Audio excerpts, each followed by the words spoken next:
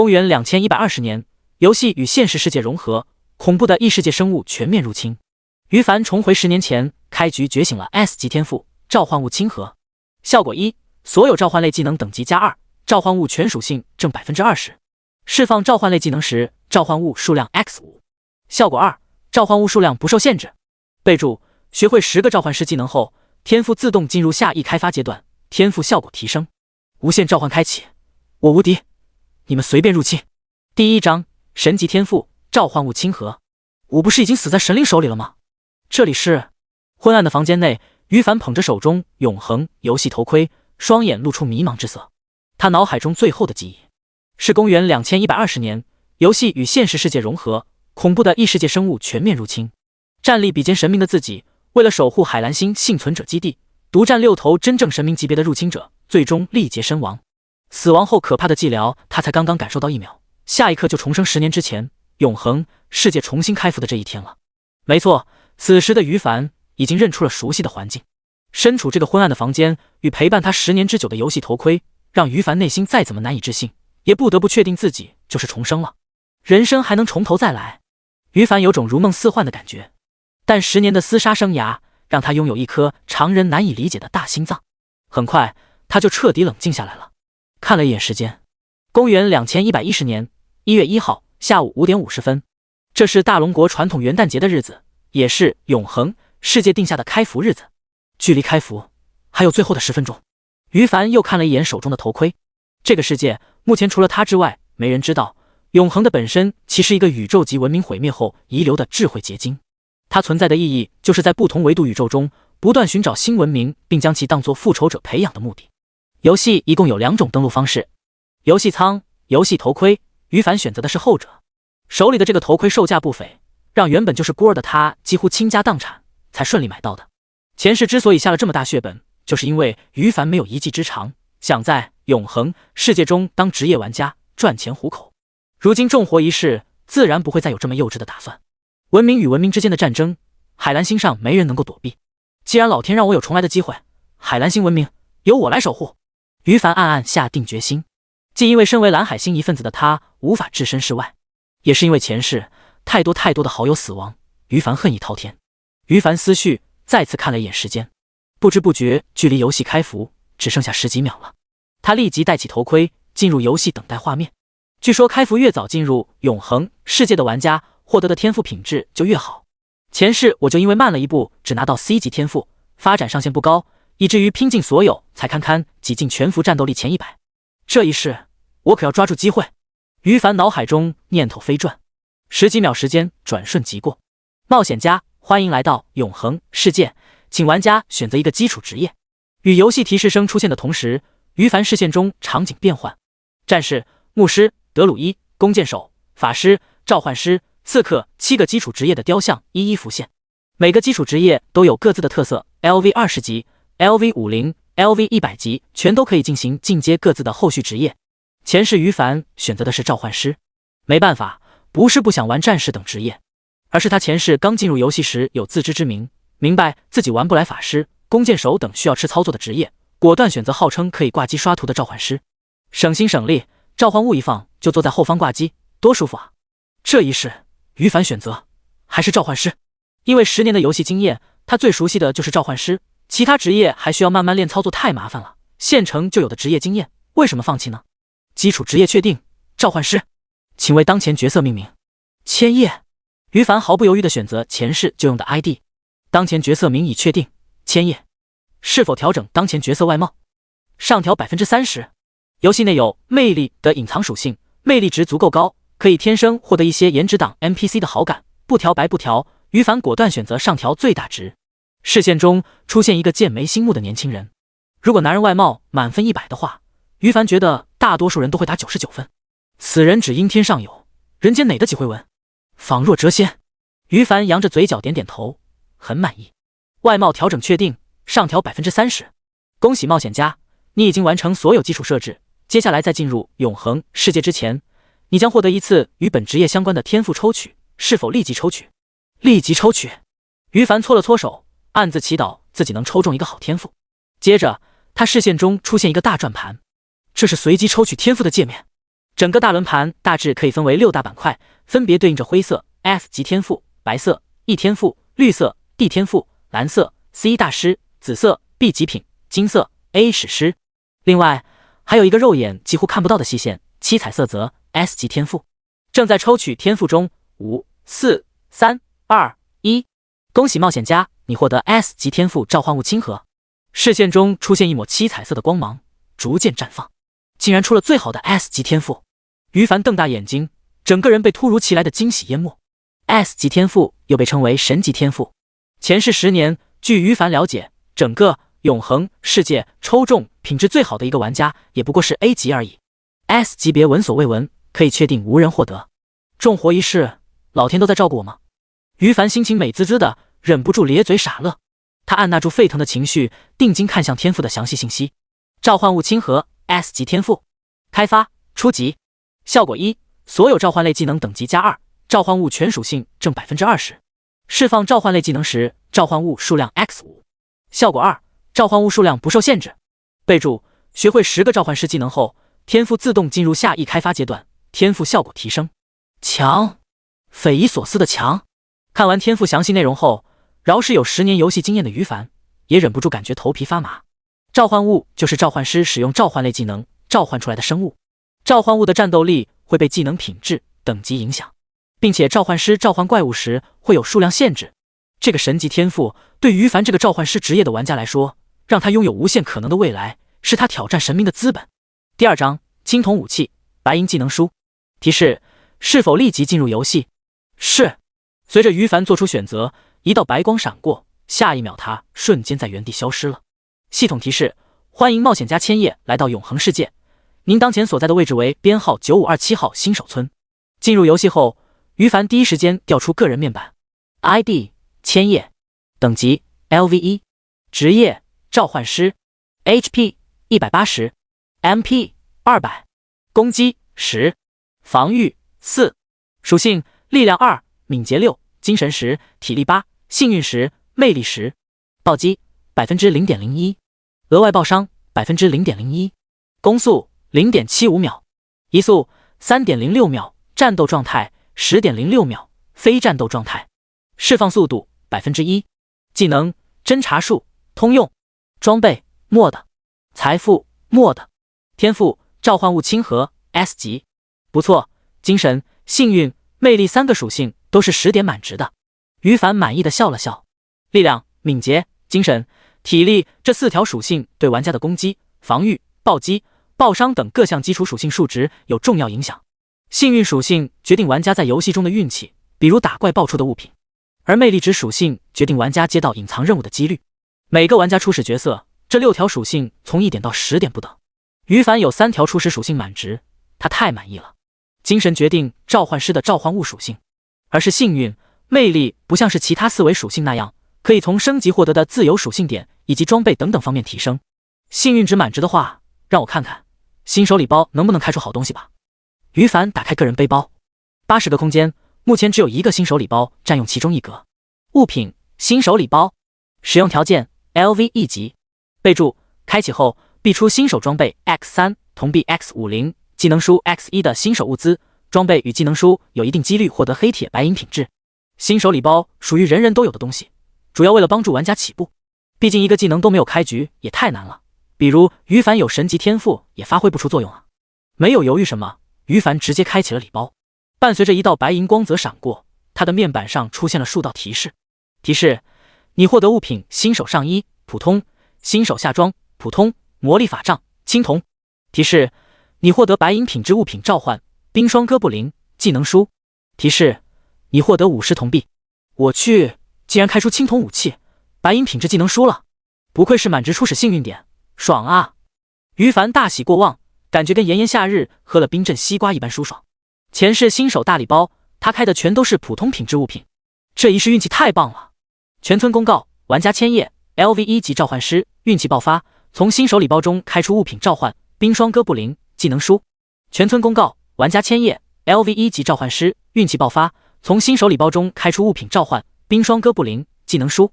全村公告：玩家千叶 LV 1级召唤师，运气爆发，从新手礼包中开出物品召唤冰霜哥布林技能书。随着3道冰冷的公告声出现，犹如12级飓风拂过，编号9527新手村所有玩家都炸开了锅。卧槽，什么鬼？白银品质技能书，新手礼包开出白银品质技能书，太尼玛离谱了！天选之子吗？千叶大佬在哪？俺想跟你交个朋友。傲视永恒公会诚邀1000万大佬，薪资100万起步，求好友通过。这一刻，整个新手村所有玩家都震惊了。新手礼包不是只能开出基础物资吗？为什么有人运气爆棚，开到白银品质技能书？太让人羡慕了吧！于凡身处新手村中央初始地点，听着周围玩家闹哄哄的场景，立即将自己的 ID 设置成隐藏了，又将好友申请界面改为拒绝任何申请，才放松一口气。差点忘记了，在新手村中获得白银品质以上的物品，就会自动出现全村公告，必须要隐藏姓名啊，不然一天天的能被那些求抱大腿的玩家们烦死。于凡设置好后，淡定地看向新手礼包中的收获：装备魔力法杖青铜，部位武器，佩戴需求 LV1 6点精神法师召唤师职业，攻击6，属性敏捷2，精神4，附加1，技能释放速度增加 8%， 附加2，主动技能召唤地精禁卫，吟唱5秒时间后召唤一头地精禁卫 LV1 青铜生物，帮助作战。召唤物的属性固定，可以受到 buff 类技能天赋影响而增强。召唤物存在60秒，死亡或抵达时间后消失。技能 CD 60秒，厉害了！不仅属性不俗，还自带主动召唤技能。于凡美滋滋的将魔力法杖佩戴在身上，另外2件普通品质的新手装备也顺便穿起来。技能列表中出现装备的主动技能召唤地精禁卫，当前处于可使用状态。接着于凡看向技能书，物品召唤冰霜哥布林，技能书品质白银，使用要求 LV1 精神12点召唤师职业， LV1 技能效果消耗50点 MP， 吟唱5秒时间后召唤一头冰霜哥布林白银生物，协助作战。召唤物的属性固定，可以受到你的精神属性 buff 类技能天赋影响而增强。召唤物存在60秒，死亡或抵达时间上限后消失。技能 CD 60秒。备注：该技能每提升 LV 1级，召唤物的基础固定属性提升 10%， 冷却时间减少5秒。永恒中玩家获得的高品质装备技能书都有相应的使用要求，等级属性点没有达到要求的话，就算职业符合也佩戴不了。幸好于凡的初始精神属性为满值，佩戴了主武器后就满足了技能书的学习条件。于凡当即双手一拍，将技能书学习了。看着技能列表中多出的2项技能，他满足的眯起眼睛。接下来就去刷怪吧。永恒世界中，玩家前期升级主要靠刷野怪与做新手村日常任务。日常任务于凡是没什么兴趣的，他知道有个召唤师职业隐藏任务，但需要 LV 10级之后才能领取，所以现在决定先去打怪升级。第3章，石头召唤物，效率刷怪。新手村外远远比新手村内更热闹，玩家要升级主要还是靠刷怪，大量的日常任务要求也是刷怪。于凡刚来到编号9527新手村门口，就望见一片人山人海的场景，与耳边不断传来的吆喝声。牧师求组，普通品质单体治疗术，组队哥布林必备移动奶源，满力量属性战士开队了，来一个高输出法师或者弓箭手，进队亮个人面板，随便来一个 DPS 职业，召唤师除外。马德旁边的兄弟你飘了，敢看不起召唤师？小心千叶大佬打死你！呵呵，我哪里说错了？除了没见过面的千叶大佬，所有召唤师都是垃圾，不服来单挑。一片熙熙攘攘的。永恒世界的普通野怪就与同等级玩家属性差不多，对于前期缺乏装备与技能的萌新来说，单挑费时又费力，说不定还会被怪物反杀，因此很多人刷怪之前就想着组队。人多力量大吗？职业方面各有优势，不过在大家看来，召唤师前期比较弱。没办法，一般的召唤师玩家从新手礼包中开出的技能书，也绝大多数都是普通品质的，他们的召唤物属性比同等级普通小怪还要差劲，输出不高，召唤师又是弱鸡，很多人眼中召唤师玩家就是拖后腿的。而那些从新手礼包中开出增益召唤物属性技能的玩家，处境就更悲催了。但跟于凡没关系，他也没心思去帮助开局不顺的同行，一路低调的绕过门口组队大军。这时候隐藏 ID 的好处就体现了，没被人纠缠。不一会儿，他就来到第一个练基点。提示：你来到地点哥布林平原 LV1 LV3， 当前地图危险程度一般。于凡定了定神，然后就看到一些哥布林刚刚刷新，刚冒出头，就瞬间被各种技能砸中暴毙了。漫山遍野的萌新们气势汹汹的到处巡逻，哥布林属于弱势群体，这内卷也太严重了吧！于凡无语，这里人比怪多，练级效率太低了，他决定前往更远的练级点。于凡注意到有不少人跟他抱着同样的心思，有些无语。萌新们不懂，永恒中有等级压制效果，一般玩家根本无法越级刷怪。现阶段，除非是跟自己类似拥有极品天赋，或者在新手礼包中开出稀有物品的玩家，否则就算组成4人小队，也打不过高出1级的普通小怪。自命不凡的人很多，于凡也懒得管。几分钟后，他走到哥布林平原的后半段，出现在于凡面前的是一片 LV3 级的普通哥布林。自命不凡的，往往在刚才 LV2 级哥布林地区就被免费回城了。这里目前只有他一个玩家。召唤地精禁卫，召唤冰霜哥布林。随着于凡的法杖挥舞，地面上出现召唤阵的白色光芒。8-9秒时间后，周围出现了5头地精禁卫 LV3， 5头冰霜哥布林 LV3。神级天赋召唤物亲和，对装备自带的召唤技能也有加成，因此地精禁卫的等级也升到 LV3 级了。地精禁卫 LV3 青铜，生命值550，攻击35，防御10，速度攻速 1.1 秒，移速6米每秒。技能坚韧，跳起一击，3连击，狂暴。特殊能力破甲，地精禁卫的攻击会使目标生物的防御减少 10%， 效果持续30秒，最多叠加1层，对白银包括阶位以上生物无效，冷却时间180秒。主人千叶。看着地精禁卫的属性后，再看看身边5头半人高举着狼牙棒的绿皮生物，于凡欣慰地笑了。不愧是 LV3 级青铜品质的生物，这属性很牛啊！本来就不俗，又有自己神级天赋的加成，可不就更牛？熟悉永恒世界怪物的于凡，判定地精禁卫的属性不比同等级白银生物差什么了。他再看向冰霜哥布林的面板，冰霜哥布林 LV3 白银，生命值980，攻击60，防御22，速度攻速 1.3 次每秒，移速 5.5 米每秒。技能冰刃，连续冰刃，霜冻。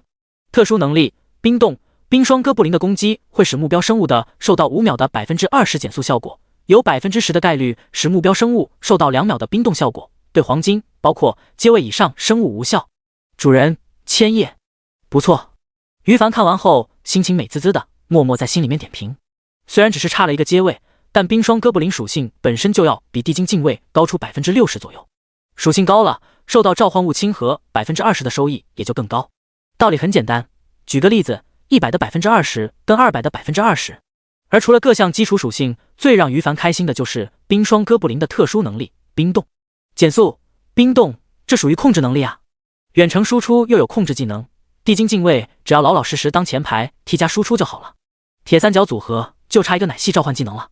铁三角组合是指玩家组队一般有前排 T 后排 DPS 与奶职业组合，召唤物可以当成组成队伍的玩家。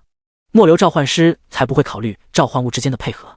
作为拥有10年经验的于凡，对召唤师的理解可是无人能比的。接下来该开始刷怪升级了。收回思绪后，于凡望向不远处漫山遍野的 LV3 级哥布林，就开始行动起来。冰霜哥布林，地精禁卫，出击。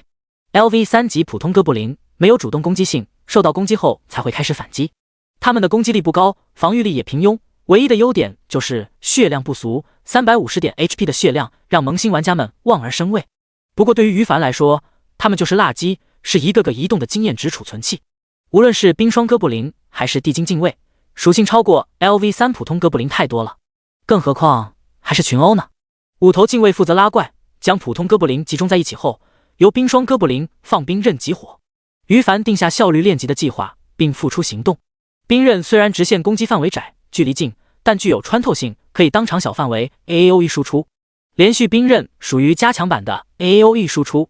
5头冰霜哥布林一起动手，刷怪效率太快了。-54，-54，-54，一头头普通哥布林快速暴毙。第4章 LV3 级手杀黑铁 BOSS。冰霜哥布林与地精禁卫的输出已然碾压当前地图小怪了。随着一头头 LV3 级普通哥布林小怪暴毙，于凡的面板上相应的出现一则则提示。提示：你已击杀哥布林 LV3 普通生物，获得120点经验值，越级加成最高 20%。提示：你已击杀哥布林 LV3 普通生物，获得120点经验值，越级加成最高 20%。系统提示：你已击杀。永恒世界中，玩家越级刷怪虽说受到压制，但与此同时也有额外收获。越1级刷怪就获得 10% 的经验值加成，越2级刷怪就获得 20% 的经验值加成。以此类推，最高获得100%的经验值加成。LV 1级玩家升级到 LV 2级只需要2000点经验值。不到20分钟时间，随着于凡身上浮现一道金色光柱，他就顺利升级了。提示：你已经升级，当前等级为 LV 2，你获得5点自由属性点，1点技能点。LV 20级玩家可以进行第一次职业晋级，之后会根据晋级后的职业评价获得升级后奖励的加成。LV 20级之前，所有玩家一视同仁，每次升级就可获得5点自由属性点与1点技能点。自由属性点是无法增加到幸运、魅力2项属性上的。未来召唤师主要加点方式主流为3种：主精神辅体力、主体力辅精神、全精神。没办法，精神属性决定召唤物的实力加成，所以不得不点。由于召唤师太脆了，自保能力差，所以很多人会加一些在体力属性上。至于全体力加点，那召唤物实力太差，垃圾加点方式。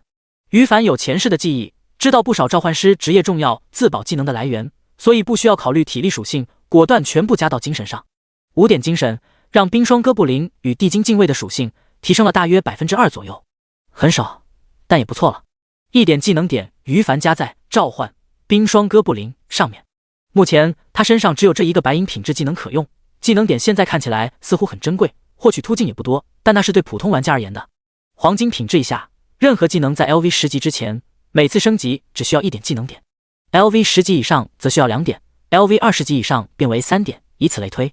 而消耗技能点不同，也让技能提升后的效果不同，迟早都要点的，所以于凡不打算省什么，继续刷。他收回思绪，默默行动起来。平心而论，他完全可以去高等级地图刷怪了。不过，一来整体效率说不定不如这里，二来同类型小怪死亡多了，练级区内会刷新 BOSS。于凡看重的就是 BOSS 首杀，毕竟任何 BOSS 的首杀都必定大爆。提示：你已击杀哥布林 LV 3普通生物，获得110点经验值，越级加成最高 10%。提示：你已击杀哥布林 LV 3普通生物，获得110点经验值，越级加成最高 10%。提示：你已击杀。提示：你已经升级，当前等级为 LV 3，你获得5点自由属性点，1点技能点。沉下心，埋头猛刷，专注一件事情后，时间过得就很快。技能等级提升后，冰霜哥布林的输出更高了，不知不觉中夜拳就升了1级。再打 LV 3哥布林已经没有了经验值加成，因此于凡打算边往地图外走边刷，如果再不出现 BOSS 的话，他就只好寻找新的练级点了。BOSS 虽好，但前期主要任务还是升级，遇到了就打，遇不到也不能浪费时间。默默摇了摇头，于凡一脚踏出了哥布林平原。值得一提的是，都刷到3级了，50-60头小怪死在手里，可除了一些微不足道的铜币之外，没有其他任何收获。永恒坑爹的爆率还是一如既往啊！要不是之前新手礼包开出青铜武器、白银技能书，我差点以为满初始幸运值是摆设呢。于凡默默吐槽着。就在这时，他视线边缘出现一头浑身火红色的哥布林。BOSS 刷了。于凡一愣，定睛一看，下意识地刷出一发侦查术，然后就心花怒放了。哥布林精英，黑铁，等级 LV 4，生命值560，攻击力23，防御力15，技能冲锋，当头一棒，大棒挥舞。备注：哥布林部落的精英战士，战斗力强横。果然是 BOSS， 可惜只是黑铁品质的。于凡既开心又有些失落。黑铁 BOSS 就算首杀大爆，也爆不出什么像样的好东西。算了，有总比没有好。于凡摇了摇头，随后指挥5头冰霜哥布林集火进攻，2次技能点全都加在召唤冰霜哥布林技能上面。如今的召唤物赫然已经成为 LV 5级，本来黑铁阶位就比白银阶位低了2个层次，如今等级不如冰霜哥布林高，实力差距就更大了。于是当嗷嗷怪叫着的 LV 4级哥布林精英跑过来时，就遭受到远程冰刃的集火。-75，-75，-150，暴击，-75，-150，暴击。大多数召唤物的暴击几率、暴击伤害2项属性是由主人的面板决定的。人品爆发，以于凡1/1000的暴击几率，竟然连续触发了2次暴击，以至于5头冰霜哥布林一轮普通冰刃过后，哥布林精英直接就只剩下可怜的35点血皮了。召唤物随便一发平 A， 他当场暴毙。提示：你已击杀哥布林精英 LV 4黑铁生物，获得220点经验值，越级加成最高 10%。提示：你首杀哥布林精英 LV 4黑铁生物，获得该 BOSS 首杀奖励自由属性点5，技能点1，称号哥布林杀手。提示：由于你是全服第一个击杀黑铁阶位 BOSS 的玩家，额外获得奖励自由属性点10，技能点1。提示：你捡起物品1银15铜，装备灰色麻衣，黑铁品质，技能书鞭打。一系列的系统提示声在于凡面板上出现。看着首杀奖励，他笑得差点嘴都歪了。这就是于凡想拿 BOSS 首杀的另一个原因了，会奖励自由属性点与技能点。BOSS 本身爆出来的装备还行，黑铁品质只比普通的好上一点点而已，并没有附加属性。换掉新手上衣后，于凡也懒得仔细看，他注意力重点放在奖励的称号与技能书上面。称号：哥布林杀手，效果：佩戴后对哥布林的输出增加 5%。 来源：首杀哥布林精英后获得，全服为1。第5章神技：快速上升的等级。物品：鞭打，技能书，品质：黑铁。使用要求 ：LV3 精神10点，召唤师职业。LV1 技能效果：消耗20点 MP， 吟唱1秒时间后，形成虚化的鞭子，对前方扇形区域内的召唤物进行鞭打，使被鞭打的召唤物进入精神亢奋状态。攻速：移速，释放速度增加 20%， 效果持续10秒，精神属性决定鞭子长度。技能 CD 25秒。备注：该技能每提升 LV 1级，对召唤物3速提升额外增加 10%， 冷却时间减少1秒，技能最高 LV 10。神技！看着这个技能书内容，于凡忍不住两眼发光。想不到原来他是在这里爆出来的，难怪前世获得他的玩家少得可怜呢。于凡的记忆翻涌，前世在经过呕心沥血10年的努力后，他最终在召唤师职业排行榜上也不过才处于第3名的地位。与前2名相比，他落后的重要原因之一就是缺一个鞭打技能。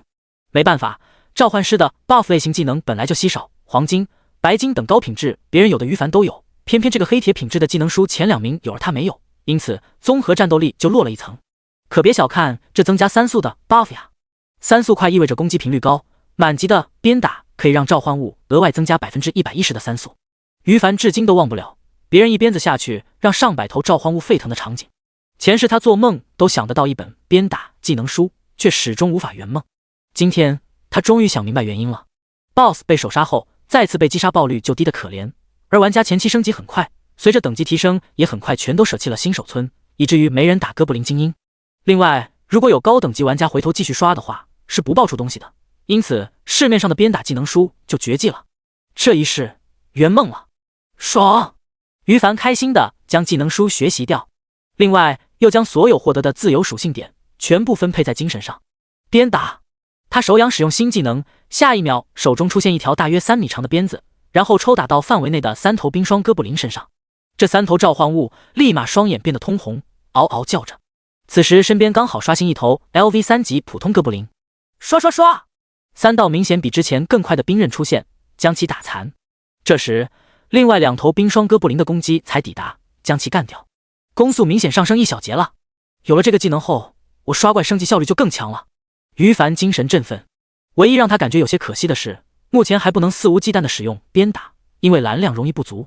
不过随着精神属性的增加以及后续的装备等加成，这个烦恼很容易解决的。提示：你来到地点黑蜘蛛沼泽 LV7 LV10，当前地图极度危险，建议撤离。半个小时后，于凡一路刷到了对现阶段萌新来说极度危险的练级点。这里最低等级的小怪都是 LV7 级普通生物，黑蜘蛛普通生物，等级 LV7， 生命值750，攻击力35，防御力18，技能猛扑、蛛网束缚、大力踢腿。备注：平平无奇的普通黑蜘蛛。LV7 级普通生物都有750点的 HP， 攻击力也相当不错，防御力差了点，但也不是一般的 LV3 级玩家可以挑战的，更何况还要面临等级压制的情况下。可一般玩家也完全没法跟于凡比肩啊。他自身虽然受到等级压制，按照每一级压制 10% 属性，最大5级 50% 的永恒世界规则，4级也不过是 40% 而已。最重要的是，于凡又不用亲自动手，他是召唤师，靠召唤物刷怪的，而召唤物的等级跟怪物之间的压制就要另外计算了。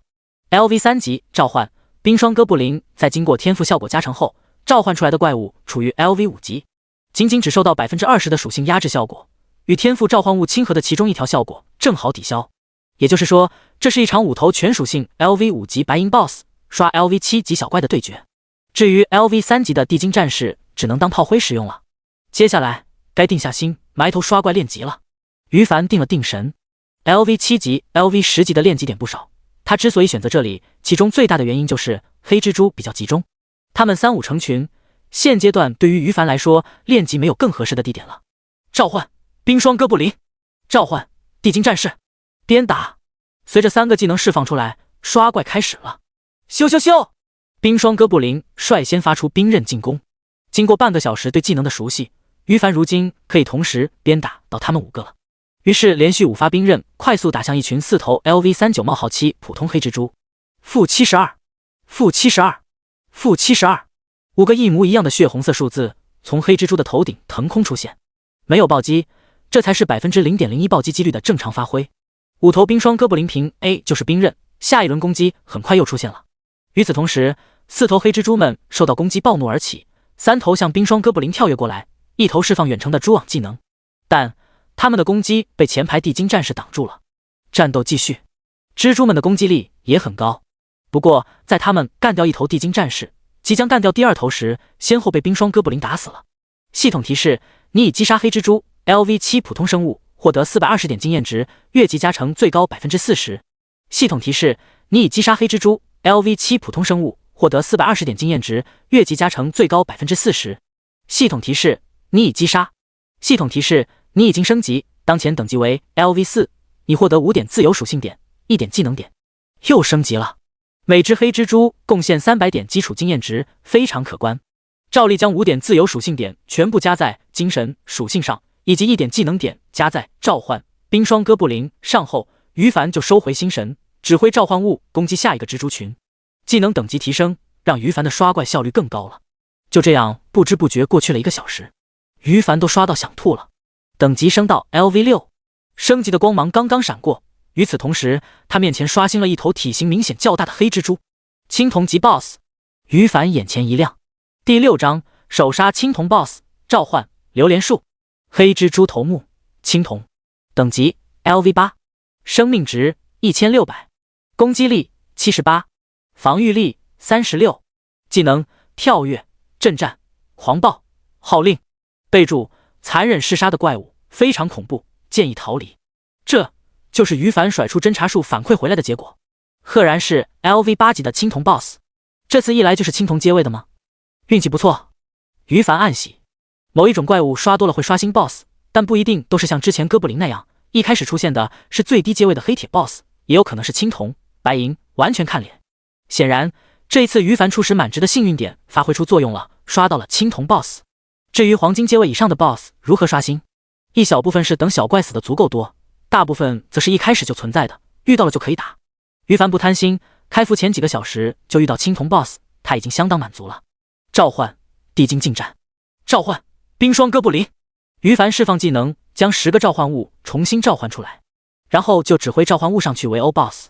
咻咻咻咻咻，5道细小的冰刃向青铜蜘蛛 BOSS 疾驰而去，几乎不分先后的打中目标。负82，负82，负82，瞬间对 BOSS 超过400点输出，同时触发了减速冰冻效果。黑蜘蛛头目定在原地，整个身躯被湛蓝色的冰晶凝固。趁机冰霜哥布林再次进行了2波输出，地精禁卫也嗷嗷叫着冲了过去，大棒先后敲打在黑蜘蛛头目身上。2秒过后，冰冻效果解除，但此时黑蜘蛛 BOSS 的 HP 已经不足 30% 了。哦！黑蜘蛛 BOSS 惨嚎一声，发动跳跃加震战组合技能，对着后排的冰霜哥布林扑过来。冰霜哥布林的输出将其仇恨拉得死死的，地精禁卫无计可施。不过黑蜘蛛 BOSS 还在半空中呢，就又遇到一轮冰刃。这一次是加强版的冰刃骑射，每头冰霜哥布林都抖着爪子，一发发冰刃随着他们爪子摆动之间出现。砰砰砰，负82，负82，可怜的青铜阶位黑蜘蛛 BOSS 还没落地呢，就被清空了所有血量。啧啧，这火力太猛了！于凡不禁默默感叹道。一头冰霜哥布林就已经足够恐怖了，要知道可是白银阶位的生物呢，现在有5头区 LV8级青铜 BOSS 在他们面前就是垃圾。随着 BOSS 的暴毙，于凡面板上出现了一系列的提示声。提示：你已击杀黑蜘蛛头目 LV8 青铜物，获得600点经验值，越级加成最高 20%。提示：你手杀黑蜘蛛头目 LV8 青铜物，获得该 BOSS 手杀奖励，自由属性点10，技能点2，称号黑蜘蛛杀手。提示：由于你是全服第1个击杀青铜阶位 BOSS 的玩家，额外获得奖励自由属性点20，技能点4。提示：你捡起物品3银16铜，装备荧光戒指，青铜品质，技能书召唤，榴莲树，青铜品质，技能书圣光祝福，青铜品质。全服首杀青铜 BOSS 一份奖励，首杀青铜 BOSS 黑蜘蛛又是一份奖励，双倍的幸福。于凡熟练地将所有自由属性点分配完毕，又将技能召唤冰霜哥布林点到 LV6级，剩余8点技能点留着。奖励方面，称号跟之前的哥布林杀手类似，增加对黑蜘蛛种族的输出能力，聊胜于无。BOSS 收获的装备则让于凡眼前一亮，装备荧光戒指，青铜，部位首饰，佩戴需求 LV7全职业20点精神，攻击13，属性敏捷5，精神15。附加1，技能释放速度增加 8%。附加2，主动技能虚空穿梭，瞬发技能可以瞬间转移至自身周围100米半径圆形范围内任意地点，技能 CD 240秒。极品虚空穿梭技能，前期珍惜的保命神技啊！于凡欣喜地将装备佩戴起来，看着技能列表中自己新出现的技能，脸上笑开了花。初始满值，幸运点太棒了。接着他看向2本技能书，物品召唤榴莲树，技能书，品质青铜，使用要求 LV7 精神12点，召唤师职业 LV1 技能效果，消耗50点 MP， 吟唱5秒时间后召唤一头榴莲树，青铜植物，协助作战，召唤物的属性固定，可以受到你的精神属性 buff 类技能天赋影响而增强，召唤物存在120秒，死亡或抵达时间上限后消失，技能 CD 60秒。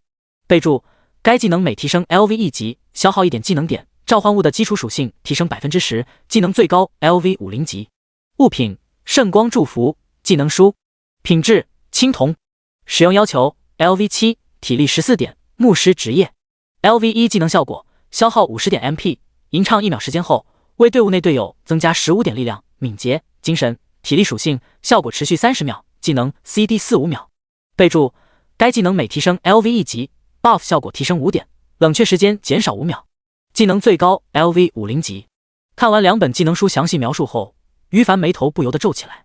圣光祝福是前期牧师的 buff 小神技，可以卖掉，也可以以物换物。倒是这个召唤榴莲树，拥有10年召唤师经验的他，可以毫不夸张地说，永恒世界中就几乎没有不知道的召唤师技能。但这个召唤榴莲树，他是真闻所未闻。算了，等我再升1级学习了之后就明白了。于凡懒得自寻烦恼，正好将新称号一带，继续刷起黑蜘蛛。不知不觉中，时间又过去了几10分钟。随着于凡身上的金色光柱一闪而逝，他顺利升到 LV7级了。照例全精神加点后，他立即将技能书学会。召唤榴莲树，释放技能，神级天赋效果触发。原地吟唱不到5秒的时间过后，于凡的面前出现5棵大约3米高的矮树。榴莲树 LV9 青铜，生命值3000，防御22，特殊无法移动。唯一技能榴莲炸弹，榴莲树每隔3秒生成1颗榴莲果实，最多储存10颗。进入战斗状态时，会将榴莲果实弹射100米范围内的敌方目标位置，形成一次爆炸型范围伤害。每颗榴莲果实对敌方目标造成75加20百分号精神属性的真实伤害。多个榴莲果实对同一目标造成伤害时，效果可以叠加。主人千叶。看完召唤物面板后，于凡当场愣住了。第7章，榴莲炸弹的恐怖杀伤力 LV10级，强，太强了。看完技能效果后，饶是于凡也忍不住震惊了片刻。虽然是植物系的召唤物存在着无法移动的劣势，但是技能的输出太强横了，而且还是 AOE 技能。1颗榴莲果实就是75加20百分号精神属性的真实伤害，10颗叠加在一起的话，就能造成750加200百分号于凡精神属性的真实伤害。于凡看了一眼自己的个人面板，如今他的精神属性为65点整，也就是说1棵榴莲树的最高爆发为750加1300点真实伤害。5棵榴莲树一起攻击一个目标的话，想到这里，于凡倒吸了一口凉气。现阶段谁能挡住5棵榴莲树的爆发？新手村内无敌了呀！爽！于凡精神振奋。可惜由于自身等级不满足提升召唤榴莲树技能等级的条件，光有技能点却无法提升。不过于凡已经很满意了，他感觉到很快乐。接下来该重新找个练级区埋头刷经验。于凡有了新打算，他的等级已经跟 LV7级黑蜘蛛一样，再刷的话效率依然很高，但没有越级经验值加成，因此他准备找一个更高级的练级区刷怪。10多分钟后，他来到一个新的练级点。提示：你来到地点死亡森林 LV15、LV18，当前地图极度危险，建议立即离开。此时，于凡伫立在一片昏暗的环境中，环顾四周，到处都是参天大树。拥有前世的记忆，于凡知道这里是新手村内最好的练级点之一。小怪最低都是 LV15级的，越往死亡森林深处走，遇到的小怪等级就越来越高。最强大的是 LV18级生物，小怪的种类也有好几种，不过于凡也懒得查看，除非是 BOSS， 否则新手村没人能顶住他召唤物的输出，自然不用多费心神。就是这里，开始了。于凡找到一块大石头，这块石头周围大约散布着20多头小怪，看样子属于一个刷新点。于凡发动戒指技能虚空穿梭，瞬间来到大石头上方，然后释放召唤物。10几秒时间后，5棵榴莲树、5头冰霜哥布林、5头地精禁卫纷纷出现。于凡先将大石头周围的小怪全部清掉。轰隆轰隆，榴莲树树枝抖动，一颗颗榴莲果实炸向目标，每一颗榴莲果实大约造成半径5米的圆形范围伤害。一时间，数不清的数字自小怪们头顶上腾空而起。-140，-140，-140，真实伤害，无视目标的防御效果，再加上榴莲炸弹的伤害可以叠加，以及冰霜哥布林的输出，伤害爆表。于是，只是一轮轰炸过后，所有小怪就全部暴毙了。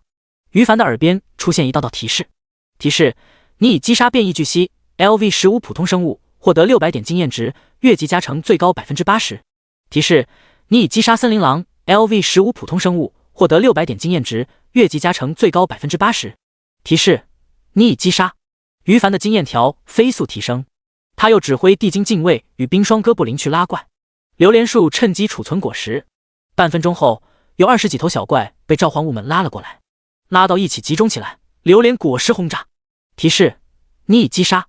就这样一直循环着，于凡的经验值飞速提升。2个小时后，伴随着金色光柱出现又消失，于凡升到 LV10级。你已经升级，当前等级为 LV10，你获得5点自由属性点，1点技能点。你的精力值不足，请尽快补充精力值。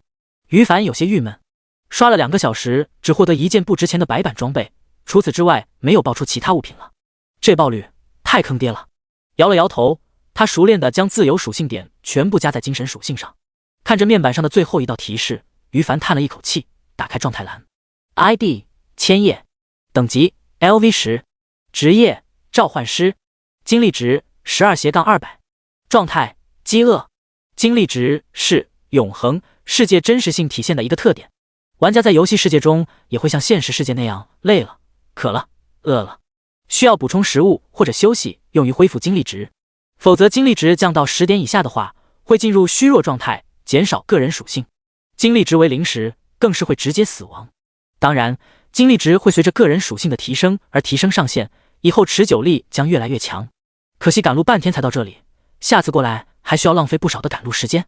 不过背包里有点金币了，回城后在 NPC 那里买点食物，下次就不用频繁回去了。另外正好 LV10级，可以回城接那个唯一隐藏任务。心里有了决定，于凡立即付出行动。永恒世界拥有回城功能，玩家只要满足脱离战斗状态，并不在特殊场景，就能免费回城。因此于凡念头一动，眨眼间便从阴暗的死亡森林回到了9527号新手村出生点。刚刚现身，于凡耳边便立即传来叽叽喳喳的声音。哇，这游戏好真实啊！扎心了，为什么本少女上调容貌 30%， 还是这么丑？呸，垃圾游戏！哈哈，惊现一枚女恐龙，气炸了！这游戏这么真实，为什么不能脱裤子？想耍流氓？呸，不要脸！想不到有生之年，我竟然能玩到真正的虚拟世界游戏，洒家死也瞑目了。听着耳边传来的嘈杂声，于凡露出会心一笑，原来是刚进入游戏的萌新玩家啊！想当初他第一次进入永恒世界时，也被这游戏逆天的真实感惊为天人。怀念，可周围的状况又让于凡脸上的笑容消失了。现在显然全球还没有几个认识到永恒的巨大意义，很多人只当它是一个游戏，属于生活的调味剂，因此抱着娱乐的心思过来。但用不了多久，只需要1个月时间，随着第一波异世界生物入侵海蓝星，这种格局就会改变了。回想起前世海蓝星人类与异世界入侵生物的惨烈战争，于凡就收敛了笑意，握紧了拳头。这一世他会阻止悲剧重演。收回心神，于凡默默离开人群，前往新手村 NPC 聚集地。他没有找被无数玩家包围成粽子的新手村村长，而是径直走向职业管理所。这里有负责传授萌新玩家们基础技能的各职业 NPC 导师，每个职业 LV20级之前只有2个基础技能，既要等级需求，并且学习也要缴纳至少2银币的巨款。得益于永恒坑爹的爆率，萌新玩家开服第1天能有多少财富？因此职业管理所内的玩家少得可怜。第8章唯一隐藏任务永恒之心。就算普通玩家们抱着娱乐的心思进入永恒世界，可也有一些眼光敏锐的高玩适应性强，早早就脱颖而出了。再加上目前游戏玩家都集中在各大新手村内，练级点人比怪多，内卷严重，因此不少普通玩家决定先休闲着玩耍。他们欣赏游戏风景，挖掘 NPC 背景故事，摸索游戏玩法。这些人的存在让对现阶段玩家来说暂时用处不大的职业管理所外面也有些热闹起来。有些土豪在 NPC 导师那里得知学习基础技能条件后，花现实货币购买游戏币，等级满足后就三三两两的进来学了技能离开，顺便体会一波众多苦逼普通玩家们羡慕的目光。当于凡刚刚出现在职业管理所门口时，他就吸引了外面不少吃瓜玩家的注意力。看，又是一个土豪过来了，羡慕啊，有钱真好，俺也想收别的初始50铜币。我擦，这家伙竟然佩戴的不是新手装备，竟然还有戒指，牛逼了！我一眼看出他不是凡人。吃瓜群众们窃窃私语着，羡慕地望着于凡进入职业管理所内。虽然于凡隐藏了武器、戒指、上装的品质装备特效，但大家依然看出他装备的不凡。于是吃瓜群众们就更羡慕了。于凡默不作声地找到召唤师 NPC 导师莫妮德，一个大约30岁的成熟女性 NPC。 你好，我来学习召唤师的2个基础技能。于凡客气地说道。永恒中 NPC 非常真实，完全可以当成一个个独立的成年人。那些咋咋呼呼把 NPC 当成一团数据的玩家会招惹 NPC 的厌恶，轻则导致原本可以接的任务没了，可以学习的技能没资格或者涨费用了，重则甚至说不定会被 NPC 当场砍死。于凡可不会犯这种低级错误，更何况莫妮德是他准备接隐藏任务的目标。好帅的小哥哥！于凡初始满值魅力发挥作用的莫妮德望着他露出欣赏之色，活像一个欲求不满的怨妇。于凡无语了片刻，莫妮德也似乎后知后觉的察觉态度不合适，咳嗽了2声，伸出手，学习2个基础技能啊，请缴纳1银80铜币费用。别人2个基础技能需要2银币，到自己这里省了20铜，看来莫妮德也是个颜值党啊。于凡满意的点点头，将费用缴纳给对方。2个基础技能，一个是 LV5级可学习的召唤牛头兵普通品质的技能，召唤出的牛头怪初始等级为 LV5 普通小怪，对于凡来说只有暂时引怪的作用，而且用不了多久就连这点作用都没有了。另一个是 LV10级可学习的召唤爆裂蜘蛛，同样是普通品质的。于凡满足了等级需求，很顺利就学会了。普通品质的技能成长效果低，因此这2个技能他不准备浪费技能点提升等级，只要学会了10个召唤类的技能，就可以将天赋提升到下一个阶段。初始的召唤物亲和就这么牛逼了，下一阶段值得期待。于凡收回心神，2个技能学会了，他没有立即离开，而是继续对莫妮德开口说道：你好，听说你这有一份永恒之心，不知愿不愿意割爱？为此我愿意帮你完成一件事情。永恒之心就是于凡此行的目的。这个物品属于传奇级别的，作用只有1个，指定1个技能免除提升等级要求。比如刚获得的召唤榴莲树，就是因为自身等级不足的原因，空有技能点而无法提升技能等级。类似的物品 LV50级之后还有一些获取途径，但在 LV50级之前屈指可数。莫妮卡手中的是新手村唯一一个获取途径。前世获得的该物品的玩家出于炫耀的心理，将这个唯一隐藏任务的流程信息给公开了。可惜那家伙后来泯然众生，白白浪费了潜力。这一世于凡毫不客气的要抢占先机，毕竟他可是自觉未来要抵抗异世界入侵者的男人，实力必须得强。至于被自己抢占机缘的那家伙，以后遇到的话顺手指点他一些职业技巧什么的，当做补偿好了。总之这份永恒之心于凡势在必得。而另一边，听到于凡这么说，一开始莫妮德脸色微微一变，神色冷淡了不少。等听完于凡的后半截话后，神色就缓和了许多。我不管你从哪里得知永恒之心在我手里的，你确定可以帮我完成一件事？当然。那好，你如果真的能做到的话，我不介意将它交给你。随着莫妮德将自己的要求缓缓说出来，于凡的面板上与此同时出现了新的系统提示。提示：你触发了唯一隐藏任务灭绝树妖部落。任务内容：3年前莫尼德与同伴探索树妖部落时，不幸遭到围攻，同伴死亡，莫尼德重伤逃回，无时无刻想报仇雪恨，帮助他完成心愿后将获得丰厚的回报。任务条件：通关副本树妖部落 LV 20级，深渊难度以上。任务期限7天。成功奖励10000经验值，永恒之心 X1。失败惩罚：莫尼德好感度20，并永久失去该任务触发资格。备注：由于该任务当前难度较高，可向莫尼德提前预支任务奖励。预支奖励后，如果未在任务期限内完成，则扣除被预支的奖励，并且额外受到降低 LV 5级惩罚。提示：是否接受该任务？看着触发的任务详细内容，于凡不由得扬起了嘴角。树妖部落在前世又被戏称为启蒙副本，它是新手村唯一一个公开副本，进度等级限制为 LV 20级，属于多人副本，最多可组成10人队伍。副本难度从低到高分别为简单、普通、困难、深渊、噩梦5种。我选择接受任务，并预支任务奖励。可以，期待你帮我完成心愿的那一天。于凡与莫尼德聊完，任务奖励就已经提前拿到了。10000点经验值让他当前等级的经验条涨了大约 5%。背包中多出了一个物品，永恒之心。第9章，摆摊区风波，嚣张的虾仁诛心家族。我勒个去，他来真的啊！竟然满足学习技能条件了，是个高手。快看，那家伙在干什么？啊，这好像是接到任务了呀。NPC 导师也能接到任务？兄弟们等什么？冲呀！职业管理所内的玩家数量本来就不多，于凡走来时就吸引了外面大量吃瓜玩家们的注意力。见到他跟 NPC 导师交流片刻，就掏出闪闪发光的银币，众人那个羡慕啊！竟然学习了技能，又是一个万恶的有钱人，至少是 LV 5级的大高手。要是让他们知道于凡学会的是2个技能，肯定就更震惊了。不过吃瓜群众们注意力没有放在心上多久，很快就惊讶地发现于凡接到任务了。这下顿时就没人能淡定了。技能我们没钱，等级不够，学习不了，但任务总能接的吧。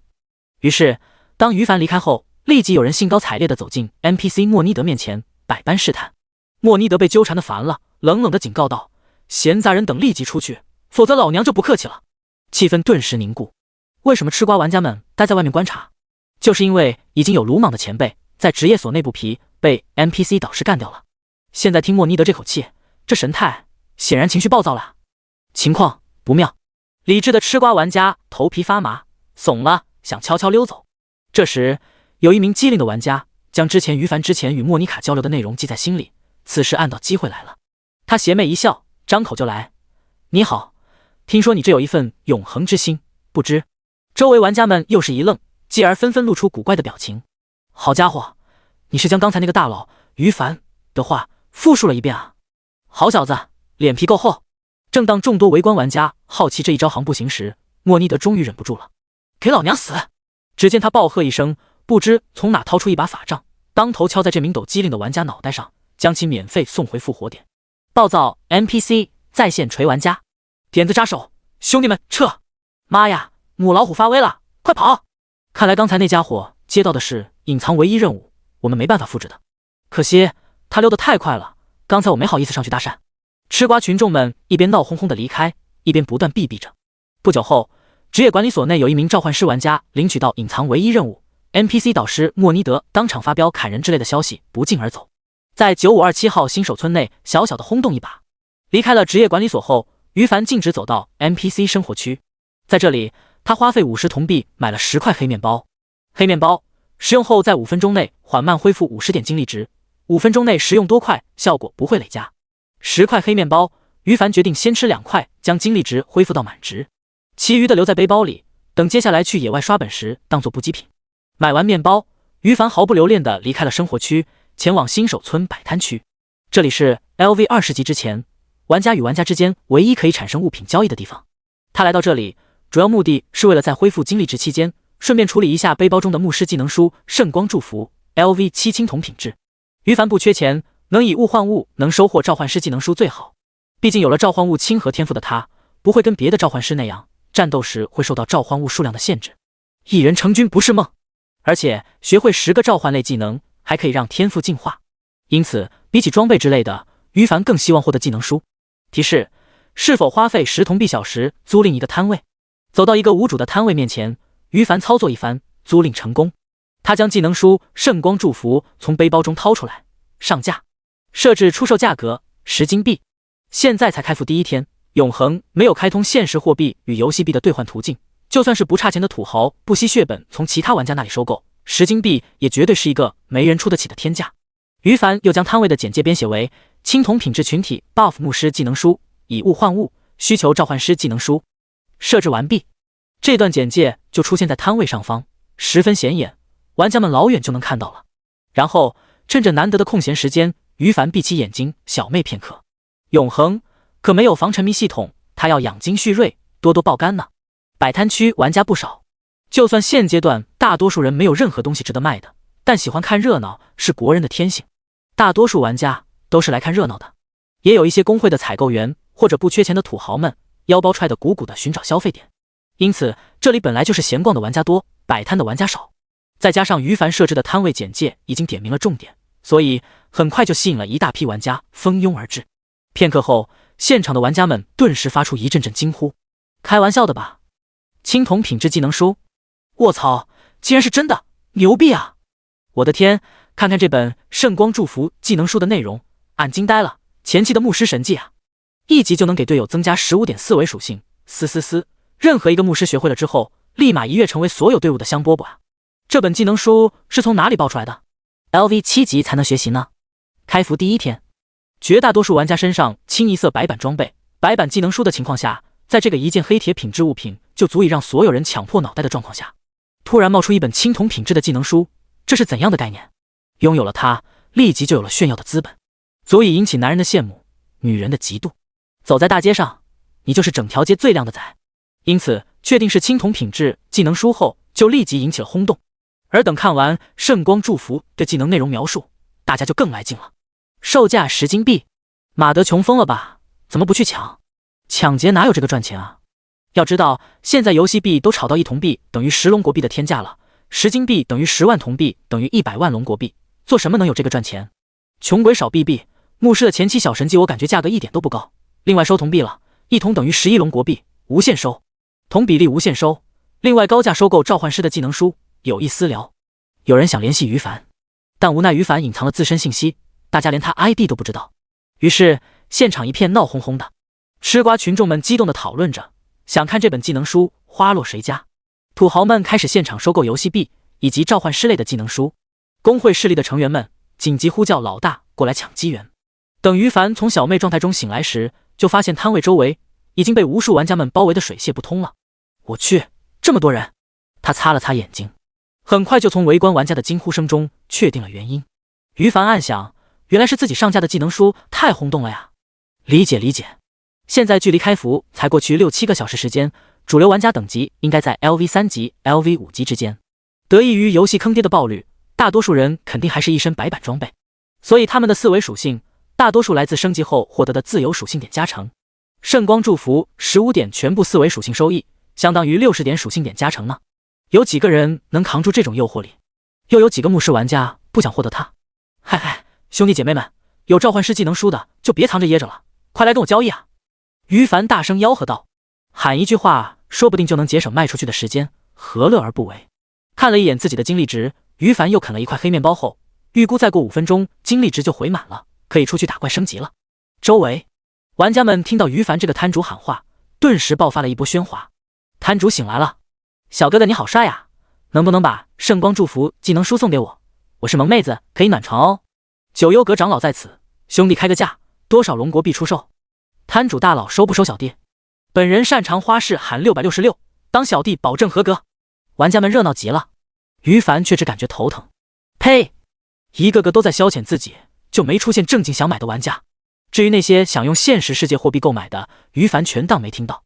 现实世界货币他又用不着，缺的话也随便赚点糊口就行。当前主要精力放在永恒世界中。就这样吵吵嚷嚷状况中，不一会儿，有10几个一看就是同伙的玩家挤到于凡面前。这本技能书，老子虾仁诛心家族要了！为首的 ID 叫做凉皮特好吃的战士玩家，牛逼哄哄的掏出2本平平无奇的技能书，对于凡说道：“这是2本普通品质的召唤师技能书，再加1银币，识趣的就交一把。”话音落下，现场气氛一凝。所谓虾仁诛心家族，其实就是一群无组织无纪律的散人玩家而已。现在可没有正式工会，他们语气嚣张，一看就知道来者不善，秉着事不关己高高挂起的态度，围观玩家们默默看着他们与于凡交流，而对于对方嚣张的态度，于凡则嘲笑地竖起中指：“垃圾，滚！”第10章，前世好友，英雄榜第100名强者。我去，这家伙是谁啊？真嚣张！嘘，是虾仁诛心家族的老大跟他的狗腿子们，我们村老恶霸组织了，小声点。原来是一群人渣，摊主大佬霸气，牛逼，态度太硬了，摊主大佬俺要粉你。见虾仁诛心老大梁皮特好吃猖狂的态度，围观的玩家们忍不住窃窃私语起来。虾仁诛心家族就是一群人渣聚集地，打劫萌新，霸占练级区，杀人越货样样精通，开服短短几个小时就在9527号新手村出名了，因而立即有人认出他们。对于这群人渣，没人不感觉到厌恶，只因为害怕被报复，所以绝大多数玩家们不敢吱声。见到于凡冷酷的态度后，众人佩服了，敢做常人不敢之事，霸气侧漏，绝对是一名硬汉。而此时，作为群众眼中反派人渣的虾仁诛心家族成员们，表情就当场就裂开了。他们在短短开服几个小时时间内，便通过拳头奠定了地位。遇到的所有玩家在他们面前无不战战兢兢的，从未有像于凡这样当众喊他们垃圾滚。众人渣们感觉受到了侮辱，纷纷脸色阴沉下来，破口大骂：“你小子说什么？有种再说一遍！草你妈！别让老子在新手村外见到你，否则见一次砍一次！”人渣老大梁皮特好吃的脸色也骤然阴沉了，咬牙切齿地说道：“给脸不要脸，你小子找死！于凡，呸！爷不想见到你们这群傻逼，赶紧滚！”在他眼中，面前这群渣渣只是在新手村作威作福的货色而已，根本算不上恶霸，抬手就能灭掉的蠢货。这样的蠢货在永恒前期出现的数量倒是不少，没遇到于凡就懒得理会，遇到了就毫不客气，竟然敢拿2本普通品质技能书换自己青铜品质技能书，哪来的脸？要不是这里处于安全区无法战斗，于凡连喷都懒得喷，直接就动手将这些渣渣们当场砍死了。另一边，听到于凡再一次毫不客气的破口大骂，虾仁诛心家族的众人脸色都愤怒的扭曲了，感觉这家伙在我们头上拉屎一样。你麻痹，有种出来单挑，老子在新手村外等你，有种就出来！众人渣们纷纷叫嚣着。对此，于凡轻蔑的一笑：“你们说战斗就战斗啊，你们算哪根葱？”话音落下，自然又引起了虾仁诛心家族们成员们的怒喷，也引起围观群众们的敬佩。太牛了！确认过眼神，摊主大佬就是真正的硬汉，一个字，牛逼！此时于凡已经懒得理会了，在他眼里，人渣们根本不配浪费自己宝贵的时间。看了一看精力值，还差20点满值，于凡琢磨着想处理掉技能书圣光祝福的话，估计还要等不短时间。想了想，他起身收起摊位，准备去刷怪升级了。各位，明天这个时候我还在这里摆摊，想要这本技能书的大佬们，记得准备好召唤师技能书啊，别的不要。于凡大声说完，就要离开了。就在这时，突然有一道熟悉的声音传来。等一下！于凡一愣，下意识地望向声音传来的方向。只见一个大约18、19岁的小胖子，迈着2条小短腿，哒哒哒的费力挤入人群，手举着2本技能书来到他面前。摊主大佬，不用等明天了，你看我手里的这2本行不行？小胖子讨好的对于凡笑了笑，他手里的2本技能书表面全都闪烁着淡淡的黑色光泽，显然是黑铁品质的。2本黑铁品质技能书换1本青铜品质的，一般来说肯定是不够的，但具体要看究竟是什么技能。摆摊太费时间了，于凡也想早点处理掉，于是见状便停下了脚步。来，放在交易界面上看看。于凡一脸和善地说道。交易界面只有交易双方才能看到要交易物品的信息，自己能用的技能，于凡肯定不想让别人知道的，否则说不定未来就会被别人寻找到弱点针对。提示：你对玩家夜战八方 LV7级牧师发出交易邀请，对方同意你的交易请求。随着系统提示声出现，交易双方的视线中都出现了小块长方形屏幕，双方要把交易的物品放在上面后才能进行下一步操作。小胖子第一时间将技能书上架，不过此时于凡却愣住了。卧槽，夜战八方！卧槽，千叶大佬！双方同时下意识的惊讶出声。于凡之前在新手大礼包中开出白银品质技能书，而制造了全村公告，9527号新手村都知道村内有一名召唤师天选之子， ID 叫做千叶。因此小胖子看到提示中的于凡 ID 后，当场忍不住惊呼。而于凡呢，他是因为认出了面前这个家伙。前世抵御异世界生物入侵的人类强者伤亡惨重，为了纪念其中丰功伟绩最突出的一群人，各国政府推出了英雄榜，小胖子夜战八方就是英雄榜第100名人物。在于凡力战6位神灵死亡之前，他就已经牺牲了。当时作为好友的于凡，可是为他悲伤了好一段时间呢。两人都是龙国顶尖强者，各自镇守不同区域，却因为有相同的志向而交情匪浅。这一世，想不到这么快就遇到了，竟然直接在一个新手村里。于凡见夜战八方因认出自己而激动的通红的脸庞，不由得微微一笑。小胖子，我们又见面了呀。他在心里默默自语，这一世他不会让好友早早就牺牲了。什么？神秘摊主是千叶大佬？我早就看出来他不是凡人了，原来我们村唯一一道全服公告就是他拿下的。新手礼包开出了白银品质技能的大佬果然起飞了呀。这本圣光祝福是他刷 BOSS 打到的吧？羡慕。千叶小哥哥好帅啊，我要被帅晕了，需要么么哒才能醒来。小姑娘，我来帮你。臭屌丝，滚！玩家们早就好奇于凡身份了，但因为他设置隐藏信息，别人无法知道。现在被小胖子曝光了，顿时引起了阵阵惊呼。许多人用崇拜的眼神望向于凡，不过也有一些家伙目光闪了闪，充满了贪念。第11章瞬发召唤技能，战斗力暴涨。派2个人跟着他们，其余人全部在新手村外集合，我要爆掉千叶。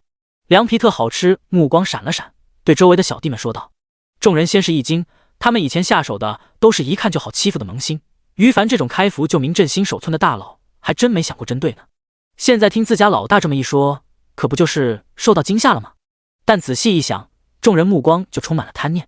刀人多力量大，你千叶一个人再牛，能有我们这么多兄弟牛？打不过你身上的装备、背包里的物品，咱们就不客气了。想到这里，一众人渣们按照老大的吩咐，默不作声的离开，只留2个人监视于凡。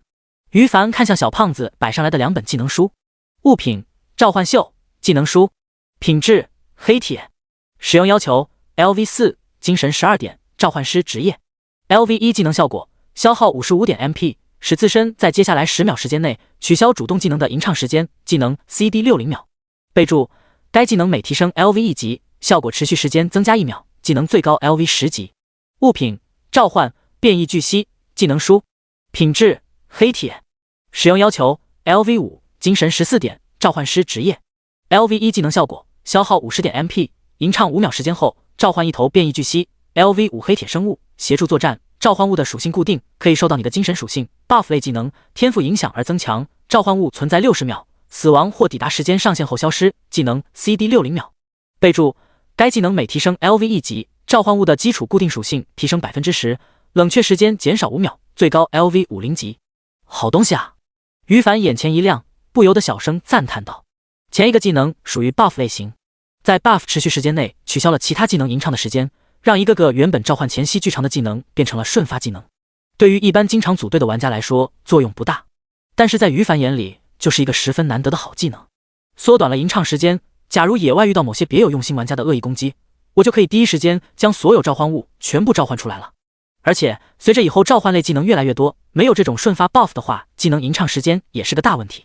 总之，于凡很满意第1本技能书，而第2本技能书他也有需要。黑铁阶位变异巨蜥的战斗力在同等级黑铁召唤物群体中属于平平无奇的存在，但战斗时它可以当前排坦克，非战斗时可以当做坐骑来用。又是一个让于凡心动的技能书，这2本技能书我要了，交易吧。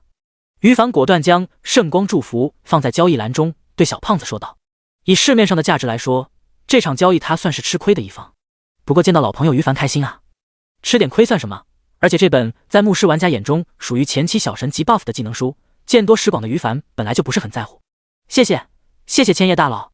小胖子夜战八方显然也知道自己占便宜了，激动的连连道谢。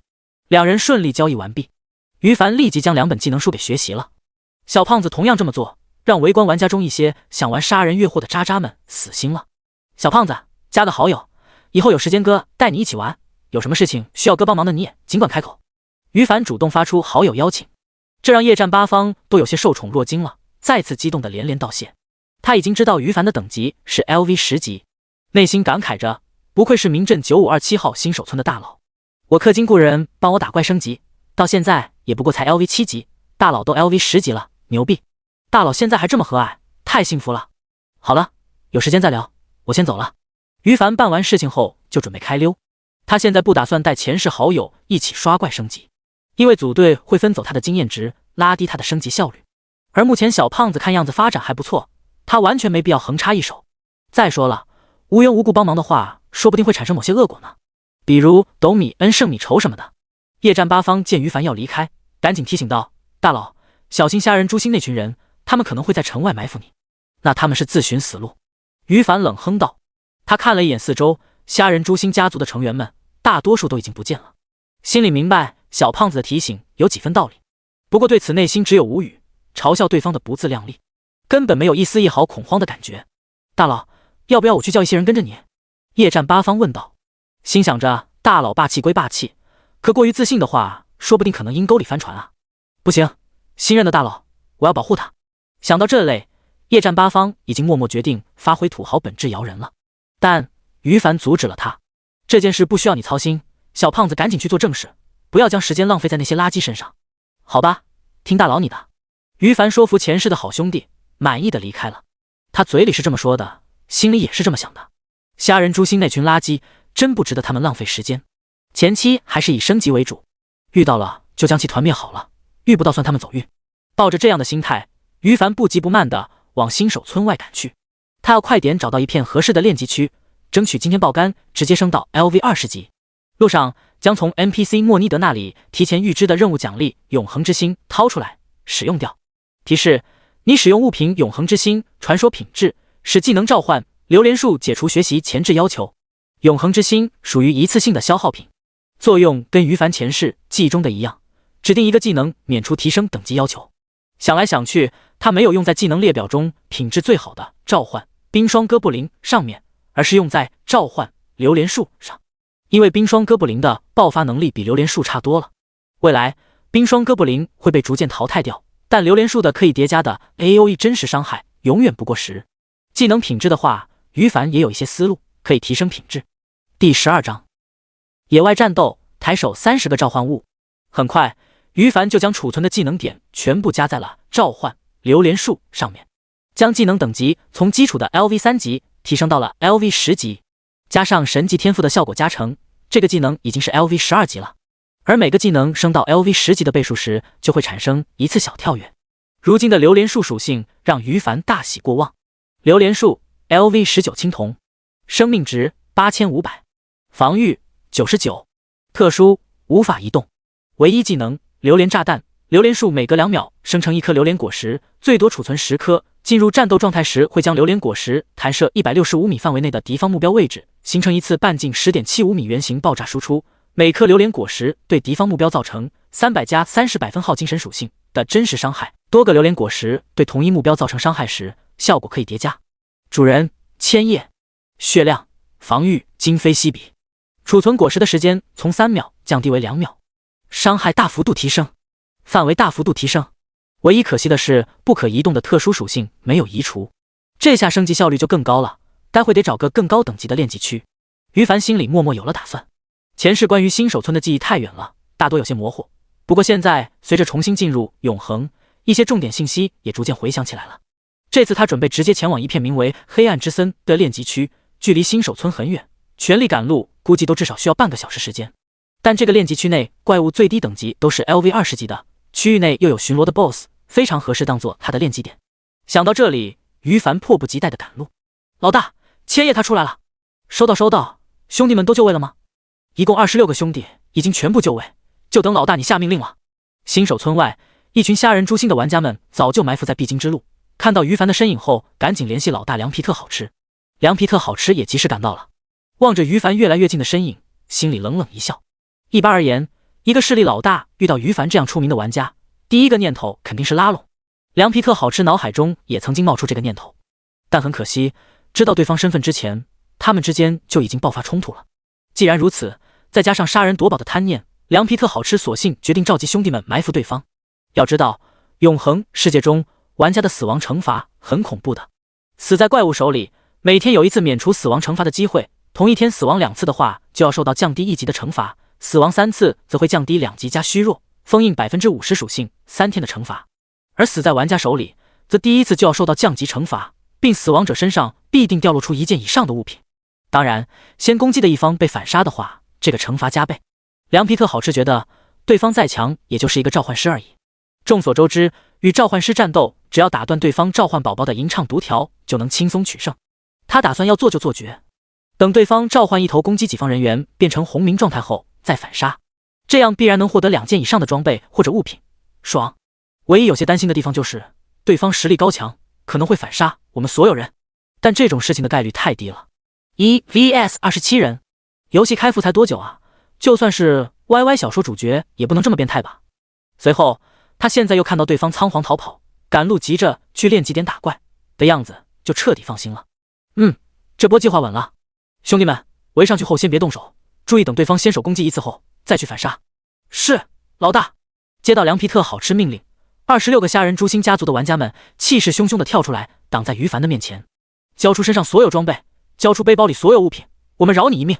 梁皮特好吃满脸嚣张地对于凡大声说道。他身后26个同伙纷纷瞪大眼睛，一副你敢不听话就砍你的模样。这一幕让周围路过的吃瓜玩家们顿时来精神了。我勒个擦，人多欺负人少啊，不讲武德。嘘，是虾仁诛心那群人渣，小心点别被他们听到了。怕什么？我们离得老远呢。可惜了那么帅的一个小哥哥，怎么就惹到那些人渣了呢？一个个吃瓜玩家们纷纷摇头叹息。虾仁诛心家族的恶名传播开来了，大家惹不起，只能投给于凡一个爱莫能助的眼神。而于凡无语了片刻，被气笑了。你们这些垃圾还真有勇气啊！你说什么？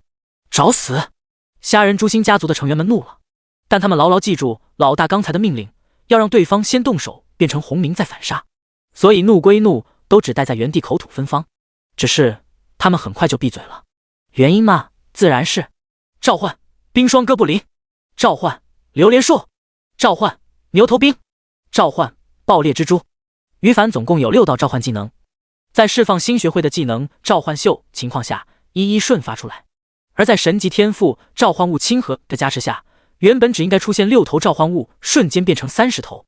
冰霜哥布林、牛头兵、爆裂蜘蛛、榴莲树、变异巨蜥、地精禁卫，30头召唤物几乎不分先后的出现，让周围所有人都瞬间懵逼了。这是什么啊？有人眼神呆滞的喃喃自语着。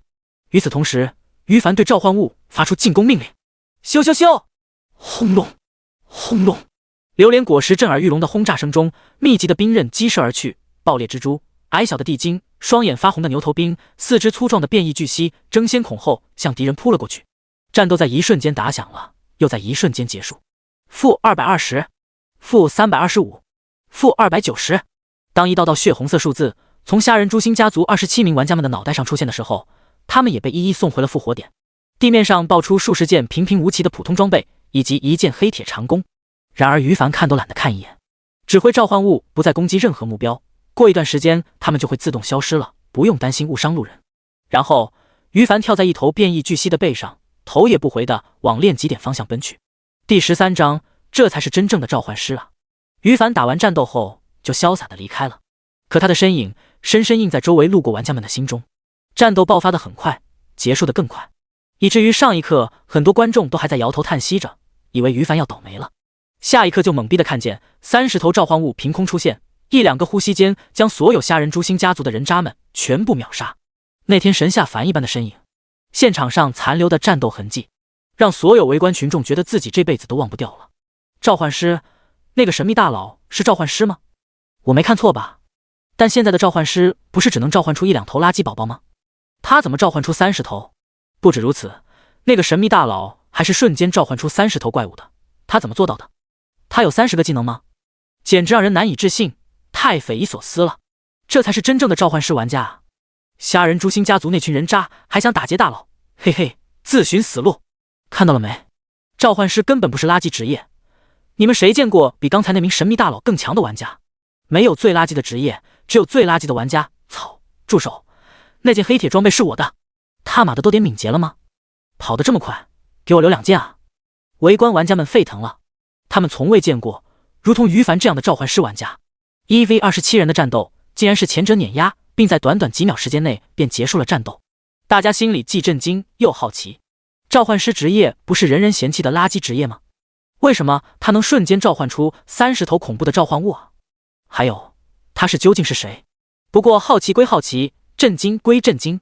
于凡看不上被沙渣渣们身上爆出来的任何东西，可在周围玩家眼中还是很香的，尤其是那件黑铁装备。所以当有人反应过来前去捡装备时，立即就惊醒了其他人。然后众人开始哄抢装备，甚至还爆发了一些战斗。但此事与于凡无关了。提示：你发现了地区黑暗之森 LV20、LV25，当前地图极度危险，建议立即离开。差不多过去1个小时后，于凡终于抵达了目的地。他没有理会系统提示后半截的警告，早就已经习以为常了。为了尽快赶到这里，一路上我一头小怪都没刷。如今那些练级狂人估计也差不多快到 LV10级了。于凡默默嘀咕着，为了保持等级优势，他也必须要埋头练级一段时间。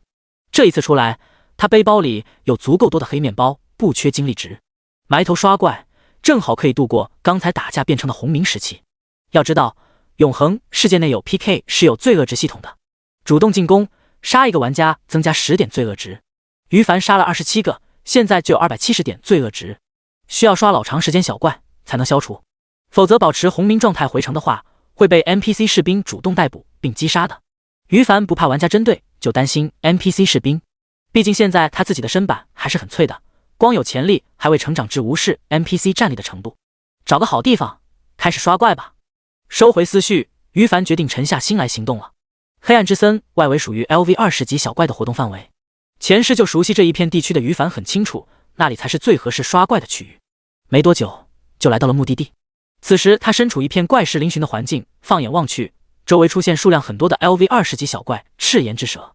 这是一种攻击高、防御低的群居怪物，它们8、9头待在一起活动，攻击任何一头都会引起所有赤炎之蛇仇恨。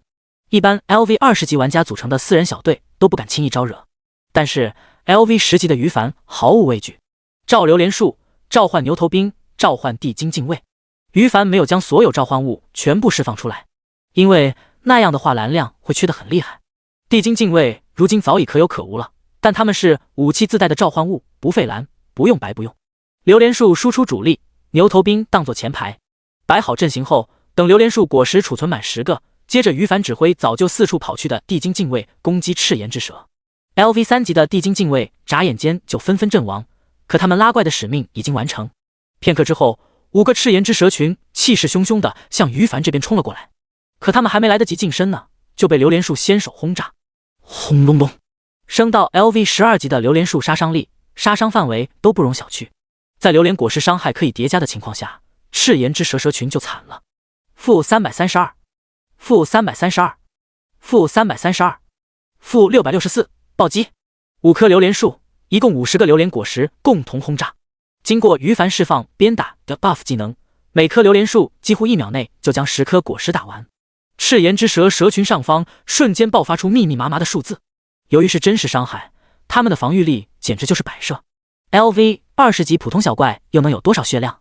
每一条赤炎之蛇只有2000点而已，就算50颗榴弹炸弹的输出轰炸之下，还有几条漏网之鱼。可也随着榴莲树补充弹药，几个眨眼的功夫便纷纷步入了同伴的后尘，当场暴毙。此时于凡的面板上早已出现一条条提示，提示你已击杀赤炎之蛇 LV20普通生物，获得1600点经验值，越级加成最高 100%。 提示你已击杀赤炎之蛇 LV20普通生物，获得1600点经验值，越级加成最高 100%。 提示你已击杀赤炎之蛇 LV20普通生物，获得1600点经验值，越级加成最高 100%。 提示你已击杀。提示你已经升级，当前等级为 LV11， 你获得5点自由属性点，1点技能点。一波轰炸直接让于凡升到 LV11级了。虽然这有他之前在 LV10级经验值就不满的原因，可也能看出越10级刷怪恐怖的经验值收获。双倍经验啊！可惜升了1级后，经验加成就降成 90% 了。于凡满脸笑容的摇了摇头，有些想去找 LV21级小怪的练级区。想了想就算了，记忆中 LV21级小怪没有像赤炎之蛇这么集中的效率反而会更低。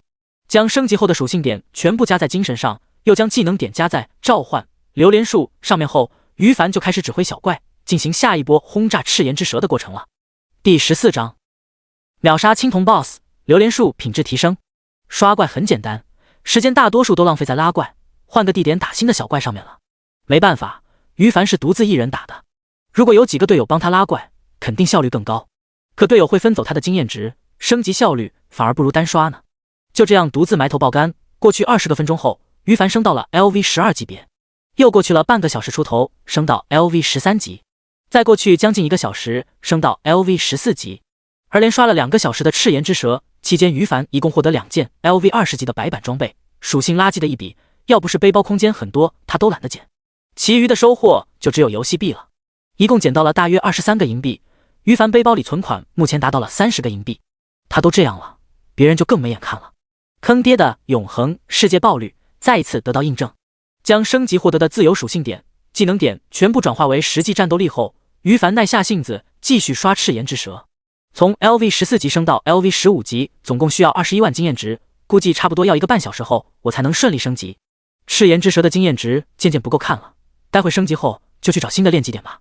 于凡默默思索着。LV10级之前属于新手启蒙期间，为了照顾萌新玩家们，升级获取的经验值需求很低。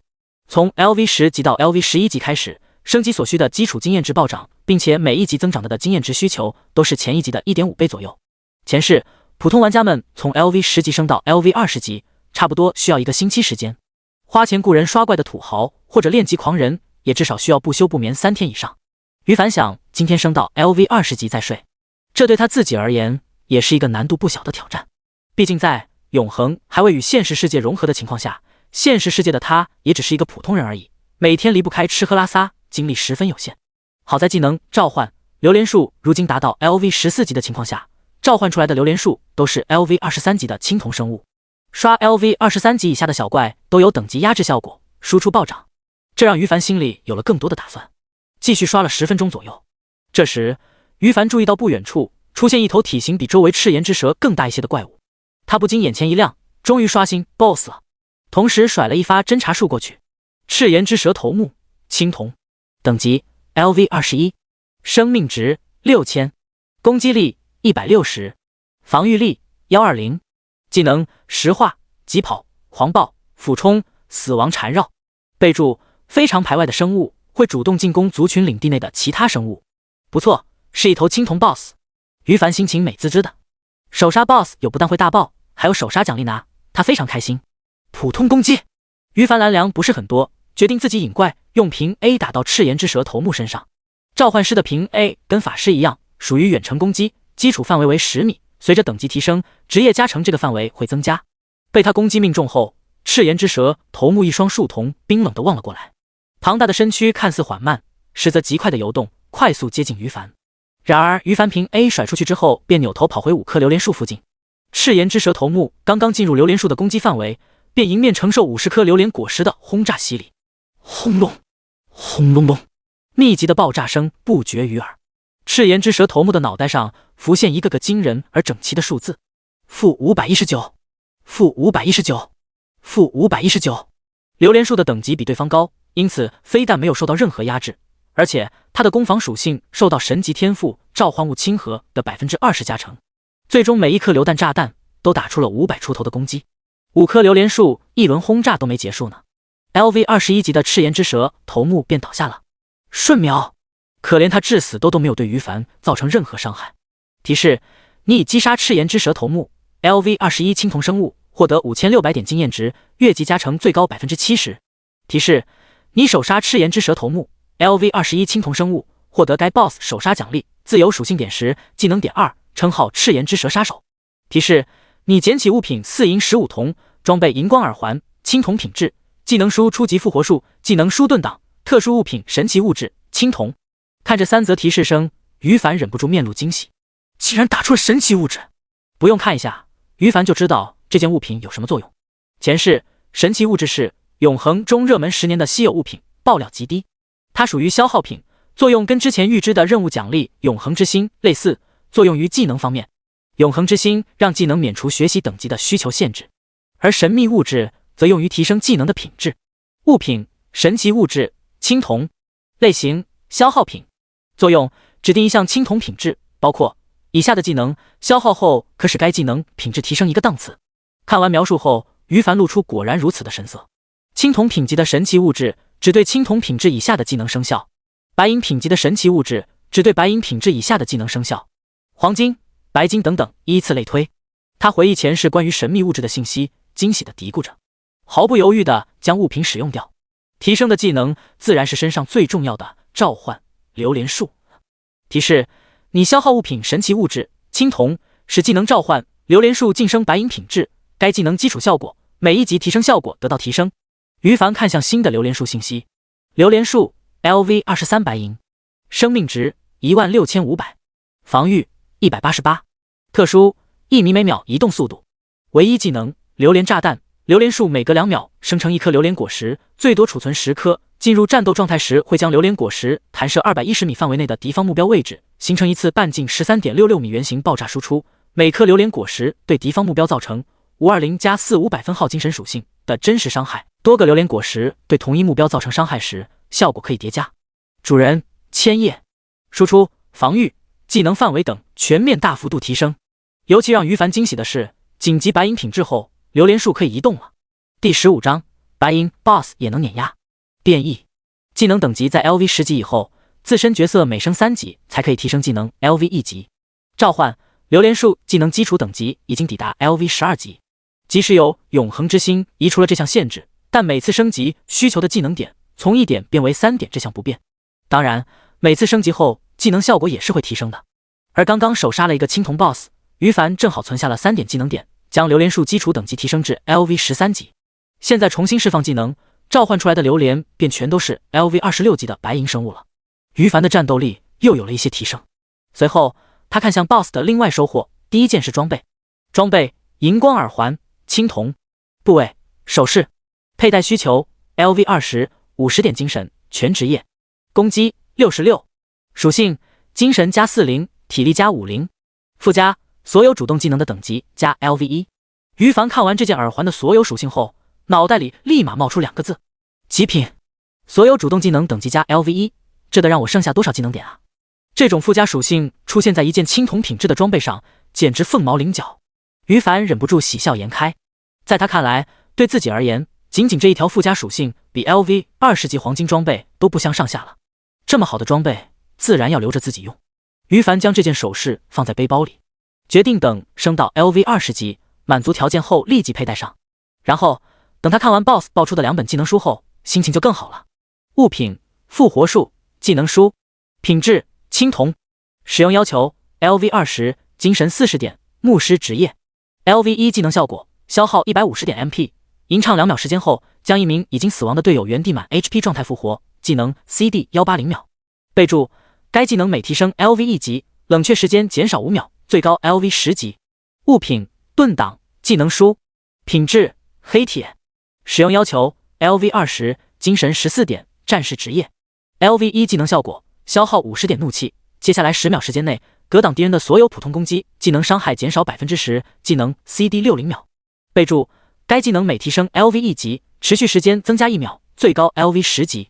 2本技能书于凡自己都用不上，但放出去肯定能引起无数人的哄抢。一般的队伍最重要的是什么职业？ T GPS 乃辅助，最重要的肯定是 T 啊。毕竟如果扛不住 BOSS 输出的话，后排脆皮 DPS 就找不到安全的输出环境，往往就会被团灭。复活术的存在更是大大提高了队伍的容错率，同样非常珍贵。这2本技能书应该能卖出一个好价格，唯一可惜的就是我自己用不上。于凡将技能书收回自己的背包中，他决定等这次练级结束后回城便去处理。复活术比较倾向卖给好兄弟小胖子夜战八方，至于免费送，那是不可能的。为什么人们常说亲兄弟明算账？就是因为糊里糊涂的容易让兄弟关系变质，甚至反目啊。想到这里，于凡更坚定地打消白送给小胖子的念头了，继续刷赤炎之蛇练级。榴莲树品质等级提升让于凡的输出能力大幅度提升，现在他获得的经验值效率比刚才更高了，仅仅半个多小时出头便顺利升到了 LV15级。提示：你已击杀。提示：你已经升级，当前等级为 LV15， 你获得5点自由属性点，1点技能点。提示：你已击杀赤炎之蛇 LV20 普通生物，获得1200点经验值，越级加成最高 50%。 经验加成由 100% 降到了 50% 了吗？于凡不由得皱起眉头，他觉得这里已经不再合适自己继续刷等级了。经验值虽然可观，不过如今他的战斗力完全可以去更高等级的练级点。新手村野外地图很大很大，并不是像副本那样有范围限制的。玩家升到 LV20级转职后，有能力的人不是非要通过传送阵前往各大主城，其实也可以从野外一路刷过去。野外地图从 LV1级小怪到星球上最高的 LV200级都有呢。于凡回忆起前世关于永恒世界的背景：新手村主城皇城都是在同一个星球上共存的，野外区域纵横交错，同样处于一个星球上，因此他在新手村野外也不愁找不到高等级炼基点。脑海中稍微回想一波，就有了主意。距离黑暗之森不远处就有一个 LV27级的炼基点，那片区域的小怪跟赤炎之蛇一样，比较集中。想到这里，于凡决定立即动身。而幸运点是，刚走没多久，还在黑暗之森地图范围的他，就遇到一头新的 BOSS—— 赤炎之蛇领主白银，等级 LV22， 生命值15000，攻击力330，防御力215，技能群体石化、狂暴、血怒、死亡缠绕、号令。备注：新手村附近最强悍的 BOSS 之一，异常危险。擦，总算遇到白银 BOSS 了。于凡精神一振。不久前他决定去新的炼基点，赶路过程中就只是顺便打打小怪。血量一直是满值的，现在血量也几乎自动回到满值。他看了一看自身的状态，二话不说就开始动手，召唤榴莲树，召唤冰霜哥布林。不多时，于凡身边出现了10头召唤物。冰霜哥布林的等级稍低，但他的攻击可以对目标造成减速、冰冻效果，于是于凡也将其召唤出来了。至于牛头冰之类的技能，于凡懒得使用。冰霜哥布林开始进攻，于凡发出指示，用鞭打给5头冰霜哥布林上 buff。顷刻间，数道闪烁着寒光的冰刃便对赤炎之蛇领主轰炸过去。嘶嘶嘶，受到伤害，赤炎之蛇领主瞪着一双冰冷的树瞳，向于凡这边快速爬行过来。白银 BOSS 或者高等级小怪都有一定的智慧，哪怕是冰霜哥布林打的赤炎之蛇领主，他的仇恨也第一时间瞄准于凡。但还没等双方近距离接触，5棵榴莲树的果实已经储存完毕。轰隆，轰隆隆，负790，负790，负790。榴莲鼠可是 LV26 白银生物，战斗力远比对方要高。因此，当赤炎之蛇领主被榴莲果实淹没时，他头顶上立即瞬间冒出一连串相同的数字。以他区15000的数字来说，连一半榴莲果实的输出都扛不住。然而就在这时，他头顶上的数字突然消失了，不，准确的说是变成了 miss。 什么情况？免疫伤害了？于凡一愣，看向最新战斗提示，顿时面露恍然之色。他竟然从白银阶位变异成黄金阶位了。第16章，首杀黄金 BOSS， 全服公告。提示：赤炎之蛇领主白银在1秒内由满状态受到致命威胁，产生变异，5秒后变异为赤炎之蛇领主黄金 BOSS 变异。这在整个永恒世界都不多见。让 BOSS 变异要满足3个条件：第一，玩家与 BOSS 的等级相近，或者比 BOSS 等级低；第二，战斗时要在战斗刚开始1秒内打出可以秒杀 BOSS 的多段输出；第三，只有极少数 BOSS 才可以在满足前2个条件的情况下进行变异至更高的阶位。显然在于凡面前，赤炎之蛇领主就满足了3个变异条件。变异过程中他是处于无敌状态，免疫任何伤害的。于凡也没有就此放弃，毕竟赤炎之蛇领主就算是变异成黄金 BOSS 之后，等级还是 LV22级的，只不过攻防、技能效果等都有相应的增强而已。于凡有5颗 LV26级白银阶位的榴莲树，他有把握击杀对方。要知道，榴莲树造成的输出可是真实伤害啊！变异成黄金 BOSS 正好，手杀他之后能拿到的奖励更丰厚，也必定能拿到黄金品质的物品。于凡默默期待地自语道。他让5个榴莲树暂停攻击，并将其他所有召唤物都召唤出来。稳妥起见，他要让其他召唤物的生命为5棵榴莲树争取储存果实的时间。召唤兽，召唤牛头兵，召唤爆裂蜘蛛。一瞬间，于凡与榴莲树的面前便多出了20头召唤生物，他们的等级很低，也许会被变异的赤炎之蛇领主秒杀。不过，只要能让赤炎之蛇将时间浪费在他们身上，于凡的目的就达到了。当于凡做好一切准备时，5秒时间过去，赤炎之蛇变异过程结束。原本白银阶位的赤炎之蛇领主浑身是银白色的，现在变成了诡异的银白加暗红色花纹，身躯变大了1倍不止，看起来就摄人心魄。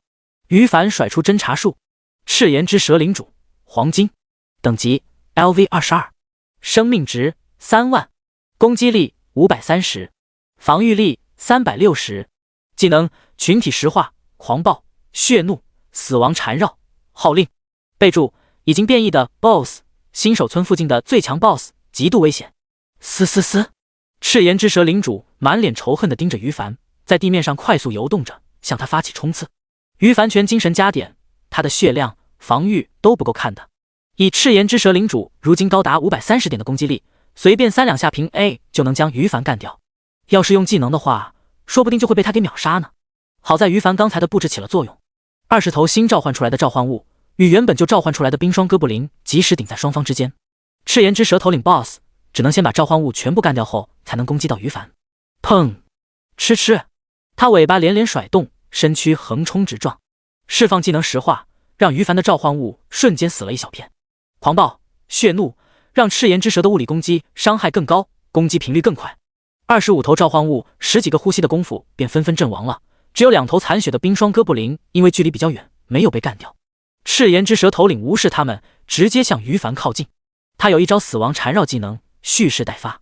然而于凡却释放戒指自带的虚空闪烁技能，瞬间传送至100米之外。等赤炎之蛇好不容易赶过去的时候，从他变异开始计时已经过去20秒。5棵榴莲树赫然全部储存满新的榴莲果实。开炮！于凡一脸轻松的操作榴莲果实开始轰炸。轰隆！轰隆！负790！负790！负790！真实伤害的优势这回就体现出来了。赤炎之蛇头领变异成黄金阶位，防御力大增，然而还是受到跟刚才一样的伤害数字。于凡技能释放的十分精准，5棵榴莲树总共50颗榴莲炸弹，无一例外全部命中目标。790乘以50等于39500。LV 22级黄金阶位的赤炎之蛇领主也不过只有区3万血量而已。这一波爆发，伤害已经赫然溢出了。赤炎之蛇领主当场暴毙。提示：你已击杀赤炎之蛇领主 ，LV 22黄金生物，获得20400点经验值，越级加成最高 70%。提示：你手杀赤炎之蛇领主 ，LV 22黄金生物，获得该 BOSS 手杀奖励，自由属性点40，技能点8，称号狂蟒之灾。提示：由于你是全服第一个击杀黄金阶位 BOSS 的玩家，额外获得奖励，自由属性点80，技能点16，本职业黄金品质物品宝箱 X1。提示：你捡起物品1金3银9铜，装备赤炎之法杖，黄金品质，装备黄金皮靴，黄金品质。提示：你捡起技能书召唤赤炎之蛇，技能书召唤初级圣光精灵，技能书圣光庇佑。提示：你捡起物品赤炎之蛇巢穴，入场钥匙。华丽的大爆了！于凡一脸笑容的开始欣赏收获。与此同时，3道严肃的提示声响彻永恒世界的每一个角落。全服公告：玩家千叶 LV 15级召唤师，全服手杀黄金 BOSS 赤炎之蛇领主 LV 22黄金生物，他的英勇事迹将永远铭记在启程新历史上。全服公告：玩家。全服公告：玩家。宛如18级飓风拂过整个星球所有新手村。当3道机械声落幕后，整个永恒世界沸腾了。一个个玩家目瞪口呆地看着公告声，擦了擦眼，反复确定是真实发生的事情后，所有人都震惊了。LV 22级黄金 BOSS， 大佬，绝对是大佬级别的玩家啊，太牛逼了！俺差点以为眼睛看花了，尼玛太恐怖了吧！今天开服第1天还没过去呢，就有人能干掉 LV 22级黄金 BOSS 了，太离谱了！操，老子连 LV 2级皮皮猪都单挑打不过，这个叫千叶的大佬就能干掉 LV 22级黄金 BOSS， 开挂了吧？垃圾！永恒开服第1天就有人开挂了，兄弟别瞎鸡儿乱喷！你说开挂，你有证据吗？外挂那东西100年前就灭绝了啊，承认别人优秀很难吗？我不听，这个叫千叶的大佬就是开挂了，开你麻痹，傻狗！第17章全服轰动，于凡的收获。编号0777号新手村，野外某个练级区域，数百个精英玩家正在前仆后继的围攻中间一头 LV 10级白银 BOSS。每一秒都有数名玩家倒下，但在人海战术的攻势面前，这头白银 BOSS 血量下降的相当稳定。按照现在的情况来看，顶多再过20分钟就能干掉他了。兄弟们加油！全服第一个手杀白银 BOSS 公会是我们九幽部落的，加油啊兄弟们！名扬天下就从今天开始。人群中数名管理者不断的对大家鼓舞，众人士气高涨。九幽部落的前方有大约10个最出色的玩家正在井然有序的与 BOSS 进行缠斗。其他人只需要负责这10人的血量以及站在原地输出便可。会长 ，BOSS 死亡后，如果爆出来战士能用的物品，得优先分配给我老黄啊！主题玩家紧张中，不忘于宇身后一名年轻人笑着说道：“放心吧，老黄，你可是我们九幽部落的首席战士，有什么好东西肯定优先给你。”年轻人笑着回应：“那我就放心了。”哈哈哈！一行人闻言也纷纷露出了笑意。在他们眼中，白银 BOSS 的手杀已经赫然是囊中之物了。首杀青铜 BOSS 没有公告，首杀白银 BOSS 至少有全村公告了吧？我们应该是全服第一个首杀白银 BOSS 的公会势力，到时候在论坛上一宣传，就顿时名声大噪，为将来争霸全服第一公会打下良好的基础。年轻人，也就是九幽部落的会长法神降临默默思索着，脸上露出野心勃勃的神色。虽然还在攻打 BOSS 过程中，但他已经开始设想打完后收获的名誉了。然而就在此时，陡然间，他的面板上连续出现3则提示：全服公告，玩家千叶 LV 15级召唤师，全服首杀黄金 BOSS 赤炎之蛇领主 LV 22黄金生物，他的英勇事迹将永远铭记在启辰星历史上。震惊、呆滞、迷茫、不知所措。法神降临愣住了，他附近的九幽部落公会，其余9名核心成员也愣住了。现场的所有九幽部落玩家们同样全部愣住了。怎么可能？公会首席战士老黄满脸不可思议，现阶段怎么可能有人首杀黄金 BOSS， 还是 LV 22级的黄金 BOSS？ 他们难道也是用人海战术？那装备的多好啊！精英队伍全身青铜毕业吗？又有人满脸不可思议的喃喃说道。最重要是，永恒世界才开服第1天啊，在巨大的等级压制效果下，他们难道都升到 LV 22级了？不可能，绝对不可能！众人疯狂摇头，纷纷露出匪夷所思的神色。他们自认为是永恒玩家势力排名前10的存在，召集500多名 LV 8级以上精英玩家，对面前这头 LV 10级白银 BOSS 进行人海战术，都久久拿不下的情况，实在难以想象究竟什么样的队伍，什么样实力的玩家才能打死 LV 22级黄金 BOSS。两头 BOSS 之间的战斗力差距犹如天堑啊！我们九幽部落的500名精英玩家与这个叫千叶召唤师所在的实力差距究竟差了多少啊？老黄说到这里，他都有些崩溃了。众人也心有同感。会长法神降临沉默不语，现场所有九幽部落的玩家一时之间都无法接受这个打击。可是 BOSS 不会被震惊到啊！玩家们不动手， BOSS 的攻击一如既往。眨眼间10名核心成员便先后被干掉了。心态已经不好的管理者们仓促之间也没有心思指挥了。片刻后，随着现场倒下数十名玩家的尸体，九幽部落公会首杀 LV 10级白银 BOSS， 名扬全服的念头也付之东流。编号0777新手村复活点，复活过来的法神降临，严肃地下达命令：给我在最短时间内打听到关于这个叫千叶的15级召唤师是何方神圣，并且不惜一切代价把他拉到我们公会中。在这个全服大多数玩家连同等级小怪单挑都艰难的情况下，于凡首杀黄金 BOSS 的公告一出现，顿时引起了全服玩家的轰动。游戏中的各个角落，论坛上的各个板块，几乎所有人都在讨论着。各个有幸在永恒世界争霸的公会大佬们纷纷在震惊过后跟法神降临下达了类似的命令，这样的强者必须不惜一切代价拉拢成自己人。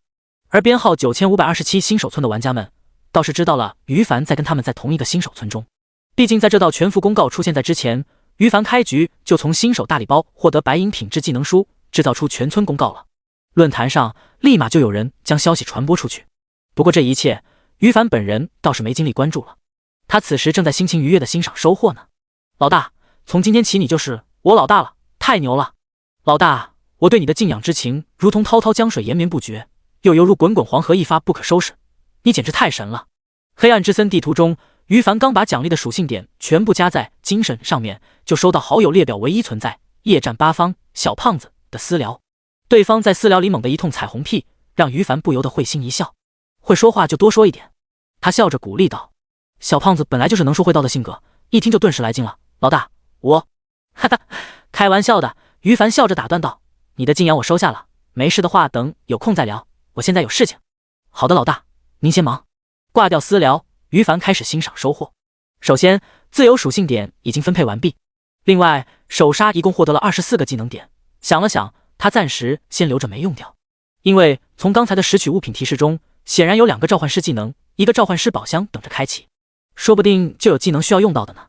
召唤榴莲树目前已经足够实用了。于是于凡按捺住激动的心情，拿起第一件装备仔细看去。这一看，他顿时就眼前一亮。装备赤炎之法杖，黄金品质。黄金品质。第18章黄金装备 LV 50级榴莲树。装备赤炎之法杖，黄金品质。部位武器。佩戴需求 LV 20 100点精神法师召唤师职业。攻击180。属性精神100，体力60。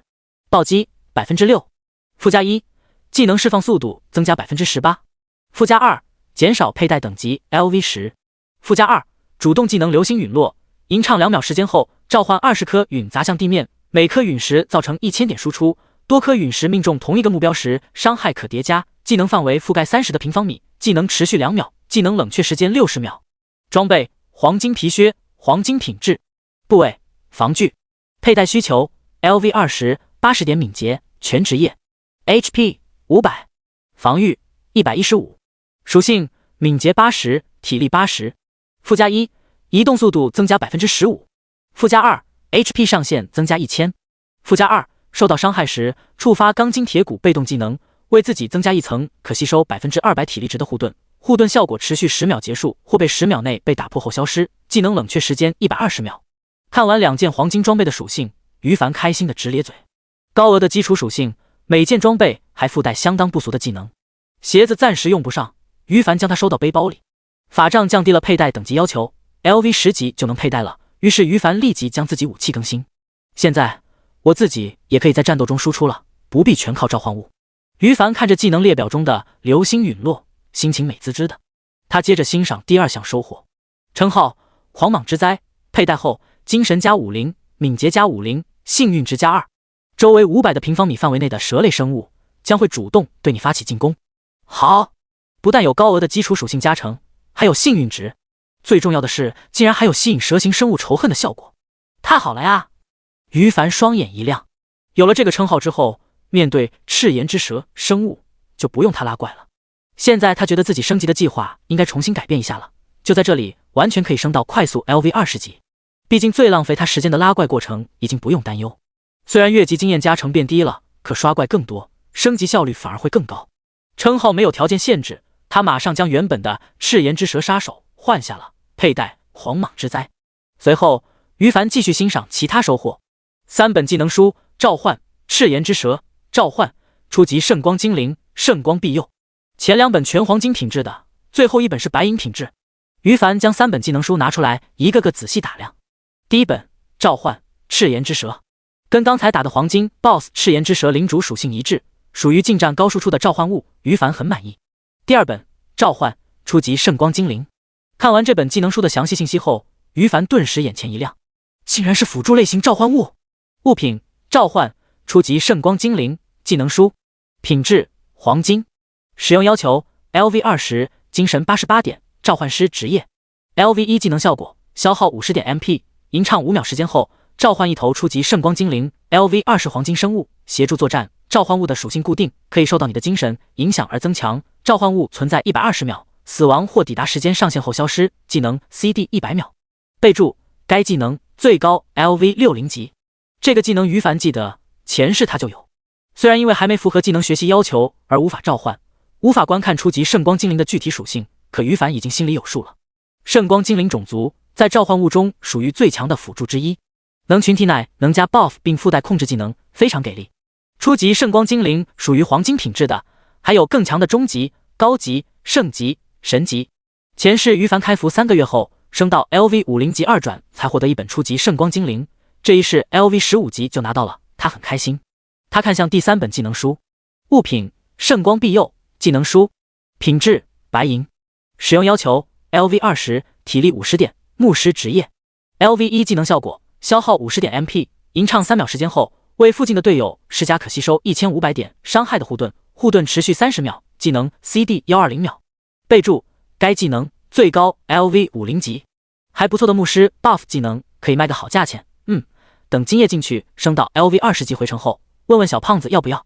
于凡心里有了打算，将技能书收到背包中。最后欣赏的就是本次首杀黄金 BOSS 的最后2项重量物品了。物品：赤炎之蛇巢穴入场钥匙，类别副本入场钥匙，耐久3/3。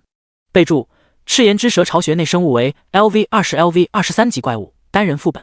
物品：本职业黄金品质物品宝箱，类别消耗品。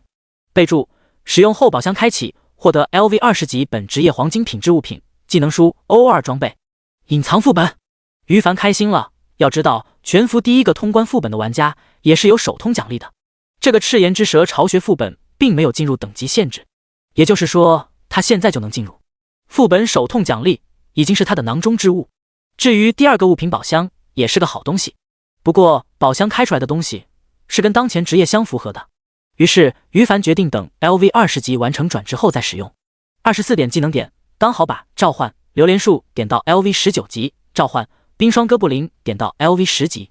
于凡将技能点分配完毕，加上天赋的 LV2级技能加成，榴莲树技能赫然已经 LV21级。于凡将榴莲树召唤出来，榴莲树 LV50级白银，生命值5万，防御500，特殊移动速度5m秒，唯一技能榴莲炸弹，榴莲树每隔1秒生成一颗榴莲果实，最多储存15颗，进入战斗状态时会将榴莲果实弹射300米范围内的敌方目标位置，形成一次半径20米圆形爆炸输出，每颗榴莲果实对敌方目标造成1000加50百分号精神属性的真实伤害，并使被命中的目标进入2秒眩晕状态，冷却30秒。多个榴莲果实对同一目标造成伤害时，仅伤害效果可以叠加。主人千叶，召唤物等级 LV20、LV50、LV100级都是门槛，之前突破 LV20级时属性就有一次大幅度提升，如今提升到 LV50级后再次大幅度提升，攻击范围、输出、储存果实的时间与数量都今非昔比了，而且还附带眩晕控制效果。饶是拥有10年永恒世界经验的于凡看完后也忍不住咂舌不已，太变态了！现在 LV50级以下，哪怕是传说 BOSS 出现在他面前，也敢上去挑战。第19章，通关隐藏副本 LV18级，首杀黄金阶位 BOSS 的收获，至此于凡已全部消化。接下来他准备立即进入隐藏副本，拿到副本手痛奖励。想到就做，于凡立即消耗副本入场钥匙。提示：你使用赤炎之蛇巢穴，入场钥匙，该物品耐久度1。你进入副本赤炎之蛇巢穴 LV20、LV23。随着提示声出现，于凡视线一变，来到一个幽暗的山谷中。放眼看去，周围一片空荡荡的，什么生物都没有。于凡不急，重新看向面板，果然新提示出现了。提示：该副本一共1000头怪物，每10秒刷新一次，最高战力为 LV23级白银 BOSS。副本内击杀怪物数量 X1，并60分钟不死，则该副本通关。击杀怪物数量越多，通关后评价越高，奖励结算越丰厚。提示：10秒后第一波小怪刷新，请做好准备。竟然是经验值副本，太棒了！于凡惊喜地嘀咕道。永恒世界的隐藏副本可以分为2类，第一类跟常规公开副本类似，首先可以选择难度，然后击杀副本内的所有小怪 BOSS 后概率掉落物品，打完所有怪物后可以通关，拿到通关奖励。这类副本被称为挑战型副本。第二类副本被称之为经验值副本，特点是副本内怪物数量巨多，击杀任何生物都不会有东西掉落，但副本通关后会获得高额的经验值奖励。在副本过程中表现得越好，最终得到的通关评价越高，获得的经验值就越丰厚。如今于凡进入的这个赤炎之蛇巢穴，显然就是经验值副本了，这让他心情相当愉悦。因为前期获得的装备与绝大多数技能，随着自身等级慢慢提升，最终会被逐渐淘汰掉。在于凡眼中，前期最重要的事情就是升级，经验值副本来的太合适了。思索间，10秒转瞬即逝，第一波小怪刷新。3头 LV20级普通赤炎之蛇刚出现，就第一时间对于凡冲了过来。这是因为于凡佩戴的狂蟒之灾称号起作用了。副本一共有1000头小怪加 BOSS， 通关要求一开始就在系统提示中告知了。如果是一般人，肯定会躲在某个角落，等时间快结束后干掉一头小怪拿副本结算奖励。可于凡不一样， LV50级的榴莲树召唤出来，天赋生效，榴莲树变成5颗，然后他就愉快在5颗榴莲树中央躺下来扣 GO， 刷怪的事情根本不需要他操心，操作榴莲树自由轰炸，随手坐等经验值到账就完事了。提示：你已击杀赤炎之蛇 LV20普通生物，获得1200点经验值，越级加成最高 50%。 提示：你已击杀赤炎之蛇 LV20普通生物，获得1200点经验值，越级加成最高 50%。 提示：你已击杀赤炎之蛇 LV20普通生物，获得1200点经验值，越级加成最高 50%。 提示：你已击杀。啊，多么美妙的提示声！看着面板上不断出现的系统提示声，于凡不禁感慨着自己的简直太妖孽。然后他思维放空，养精蓄锐，只需在榴莲树持续时间结束后不断重新召唤就行。不知过了多久，于凡被一连串不同的提示声惊醒。提示：你已击杀赤炎之蛇领主 LV23白银生物，你已经击杀副本内所有生物。提示：你击杀赤炎之蛇领主 LV23白银生物，获得该 BOSS 首杀奖励，自由属性点20，技能点4，称号哥布林杀手。提示：由于你是全服第一个击杀白银阶位 BOSS 的玩家，额外获得奖励自由属性点40，技能点8。提示：你已经通关副本赤炎之蛇巢穴，正在计算副本评价。提示：你满足条件1，击杀1000头生物；条件2，不受任何伤害；条件3，在60分钟内通关。恭喜你在该次副本中获得最高的 SSS 级评价。提示：你获得副本奖励结算 20W 经验值。提示：你已经升级，当前等级为 LV18，你获得5点自由属性点，1点技能点。提示：你是全服第一个通关副本的玩家，获得首通奖励自由属性点20，技能点4，称号副本先驱者。已经过去1个小时了吗？于凡彻底清醒。看完提示后，他很快将自由属性点分配完毕。至于技能点，则留着，榴莲树等级足够了应付现阶段的任何场面了，现短时间内提升与否作用不大。而与此同时，2道不同的公告声刷屏了。全村公告：玩家千叶 LV18级召唤师，全服首杀白银 BOSS 赤炎之蛇领主 LV23白银生物，获得首杀奖励，他的英勇事迹将永远铭记在启辰星历史上。全服公告：玩家千叶 LV15级召唤师，全服首通副本赤炎之蛇巢穴 LV20 LV23，获得首通奖励，他的英勇事迹将永远铭记在启辰星历史上。全服公告。此时外界又是千叶，我去，1个多小时前刚刚打完黄金 BOSS，1个小时后就干掉第一个副本首通了。大佬咱关了吧，没意思，肯定开挂了，否则他怎么可能这么短时间内升到 LV18级？卧槽，俺差点没注意，请问谁知道永恒客服在哪？我要实名举报，有人开挂。刚才有9527号新手村玩家发帖说千叶大佬是他们村子里的，请问现在过去抱大腿还来得及吗？重金求千叶大佬的联系方式。玩家们瞠目结舌，主流玩家都还在 LV10级以下挣扎呢，你就升到 LV18级了。大家连单挑同等级小怪都费力，你不但拿下黄金 BOSS 首杀，还拿了个副本首通奖励，不可思议，太让人感觉不可思议了。此时有不少玩家信誓旦旦的公开表示，这个叫千叶的人不是传说中的内测玩家，就是开挂了，大概率是后者。可惜大多数人都是理智的，信的人不多。毕竟外挂那种东西好几十年前就绝迹了，怎么可能呢？不过千叶他究竟为什么能这么优秀？这个问题接下来很长一段时间让无数人绞尽脑汁也想不出答案。第20章隐藏任务链终于升到 LV20级，编号0777号新手村，还是那个野外练级区域。九幽部落玩家再一次集合，对 LV10白银 BOSS 进行人海战术。快了，白银 BOSS 首杀是我们的了！哈哈，还有2%的血量，兄弟们加油，顶住啊 ！DPS 技能不用省了，拼输出，快！眼看着 BOSS 即将倒下，最多还有10秒，他们就能拿到白银 BOSS 首杀了。结果就在这时，全服公告：玩家千叶 LV15级召唤师。操！麻蛋，又是他！妈卖批！九幽部落的玩家们懵逼了，忍不住爆粗口。又是这个叫千叶的家伙，他怎么又制造出一条全服公告了？太离谱了！当永恒是他家开发的吗？首席战士老黄忍不住吐槽道：上一次公告中他还是 LV15级，现在就 LV18级了，永恒世界升级这么简单的吗？10名核心成员包括会长法神降临，纷纷露出难以置信的神色，在场的人群也出现短暂的慌乱。好不容易将 BOSS 干掉之后，发现多死了10几个兄弟，大家没心情关注这么点损失。他们一边对新出现的全服公告震惊着，一边惊愕地发现，原本预估立即出现全服首杀白银 BOSS 的公告迟迟不出现。各自面板上击杀白银 BOSS 的系统提示也显示他们没有拿到 BOSS 的全服首杀奖励。良久，众人才终于满脸苦涩地反应过来，全服白银 BOSS 首杀也被别人拿走了。操！老黄恨恨地说道。他们10个工会的核心成员在进入永恒之前就已经在现实世界中组成了工作室，游戏开服第一时间就以最快的速度进入刷怪。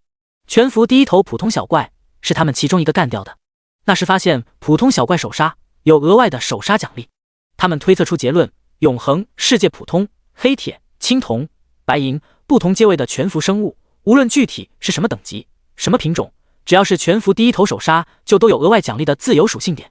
为此，一行人抓紧时间练级，提升自己，找 BOSS。结果，全服黑铁 BOSS 首杀没了，全服青铜 BOSS 首杀没了，现在全服白银 BOSS 的首杀也没了。更揪心的是，亲眼目睹黄金 BOSS 的全服首杀同样没了。BOSS 的阶位也就那么10几个层次，资源是有限的，被别人拿走一个就少一个，一步落后步步落后。可以预见，接下来很长时间，全服不同阶位 BOSS 的手杀跟他们无缘了。技不如人，没办法。法神降临笑容苦涩，然后强行打起精神说道：“快看看 BOSS 掉落了什么吧！”拿不到全服第一个白银 BOSS 手杀，可眼下这头刚干掉的白银 BOSS 却是他们的手杀，照样大爆，也算勉强拿到一个安慰奖了。于凡可不知道，他就差那么一点点，全服白银 BOSS 手杀就被别人拿走了。他现在通关副本后，并没有被立即传送到副本之外。刚刚欣赏完副本降临的新称号，副本先驱者，力量加100，敏捷加100，精神加100，体力加100，技能 CD 减少 5%， 还没来得及换呢，于凡就看到山谷中不知何时出现一道小小的透明人形身影。这是一个大约4、5岁的小女孩，正怯生生地望着他。咦，看样子是要触发任务了。熟悉永恒玩家的于凡顿时眼前一亮。小妹妹不要怕，哥哥是好人。他的初始满魅力值不是摆设。果不其然，经过于凡一阵耐心交流后，小女孩对他打开了心扉。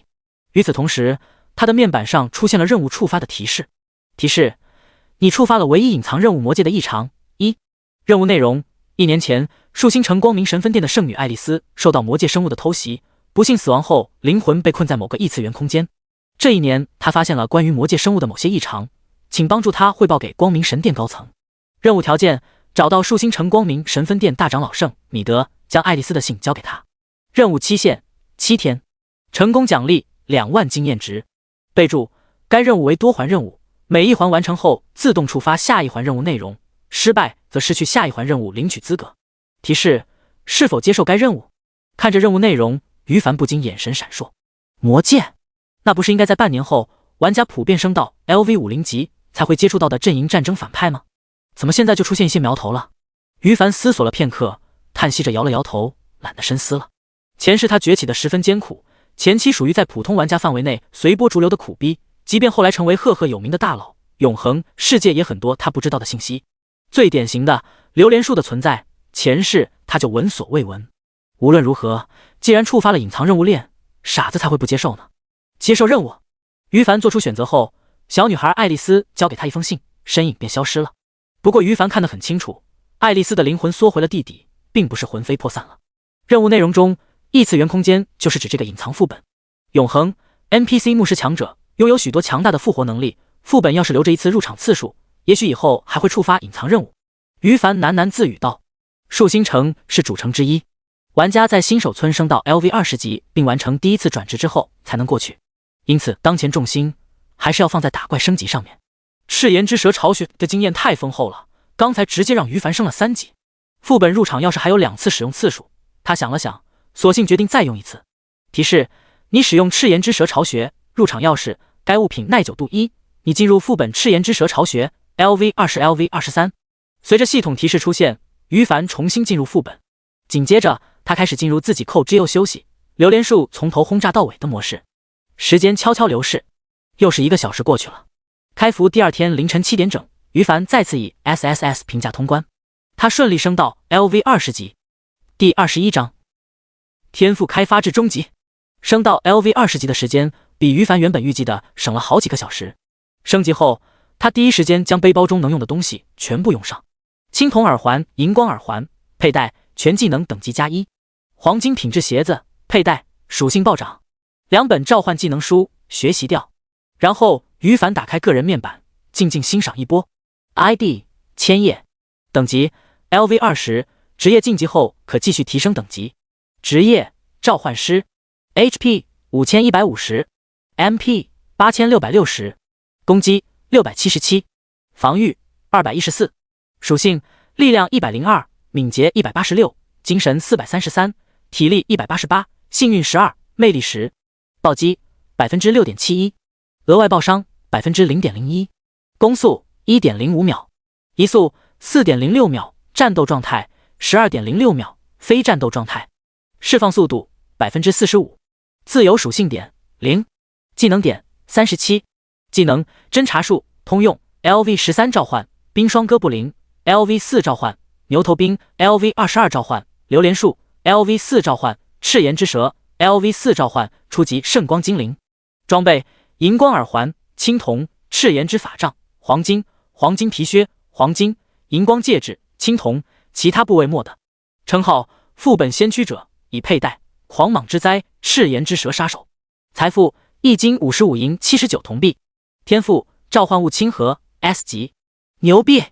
个人面板相当膨胀，让于凡自己都害怕，太强了！5000加的 HP 以及200加的防御，毫不夸张地说，现在于凡是全服身板最硬的玩家。8660的 MP 与677的攻击，让于凡平 A 都比任何一个法师的输出还要高。而身为一名召唤师，最可怕的还要看他的技能，2个强大的 buff 技能，7个召唤物技能，尤其是 LV 22级的榴莲树，现阶段简直强无敌。对了，既然说到技能，正好看看刚学会的黄金品质初级圣光精灵是否与我记忆中的一样。于凡想到就做，赤炎之蛇不用看了，跟不久前打掉的黄金 BOSS 差不多。他此时当场释放另一个黄金品质技能，召唤初级圣光精灵。短暂的吟唱后，他身边顿时出现5个巴掌大小，并长着蜻蜓似的透明羽翼漂浮在半空的人形精灵，他们身上散发着柔和的光芒。初级圣光精灵 LV 20级黄金，生命值32000，攻击455，防御310，速度攻击 1.5 次每秒，移速 10.5米每秒。技能圣光球，伤害加眩晕，圣光庇佑，群体护盾，圣光净化，群体解控，圣光复苏，群体奶。主人千叶，与于凡记忆中的一模一样。最强辅助召唤物之一，初级圣光精灵。榴莲树负责攻击，圣光精灵负责辅助，其他召唤物可以当做前排消耗。现在我的召唤物阵容初步成型了。于凡满意的嘀咕道，想了想，然后他又将目光放在37点技能点上面。随后他将鞭打与召唤秀提升到最高的 LV 10级，又将召唤冰霜哥布林提升至 LV 13级。其他的召唤物于凡感觉有些鸡肋，因此剩余的14点存着。如此一来，他个人综合战斗力提升少许。刷了这么多怪，红名早就消失了，白天定下的升级目标也提前完成，接下来的话该回城了。于凡默默思考接下来的打算。LV 20级要做的事情有点多，他决定先想办法在搞到3本召唤技能书学会后，满足天赋的第一次进化条件，完成天赋首次开发，迅速增强战斗力，然后再去 NPC 导师那里接受难度最高的转职任务，完成职业晋级。当然，这2个目标是可以同时进行的，无所谓先后顺序，反正对他来说都不难。做完上面2件事情后，再把从 NPC 导师莫尼德那里接到的任务做了，顺便拿下树妖部落最高难度的手痛奖励。永恒世界任何副本的手痛奖励都是非常有吸引力的。打完副本后就去树星城发展，真是有条不紊的打算。完美。不过连续干了10几个小时游戏，于凡身体吃不消了，再不下线睡觉休息，他万一猝死的话，太丢重生者身份的脸皮了。睡觉睡觉。于凡回城之后找了个安全点，老老实实的下线。值得一提的是，就在下线休息之前，他给好友列表唯一的好兄弟留言了。他将当前牧师玩家梦寐以求的技能书圣光庇佑、白银、复活术、青铜截图发给了他，并留下嘱咐：我一觉醒来之前看到3本能学习的召唤师技能书，这2本就是你的了。这波呀，他既照顾好兄弟，又能节省自己处理闲置物品、找技能书从而开发天赋的时间，完美的打算。一觉无梦，直到下午4点多，于凡才睡醒，简单洗漱一番，随便找了点东西填饱肚子后，他就上线永恒世界了。刚刚上线就看到兄弟发来一连串的私聊留言。11点35分，夜战八方，我靠，复活加群体护盾，老大你对我太好了，跪谢跪谢。11点36分，夜战八方，我这就去找卖召唤师技能书的人，3本太少了，至少找到5本我才好意思收下，还必须是高品质的。13点55分，夜战八方，收到第1本，老大你看看 LV 5级黑铁品质召唤树袋熊技能书。16点07分，夜战八方，太难收了，这是收到第4本 LV 7级普通品质召唤疯狂喵喵技能书，我再雇几个人去收购。看着留言界面的信息，于凡不知不觉扬起了嘴角。他知道好兄弟是个土豪，肯定是氪金买到的，确认过眼神，是个处理存货的好工具人。嘿嘿。17点10分，千叶，已经足够了，来村子里职业管理所门口，我在这等你。17点10分，夜战八方，老大你睡醒了，等我，我现在就赶过去。小胖子秒回私聊。不多时，2人就在约定好的地点见面，开始交易吧。于凡发出邀请。好的老大。小胖子从善如流。4本技能书很快就到于凡的手中，一共2本黑铁品质，2本普通品质，他在私聊界面就看过截图了，没犹豫直接全部学会了。下一秒，于凡的面板上出现新提示，提示你已经满足天赋召唤物亲和第一次开发条件，当前天赋已经开发至终极阶段。第22章全新版本天赋对于凡的恐怖增强。召唤物亲和 S 级天赋，开发终极，效果1，所有召唤类技能等级加5，召唤物全属性正 50%， 释放召唤类技能时召唤物数量 X10， 效果2，召唤物数量不受限制，召唤物阶位加1。备注：精神属性突破5000点，天赋自动进入下一开发阶段，天赋效果提升。则这就是开发至终极的天赋全新属性吗？一个字，强的离谱。看着自己天赋的全新版本，于凡啧啧有声的感慨道：新版天赋太牛逼了！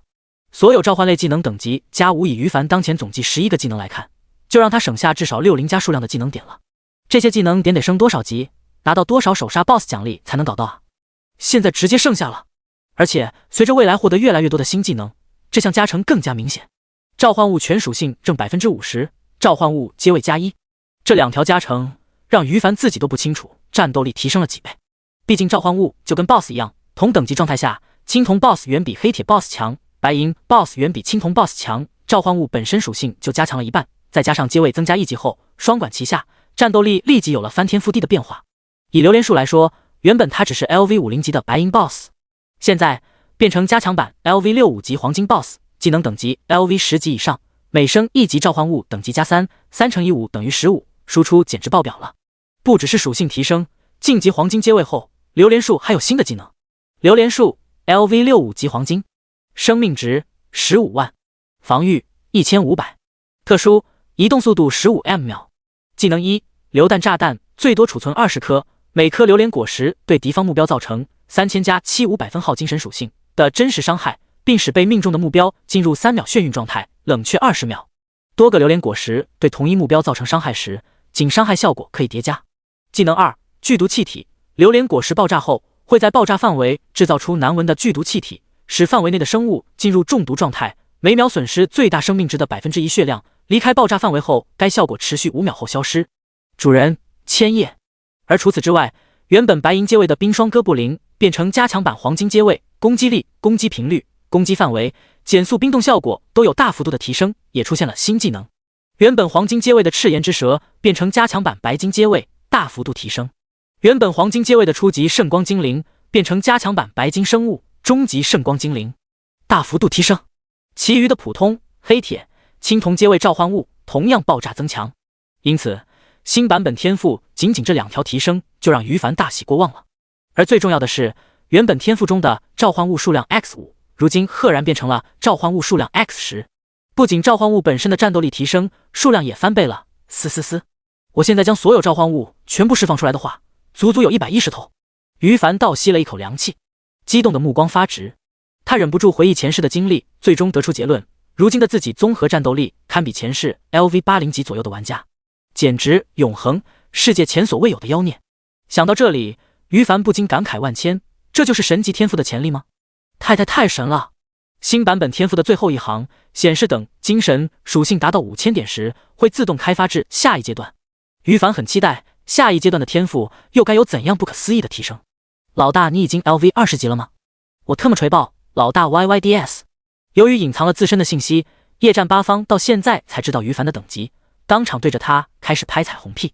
不过于凡现在没啥心思跟他闲聊，挥了挥手说道：加油，早点升到 LV20 级，我在树星城等你。说完，他无视被自己一句话激发爆肝欲望的小胖子，脚底一抹油，当场溜了。天赋已然进化，了解了一桩心事。接下来于凡要继续进行原本的计划了。首先摆在面前的就是晋级一转职业。他走入职业管理所大厅，找到 NPC 导师莫尼德，规规矩矩地报出自己的来意。仅1天就达到职业晋级的程度了吗？在我见过的所有冒险家中，我愿意称你为最强。莫尼德先是惊讶地看着于凡感慨道，然后他掏出了7张颜色不同的卷轴，郑重地说道：职业晋级对每个冒险家都是一件非常重要的事情，为了防止一些自大狂妄的家伙自取灭亡，我们职业管理所需要检测每一名冒险家的实力，因此设定了不同难度的任务。这里是7张任务卷轴，代表了不同难度的任务。冒险家千叶，请慎重考虑过后再告诉我你的决定。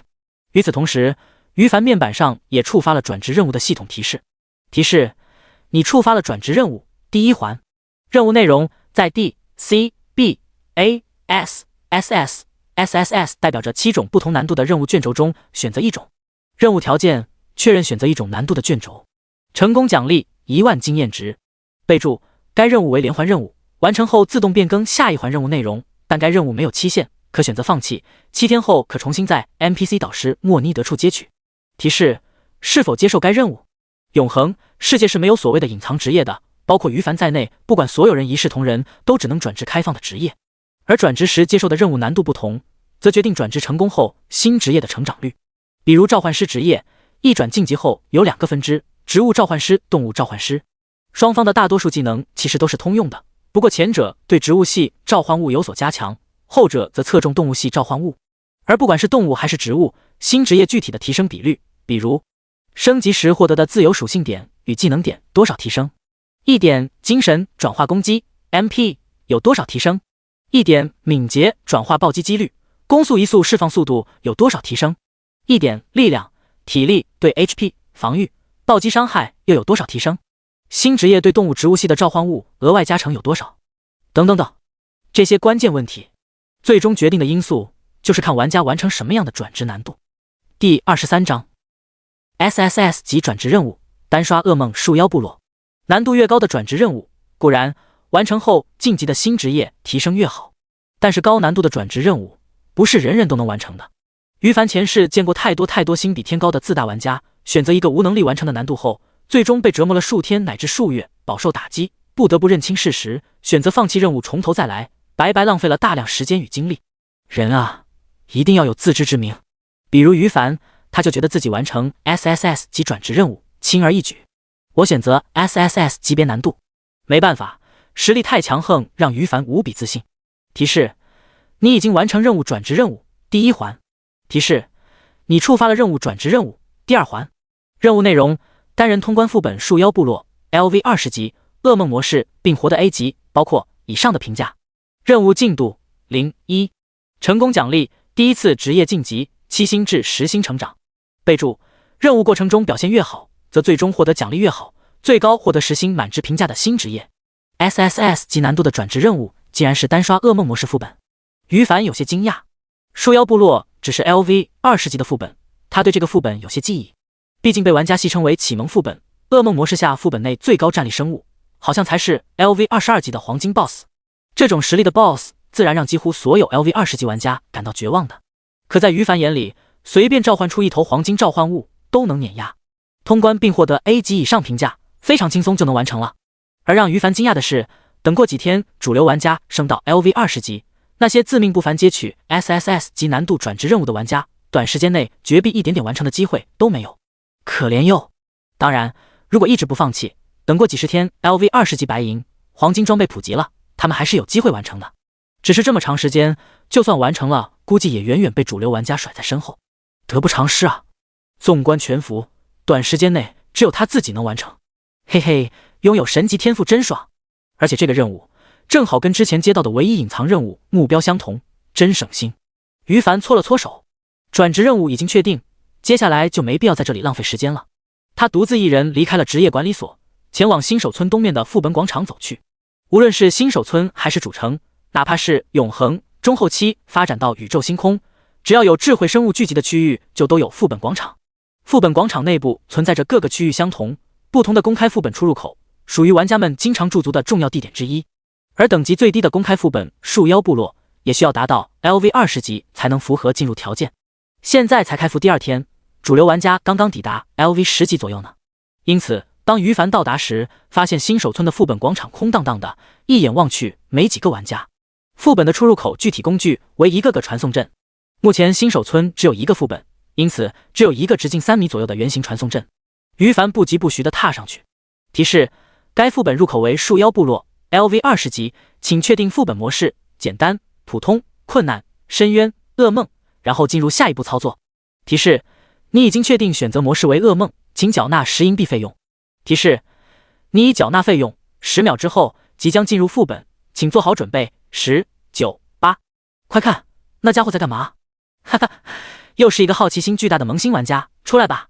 那个传送阵只有 LV 20级才能激活呢。对，我们都试过了，你就别浪费宝贵的时间了。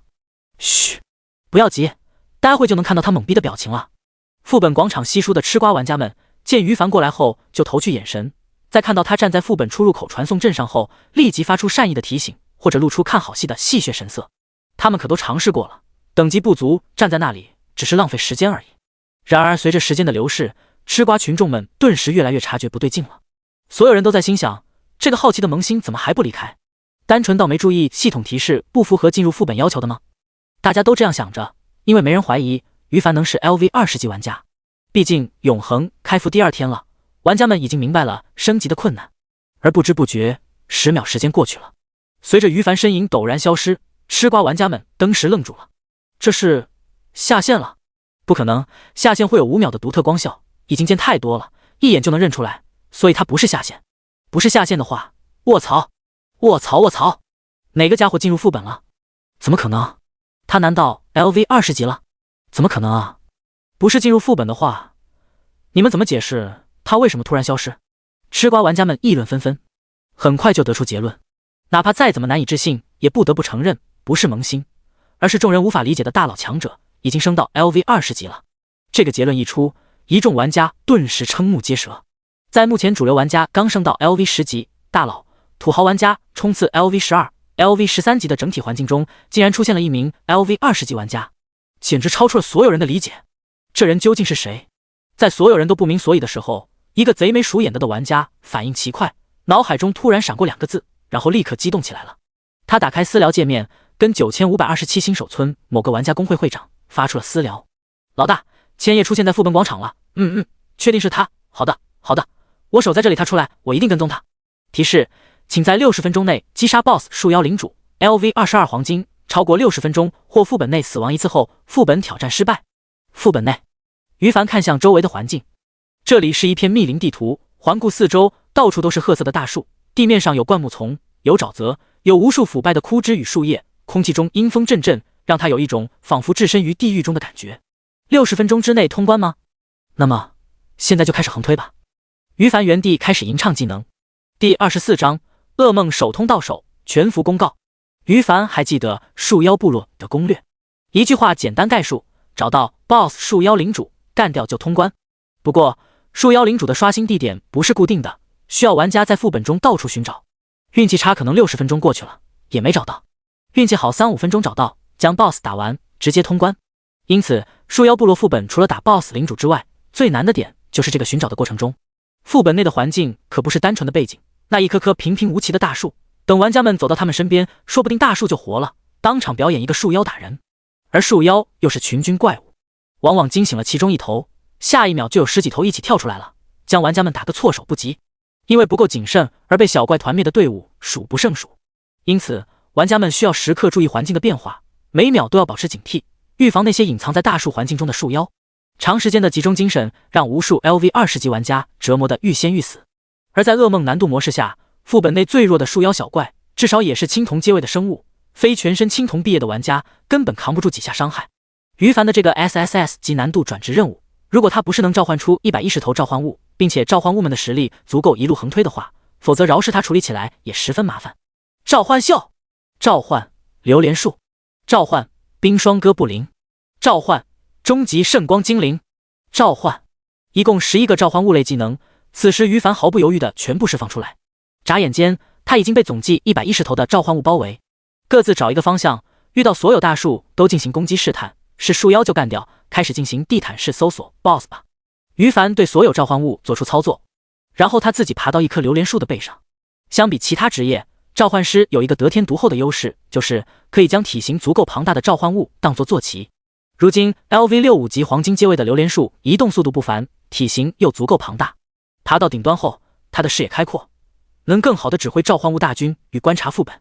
而此时110头召唤物已经四散开来，进行地毯式的搜索了。值得一提的是，于凡进副本之前将大多数技能都升到 LV10级，有天赋加成后技能等级就是 LV15级了。他召唤出来最弱的黑铁级召唤物，比如疯狂喵喵、追风狐、小胖子给的4本，还有烈焰马、树袋熊，等级都超过了 LV20级，可以抗住普通树妖的输出，甚至副本内很少有威胁到他们的生物。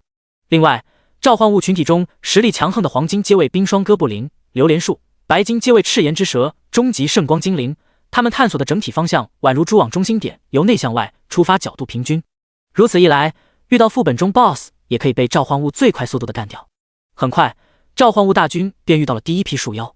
轰隆，轰隆隆！可怜的树妖们刚刚跳出来，就被一棵榴莲树投掷几颗榴莲果实，当场瞬秒。提示：你已击杀精英树妖 LV20青铜生物，获得2000点经验值。提示：你已击杀精英树妖 LV20青铜生物，获得2000点经验值。提示：你已击杀。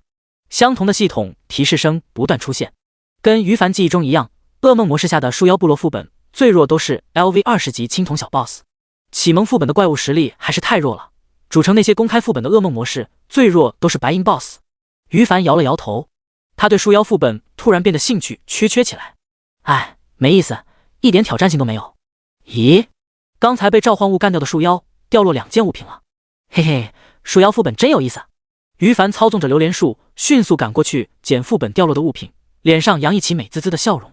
110头召唤物的大军还是很猛的，地图搜索的飞快，杀怪的系统提示几乎不间断的刷新。目前因为还未转职，于凡的等级暂时无法提升，但他也不着急，因为获得的经验值会被动的储存起来，如果足够多的话，只要等转职成功就会开放等级上限，他将立马表演一波原地升级，甚至原地连续升好几级呢。总之，副本进度很快，于凡累积的经验值很多，背包里也出现越来越多副本 BOSS 掉落的物品。唯一让他感到有些烦恼的是，召唤物存在的时间是有限制的，60秒过后，大部分召唤物当场消失，需要重新召唤。探索副本地图的进度受到很大的影响。好在副本地图范围有限，经过5分钟出头的探索后，大半张地图都已经探索清楚了。青铜小 BOSS 干掉了不低于200头，白银小 BOSS 干掉了10几头。终于在副本时间5分36秒时，目标 LV22级黄金阶位的 BOSS 树妖领主被召唤物找到了。于凡兴冲冲地赶过去，可刚到目的地，树妖领主就已经被一棵榴莲树当场炸成渣。副本挑战结束。提示：你已击杀树妖领主 LV22黄金生物，获得18000点经验值，越级加成最高 20%。提示：你已经通关副本树妖部落，噩梦模式正在计算副本评价。提示：你满足条件1，单人通关副本；条件2，不受任何伤害；条件3，在20分钟内通关。恭喜你在该次副本中获得最高的 SSS 级评价。提示：你获得副本奖励结算 50W 经验值，自由属性点40，技能点8。LV20级黄金品质宝箱，本职业物品 X1。提示：你完成全服手通树妖部落噩梦模式副本，获得手通奖励，自由属性点80，技能点16，称号噩梦手通者。提示：你完成唯一隐藏任务灭绝树妖部落 SSS 级转职任务第2环。一连串的提示在于凡面板上出现。最后，全服公告刷屏了。全服公告：玩家千叶 LV20级召唤师，全服手通副本树妖部落噩梦模式，获得手痛奖励，他的英勇事迹将永远铭记在启辰星历史上。第25章减 CD 对召唤师职业的重要意义。全服公告：玩家千叶 LV20级召唤师，全服手通副本树妖部落噩梦模式，获得手痛奖励，他的英勇事迹将永远铭记在启辰星历史上。一旦激起千层浪，相同的3道公告刷屏。这一刻，全服玩家目瞪口呆。什么情况 ？LV20级了？噩梦副本手通，还他妈是单刷啊！我眼花了吧？我的天啊！3道全服公告主角全是千叶大佬，他杀疯了！俺从开服第1秒就兢兢业业的爆肝，至今才 LV11级，千叶大神这就 LV20级了，太离谱了！各位，我有种预感，以后各种全服手杀、全服手通都要被千叶大神拿下了。千叶大神是我们9527号新手村的，牛逼 ！LV20级，噩梦副本手通。公告中出现单人的 ID， 这3道信息快速被玩家们关注到，所有人震撼的无以复加。要不是面板上的最新全服公告还在显示着，很多人都以为自己出现幻觉了呢。这实在是太不可思议了。这一刻，全服每一个角落、论坛上、各个直播间都在激动地讨论着。于凡这边，副本通关后出现的一道道提示终于落幕，直到这时，他才有心思开始欣赏副本中的收获。一共获得了14件青铜装备、5件白银装备、1件黄金装备，一共获得了3本青铜品质技能书、1本白银品质技能书。手通奖励总共给了120自由属性点、24技能点、1个黄金宝箱、1个新称号，舒服啊！于凡精神振奋的清点收获：永恒世界每个玩家可以佩戴10件装备按照类别来区分，首先是5件防具、头盔、上衣、下装、手套、鞋子，其次是4件首饰、项链、耳环、戒指 X2， 最后是1件武器。打副本之前，于凡身上只有耳环、武器、戒指、鞋子，总计4件装备，其余的都是垃圾，不值一提。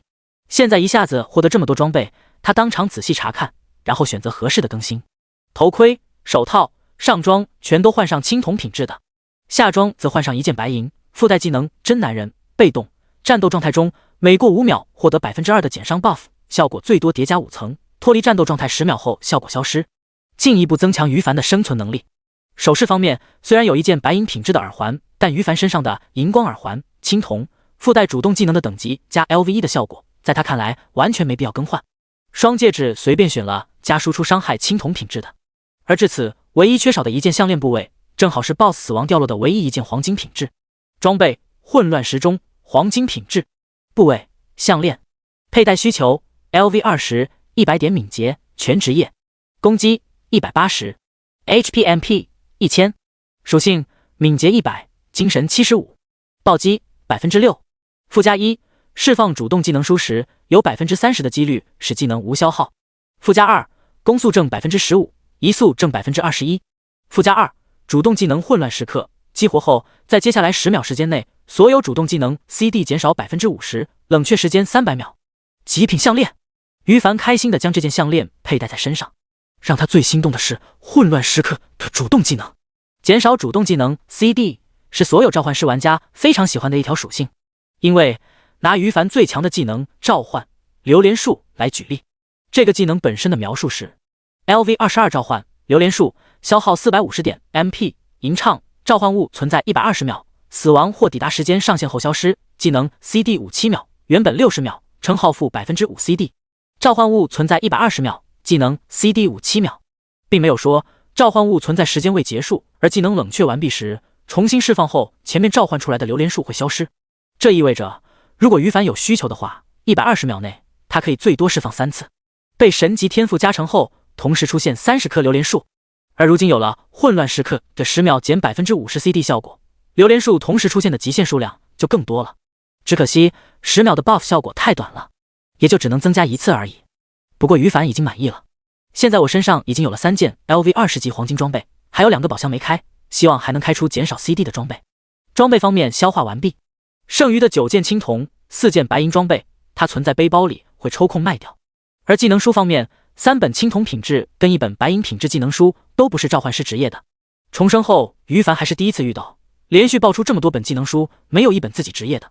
其实这才是永恒世界的正常状况。以前经常打到召唤师职业的，大概率是因为我12点幸运值起作用了，这次幸运值没起作用而已。于凡默默猜测分析，他觉得自己分析很合理，没人可以一直走运的。值得一提的是，白银品质的技能书又是牧师的。物品圣光审判技能书，品质白银，使用要求 LV20 体力70点，牧师职业。LV1 技能效果，消耗250点 MP， 吟唱2秒时间后，为周围所有队友附加持续60秒的 buff 时间内队友的任何形式的攻击附加额外35加10百分号精神的真实伤害，技能 CD 300秒。备注：该技能每提升 LV1 级 buff 效果增加 10%， 持续时间延长2秒，最高 LV10 级。增伤 buff， 辅助牧师的神技。哈哈，给好兄弟小胖子看一看，他保准又要激动了。于凡笑着摇了摇头，打开私聊，点击 ID 夜战八方界面。此时因为全服公告的原因，小胖子早就对他开始狂吹彩虹屁。一开始还新鲜，现在太频繁就无趣了。于凡将这本技能书的截图发给对方，并留言：给你留着，金币以物换物都行，去努力吧。夜战八方，谢谢爸爸，我这就去努力。于凡，请问钱是好兄弟，非要认我当爹怎么办？我拿你当兄弟，你竟然要当我儿子？于凡无语地关掉私聊。首通噩梦副本奖励的称号还不如如今他佩戴的副本先驱者呢。至此，通关树妖部落的收获都看完了。目前背包中还有2个黄金品质的宝箱，于凡决定先去把转职任务交了，完成职业晋级后再开。想到就做。离开副本，于凡就前往职业管理所找 NPC 莫尼德。第26章实心成长职业全服公告刷屏，装备特效全部隐藏，信息全部隐藏后，目前于凡相貌还未曝光的情况下，路人还是基本认不出他的。这让他避免了被粉丝们纠缠的麻烦，一路低调的来到目的地，找到 NPC 莫尼德交任务。于凡没注意到，远远有一个不起眼的玩家从副本广场一路跟到这里，还在外面悄悄观察着。哦，冒险家千叶，你太让我惊喜了，竟然这么快就完成了我的心愿。莫尼德激动地握住于凡的双手，说道。他感谢指的是唯一隐藏任务，帮他同伴报仇了。就在于凡怀疑这个美丽的少姨父占自己便宜时，总算领到了转职任务的奖励。提示：你完成了任务转职任务第2环，任务评价完美。提示：你触发了任务转职任务第3环。任务内容：在植物召唤物实心成长与动物召唤师实心成长中选择一个职业晋级。任务进度01，成功奖励职业一转实心成长。备注：2个新职业侧重方向不同，请慎重选择后再做决定。于凡来之前就想好自己晋级什么方向了。虽然他的召唤物绝大多数是动物系的，可目前最强的技能榴莲术却属于植物系技能。神级天赋的效果让于凡跟其他召唤师玩家不一样，别人存在着召唤物上限，他没有。未来某一天召唤出1000头、1万、1亿，甚至100亿、万亿都有可能。届时太多的召唤物他没有精力一个个指挥，那么打造一些核心召唤物就很有必要了。经过深思熟虑后，他决定将榴莲术当作第一个核心培养。这么决定的最真实原因，就是他纵观前世10年的游戏经历，都没见过输出比榴莲术更变态的召唤物了，潜力太牛逼了。如今 LV65级的黄金阶位榴莲术输出在他眼中堪比传说阶位的 BOSS， 等级、品质都能找到方法提升。于凡很期待将来某一天榴莲术升到神话阶位的那一天到来，届时什么狗屁文明入侵，在榴莲术面前都是渣渣。因此他决定选择转职植物召唤师。提示：你已做出选择，任务转职任务第3环完成，你已成功晋级新职业植物召唤师实心。提示：你是全服第一个完成职业一转的玩家，获得奖励100点自由属性点，20个技能点，本职业黄金品质物品宝箱 X1。随着一道白色光柱降下又消失，于凡清楚自己转职成功了。初始职业一转后的新职业，根据潜力可划分为最低1星、最高10星。于凡完成的任务为最高 SSS 级难度，任务评价完美，自然获得了10星评价的满值成长。前世我在第一次转职任务身上浪费了半个月，才最终拿到7星成长，这一世10星成长该是什么样子？他迫不及待地打开职业面板，观看起来。植物召唤师10星，基础提升1，每次升级获得50点自由属性点，5点技能点。基础提升2，精神属性最终数值提升 10%。特殊提升1，植物系召唤技能等级加1，植物系召唤物全属性正 10%， 存在时间额外延长10秒。特殊提升2，释放植物系技能时，有 10% 的几率使出现的召唤物数量加1。特殊提升3，植物系召唤物的存在数量上限加10。新职业的提升非常明显，升级收益乘10倍，精神属性总体正 10%。仅仅这2条基础提升，已经让于凡大开眼界了。我勒个去，牛逼了！前世他转职成功后获得7星成长，仅仅只有基础职业的7倍提升，比现在这个满星的差许多。而职业的特殊提升，就让于凡更是狠狠的惊叹不已了。技能等级加1，植物系召唤物全属性正 10%， 这不就是我的神级天赋的弱化版的吗？存在时间额外延长10秒，约有 10% 的几率使出现的召唤物数量加1，这2条属性倒是不错。不知道召唤物翻倍时，我的神级天赋会不会根据翻倍后的召唤物数量计算加10？召唤榴莲术触发职业 10% 概率出现数量加1，如果触发了几率后，再在这个基础上神级天赋召唤物亲和生效，就是瞬间变成20颗榴莲术。如果先是天赋对榴莲术生效，然后再触发职业 10% 概率的话，就是11颗榴莲术，两者的区别很大。于凡迫不及待地想尝试一番，不过考虑到现在还在大庭广众之下，就勉强按捺住冲动了。不急，等我带回去主城后随便实验。虽然碍于环境不好当众实验，但于凡觉得应该是前者，召唤20颗榴莲树。因为天赋的加成是装备、buff 技能、称号等等综合加成之后再进行计算的。这也是为什么他一开始得到神级天赋后兴奋的差点发狂的原因。天赋这个游戏真是决定玩家们潜力的最重要因素之一啊！从这方面来看，永恒其实是个看脸的游戏，而比脸、比幸运，于凡自认全服第二，就没人有资格当第一。于凡对新职业的观察说起来不短，实际上时间才过去不到半分钟而已。而在他完成了职业一转，光柱出现又消失的那一瞬间，数道全服公告闪耀出世了。全服公告：玩家千叶 LV 20级植物召唤师，全服第一个完成职业一转，获得奖励，他的英勇事迹将永远铭记在启程星历史上。全服公告：玩家千叶 LV 20级植物召唤师，全服第一个完成职业一转，获得奖励，他的英勇事迹将永远铭记在启程星历史上。全服公告：玩家千叶 LV 20级植物召唤师，全服第一个完成职业一转，获得奖励，他的英勇事迹将永远铭记在启程星历史上。3道公告过后，接着又出现了3道公告。全服公告：全服第一个一转职业玩家已出现，各大排行榜开放，登榜的每个玩家将根据具体排名，每天、每周、每月、每年获得海量的奖励。第27章排行榜开放，奖励与霸榜。卧槽，又是千叶大神！千叶大神，我要跟你做朋友。千叶爸爸，俺是您失散多年的儿子，现在俺想回家啃老。全服第一个职业一转玩家，可恶，就差了一点点，这份荣誉就是我的了。敢问楼上兄弟多少级 ？LV 6级，怎么了？呸！闭嘴吧，垃圾！另外，千叶哥哥，我是酷爱的萌妹子，求收留。当职业一转公告出现时，永恒世界的玩家们再次轰动了，无数人发疯似的想知道于凡怎么做到的，或是想抱他的大腿。而当随后排行榜开放的公告出现时，玩家们又双休沸腾了。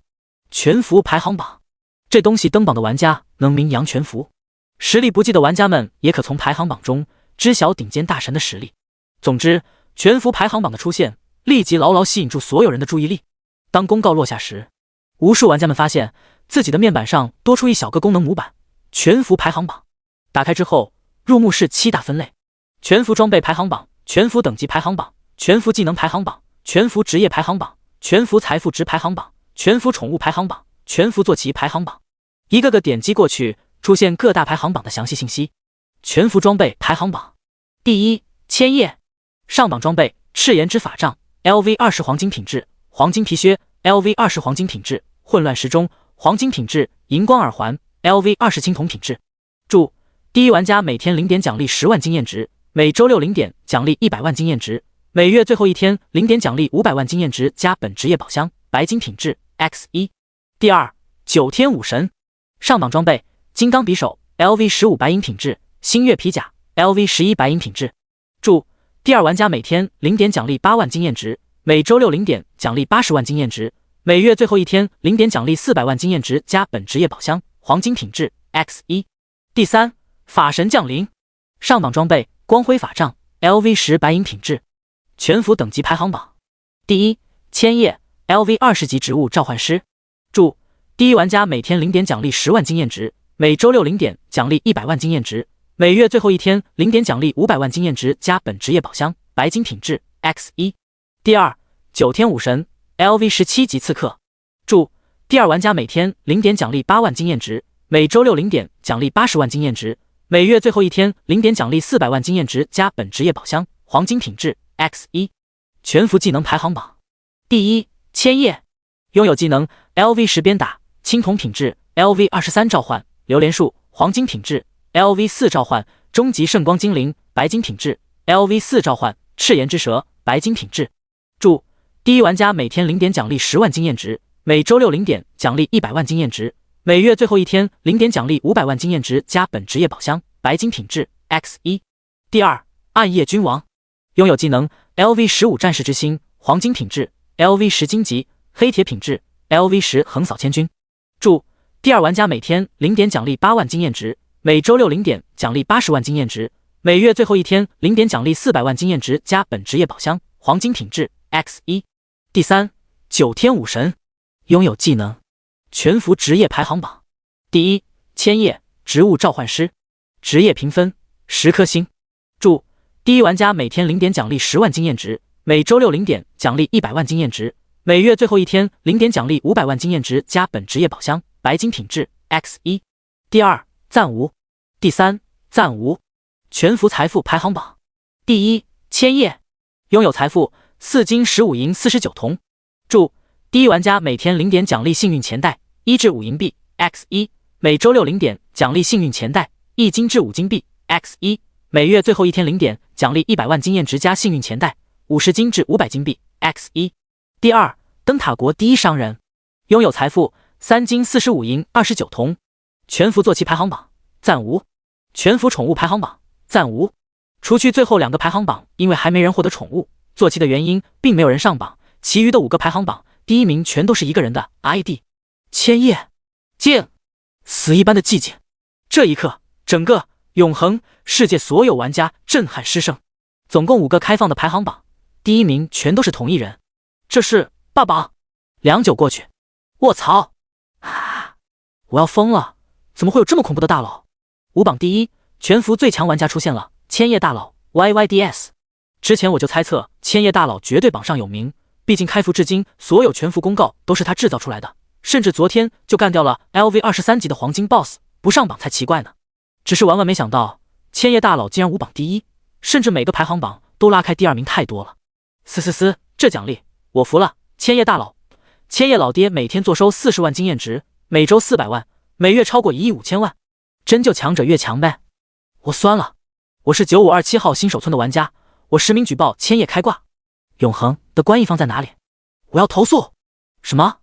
没有关一方？那就任由千叶开挂吗？还有天理吗？还有王法吗？我也要举报，为什么伟大的灯塔国玩家排名最靠前的一个，竟然是辣鸡财富榜第2？知足吧，我日不落国所有排行榜前10都没有呢。千叶大佬是我们整容国人，千叶大佬是我们整容国人。在看完所有排行榜信息后，一个个玩家们再也无法淡定了。5榜第1，全服最强者诞生。而排行榜高额的每日、每周、每月奖励，让他会变得越来越强。有的人羡慕，有的人嫉妒，有的人大喊着不公平，却无能狂怒，也有的人反复强调，千叶是他们国家的强者。总之，因为全服各大排行榜的突然开放与于凡霸榜的情况下，今夜的永恒世界彻底沸腾了。幸好于凡早早就设置拒绝陌生人申请加好友，拒绝陌生人私聊，否则他今天能特么烦死。不过即使好友列表中只有一个夜战八方，他也被烦得不行。22点55分，夜战八方，老大，不，爸爸你太牛逼了。22点55分，夜战八方，我的天，5大排行榜第1，爸爸，你是我亲爸爸，从今天起你就是我心中的神。22点56分，夜战八方，嘿嘿，您的儿子我感到骄傲，与荣有焉。于凡真会舔。666，第28章邪魔榜59，牙签。全服各大排行榜的突然开放，与登录排行榜玩家每天、每周、每月都能获得高额的奖励。这2件事情于凡都是提前知道的，毕竟前世经历过吗？而自己能霸占各大排行榜第1的宝座，他也并不感觉到意外。开玩笑，现在开服第2天都还没过去呢，以他自己的个人属性面板，不霸榜才叫奇怪。另外，关于排行榜奖励方面，于凡很清楚，这是永恒世界为了迅速提升文明的顶端战力，也是为了刺激所有玩家的斗志，游戏系统一开始就设定好的功能模板。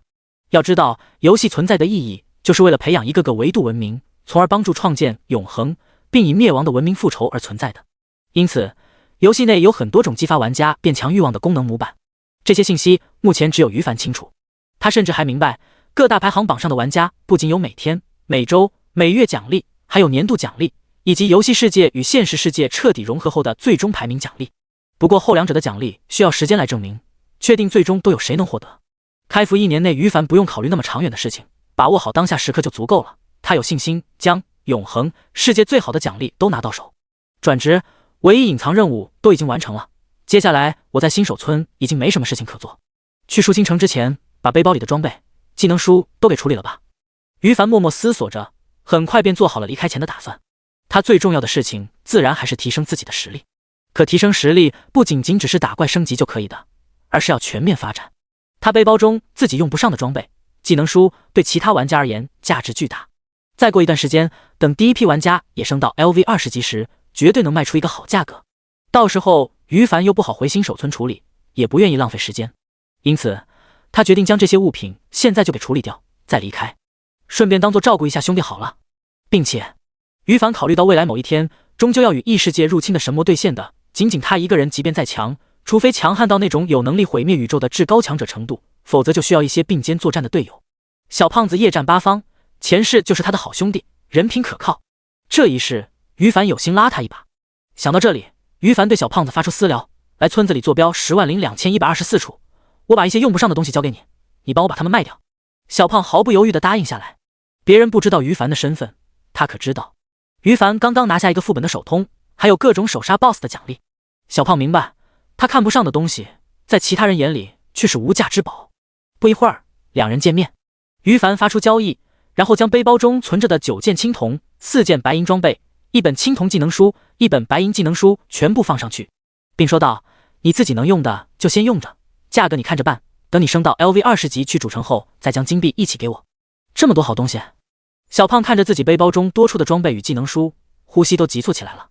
他没想到于凡竟然拿出来这么多物品，任何一件都是价值珍贵的宝物啊！这么多好东西，就这么全交给我来处理了？他声音颤抖着问道。当然，于凡毫不犹豫地点头。话音落下，小胖沉默了，他既震惊又感动。在于凡眼中，他是前世多年的好兄弟；在他眼中，于凡却是刚刚认识2天的全服第1强者。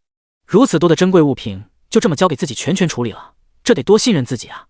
想到这里，小胖子不禁感动的眼眶都湿润了，这种被信任的感觉真好。于是他一脸郑重的点头：“爸，老大你放心吧，我夜战八方绝对不会辜负你的信任，绝对会帮您卖出顶好的价格。”小胖子肉乎乎的脸庞涨红了，私聊见面叫爸爸没关系，反正隔着屏幕没感觉到羞耻，见面就叫不出来了。他抬眼瞥了自己老大一眼，发现对方没什么异常反应，心里就坦然了。不必浪费太多时间，当前你主要重心应该放在升级上面，尽快到主城里发展。于凡强调道。卖装备只是为了收集一些金币，因为他刚想起了前世游戏开服初期发生了一件轰动全服的事情。第一批玩家刚刚进入主城的时候，在 NPC 举办的拍卖行中，某天惊现4件史诗品质的物品。于凡明白这是永恒系统培养顶尖玩家给出的机遇，因此他要提前准备好足够多的金币，到时候用于竞价。而叫小胖子帮自己处理物品只是偶尔的事情，于凡不愿意见到小胖子因为想报答自己的信任而浪费大量时间贩卖物品，从而拖累了自身等级这种事情发生。另一边，小胖子听完他的话后更加感动了，不禁热泪盈眶。他觉得自己的老大太好了。两人正在聊着呢，忽然一个刺耳的娘娘腔大声说话，打断了他们的交谈。哟，真是令人感动的友情啊！这位2位高手，我代表战神工作室邀请你们，待遇1年1000万起步，希望你们不要不识抬举。听意思的是想邀请于凡与小胖子的，但又透露出一股高高在上的感觉，像是身处高位的大人物对有能力苦逼打工仔的施舍。于凡与小胖子转头望向声音传来的方向，只见不知何时，一群大约20名玩家走了过来，为首的是一名面容苍白的年轻人，雌雄莫辨，他阴柔的气质让于凡想起100年前就已经消失的群体流量 GG。 见于凡两人投来目光，此人扬着脑袋说道：“我的诚意很足，怎么样，2位要不要考虑一下？”“不用了。”小胖子没说话，而于凡秒拒绝。他此时已经认出来眼前这个娘炮是谁了，前世邪魔榜排行第59名，所犯罪孽罄竹难书的畜生，拥有电蛮之称的牙签。第30章1 vs 300碾压。老板，我们真要过去吗？我建议老板您不要冲动，对方这是在骗我们出新手村的安全范围啊。他突然说出那些话，是用激将法让您出城的呀，千万别上当。于凡离开后，见牙签立即调兵遣将，他的秘书赶紧走过来，小心翼翼地提醒道：“你当我不明白？”牙签阴沉地打断秘书的提醒，咬牙切齿地说道：“他们只有2个人，难道还能打得过我战神工作室300个精英玩家？激将，他这是自寻死路。对方可是全服最强玩家千叶啊，怎么不可能？”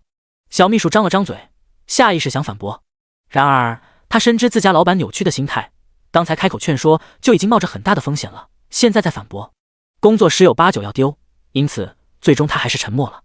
好言劝不住该死鬼，尽力了呀！20分钟不到的时间，战神工作室300人集合，在牙签的带领下来到新手村附近的一个练级点，将于凡与小胖子团团包围起来。周围练级或路过的玩家们来精神了，这是要 PK 了？我去，好多人啊，真热闹！希望场面大一点，给老子杀！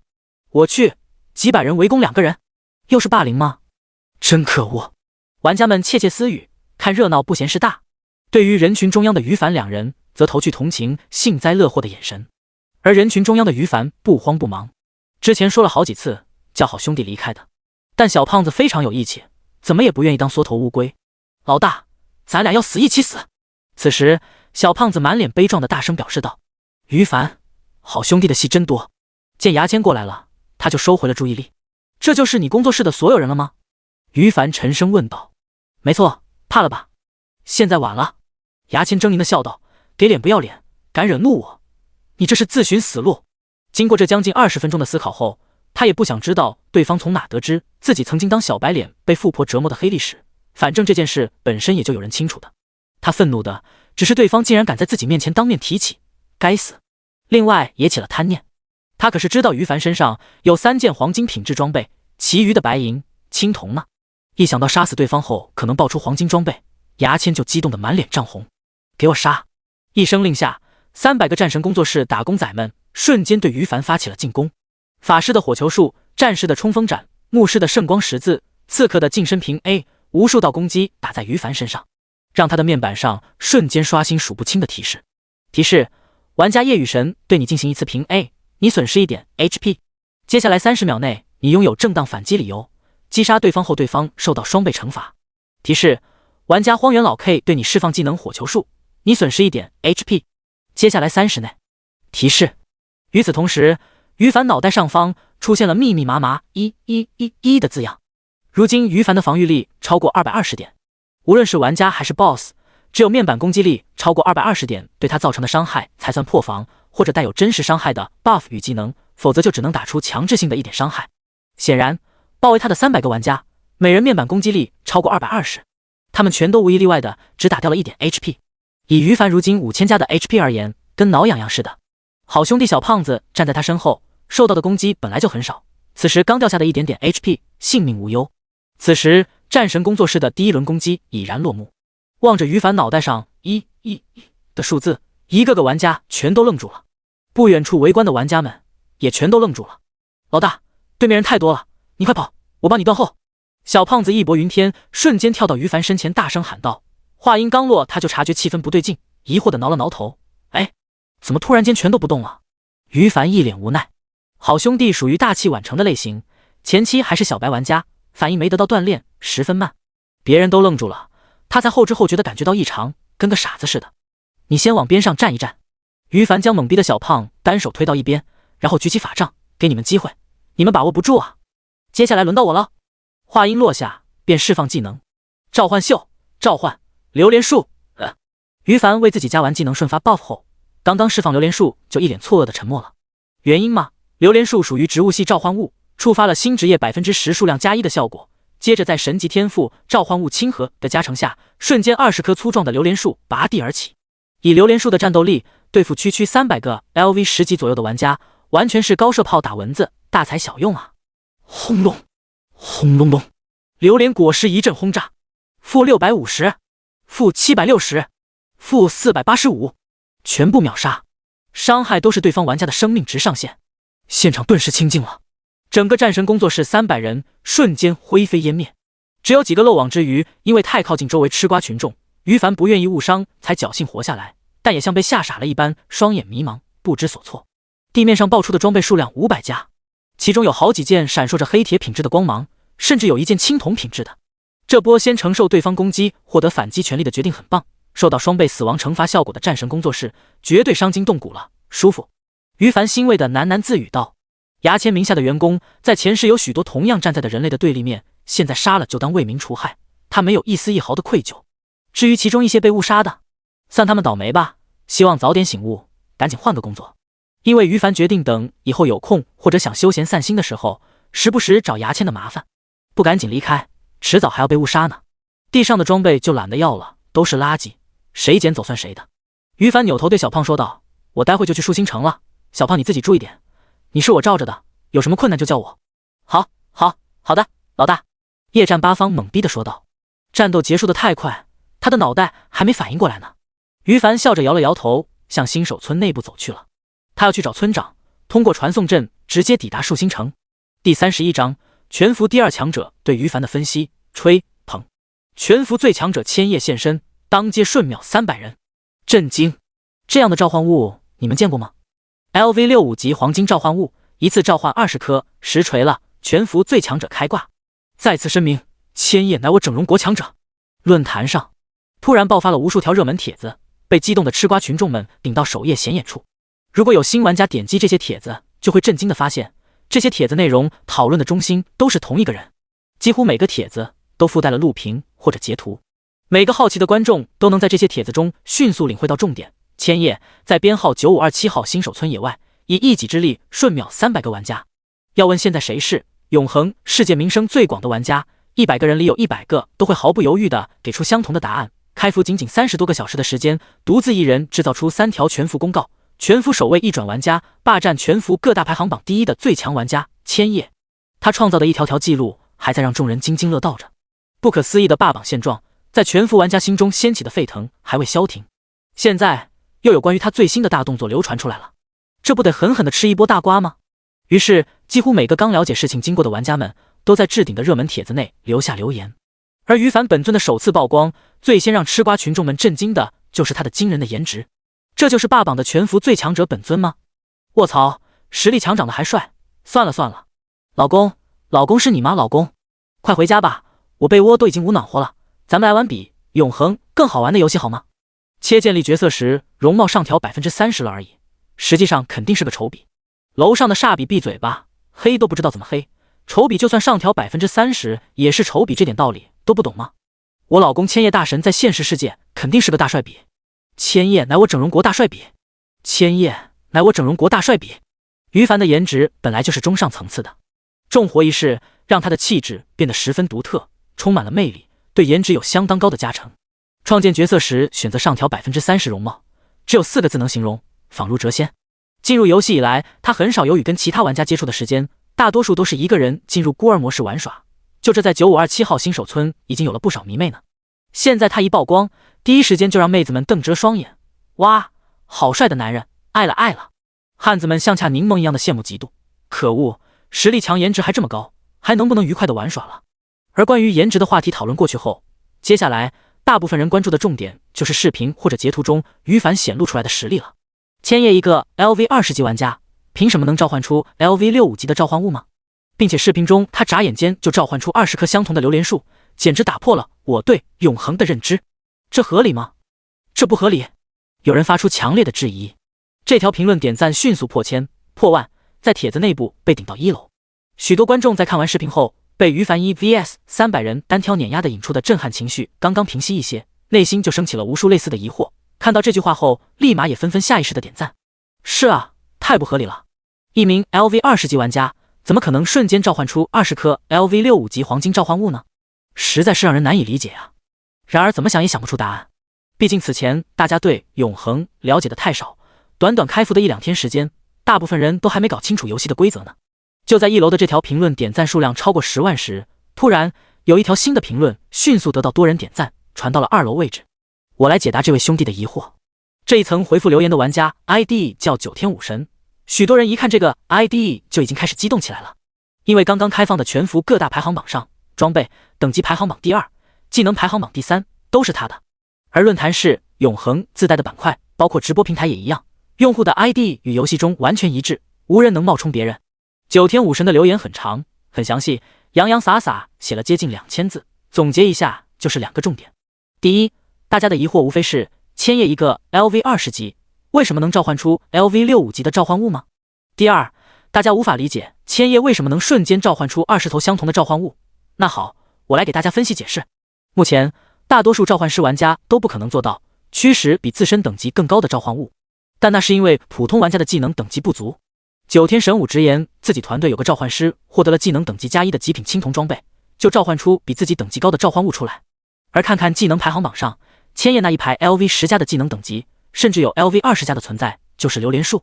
所以 LV20级玩家凭什么不能召唤出 LV65级的召唤物？永恒终又没有这方面的限制，你不能因为自己没见过或者做不到，就否定了这条规则的存在。哪怕某一天千叶他召唤出比自己高100级的召唤物，都不是没可能。而至于他为什么技能等级这么高，原因无非有3种：装备加成、职业加成或者天赋效果。9天神武表示自己更倾向于第3种，因为前期想获得对技能加成如此高额的装备太难了，就算黄金装备也不可能有这妖牛逼的效果，而职业加成的可能性更低，只有充满一切可能性的天赋才有可能啊。而9天神武又信誓旦旦地表示，千叶为什么能瞬间召唤出20头相同的召唤物，我判断他大概率获得了 A 级天赋，甚至是最好的 S 级，这才是最可能的原因。有人说他开挂了，懂得都懂，傻子才没有外挂呢，以后这种话就不要说出来，丢人现眼了。听懂掌声。另外，在此我想诚恳对千叶大神说一句话，大神一看就是龙国人，视频中说的又是龙国话，所以看在同为龙国人的份上，求求给个好友位吧。呜呜。九天神武不愧是全服第2强者，分析的有理有据。大家耐心看完后，突然就有了恍然大悟的感觉。最后一句更是让无数龙国玩家心有同感，迫不及待的点赞。只有一些宇宙起源的整容国玩家倔强的在楼中楼回复：千叶乃我整容国强者，千叶乃我整容国强者，千叶乃我整容国强者。第32章，隐藏任务我都要。分析千叶获得 S 级天赋的可能。来自全服第2强者的分析 ：S 级天赋的逆天效果，全服唯一 S 级天赋。经过9天武神的合理分析后，玩家们纷纷接受了他给出的猜测，认为于凡获得 A 级或者 S 级天赋的非常有可能性。论坛首页，一些相关的新帖子的纷纷冒出头，保证性的吃瓜群众们刚刚有疑惑于凡为什么那么牛逼的念头，就能找到说服自己的理由。至此，越来越多的玩家心中接受了于凡妖孽实力的合理性，然后这件事情基本就到此为止了。倒是有一些牙签的脑残粉叫嚣着于凡太暴虐，对待自己的哥哥过于残忍。不过这里可不是娱乐网，玩家们可不管你的哥哥怎样，实力差还吩咐300名属下先动手，有现在这个结果完全是自找的。千叶暴虐，打压萌新玩家，别闹了！除了你们自大的牙签哥哥，还有其他人被千叶出手教训吗？哦，对了，貌似还有一个叫做虾仁诛心家族的垃圾被千叶大神砍杀过，但稍微了解一些事情经过，就明白那些垃圾纯属咎由自取而已。总之，不招惹千叶大神，就不会被他砍死。这一届玩家还是很理智的嘛，尤其是9天武神团灭战神工作室300人后，便早早传送到树星城的于凡，看着论坛上的信息，欣慰地嘀咕道：牙签本来就不占理，被自己干掉了活该，何况考虑到牙签从根子里就烂了，砍他算为前世那些被他迫害的少女讨回小小的利息，日子还长着呢，这才哪刀哪牙，以后牙签娘炮只会更惨。而当众出手，于凡早就有了曝光的心理准备，因此不介意自己成为话题的中心。看到大多数玩家们还是很理智的，他就欣慰了。收回心神，于凡决定接下来将注意力放在正事上面。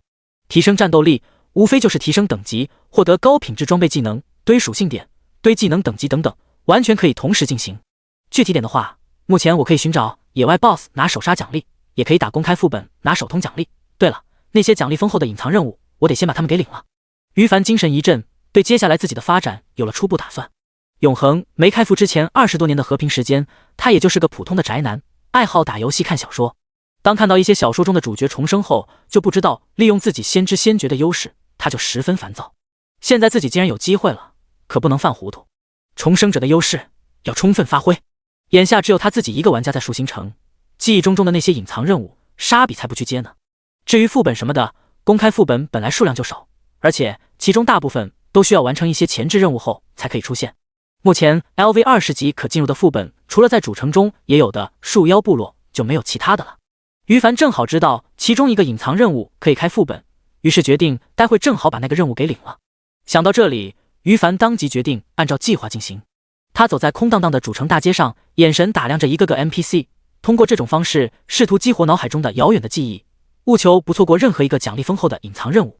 杂货铺老板艾琳，这个没有隐藏任务。药剂师 NPC， 这个不行，隐藏任务倒是有，奖励太鸡肋了。铁匠铺子柏林，这家伙有个奖励传奇品质戒指的任务链，接了。驯兽师 NPC 春万，他有个暗金品质坐骑的隐藏任务，完成那个任务后还可以开启一个公开的坐骑副本，不错，领了。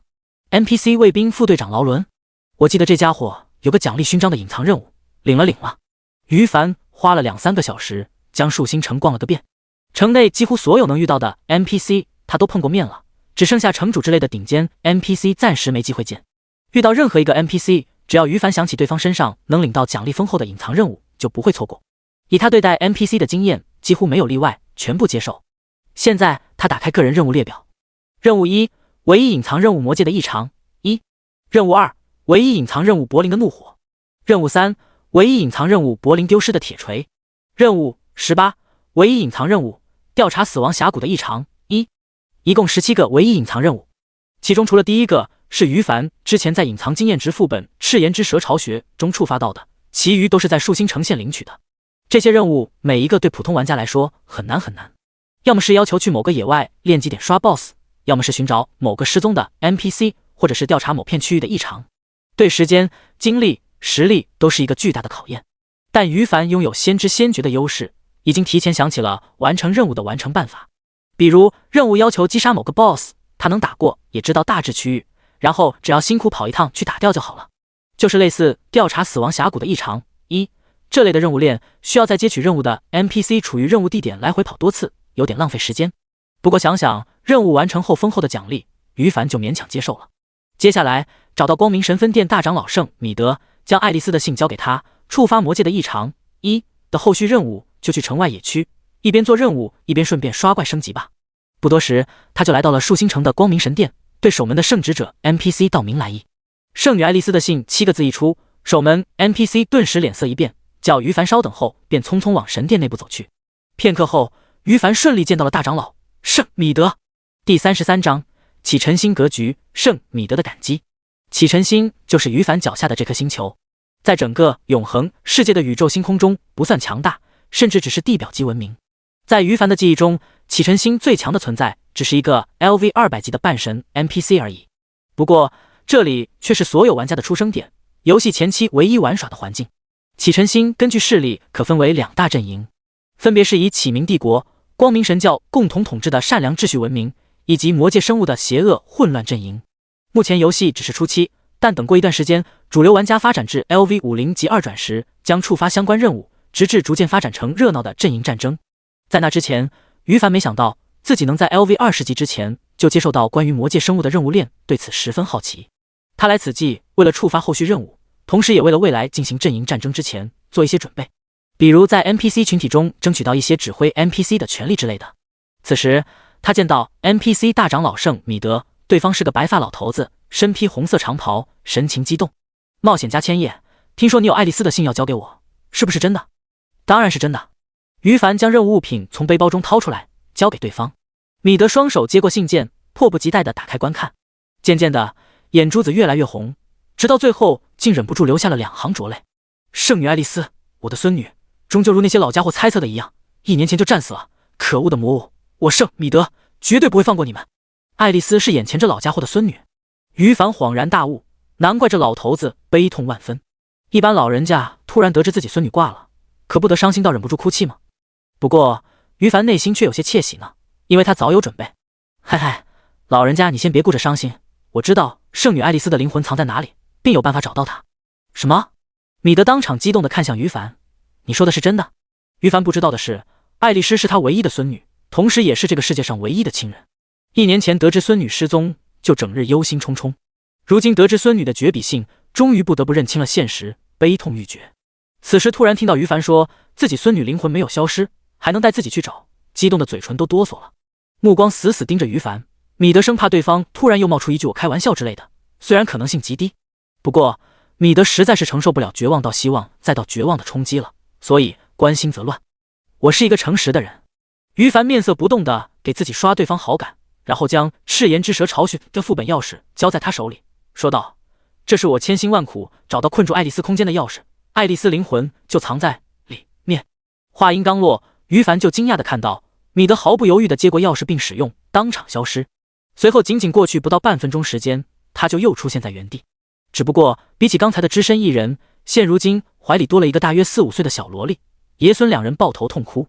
于凡一眼就认出了，这个小萝莉就是给他触发任务的树星城的光明神殿圣女。此时小萝莉已然不再是半透明的灵魂状态，而是拥有了实体。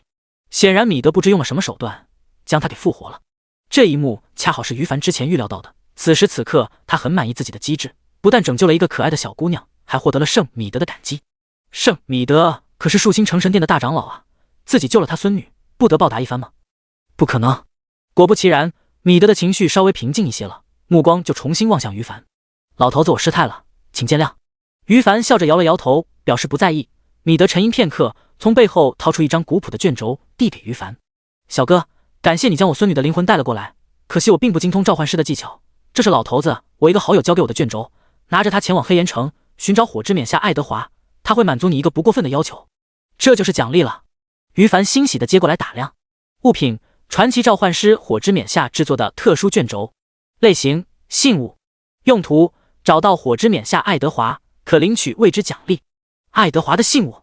于凡心情美滋滋的，他可知道爱德华是启辰星上为数不多的 LV160级以上史诗强者，职业是召唤师，常年驻守帝国边境黑岩城，抵抗魔界生物。于凡前世实力自然超过了爱德华太多，但现在还差得远呢。凭借这个物品，可以跟爱德华提出一个不过分的要求，这太好了！学习对方核心技能什么的，应该不算过分吧？总之，米德的这个感谢他非常满意。只可惜黑岩城距离树星城太遥远了，几乎隔了小半个星球，主城之间传送距离越远，费用越高，至少得100金币费用，他目前出不起。先收到背包里，以后有钱了再去。于凡淡定了，反正奖励也不限领取时间，不急。他收回思绪。此时，米德与孙女爱丽丝开始交谈关于魔界生物的事情了。之前在任务内容中，于凡就看到1年前爱丽丝的死亡原因受到魔界生物的偷袭。现在对面爷孙两人就在讨论着这件事情。于凡悄悄竖起耳朵：“爷爷，经过我的缜密查探，发现这次偷袭我魔物目标很可能是和平之书。”和平之书这4个字一出，于凡顿时一惊。第34章，重要性仅次于神级天赋的史诗物品。和平之书这4个字让于凡心里一惊。永恒世界传说，伟大的创世神陨落后，他的神格一分为2，名为秩序之书与混乱之书。这2本书又不知何时解体，变为12卷残书，在无尽的星空中隐藏。拥有前世记忆的于凡就很清楚，和平之书就是12卷之一。他已知的另外5本分别命名为正义之书、勇气之书、智慧之书、自由之书与公正之书。12本残卷，每一本代表着无敌版的能力。传说将所有神书收集圆满，融合为一体时，将获得创世神的能力。虽然于凡没走到那一步，不清楚是不是真的，但至少他明白12本神书任何一本的重大意义。如果说一名玩家创建角色时获得怎样的天赋，决定这名玩家的潜力，那么这来自创世神格的分裂产物，就是足以逆天改命的唯一物品。前世，于凡就是在游戏进入星际时代，偶然间的获得了智慧之书，才最终从普通玩家的群体中脱颖而出的。智慧之书让他拥有问鼎神灵的潜力，最终虽然没有成为真正的神灵，战斗力却不弱于神。而他已知的其中5本，前世分别落入了英雄排行榜前100位的手里，剩下的6本不知名神书，有的落在邪魔榜强者手里，也有的直到于凡战死也闻所未闻。眼前的这本和平之书，于凡就曾经听说过。前世得到他的是一名灯塔国的最强者，于凡曾经亲眼见到他在面对2位神灵加数十位半神强者围攻下，最终召唤出创世神的虚影，成功反杀。可惜这名灯塔国强者是一名种族歧视者，信奉白种人至上，面对其他种族基地被异界生物围剿时无动于衷，根本不会有一点慈悲之心。既然这一世让我先遇到和平之书，那么这份机遇我就不客气了。于凡在脑海中喃喃自语道：人心都是偏的，例如他就特别爱国，假如遇到全球危机时，他绝对先保护龙国，可在龙国安全的时间段，他也愿意出手去帮助其他国家对抗灾难。他不会忘记自己炎黄子孙的根本，也不会忘记传统，泱泱大国，友谊之邦，胸怀天下。类似和平之书这种存在，未来在对抗异世界恐怖生物入侵时拥有至关重要的东西。既然这一世遇到了，于凡当仁不让。和平之书一类的存在不属于装备，只要放在背包中就会起作用。当拥有此类物品的人靠近同样拥有此类物品的人一定距离，就能察觉到彼此死在对方手里，该物品必然掉落，除非能至少收集其相同属性的6本，融合成神格一分为2的秩序之书或者混乱之书。这一世不知道我能不能集齐相同属性的6本，甚至12本残卷融合成创世神格。只有至高至强的创世神级别强者，才能有资格在异世界恐怖的文明入侵时力挽狂澜啊！于凡摇了摇头，对此他没有十足的把握，但愿意拼尽全力。首先就从这本和平之书开始吧。收回思绪，面前的圣米德与爱丽丝也交流结束了。此时米德就望向了于凡：小哥，我有件事情要拜托你。他一边说着，与此同时，于凡的面板上也触发了相关任务提示：你触发了唯一隐藏任务魔界的异常。2、任务内容：树星城光明神分殿大长老圣米德得知魔界生物对和平之书史诗品质起了贪念，决定将消息禀告给光明神教会教皇。与此同时，决定3天后派出一队士兵前往魔界生物异常活跃区域进行探索，希望能得到你的帮助。任务条件：探索魔物异常区域。任务期限：60天。成功奖励：根据表现决定具体奖励，表现越好则奖励越高。备注：该任务为多环任务，每一环完成后自动触发下一环任务内容，失败则失去下一环任务领取资格。提示：是否接受该任务？于凡来这里就是为了接后续任务，现在既然触发了，哪有不接受的道理？下一秒，任务列表中就多出了一个任务： 3天后早上集合吗？我知道了。于凡确定了出发时间，点了点头，表示他不会迟到。离开了光明神殿，于凡已经做好了一切准备，接下来只需要按照原本的计划去一边做17个唯一隐藏任务，一边刷野外 BOSS 就好了。他想了想所有任务的目的地，片刻后心里有了明确的行动路线，然后花了半个多小时赶路时间，他出现在树星城外一个叫做死亡峡谷的炼基点。提示：你来到地点死亡峡谷 LV25 LV30，当前地图极度危险，建议立即离开。瞥了一眼系统提示，于凡有些无语了，好像从越级刷怪以来，每次走到一个高出自己 LV5 级的炼基点，就一直提示极度危险，建议离开。垃圾系统也不具体分析，这种等级的地图内 BOSS 能对他有危险？简直开玩笑！任务列表中第一个隐藏任务，要求在这片炼基点杀500头小怪或者 BOSS。开始吧。于凡再次确定自己没看错任务内容后，就开始行动了。死亡峡谷地图中的怪物是一种名为 LV25 级的烈焰龙人的近战怪，他刷起来毫无难度。唯一糟心的就是这片地图怪物属实稀少，要想刷足500头，满足任务条件，至少要3个小时，太浪费宝贵的时间了。哎，为了任务奖励，只好委屈一点了。于凡叹了一口气，随后释放召唤榴莲树技能，瞬间10棵粗壮的榴莲树拔地而起，轰隆轰隆隆，一轮轰炸结束，方圆500米烈焰龙人当场被秒杀。于凡的面板上出现了一道道提示声，提示：你已击杀烈焰龙人 LV25 普通生物，获得3000点经验值，越级加成最高 50%。提示：你已击杀烈焰龙人 LV25 普通生物，获得3000点经验值，越级加成最高 50%。提示：第35章最新面板暴涨的实力。时间悄悄流逝，眨眼间就来到了4天后。傍晚，距离树星城40多公里的某处，名为峡谷一线天的炼级区，一头 LV36级的白金 BOSS 赤焰元魔，在10棵榴莲树的几轮轰炸下，很快便失去了生命，爆出一地的物品。终于结束了。任务列表中只剩下魔界的异常2没完成外，其余的已经全部完成，是时候回城领取任务奖励了。于凡揉了揉眉心，松缓一下有些疲累的精神。做任务什么的很费神，这4天可是把他累得不轻。不过没办法，比起直接去刷怪升级，还是先抢占有限的资源更重要。他将 BOSS 的掉落捡起来后，就开始进行原地回城了。与此同时，首杀白金 BOSS 赤焰元魔的相关提示在他的面板上瞬间刷新出一连串。提示：你已击杀略。提示：你已经升级，当前等级为 LV29， 你获得50点自由属性点，5点技能点。全服公告略。全服公告：玩家千叶 LV29级植物召唤师，全服手通手杀赤焰元魔 LV36级白金生物，获得手杀奖励，他的英勇事迹将永远铭记在启程星历史上。全服公告。于凡回到树星城的时候，3道冰冷的全服公告声响彻了永恒世界每个角落。一旦激起千层浪，不，在线玩家们早就麻木了呀。又来了，千叶大神 YYDS， 千叶大神牛逼牛逼！自从千叶大神离开新手村后，这已经是他制造出的第31个 BOSS 了吧？牛逼，服了！叮咚，你的震惊值已用完，请充值后可继续震惊。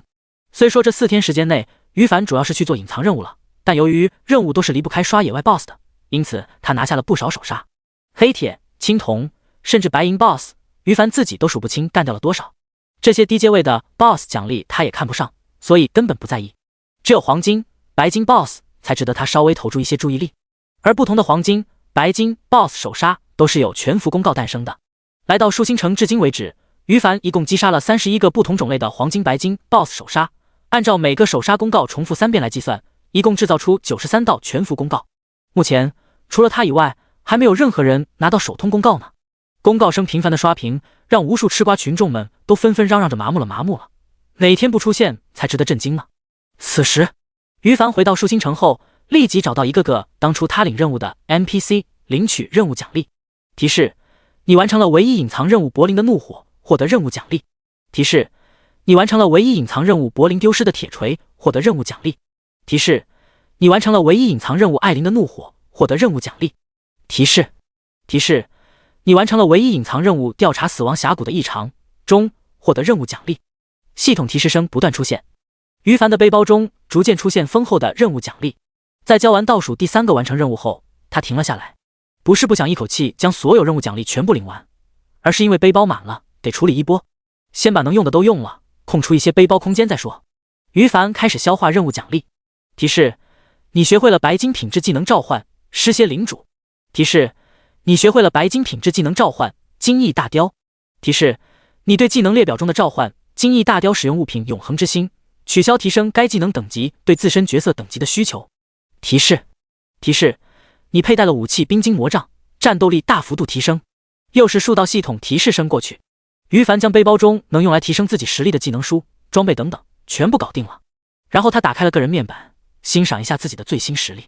ID 千叶，等级 LV29， 职业植物召唤师， HP 35150， MP 10660，攻击1998，防御1314，属性力量202，敏捷404，精神1380，体力625，幸运22，魅力12，暴击 14.71%， 额外爆伤 10.75%， 攻速 2.0 秒，移速 13.46m 秒，战斗状态 26.92m 秒，非战斗状态，释放速度 109%， 自由属性点0，技能点121，技能侦查术通用 LV17 召唤冰霜哥布林， LV27 召唤榴莲树， LV17 召唤终极圣光精灵， LV7 召唤尸蝎领主， LV7 召唤金翼大雕。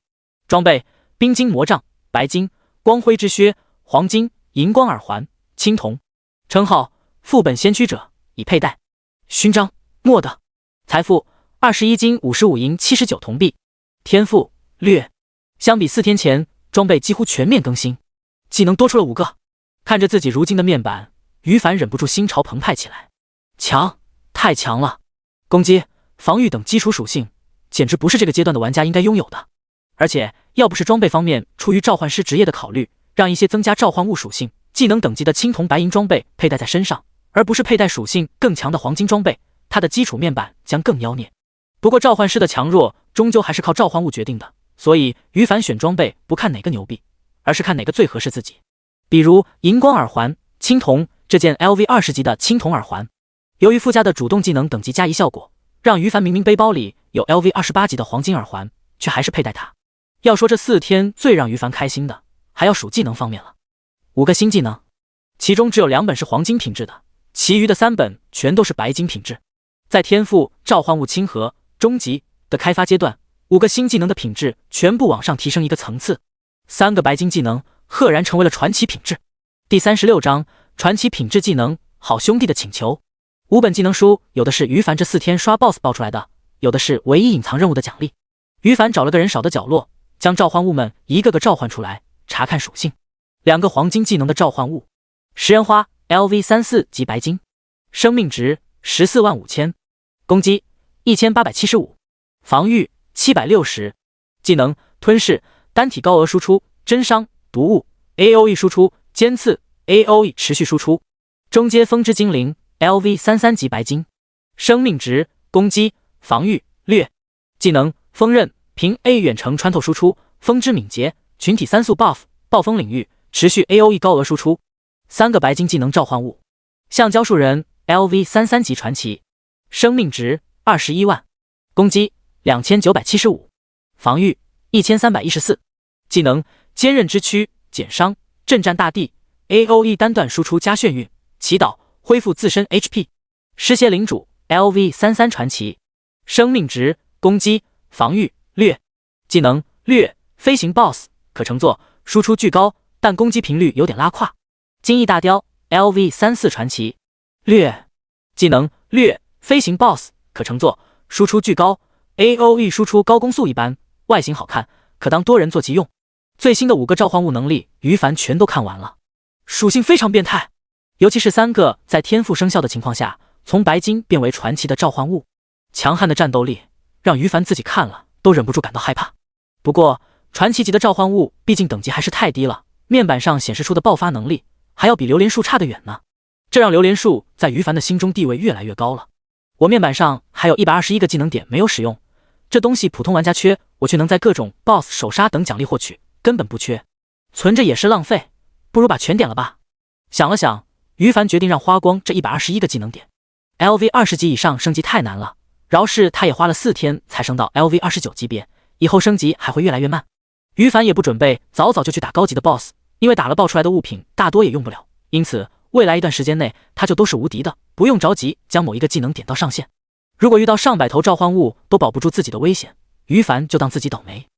至于这121个技能点怎么点，拥有神级天赋的于凡召唤物数量并不会受到限制，未来某一天召唤出亿万召唤物作战都是有可能的，因此现在的每一个召唤物技能都可以培养起来。提示：你消耗3个技能点将技能召唤冰霜哥布林升到 LV11级。提示：你消耗3个技能点将技能召唤冰霜哥布林升到 LV12级。提示：你消耗技能点将技能召唤金翼大雕升到 LV11级。没几分钟，121个技能点就花的只剩下1点了。所有技能的基础等级全部升到了 LV20级，加上装备、天赋等加成，动物系的全部在 LV27级，植物系的全部升到 LV28级。这一波技能点消费，让于凡的综合作战能力暴涨一大截。接下来去把另外2个隐藏任务奖励领了，就去随便找个地方刷刷怪，然后3个小时后去光明神殿集合，执行魔界的异常2任务吧。想到这里，于凡收回心神。领任务奖励简单，找到 NPC 就领到了。现在距离集合的时间有限，去太远的地方浪费时间，他准备随便找个较为合适的练级点刷刷就行，不用追求最高效率。刚走没2步呢，突然私聊界面开始闪烁起来了。开服至今，他的好友列表中只有1位，不用打开就知道肯定是夜战八方。4天时间，估计他也升到 LV20级，来到树星城了吧？于凡嘀咕着。打开私聊一看，果不其然，小胖兴奋地告诉于凡，自己来到树星城了，并且要将之前于凡交给他处理的装备、技能书卖出的金币交给于凡。这本来就是于凡该拿的，他欣然接受。2人约定好地点，不一会儿就碰面了。小胖刚见到于凡，就兴奋地大叫道：“老大，你交给我的那些物品，足足卖出了21个金币的价格。”不错，于凡笑着点点头。游戏爆率坑爹，但耐不住玩家基数多，一人打10个铜币，1000个就是1金币。很多人都会跟自己前世刚进入游戏的想法一样，打金卖钱，改善现实生活。因此，土豪们收金币会变得越来越简单。21个金币的价格，对得起之前他交给小胖处理的那些装备。于凡将金币收下，2人交流片刻，他鼓励好兄弟认真爆肝，然后就准备离开了。临走之前，见对方露出一副欲言又止的样子，不由得问道：“怎么了？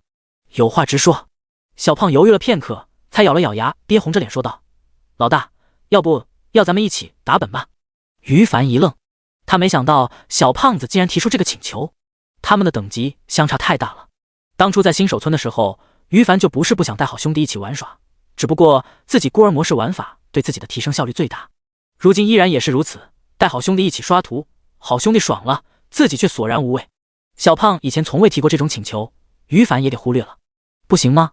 小胖见于凡愣住了，狼狈的低下脑袋，心里很失落。不是不行，那不耽误啊！小胖羞耻心发作，刚想打消主意，突然反应过来了，顿时一脸惊喜。老大愿意带我玩了？小胖提出一起刷本的请求，不是为了刷本，而是觉得自己跟老大距离太遥远了，他只想跟自己的老大一起愉快的玩耍。别误会，他只是将于凡当爸爸一样尊敬加亲近，没有激贱的念头。在小胖惊喜的目光中，于凡又开口了：“反正我正好现在有空，跟你一起刷本倒是可以。不过……”于凡自言自语道 ：“LV20级能进入的副本只有树妖部落，而那个副本噩梦手通我都拿过了，在通关噩梦没有全服手通奖励，深渊手通奖励我又看不上。对了，我还没领到2个隐藏任务中的一个，就是激活一个公开副本的。先等一下，我去把任务奖励领了，打新副本。”于凡说着说着，眼前一亮，在小胖懵逼的目光注视中，向不远处的一名 NPC 走去。第37章，搞出新副本，玩家轰动，冒险加千叶。这是给你的奖励。树星城副本管理者 NPC 劳伦看着面前的于凡说道：“任务早就完成了，找到劳伦后，奖励秒到账。”与此同时，于凡的面板上也出现了相应系统提示：“提示：你完成了唯一隐藏任务劳伦的请求中获得任务奖励。提示：你获得10万经验值，获得副本死亡峡谷 LV20 LV25，收益30天。提示：由于你是全服第一个挖掘出公开副本的玩家，额外获得奖励自由属性点40，技能点8。全服公告：玩家千叶 LV29级植物召唤师完成了一项隐藏任务，死亡峡谷 LV20 LV25开放为公开副本，他的英勇事迹将永远铭记在启程星历史上。全服公告：略，时隔不到半小时，全服公告在线。妈了，又双若是千叶大佬的公告，这次手杀了什么 BOSS 啊？啥？竟然是副本！我去，千叶大神完成了隐藏任务，搞出了一个公开副本。隐藏任务竟然能搞出一个公开副本的吗？牛啊！哈哈哈，好，太好了，感谢千叶大神，兄弟们走下新副本去。公告刚出现，很多玩家们下意识的吐槽于凡又手杀 BOSS 了。这4天来，脸上这次都出现32个不同的公告了，他们都麻木了。结果仔细一听，却惊愕的看到公告中并不是手杀 BOSS， 而是于凡完成了隐藏任务，搞出一个新副本。原来还有能搞出公开副本的隐藏任务吗？这特娘的太好了！要知道，副本是有进入次数限制的，难度越高的副本，每天允许进入的次数就越少。开服至今第6天，不少干爆了的玩家已经纷纷升到 LV20级别，来到的主城发展。这时候大家发现，原来树妖部落副本简单难度每天只有5次，普通难度每天只有4次。这还只是进入次数，不管能不能通关，只要进了就减少副本次数。这哪行啊？副本根本不够刷啊！经历过新手村人比怪多模式，不想去野外练级点的玩家们，恨不得整天都待在树妖部落副本中。可惜不是他们想怎样就怎样的。而各大主城的副本广场上 ，LV20级到 LV25级之间只有一个树妖部落副本。总之就是一句话，副本不够玩的。现在于凡搞出了新的副本，许多玩家当场就激动了，立即纷纷呼朋叫友体验新副本去。老大，你太牛逼了！树星城小胖子看着于凡，万分感慨的竖起大拇指。隐藏任务啊，公开副本啊，我都闻所未闻。老大，你这么早就能搞出来，你不会是传说中的永恒内测玩家吧？我是重生的，前世我玩了10年永恒。于凡一本正经的说道。老大，你真会开玩笑，当我没看过网络小说似的。小胖无语的摇了摇脑袋，打心底不信，说实话都不信。于凡懒得理他。副本管理者 NPC 劳伦的奖励真不错，10万点经验值微不足道，但那个副本30天的收益真不错。要知道，任何一名玩家进入副本都需要根据难度不同缴纳不同的入场费，比如他之前单刷树妖部落的身后就缴纳了10银币的入场费。虽然大多数玩家只会选择简单普通，但于凡记得死亡峡谷是多人副本，最高组队20人，人数多了入场费就会多，玩家基数又多，普通玩家 LV20级升到 LV25级别至少要2个星期以上。这么综合一算，副本1个月入场费总数将会是一个天文数字。正是因为想到了这一点，4天前于凡搜刮树星城隐藏任务时，才叫这个任务接下来的。多存点金币，记忆中再过半个月左右， NPC 拍卖行将出现那4件传奇物品了。于凡有足够多的金币，才有100%拍下的把握。对了，背包中那些用不着的装备、技能书也找个机会处理掉。于凡看了一眼自己的背包，除了之前刷 LV30级以上 BOSS 时掉落的几件黄金、白金物品留着未来自己用之外，还有40多件待处理的物品呢。这些都是钱啊！收回发散的思维，于凡接下来又去找到 NPC 士兵队长，把任务列表上最后一个完成的唯一隐藏任务奖励领取了。提示：你完成了唯一隐藏任务比尔的忧虑，获得任务奖励。提示：你获得10万经验值，获得特殊物品高级士兵勋章。勋章，这个是跟称号一样，独立于装备的特殊存在。于凡打开背包观看，物品：高级士兵勋章，3级权限。类别：特殊物品。作用：放在背包里即可生效。效果：力量、敏捷、精神、体力正 2%。善良秩序阵营 NPC 商店中购买物品7折，在各大主城内对拥有执法权利，仅限对勋章权限低于3级的玩家生效。备注：罪恶值超过1000难，执法权失效。这就是于凡不惜耗费游戏前期珍贵的时间去做繁琐的隐藏任务拿到的奖励了。4维属性正 2%， 百分比生效永不过时。NPC 商店购买东西打7折，省钱。最重要的是拥有了它之后，可以在主城中对玩家进行 PK 了。砍人合法化。前世那些邪魔榜上的人渣们，祈祷吧，你们最好不要碰到我，否则，哼哼。于凡暗自冷哼。前几天为了干掉牙签与他的战神工作室，在新手村内不能动手的憋屈让于凡很不爽。现在有了这个勋章，他就再也不用受到这种气了。不管是牙签还是其他邪魔榜上人渣，于凡决定见一个杀一个，甚至可以再复活点杀人，只要注意罪恶值不超过1000点就好了。砍一个玩家只有10点罪恶值，他可以盯住一个人砍死100次。想到这里，于凡满足的笑了。第38章下副本前的队员人选。老大，现在我们要下副本了吗？小胖子夜战八方，眼巴巴地望着于凡问道。他亲眼见到自己老大又完成了一项隐藏任务，真心为对方感到高兴，但一点都不嫉妒。老大的机遇是老大自己找到的，老大变强，我最开心。看到于凡完成任务后没有离开，小胖才开口将话题引到副本上面，跟老大一起刷本，他已经期待很久了。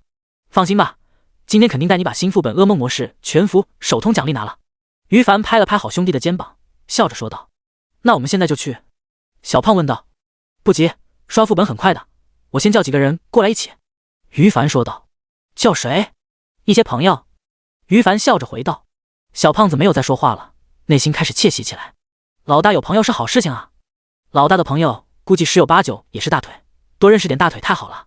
他可不知道于凡即将邀请的朋友现在基本没有算大腿的。让我看看前世那些英雄榜上排名前100的家伙都有哪些升到 LV20级并且可以来到树星城的。于凡在心底默默嘀咕着。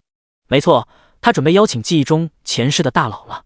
在于凡看来，副本噩梦模式的首杀奖励非常不错，甚至都比得上首杀2头白金 BOSS 了。这么丰厚的奖励，当然是拿到的人越多越划算了。而比起让那些不认识的普通玩家们占便宜，于凡更想培养前世英雄榜上的人。毕竟后者他大多数都认识，就算不认识，在前世也有所耳闻。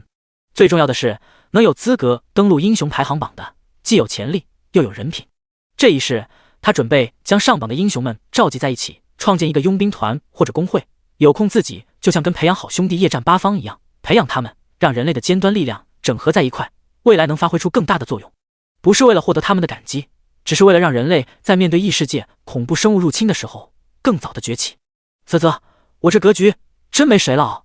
于凡默默给自己点个赞，然后打开好友列表。他设置了拒绝陌生人私聊、申请好友的权限，但不影响他反过来加别人好友。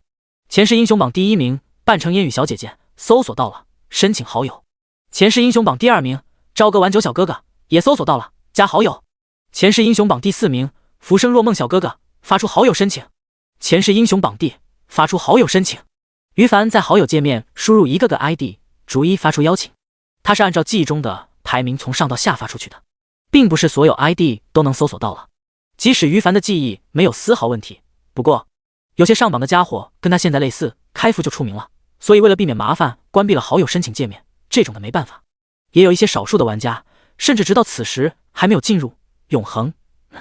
但大多数跟于凡前世一样，开服时期属于默默无闻的存在。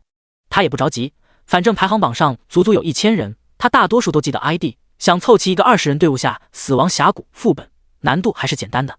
至于为什么跳过了英雄榜第3名，嘿嘿，在下不才，这个位置前世就是我的。虽然于凡处于召唤师职业排行榜第3名，但英雄榜首先考验的是一名玩家对人类的贡献，其次才是实力。显然他对人类的贡献很高，排名第3呢。于凡继续发出申请。与此同时，他的个人面板上出现一则某某通过你的好友请求的提示，他的好友列表上出现越来越多的玩家，私聊窗口闪烁个不停。于凡索性创建了一个群组，将他们都拉到一个群里面。永恒中好友模板是有这个群功能的，这也是目前游戏内一个个工会管理者们管理工会的最佳方式。毕竟还没人在游戏中创建工会，没有工会频道用，目前所谓的玩家工会只是私人组织而已。很快，一个名字为英雄的群聊就创建好了。于凡一看，自己现在都加到前世英雄排行榜第233名，都对这么多人发出好友邀请了，不出意外的话，应该能组满20人队伍的吧。想到这里，于是他便放过了自己，转而将好友列表上一个个新好友拉入英雄群中。提示：玩家半城烟雨进入群聊。提示：玩家朝歌晚酒进入群聊。提示：玩家浮生若梦进入群聊。提示：玩家打沙雕进入群聊。一共188人同意了于凡的好友申请，此时都被他一一拉到了群里面。直到所有操作结束之后，于凡才终于将注意力收回。此时群聊里面热闹的不行。20点35分，盖世白衣神王，我靠，你们都是被千叶大神拉进来的吗？突然好想你，你也是？难道千叶大神刚才也加你好友了？盖世白衣神王，当然了。九天武神，呜呜，终于有千叶大神的好友位了，不容易啊。九天武神夜战八方，小胖子，你知道千叶大神把我们拉到一个群里，有什么事情要吩咐的吗？群里面的聊天很热闹。于凡看了一眼，乱哄哄的不行，大多数人不是在惊喜跟自己成了好友，就是在好奇他为什么一下子加这么多人，又为什么全部拉到群聊里面。当然也有一些猛拍自己彩虹屁的，自己出面解释原因，太麻烦了。反正以后随着自己培养发福利的次数越来越多，大家慢慢就会明白了。于凡直接进入正题。20点43分，千叶，大家都听一下，听我说，你们谁升到 LV 20级，并且现在就能到树星城的？于凡此话一出，大家顿时沸腾了。第39章，成员集合，下副本。英雄榜是面对全人类的，上榜的玩家可不一定都是龙国人。于凡胸怀天下，只要你是好人，是对人类有贡献的人，我就愿意培养你。不过有资格上榜的，终究还是属于龙国人多，毕竟受限于环境、教育的不同，其他国家的能像龙国人一样热爱和平、友善、团结、积极向上的太少了。随着于凡的话在群里出现，群成员们顿时炸开了锅。20点43分，九天武神，什么？千叶大神要带我等小铺接下新副本？俺这就来，这就来！血红辣椒，小女子也马上赶过去。千叶大神给我留一个位置好不好？听 OL，Oh my god， 我距离树星城太远了，去不了。谢特，给我一枝花，俺也去不了。虽然升到 LV 20级了，但主城距离树星城跟楼上的歪果兄弟同样，距离太远了，传送费不足。呜！群成员们激动坏了，这可是全服第一玩家千叶大神啊！开服这几天，他创造了多少条记录？全服一个击杀黄金 BOSS 的人，全服第一个一转玩家，全服第一个霸占各大排行榜的玩家，全服第一个手通副本玩家，全服第一个以 1vs300 人碾压的玩家，太多了，太多了！甚至眼下他开团要刷的新副本死亡峡谷，也都是他完成隐藏任务并激活的。LV65级的黄金榴莲树的截图，至今仍然在论坛上首页经久不息。这可是以一己之力，绝对就能轻松通关噩梦模式的强者啊！试问，谁不想被千叶带着躺本？因此188个群成员们都激动的不要不要的。可惜下副本的名额有限，大多数人注定没办法上车。能满足 LV 20级并当即赶到树星城的玩家，目前也是少数。不过没关系，大家明白，只要在这个群里，估计都是有机会的。不急不急，目前给于凡留下一个好印象才是最重要的。否则要是被踢了，想哭都没地方哭。另一边，于凡看到有不少人满足了自己提出的2个条件，很是欣慰。他现在就在树星城的副本广场一角，当即把自己现在的坐标发在群里。没过一会儿，就有群成员过来了。千叶大神，你比视频中的更帅！千叶大神，我是你的死忠粉，能不能给我签个名？千叶大神，见到你真是太好了。不过我有一个小小的疑惑，好奇您为什么会选择让我入群呢？明明我就是一个平平无奇的普通玩家而已。越来越多的人出现在于凡身边，大家七嘴八舌的聊着天，有的对于凡进行各种彩虹屁，有的神色淡淡的一副高冷人设的样子，也有的好奇于凡为什么会选中他。有此疑惑的玩家数量还真不少，毕竟群里面188个成员，大多数都是跟普通玩家而已。对于这个疑惑，于凡总不可能说前世你们都是英雄榜的大人物这种话吧。于是他不动声色的神秘一笑，淡淡的说道，我相信你们的潜力。谢谢千叶大神。群里那些自然平平无奇的普通玩家们可激动了，这是来自全服第一大神的肯定。看，我们是有潜力的玩家。千叶大神，我胡汉三保证不辜负您的信任，将来赴汤蹈火在所不辞。一名 ID 叫做胡汉三的年轻男玩家激动的当场表示道，其余人也纷纷做出差不多的表示。值得一提的是，九天武神那个家伙也到场了。没错，他就是之前在论坛上给疑惑的吃瓜群众们解释于凡为什么牛逼原因的全服第2强者。此时见到来到于凡身边，表现跟当初小胖子一样，一见面就各种彩虹屁，吹得于凡都不好意思了，也让小胖感受到了危机。这个家伙脸皮竟然比我还厚，是个对手。不过老大旗下第一马仔的身份，我是不会让给其他人的。哼哼，小胖子内心危机感十足，决定以后要再接再厉。不一会儿，20人的队伍就已经集齐了。于凡在群里发出信息，叫说来还没到的大家伙别来了，队伍已经满员。然后他就当场组建了队伍，将现场众人拉到队伍中。玩家九天武神进入队伍，玩家朝歌晚九进入队伍，玩家夜战八方进入队伍，玩家半城烟雨进入队伍。所有人都已经加入了队伍中。于凡进入副本之前，回头瞥了一眼半城烟雨，这丫头是前世英雄榜排名第1的存在。于凡其实跟她不熟，只记得某次与神灵厮杀时，一个全身被血色雾气笼罩的人突然出现，将他的对手干掉，然后一句话不说便离开了。后来于凡才知道，他是英雄榜排名第1的强者，对整个人类具有无与伦比的贡献。再后来，于凡知道他为什么常年笼罩在血色雾气中不肯露出容貌了。据说永恒开服第3年，异世界生物大举入侵现实世界时候，扮成烟雨的妹妹被某个人渣凌辱致死，复仇过程中的她却没想到这是邪魔榜上人渣的阴谋，最终遭到邪魔榜前10名围攻。虽然成功死里逃生，却被永久性的毁了容貌。从那以后，再也没人看到她的真容了。此时看着扮成烟雨青春靓丽的容貌，于凡暗暗发誓，绝不会让前世的悲剧在她身上重现。提示：该副本入口通往死亡峡谷 LV20 LV25级，请确定副本模式：简单、普通、困难、深渊、噩梦，然后进入下一步操作。提示：你已经确定选择模式为噩梦，检测到你是开启该副本玩家，免除此次进入费用。提示：你已经进入副本死亡峡谷 LV20 LV25级，当前难度为噩梦模式。提示：请在60分钟内击杀副本内所有生物，以及最终 BOSS 翼龙首领 LV25 白金，超过60分钟则副本挑战失败。随着系统的提示声出现，于凡一行人全部进入了副本内。第40章首通噩梦难度副本，就是这么简单。进入副本，首先映入众人眼帘的是两侧高耸入云的山崖。这个副本只有一条道路，小怪 BOSS 都在这条道路上等待着，挑战的玩家需要从头一直刷到尾。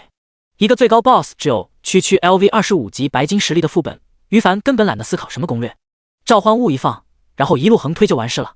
不过在刷副本之前，有些事情于凡要提前跟大家说清楚。他扭头对众人说道：先说好，副本内除了我需要的物品，其他的你们按照职业随便 roll， 谁拿到物品了就按照市面价格给我金币，现在没有以后再还没关系。噩梦副本首通肯定会出货很多好东西，至少 BOSS 必定掉落白金品质的物品。于凡将大家拉过来，本意就是为了培养，因此副本内除了自己需要的产出，其余的他都不要。但是他不会白送给大家，因为白送很可能会让众人养成白嫖的坏习惯，也跟之前他对待好兄弟小胖一样，顾虑白送可能最终会演变成生米恩斗米仇的状况。为此，于凡决定先跟大家说清楚，杜绝众人心里白嫖的念头。而为了公平起见，副本产出的物品分配模式为职业优先 roll 点。举个例子，假如爆出一本德鲁伊技能书，就由队伍内的德鲁伊职业 roll 点，谁 roll 的点数大就是谁的，其他职业参加 roll 无效。最终获得这本技能书的德鲁伊玩家要付给自己差不多价值的金币。老大，你放心吧，我们不是不知好歹的人。对，我们能被你带着唐本就已经足够幸运了，不会那么贪心的。众人纷纷对于凡笑着回应道。先不说他们有没有白嫖的念头，就算有，此时得到于凡的警告后也就瞬间消失了，端正态度。更重要的是，加入 roll 到副本内的物品，实力肯定大增。实力强了，自己就能打更多的 BOSS， 挑战更强的副本，总之收益肯定大大增加。因此赚金币什么的问题不大，他们缺的只是于凡给的一个机会而已。那就好。于凡欣慰的笑了，然后又对旁边的好兄弟小胖说道：你待会跟着我捡装备，其余人在这里等着通关就行，刷图的事情我一人来就好了。好的，老大。小胖挺了挺胸，自豪的大声说道。与此同时，还得意的瞥了九天武神一眼，炫耀的心思昭然若揭。看，我才是老大旗下地位最高的小弟，你彩虹屁吹得再好，也抢不走地。九天武神咬咬牙，哼，来日方长，你给我少得意了。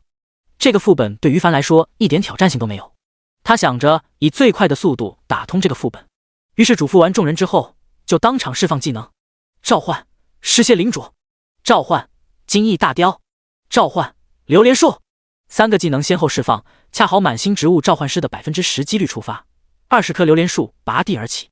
早在升级到 LV50 级白银生物时，榴莲树就可以移动了，如今已经是黄金生物，移动速度更是飞快，他甚至一度将榴莲树当作坐骑使用呢。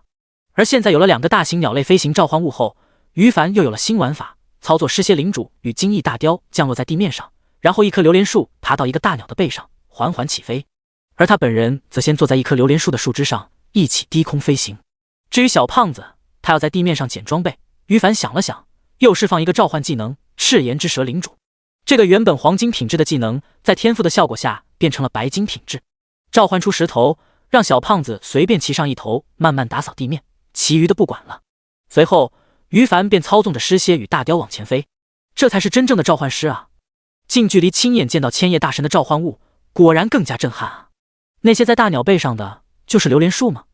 果然气势非凡。还有那些大鸟是怎么回事？傻了吧？千叶大神的最近获得的3个传奇品质技能之2，尸蝎领主与金翼大雕。什么？传奇品质的？你怎么知道？全服装备排行榜上面啊！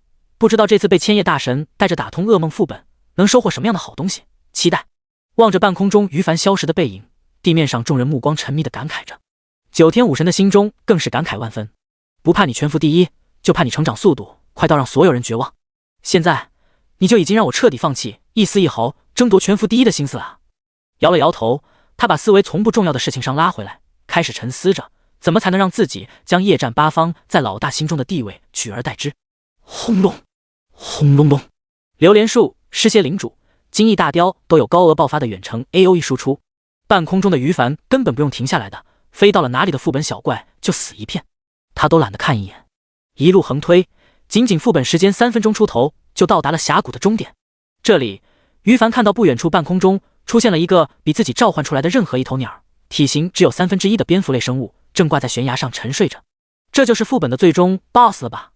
我记得好像有玩家靠近他100米距离才会被惊醒，真是一头反应迟钝的鸟。也好，就让你无痛死亡吧。于凡看着副本最终 BOSS LV25级暗金翼龙领主，默默嘀咕道：他的召唤物们还没靠近对方100米以内呢，就先手甩出技能轰炸。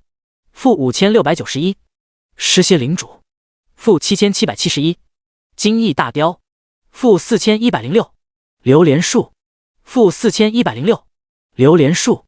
于凡操作所有召唤物一起攻击，结果一轮输出还没落幕呢，可怜的翼龙领主就这么在沉睡中暴毙了。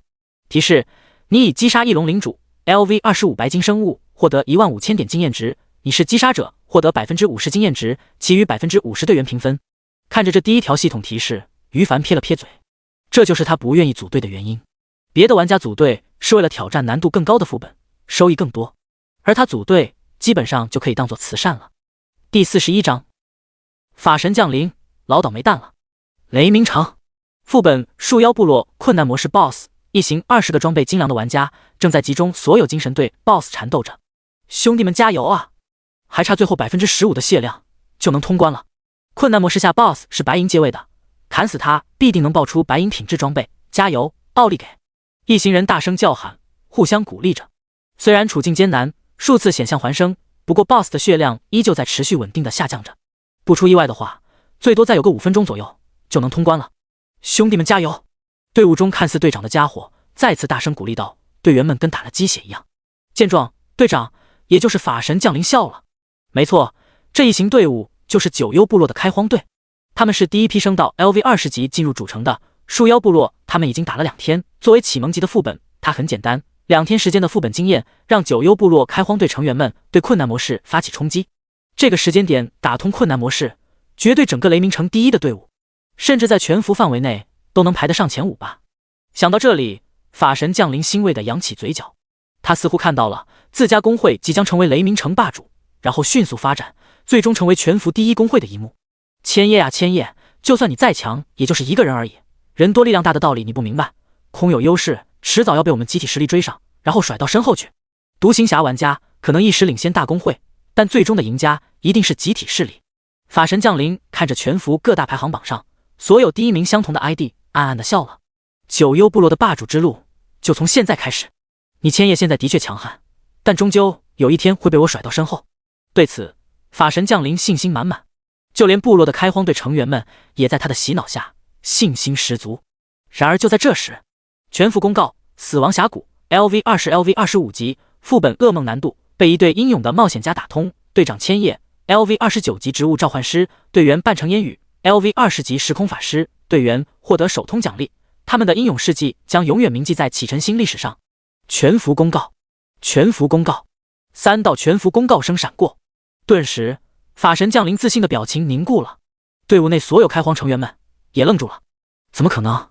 已经转职为5星盾开战士的首席替老黄满脸惊骇的大叫，千叶他不是独行侠玩家们怎么会组成20人队伍下副本的？难道他被一家公会招揽了？操，有他在的公会，我们还怎么争全服霸主公会的地位？有人揉着脑袋满脸痛苦地说道，其余人也纷纷有着类似的情绪。瞬间，队伍打 BOSS 的节奏破坏了，树妖 BOSS 发威，将一个个玩免费送出副本之外。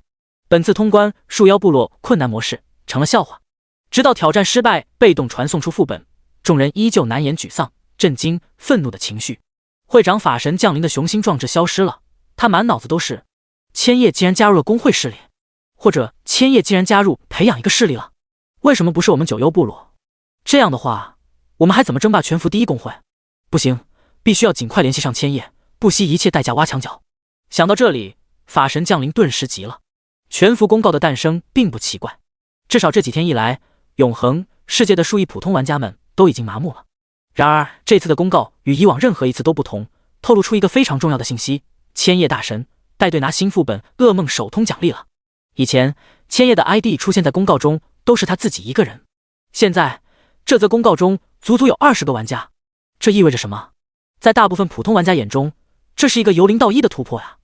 千叶大神开始带人了吗？都是谁啊？这么幸运，被千叶大神带，躺着拿全服首通奖励，太幸福了吧！这么好的事情，不知道我能不能有机会？老公，看我，人家是你的心肝小宝贝，带我一个好不好？请问谁知道怎样才能跟千叶大神搭上联系？我愿意出1金球方式。抛开全服首通的奖励不谈，自己的 ID 有机会出现在全服公告中，这也是一件扬名立万的好事啊！谁能挡得住这种诱惑？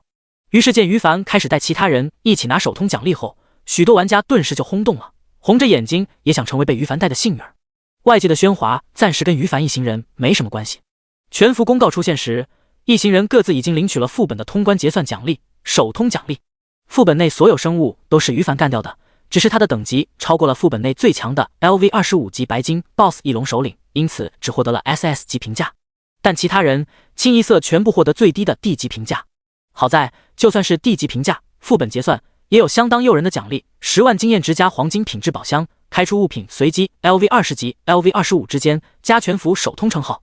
10万经验值真不少了，除了于凡之外，在场的任何一个人要想刷这么多经验值，至少要2-3个小时呢。毕竟不是谁能像他那么变态，月10级刷怪跟吃饭喝水一般简单。黄金宝箱众人当场就纷纷开启，有人获得了技能书，有人获得了装备，也有人获得了珍贵的装备制造图纸或者珍稀材料。而首通的称号更让大家开心到当场跳起来。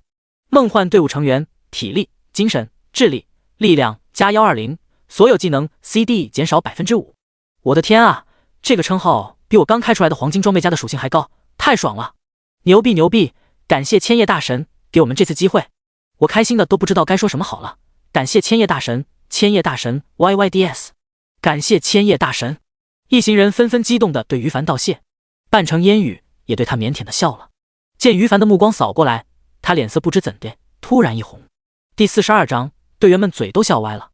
副本通关结算还是小头，全服首通的奖励更加令众人激动，全员一样，50W 经验值加80个自由属性点，16个技能点，白金宝箱，符合自身职业 X1。 这些奖励于凡并没有跟众人要求支付报酬。接下来就轮到激动人心的副本内产出收获了。副本内所有产物都已经被小胖子捡在背包里了。由于每次捡起一个物品都有相应的队伍提示，因此一直待在后方无所事事的九天武神等18个人早就统计清楚了。装备方面，一共青铜装备50加，30件白银品质装备，6件黄金品质装备，2件白金品质装备。技能书方面，则一共青铜品质技能书19本，8本白银品质技能书，4本黄金品质的，1本白金品质。除了装备与技能书之外，还有一些乱七八糟的材料，不值得一提。很可惜，这些产出没有一个是于凡需要的，他都大方的分给众人了。不一会儿，按照之前他嘱咐好的分配规则，所有物品都已经分配完毕。至此，所有收获均已分配完，所有队员们看着自己全身焕然一新的装备、技能书，嘴都笑歪了。感谢千叶大神，感谢千叶大神，感谢千叶大神！激动的群成员们再一次开始对于凡表示感谢，甚至这一次还纷纷忍不住鞠躬致敬了。没办法，他们太兴奋了。不谈副本内的产出，就只是通关与全服首通奖励，就让他们从平平无奇的普通玩家纷纷一跃成为装备、技能排行榜上的顶尖高手。要知道，他们在这之前，大部分人全身上下能有一件黑铁品质的装备，就算混得不错了。于凡的知遇之恩让他们没齿难忘，被千叶大神培养，我竟花光了余生所有的运气。九天神武表情狂热的大喊道：“他原本就是全服第2高手，刚才副本内产出的那2件白金品质装备，其中1件就被他 roll 到手里了，再加上首通奖励的宝箱中又开出来1件，全服第2的位置顿时无比稳当。而且不谈玩家地位，他本来连1件黄金品质装备都没有，现在这下子冒出来2件白金，本身他的战斗力就拔高了好几个档次，能不激动，能不感激于凡吗？顺便在感激的同时，还拍了个高级马屁。毕竟九天神武可没忘记，想抢走于凡心中占据第1跟班的夜战8方地位呢。当然，他的收获非常大，可在场的也就属他欠于凡的金币最多。此时于凡看了看时间，还能再带你们几次副本，走，把树妖部落跟死亡峡谷的深渊模式首通也给拿了。爷，好爷，太棒了，感谢千叶大神，又有首通奖励可以拿喽，群里的家伙能羡慕死，哈哈哈。我的期望不高，再来一本能用的技能书就满足了，那样我打金就更有效率了，哈哈。一人得道鸡犬升天，鸡犬说的就是我们啊，但我怎么就这么开心呢？太爽了！听到于凡还要带他们拿首通奖励，众人兴奋，他们已经尝过了一次甜头，那种滋味太让人着迷了。于是，一边对于凡道谢，一边期待不已。而于凡想着做一次慈善也是做，反正距离去任务地点跟 NPC 士兵集合也没多长时间了，与其辛辛苦苦的去野外刷怪升级，不如再多做2次慈善事业算了，就当是培养大家更快的成长了。将来他们也能更早的有能力担任人类守护者身份，抵抗异世界生物。于凡觉得自己的格局太牛逼了，给自己点个赞。3分钟后，死亡峡谷深渊模式全服首通拿下。全程公告：死亡峡谷 LV20 LV25 级副本深渊模式被一队英勇的冒险家打通，队长千叶 LV29 级植物召唤师，队员半城烟雨 LV20 级时空法师，队员获得首通奖励，他们的英勇事迹将永远铭记在启辰星历史上。全服深渊首通也是有公告的，只不过只限主城之内，但难度低于深渊的困难，普通、简单、普通，连公告都没有。这边分配副本产出，消化首通奖励2分钟，一行人在于凡的带领下掉头就打树妖部落深渊模式。再一次进入这个副本，于凡已然今非昔比。这个副本的难点之一就是寻找 BOSS 的过程吗？上一次单刷，于凡召唤物数量不足，前后召唤了好多波才搜索完大半地图找到 BOSS。这一次就没那么麻烦了，他当场将所有召唤物一股脑全部放出来：冰霜哥布林、爆裂蜘蛛、牛头冰、榴莲树、变异巨蜥、赤炎之蛇、终极圣光精灵、树袋熊、疯狂喵喵、追风狐、烈焰马、食人花、橡胶树人、高阶峰值精灵、尸蝎领主、金翼大雕，一共15种召唤物。经过神级天赋召唤物亲和的效果加成，于凡一口气召唤出150头召唤物，密密麻麻的一片，让队伍内所有成员们眼睛都看直了。牛逼，匪夷所思，强，不可思议的强，给跪了！你们对这些召唤物用过侦查术了吗？没有一个低于 LV40 级的，我感觉自己连任何一只都打不过。这就是千叶大神 A 级天赋的能力吗？碉堡了 ，A 级能有这么变态？别胡思乱想了，肯定是 S 级天赋啊！跟着千叶老大混，洒家这辈子值了。包括于凡的好兄弟小胖在内，19名队伍成员都是第一看到于凡将所有宝宝全部召唤出来的壮观情况，内心震撼的无与伦比。众人震撼中，150头召唤物在于凡的指挥下四散而去，开始寻找副本 BOSS。然后2分钟出头的时间 ，BOSS 顺利被一棵榴莲树找到，储存15颗的榴莲果实瞬间倾泻出去，轰轰轰轰，负4106，负4106，负4106，一轮都还没打完小半呢。弱小无助可怜的 LV25 级白银 BOSS 就已经暴毙了。启蒙副本比其他副本弱，噩梦模式 BOSS 为黄金，深渊是白银。下一秒，通关的一连串提示声出现在众人耳旁。提示：你已击杀树妖领主 LV25 白银生物，获得略。提示：你已经通关副本树妖部落，噩梦模式正在计算副本评价。提示：略。全程公告：略。第43章，红叶镇。人族帝国的边缘重镇，感谢千叶大神，感谢千叶大神。在众人发自内心的真诚感激声音中，于凡离开了副本广场。距离跟圣米德约定的集合时间还剩下半个小时左右，这次离开不知道要多长时间。为了防止在野外精力值不足，他准备购买一些黑面包以做后备。树星城内就有卖的，很容易就买到了，有高级士兵勋章的打折效果。他买了一组20块黑面包，只需要70个铜币而已，非常便宜。购买了5组。看着背包中除了黑面包之外，只有2-3件 LV30级加的装备，其他地方空空荡荡的，他才满意的离开。前段时间他可是吃了满背包的痛苦，野外不少 BOSS 爆出来白银品质装备都没地方装。要知道，虽然他看不上白银品质装备，但对整个玩家市场来说都是无比珍贵的。不捡的话，有种丢了好几个亿的心痛感觉。因此，这次准备离开主城之前，他特意将背包里能处理的物品全部给处理了。值得一提的是，他刚才跟众人分开之前，将背包中包括之前打第一头黄金 BOSS 爆出的赤炎之法杖黄金品质全部丢给好兄弟夜战八方，让他帮忙处理了。以赤炎之法杖、黄金品质的价值来说，单这一件估计至少能卖出50个金币。于凡估计等自己下次回树星城时，财富值很可能要超过200个金币。如果换成现实货币的话，以龙国货币衡量，出价2亿都有人要啊！永恒世界在他眼中赚钱太容易了。冒险家千叶，你来了！赶到任务的集合地点，接待于凡的并不是树星城神殿大长老圣米德了，而是一个 LV40级白金阶位 NPC 士兵队长，名字叫希特拉。他身旁有一队大约50人的 NPC 士兵队伍。见到于凡后，这个领头的男性 NPC 面无表情地打了一声招呼，然后严厉地发出警告：我不知道大长老为什么要我带上你这个实力弱小的冒险家，我也不想知道原因，希望接下来你不要给我招惹麻烦，否则我就会对你进行处罚。于凡一愣，好家伙，这个人对我有敌意，怎么回事？我们之前没见过面吧？弱小的冒险家把我当成累赘了？于凡疑惑地挠了挠脑袋，对于对方的警告却并不放在心上。说实话，对方要是真有处罚他的念头，要不是还想在善良秩序阵营里面混，于凡能当场先手打死他。开玩笑，区区一个 LV40级白金阶位的 NPC 而已，在我重生者加大挂壁面前算哪根葱？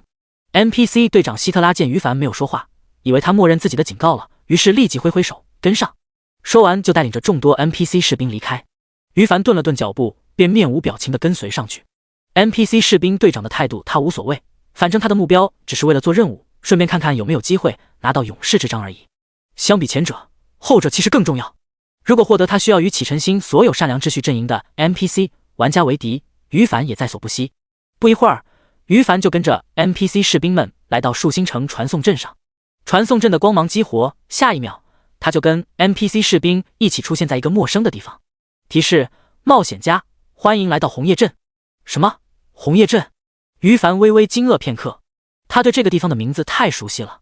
红叶镇处于人族帝国与魔界生物的交界区域，属于战争前线重镇。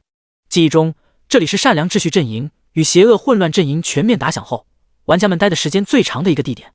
前世，于凡曾经在这个地方生活了半年，对这里的一切都太熟悉了。这里的 NPC 平均战斗力处于整个星球上最高，不过那是阵营全面战争后期。现在的话，于凡看了一眼周围的士兵们，琢磨着 NPC 平均战斗力估计也就在 LV40级左右，可能有一些实力超级强悍的在坐镇，只是没有必要时候他们不会出手。接着，突然 NPC 士兵希特拉对于凡喊话，同时远远将一个大拇大小的玻璃瓶扔了过来。你也不怕掉地上跌坏了？于凡没说话，沉默地接住。这时希特拉说道：这里是红叶镇，1年前圣女爱丽丝在这里察觉到魔物的踪迹，遇到了袭击。据她隐藏在镇子里的魔物属于高级魔物，拥有不俗的智慧以及伪装成我们人类的能力。我们此行过来的任务就是将这些阴沟里的魔物揪出来，并干掉他们。他拿起手中跟扔给于凡一样的玻璃瓶，继续说道：这个玻璃瓶中装满了光明神教的圣水，只要靠近魔物身边，圣水就会自动沸腾，战斗时也可以主动将圣水倒在魔物身上，只要魔物还没达到史诗境界，就会受到影响。闻言，于凡举起玻璃瓶仔细打量。物品：圣水，特殊品质。类型：消耗品。耐久10%。作用1：靠近魔界生物附近时，圣水会变成沸腾状态，对史诗阶位以下的魔物生效。作用2：与魔物作战时，可将圣水倒在魔物身上，使对方在10秒内无法动弹。1：对史诗阶位以下的魔物生效。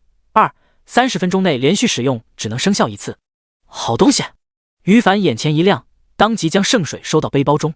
10S 的让对方不动弹的时间，对他接下来的行动增加了一个底牌。唯一可惜的是，他对史诗阶位魔物就不生效了。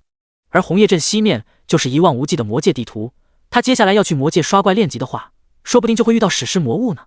虽然几率极低，但说不定就会遇上了呢。那时候圣水就不起作用了。改变一下技能点分配的计划，接下来获得的技能点优先将召唤、榴莲树基础等级升到 LV60级再说。于凡默默在心中念叨，计划赶不上变化。之前他想得好好的，以为自己接下来一段时间遇不到榴莲树解决不掉的敌人，所以决定所有召唤物技能平均加点，却没想到此时突然来到魔界附近了。这里很危险，将榴莲树升级就显得很有必要。幸好获取技能点对于凡而言不是一件难事。第44章成长型 NPC 小囡囡。接下来我们的任务就是想办法将隐藏在红叶镇中的魔物揪出来。好了，任务目标已经告诉你了，接下来你自由行动去吧。 NPC 士兵希特拉一脸傲慢地对于凡说道。在他眼中，于凡就是个 LV30级还不到的弱鸡呢。话音落下，于凡一声不吭的干脆离开了。他看出了对方的傲慢，不过没有跟一个 NPC 证明自己实力的心思，毕竟又没有什么好处。先逛一下红叶镇，看看这里有多少记忆中的 NPC， 能不能接到隐藏任务，顺便打听一下，看看能不能知道一些关于勇气之章的消息。于凡脑海中思索着，他前世的确在红叶镇待了半年，对这里很熟悉。不过那是在阵营战争全面爆发之后了，现在距离那会还早着呢。他需要琢磨清楚现在红叶镇都有哪些强悍的 NPC， 看看能不能接到隐藏任务。毕竟隐藏任务的奖励还是很丰厚的。顺便他也没忘记当初接受魔界的异常2的任务链时，最心动的目的就是关于勇气之章了。任务内容中只是提到了这4个字，并没有更详细的信息。于凡想得到勇气之章，就需要自己去努力挖掘信息，来一来看一看新鲜出炉的金铁装备。哈哈，又来一个送死的，哈哈哈！死了，我的儿子都战死了。红叶镇很乱，走在大街上，于凡耳边传来各种各样的声音。这里与魔界接壤，镇子西大门对面就是一望无际的黑暗山脉地图，属于魔界区域。几乎每天都有 NPC 士兵战死。NPC 士兵可不像是玩家，死了之后还能复活。如果没有光明神教的牧师祭祀，他们死了就真的死了，以至于让红叶镇内出现了许多老少遗孤。兴百姓苦，亡百姓苦。帝国与光明神教的大人物们哪有心思考虑这些老少遗孤啊？于是城内有的在独自一人祈祷亲人还活着，有的眼神呆滞地望着门口等待亲人的归来，不愿意相信事实而沉迷于过去的人，认清事实却因无力生存而等死的人，不知发生了什么只想活着的小孩，众生百态，这里都能看到。于凡沉默着走在大街上，心生不忍。可他精力有限，还是个玩家，管不了。也试过与路边的 NPC 交谈，接不到任务，于是全部当成没看见好了。但就在这个时候，他看到了一个脏兮兮的小女孩，睁大眼睛看着他。哥哥，可以给我一点吃的吗？囡囡好啊。小女孩只有5、6岁的样子，蜷缩着靠在角落里，可怜巴巴的。饶是于凡明知道她只是一个 NPC 而已，也不禁心生不忍。哎，饿了这个给你吃吧。他从背包里掏出一块黑面包，递给小女孩。囡囡谢谢哥哥。小女孩一双大眼睛顿时亮了，不过明明饿得很了，却在接过黑面包之前还不忘跟于凡道谢，很有礼貌。于凡沉默地望着她吃完黑面包，脏兮兮的小脸蛋露出满足的神情，然后沉默着准备离开了。还是那句话，他管不了，也没精力管镇子里所有 NPC 老少遗孤的事情，因此索性一视同仁，一概不管。而就在刚转身的时候，小女孩囡囡捏住了他的衣角。哥哥，你以后当囡囡的哥哥好不好？囡囡很乖的，一天只要吃1个不半个黑面包就足够了，很好养活的。于凡面色动容，就养一个小女孩的话，似乎对他而言不费什么事情的。正在思考中，突然他的感觉到了异常。提示：你的圣水检测到附近有魔物气息，处于沸腾状态。魔物气息？于凡一愣，狐疑地环顾四周。此时他感觉衣角又被小女孩的手拉了一下。于凡下意识地垂下脑袋，盯着小女孩的若有所思。自己附近只有这个小女孩 NPC， 圣水检测的魔物气息难道来自她？不过记忆中能伪装成人类外形的高级魔物几乎都是好逸恶劳的，非常注重享受的，怎么会伪装成一个乞讨的小女孩呢？还有，检测到魔物就魔物，检测到魔物气息是怎么回事？就在于凡思索时，身边的小女孩眼神逐渐暗淡了，悄悄地松开了小手，喃喃自语道：哥哥不要喃喃了，没人要喃喃了。一边说着，小女孩一边缩回了墙角阴影里，动作熟练的让于凡忍不住心疼。操，永恒的 NPC 也太真实了，但凡有一点同情心的，谁能就这么不管不顾的离开啊？此时此刻，陡然间，于凡的面板上出现了新的动静。提示：你触发了唯一隐藏任务囡囡的心愿。任务内容：囡囡，大名海拉，从小在红叶镇乞讨，打心底希望找到一个好心的哥哥收养她，请帮助她完成心愿。任务条件：保证囡囡心情愉悦，零恩天。任务期限：无限。成功奖励：未知。备注：小女孩囡囡身份成谜，生命力惊人，似乎并不是纯粹的人类血脉。看着自己触发的任务，于凡顿时感觉脑海中闪过一道雷鸣。小女孩囡囡，大名是海拉，未来阵营战争后期在启辰星上纵横无敌的死亡女神，最终成为 LV200级半神的成长型 NPC 海拉。于凡彻底愣住了，他怎么也没办法将面前这个脏兮兮的可怜小女孩与记忆中那个启辰星死亡女神海拉联系在一起。但人物内容中囡囡的大名备注中的说明却肯定了于凡此时的猜测，而且一般的路人 NPC 也不会触发唯一隐藏任务。显然面前这个小女孩是不同的，于凡估计十有八九，她就是未来的死亡女神海拉。这个任务我接了。于凡定了定神，选择接受任务。成长型 NPC 非常稀有，潜力如同海豚一般的，整个永恒世界都找不出第二个。考虑到未来某一天游戏与现实融合， NPC 也会成为活生生的人，可以帮助海蓝星人类抵抗异世界恐怖生物的入侵。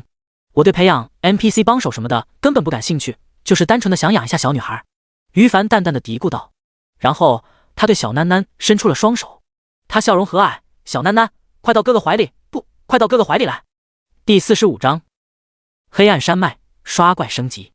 在游戏中养个小女孩，需要像现实世界一样保证食物、住所等等。食物方面好解决，有专业的 NPC 商人在卖，有钱就不缺。倒是住的地方有些麻烦。永恒世界中，玩家想获得主宅，不但要有足够的金币，还需要有足够的功勋。功勋是击杀魔物才能获取的特殊点数。功勋的作用是在人类 NPC 区域用于提升勋章等级、购买物品打折等等，作用不小。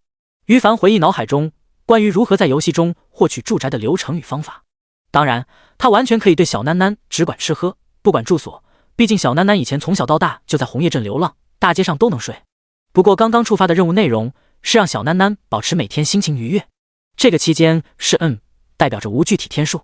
他既然接受了，不管是为了完成任务，还是为了给自己未来培养帮手，他觉得自己至少要保证小囡囡吃得饱、穿得暖、睡得好吧。这些基础条件都做不到，他自己都说不过去。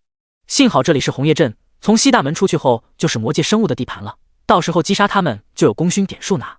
关于勇气之章的事情，看样子一般 NPC 根本没资格知道，打听也是无用功，浪费时间而已。有这时间，不如获得一些功勋点，提高我在 NPC 阵营中的地位，就更有资格了。于凡默默思索着，反正任务魔界的异常有60天的任务期限，勇气之章也不是一时半会就能打听到的，不差1-2天的功夫。于是他临时决定，今天先去野外刷怪升级，获取一些功勋点再说。此时此刻，小囡囡在他的怀里笑得很开心。哥哥，我们要去哪啊？去野外打怪兽。于凡笑着回应道。好呀好呀，囡囡也帮哥哥打怪兽，囡囡很厉害的。囡囡最棒。于凡与小囡囡聊着天，也不嫌他身上脏，就这么单手抱着，一路向红叶镇西大门外走去。不多时就来到了野外。提示：你来到地点黑暗山脉外围 LV35、LV40，当前地图极度危险，建议立即逃离。于凡看都不看一眼提示。此时他抱着小囡囡径直走入野怪地图中，他对这里有印象。此时也看到地图内第一种魔物了，立即远远的就释放侦察术。石斧狼，普通，等级 LV35， 生命值6000，攻击力560，防御力416。技能备注：黑暗山脉外围的群居生物，嗅觉灵敏，对腐肉有着独特的爱好。于凡一看，果不其然，就是他记忆中的生物。因为双方等级差距有点大，侦察术反馈回来的结果显示技能一栏中3个问号。这种事情于凡已经习以为常了，毕竟过去4天他遇到的所有比自己等级高 LV5级以上的小怪 BOSS 都是这样，甚至侦察术对 BOSS 使用后反馈回来的结果除了 HP 与备注之外都是3个问号呢。一头区区 LV35级小怪而已，他也懒得回忆石斧狼的技能信息，直接释放召唤物准备刷怪。召唤榴莲炸弹，召唤橡胶树人。于凡就释放2个植物系技能，这2个技能也足够了，再召唤的话就是浪费蓝量，如果召唤出金翼大雕这种巨大的飞行召唤物也不好施展啊。榴莲树当输出，橡胶树人当替，足够了。丫头，哥哥带你体验一把当召唤师的感觉，嘿嘿。于凡笑着操作一棵橡胶树人，弯下腰，抱着小丫头爬到树人肩膀上。橡胶树人的柔韧性很高，放技能震战大地时候更是把腰弯成了 U 型。不久前在带好兄弟他们刷本的时候，于凡发现乘坐在橡胶树人肩膀上更为舒服。此时小囡囡开心的哇哇直叫，她从出生开始从未站到这么高的地方，也从未有人对她这么好，开心的眼睛都眯起来了。而地面上其余10棵榴莲树加19棵橡胶树人，职业天赋 10%， 召唤物数量加1几率触发。于凡操纵他们自由攻击，开始刷怪了。轰隆轰隆轰隆，负4106。榴莲树输出负4106，负1894。石斧狼剩余 HP 负6000。橡胶树人输出，榴莲树的技能等级要比橡胶树人高许多，但召唤物品质却只是黄金阶位的，而后者却是传奇阶位。两者相比，榴莲树打出的输出主要是真实伤害，像教树人打出的则是普通输出，会被防御值减少输出的那种。在面对高防御的 BOSS 身后，毫无疑问榴莲树的输出更高，但面对低等级的小怪，像教树人的效率就更高了。不过石斧狼无论是面对榴莲树还是像教树人的攻击，都基本上被命中就被瞬秒。毕竟榴莲树发出的炸弹范围大，还能同时扔出多个榴莲果实轰炸。于是当两种召唤物开始行动之后，黑暗山脉外围的石斧狼就遭殃了。于凡的面板上随之出现了一道道提示声，提示你已击杀石斧狼 LV35 普通生物，获得4800点经验值，越级加成最高 60%。 提示你击杀了魔界生物石斧狼 LV35 普通生物，获得3点功勋。提示小囡囡海拉感受到周围有生物死亡，天赋王者贡献生效，获得该生物 1% 的属性。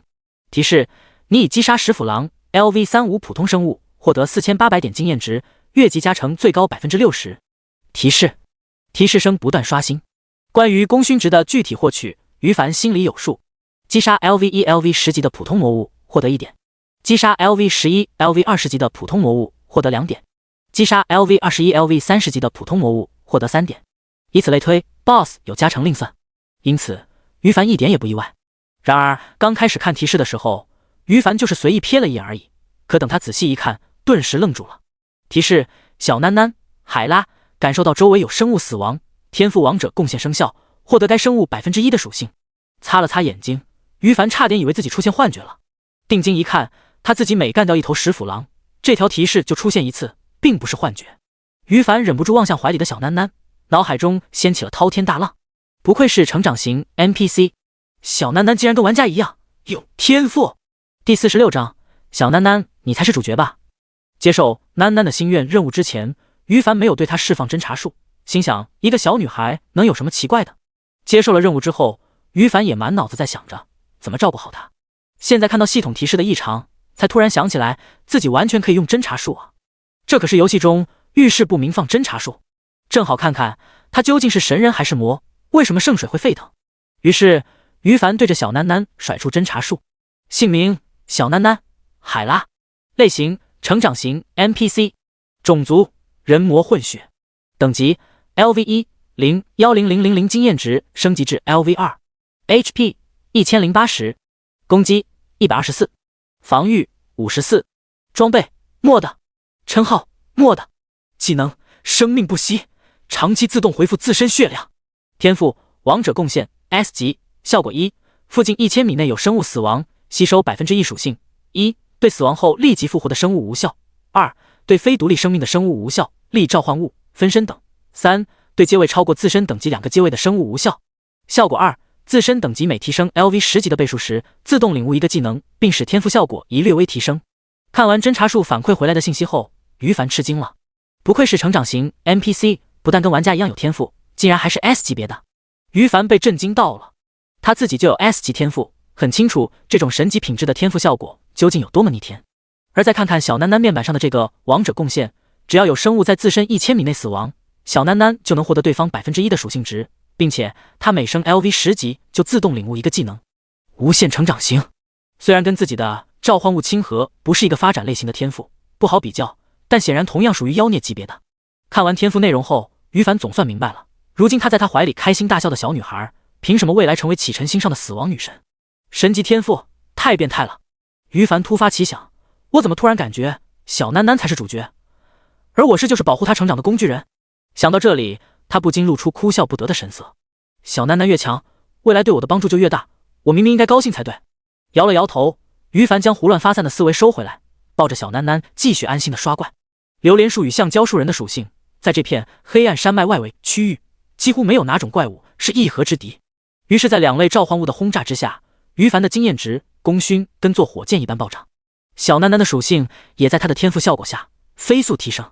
普通石斧狼秒杀，不一会儿刷新了黑铁阶位的石斧狼照样秒杀。遇到青铜、白银阶位的石斧狼，在两种植物召唤物面前依旧都是渣渣般的存在。刷怪的系统提示就几乎没断过。提示你已击杀石斧狼 LV35 普通生物略。提示略。提示你已升级，当前等级为 LV30， 获得50点自由属性点，5点技能点。提示略。于凡沉迷刷怪，一连过去4-5个小时，怪物的刷新速度赶不上他剿灭的黑暗山脉外围的石斧狼惨遭屠戮。终于在干掉一头白银阶位的石斧狼头目后，他遇到了一种全新的怪物——嗜血蜂，普通，等级 LV37， 生命值4000，攻击力777，防御力98，技能备注：黑暗山脉臭名昭著的魔物，嗜血如命，所到之处寸草不生。于凡看着侦查术反馈回来的结果，顿时脸色微微一变。嗜血蜂，要是只看等级基础属性的话，嗜血蜂在他面前就是渣渣，处境跟石斧狼没有什么区别。但是嗜血蜂体型小，速度快，攻击力高，并且属于群体魔物，每次出现就是乌泱泱的一大群。遇到这种生物，就算是一名 LV50级2转玩家，往往都要饮恨当场。此时出现在于凡面前的就是一大片乌黑的嗜血蜂，数不胜数，像是天空中一团乌云降落了。嗜血蜂群还未到面前，它们翅膀扇动空气发出的嗡嗡声，就让附近刚刷新的石斧狼望风而逃了。显然连同阵营的魔物都畏惧嗜血蜂群。哥哥，囡囡害怕，回红叶镇，有人保护。小囡囡脑海缩在于凡的怀里，催促着他赶紧回城。不怕不怕，看哥哥给你表演一个真正的艺术。于凡急忙安慰着，然后空出来的右手挥舞法杖。嗜血蜂群又怎样？我于大挂壁会怕你们？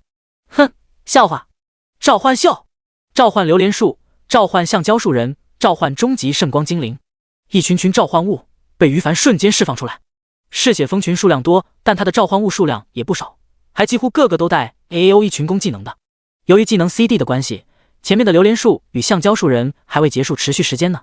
现在他又召唤了一波，其中触发了一次10%的植物加一几率。于是30颗榴莲树，20头橡胶树人整整齐齐出现，他们后方还有着10头终极圣光精灵加 buff 加血。所有召唤物站在于凡与小囡囡的面前，组成一道坚固的防线。真正的艺术就是爆炸。见嗜血蜂群靠近攻击范围，于凡笑着对怀里的小囡囡说道。话音落下，他操纵着30颗榴莲树发出攻击。轰隆轰隆隆，每颗榴莲果实固定造成4106点真实输出，比嗜血蜂的血量上限还高。因此于凡没有让榴莲树一口气将储存的所有果实扔出去，而是每隔1秒扔一次。每颗榴莲果实爆炸的范围几乎没有重叠的，一时间嗜血蜂群冲刺的前方形成一道死亡地带。-4000，嗜血蜂血量上限，-4000，-4000，无穷无尽的伤害数字腾空而起。与此同时，嗜血蜂的尸体如同暴雨般直线降落，于凡的面板上每秒都刷新好接近100条系统提示。提示：你已击杀嗜血蜂 LV37 普通生物，获得5400点经验值，越级加成最高 70%。提示：你击杀了魔界生物嗜血蜂 LV37 普通生物，获得3点功勋。提示：小囡囡海拉感受到周围有生物死亡，天赋王者贡献生效，获得该生物 1% 的属性。提示：你已击杀略。系统提示：循环刷新。第47章生命精华固定属性消耗品。嗜血蜂群的可怕之处在于速度快，数量多，攻击高。比起同等级普通生物，它们的防御力很低，很容易打出高额输出。往往发现一个生物后，嗜血蜂群就会闪电般的发起进攻。一只嗜血蜂造成1000点伤害，100只就能造成10万点输出。嗜血蜂群攻击一个目标时，往往会在1秒时间内有数百只同时造成伤害。因此前世玩家在 LV40、LV50级区间的时候，在大家看来嗜血蜂群比同等级白金 BOSS 都要可怕。但在于凡的30颗榴莲树面前，嗜血蜂群的数量优势就完全不起作用2来。榴莲树每10秒就能储存15颗榴莲果实，每颗果实爆炸的范围为直径250米的圆形范围，造成的固定真实伤害比嗜血蜂的血量上限还要高。而在于凡的细微操作中，榴莲果实轰炸的范围密不透风，任何一只嗜血蜂都休想活着穿过轰炸区域。至于20个橡胶树人，他们就负责待在于凡跟小囡囡身边，充当第2层防御，用不着他们去输出。轰隆轰隆轰隆，榴莲树的轰炸还在继续着。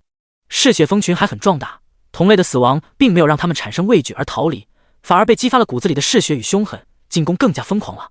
危险往往伴随着机遇，半空中每时每刻都有上百只嗜血蜂群死亡，然后尸体掉落消失。地面上不知何时布满了各种各样的物品，铜币、装备、材料、技能书等等，这让于凡心情重新变得美好起来。尤其是看到一种嗜血蜂独有的材料掉落时。提示：你获得了物品生命精华，低级 X1。提示：你获得了物品生命精华，低级 X1。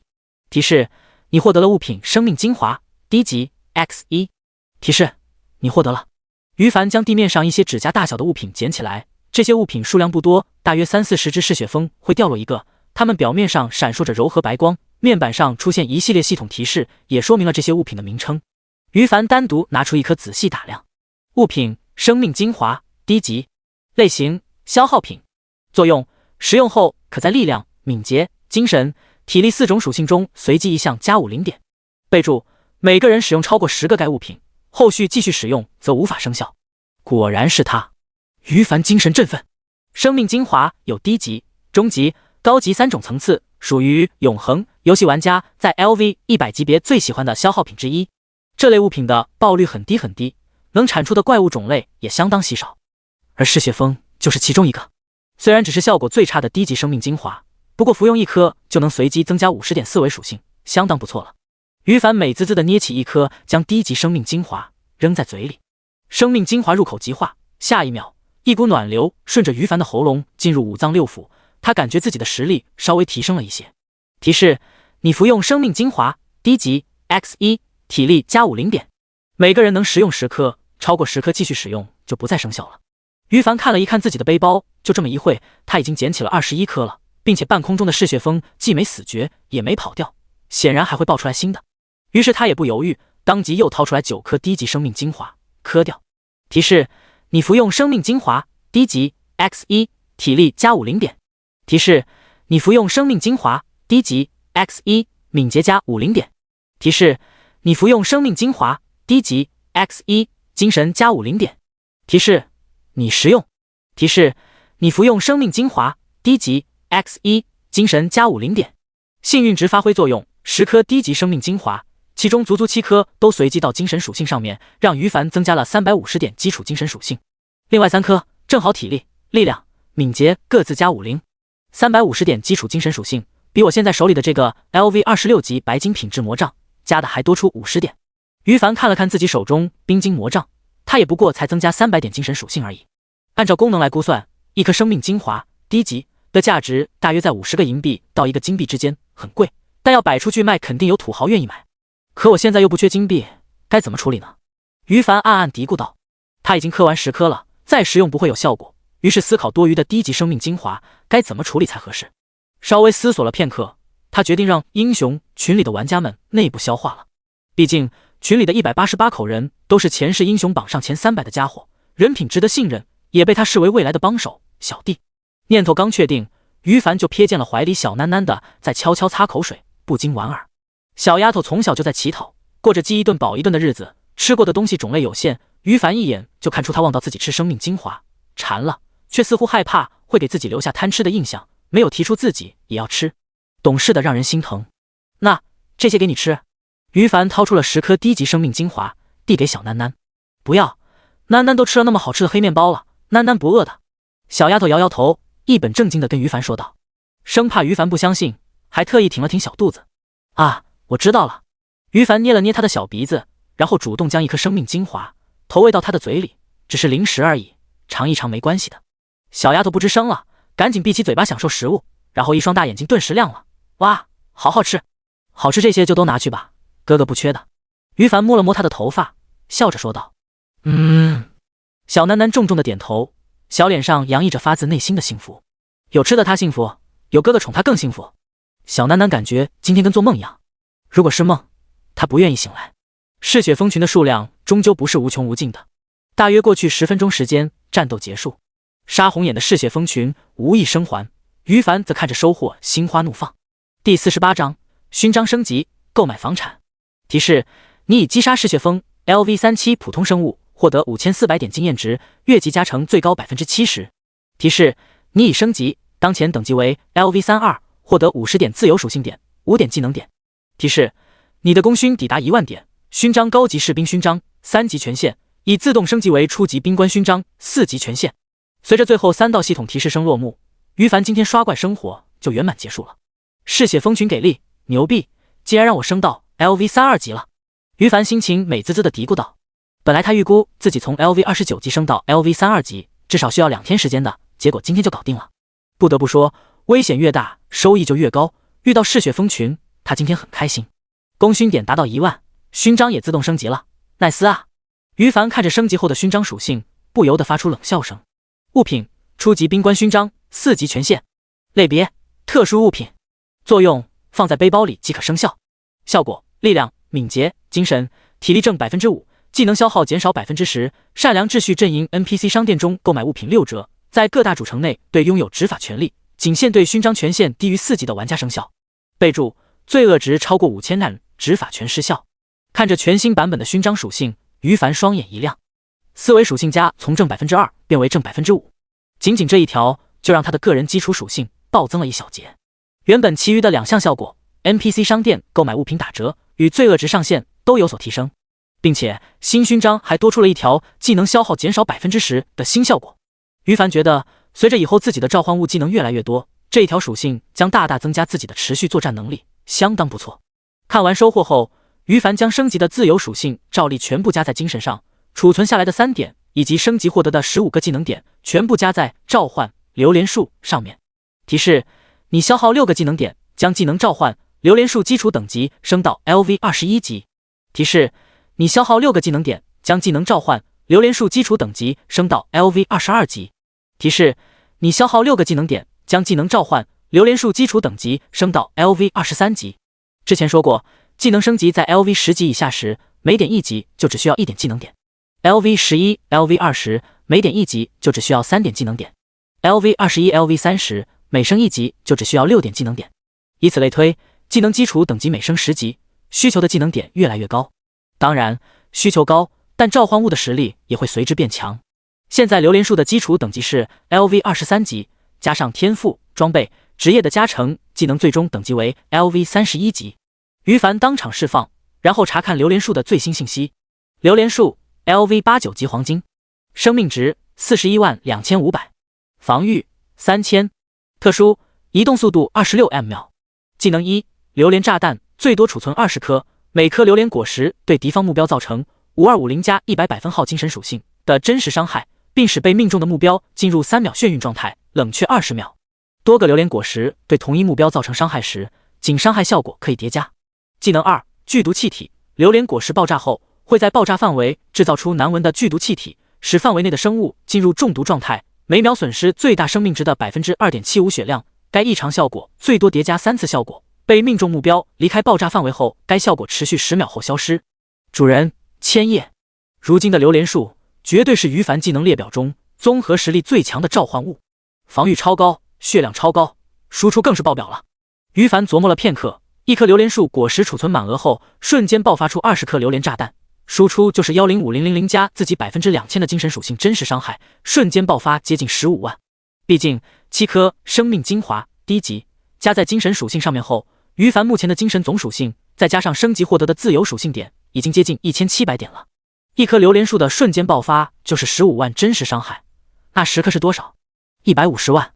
如果触发了职业加成，植物系召唤物数量加1的效果，就能召唤出20颗，最高的瞬间爆发就是接近300万真实伤害。另外还有持续的中毒伤害没算在内呢。如果战斗时间足够长，让榴莲树召唤物还没消失的情况下，于凡的技能冷却好了，他就能召唤出至少加10颗数量的榴莲树。算一算召唤物的持续时间与技能冷却以及其他减少技能 CD 的 buff 情况，就算不触发职业的 10% 几率，也能最多同时存在30颗榴莲树啊！一想到30颗榴莲树的同时爆发，于凡自己都震撼了。对永恒 LV1000级以下各个层次的生物实力了解的他，最明白此时的榴莲树有多么恐怖。10颗榴莲树应该能秒掉 LV90级以下传奇 BOSS，30颗榴莲树的话 ，LV90级以下史诗 BOSS 恐怕都能瞬秒。想想自己才 LV32级，召唤物中最强的一种就能瞬秒 LV90级以下任何一头史诗 BOSS 了，于凡自己都感觉害怕，太可怕了。等精神属性升到5000点，蛮族天赋再一次进化后，肯定会更加可怕。当然，其他召唤物也不能忽视，尤其是传奇阶位的金翼大雕，它跟榴莲树一样，被于凡用过永恒之心，取消了技能等级提升对自身角色等级的要求。加速，明天继续努力，加速提升实力。于凡鼓励自己。这种实力大幅度提升的感觉太美妙了，他依然上瘾。不过今天已经干了很长时间了，该休息也得休息，爆肝不能干爆。想到这里，他抱着已经睡在怀里的小囡囡，毫不犹豫地往红叶镇方向往回赶。尊敬的冒险家，这间小院子盛会只需50金币。OK， 金币给你。于凡找到红叶镇房屋管理员 NPC， 顺利用50金币的价格购买了一间占地120平米的2室1厨小院子。虽然是打折后的价格，但还是让于凡心疼了好一会儿。游戏里的房产比现实世界贵多了，不过没办法，在这个游戏与现实世界未融合的前期，为了照顾小囡囡，必须要购买的。第49章，带小囡囡下馆子，遭遇传奇魔女，千金散尽还复来，千金散尽还复来啊！于凡默默安慰自己后，看着怀里沉睡的小囡囡，有些犯愁。小丫头即使已经睡着了，还搂着她的脖子，一动就皱眉头。自己总不能就这样一直抱着她吧？劳累了一天，她也是需要休息的。幸好他很快就发现了，刚购买的院子里的2间房屋里，床、桌子、被子之类的基础生活用品都有。他选择右边的一间房屋，将小丫头放在床上。这番动作他做起来非常温柔，但还是将小丫头惊醒了。哥哥，这是在哪里啊？小囡囡揉了揉眼睛，好奇地对于凡说道。没什么好隐瞒的，于凡跟他简单解释了一下。片刻后，小丫头忍不住欢呼雀跃起来。哇，囡囡现在有家了，囡囡跟哥哥有家了。她扑闪着一双大眼睛，神色异常惊喜。于凡见状不禁欣慰地笑了。别说，看着眼前小丫头喜悦的神色，这种感觉还真不错。这就是很多哥哥总是愿意无条件宠妹妹的感觉吧。他沉浸在这种欣慰的感觉中好一会儿，然后定了定神，从背包中掏出一组黑面包放在桌子上。时间不早了，那你早点休息，醒来时候哥哥还没回来的话，这些黑面包可以填填肚子，别哭啊。哥哥不是不要你了，你知道冒险家吗？算了，总之哥哥不可能离开你的，你只要睡一觉，哥哥就会回来。玩家下线后，角色是从永恒世界消失的。为了避免小丫头多想，于凡特意嘱咐了一番，哪想到话刚说一半，小丫头就露出一副快哭了的表情。没办法，他好说歹说，才让小丫头理解玩家的下线与上线在永恒游戏中的表现形式。他错了，这不是养妹妹，而是在养女儿啊！幸好小囡囡懂事，囡囡会乖乖睡觉的，哪也不去，就等哥哥回来。于凡松了一口气，摸了摸他的小脑袋，就原地下线了。一夜无梦。第二天凌晨，于凡醒来，简单处理一下卫生与肚子的问题后，就上线了。昨天他的角色是在自己购买的房子中下线的。玩家购买房产有一个好处，就是不需要跑去复活点下线，自己的屋子里就可以下线了。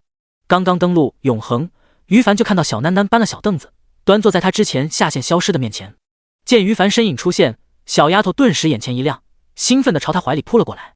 哥哥，你来了。于凡给他来了一套轻轻抱抱举高高的操作，逗得小丫头发出银铃般的笑声，然后看到桌子上的一组黑面包丝毫没有减少后，不悦地说道，不是说饿了就吃点黑面包垫垫肚子的吗？为什么没吃？小丫头眼珠子乱转，苦思冥想怎么解释。她年龄虽小，但也知道不好意思跟自己哥哥说，是因为见不到他没有食欲。不过他不说话，于凡却突然领悟了。他心想，黑面包是最差的食物，小孩子吃一次就不想再吃了吧？一定是这样。他是玩家，吃黑面包唯一的目的是为了补充精力值，明明游戏中有卖更好的食物，却几乎从未花过心思。想到这里，于凡不再追问小丫头，将她抱着往院子外走去。哥哥，我们要去哪里啊？走，哥带你吃好吃的去。不用不用。小囡囡慌乱地摆了摆手，一脸认真地说道，好吃的要花好多钱，囡囡很好养活的，不用吃好吃的。于凡听着忍不住心酸。小丫头从小乞讨，明明红叶镇街上就有 NPC 贩卖食物，也许她曾经无数次想品尝，却因为没钱而只能无奈地放弃。别的小孩子像她这么大的时候都有父母长辈宠，现在自己决定养护小丫头，哪还舍得让她替自己省钱？何况吃东西又能花多少钱？随便出去干1-2头 boss， 爆出的物品一卖，估计养活她1年都绰绰有余了。不用担心，哥哥有钱。于凡坚定地抱着小丫头往 NPC 生活区走去。小囡囡在他怀里不说话了，心里甜滋滋的。不一会儿，两人就来到了目的地，一个 NPC 运行的酒馆。虽然是酒馆，可里面卖的却远远不止酒水这么简单，有许许多多的食物烹饪。你们这里什么招牌菜？全部给我上一份！于凡豪气地掏出1枚金币，拍在桌子上。NPC 店小二点头哈腰的去吩咐后厨了。眼看着一桌子好菜好饭就要上来，就在这时，于凡目光瞥见了不远处一张餐桌上的女性 NPC， 看起来像是一个平平无奇的年轻女性 NPC， 职业应该是光明神教的一员。光明神教的圣职者 NPC 修炼的技能对魔物有天然的克制属性，因此作为人族帝国边防重镇的红叶镇，这里的圣职者 NPC 不少。只是于凡远远地看着他，下意识地感觉有些不对劲。这个 NPC 似乎在我前世见过，给我一丝熟悉的感觉。于凡嘀咕着，目不转睛地盯着对方，正准备悄悄甩出一发侦察术，却没想到被这名年轻女性 NPC 提前察觉到了。她突然眼神扫过来，与于凡的眼神对视上。下一秒，她的双眼中似乎闪过一道耀眼的白光，于凡只觉得自己的一双眼陡然刺痛一下，周围环境变成了白茫茫的一片。这是被致盲了？那个女性圣职者 NPC 果然有古怪。于凡经验老道，他瞬间猜测出自己处于怎样的状态，与此同时不慌不忙地看向面板。致盲跟眩晕、沉默、中毒等等，属于游戏中的异常状态，能控制住玩家行动能力，却无法阻止玩家看到个人面板上的系统提示。此时于凡就打开提示了，这一看不要紧，看完后顿时让他又惊又喜。提示：你被色梅林 LV45 传奇的技能命中，陷入持续10秒时间的致盲状态。该异常状态中，你无法看清周围的环境。于凡的第一个念头是，果然是致盲。第二个念头是什么？那个平平无奇的女性 NPC 是色梅林。前世阵营战争中，他对这个名字可是如雷贯耳啊！传奇魔女色梅林。第50章：魔女的残暴与欣赏。未来，色梅林的实力自然远远低于死亡女神海拉的，但是在阵营战争爆发的初期，死在他手底下的玩家与善良秩序阵营的 NPC 数不胜数。比起人不犯我，我不犯人的死亡女神，色梅林的性格就显得十分残暴。在于凡看来，她就是不折不扣的反派大 boss。于凡很惊讶，自己随便吃个饭就能遇到这种残暴的反派 boss。而他喜悦的是，认出色梅林的一瞬间，他任务列表上的魔界的异常2随之有了动静。提示：你发现一个传奇魔物，触发选择：1. 挑战色梅林 LV45 传奇；2. 请向 NPC 士兵队长希特拉汇报，提升任务进度。提示：选择1可能引来色梅林的仇恨，风险巨大，请谨慎选择。触发了选择，说明魔界的异常2，这个任务的自由度很高，过程中变数很大。眼下触发的这2个选择，于凡一时之间没有拿定主意。选择1的话，于凡记得色梅林是 LV45 级传奇刺客型 BOSS， 输出巨高，速度又神出鬼没，对召唤师这种本身坦度、灵活度较差的职业属于天敌。短暂的分析后，于凡觉得自己的胜率很渺茫。如果色梅林是战士、法师等职业就好办多了，他有信心让召唤物干掉对方。而选择2的话，他又有点不甘心。魔界的异常2这项任务的内容就是要让于凡在红叶镇中找到隐藏的魔物，却并没有说明镇子里究竟有多少隐藏魔物。也许只有1个，也许100个，谁也说不清。不把微红叶镇内的魔物全部找出来，可能需要在任务期限结束后才能领到奖励。否则就像现在摆在他面前的第一道提示一样，将色梅林的身份汇报给希特拉，没有奖励，只是提升任务进度而已。太墨迹了，任务期限足足2个月呢，于凡不想等那么久，因此此时遇到选择后陷入了犹豫中。不过他万万没想到自己还没做出选择呢，色梅林接下来的举动就让他只剩下1个选择了。咦，年轻的冒险家，看你的表情似乎认出我身份了呢，你说我该怎么办呢？色梅林沙哑的声音在于凡耳边响起。与此同时，10秒过去，他从致盲状态中脱离，重新恢复了视线。此时于凡发现自己不知何时身处于一个神秘的封闭空间里，他脸色微微一变，立刻看向提示，果不其然，发现了答案。提示：色梅林 LV45 传奇，使用一张镜像空间卷轴将你拉入镜像空间内，死亡或者60秒时间后脱离该镜像空间。我自认为伪装得很好，年轻的冒险家，能告诉我你怎么认出我身份的吗？色梅林出现在于凡面前，神色好奇地问道。传奇阶位的 BOSS 拥有强大智慧与实力，观察能力也十分出色，肯定是我刚才从系统提示中认出他身份时自己露出了异常表情，才被他察觉到的吧。于凡心中暗暗叫苦，他就是对击杀色梅林有想法，也不是现在，不是这里。对于色梅林认出自己冒险家、玩家的身份，他倒不惊讶，毕竟从开服第一时间，永恒内所有智慧生物都像是被植入了程序一般，理解了玩家的存在并演认出来。对于色梅林的问题，于凡不知道怎么解释，毕竟总不能跟他说自己是重生的，所以认出来不的吧。于是含糊地说道：怎么认出你的不重要，反正我也没打算告诉别人，不如大家当作没见到彼此如何？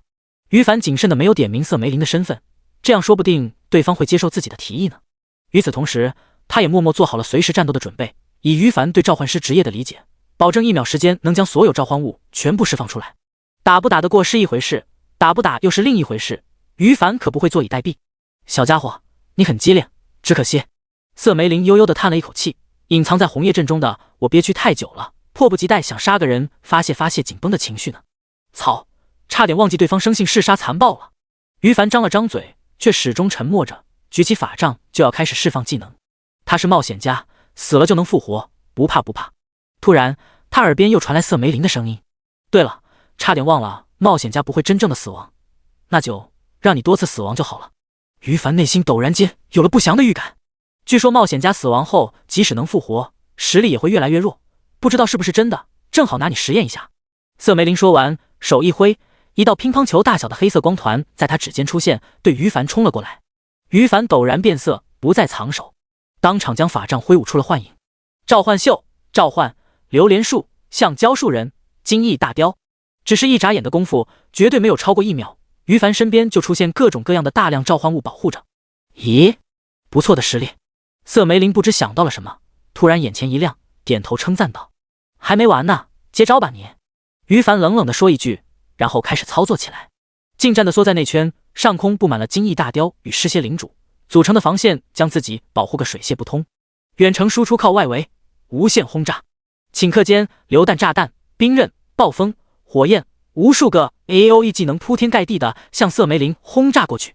见到这一幕，瑟梅林不禁反喜，真是个出人意料的冒险家呢。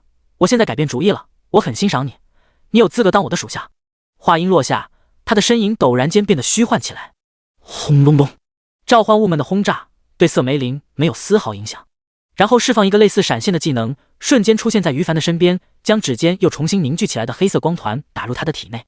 提示：你被瑟梅林 LV45 传奇的技能命中。当瑟梅林对你产生杀意时，无论距离多远，都可以随时引爆该技能，对你造成15000点真实伤害。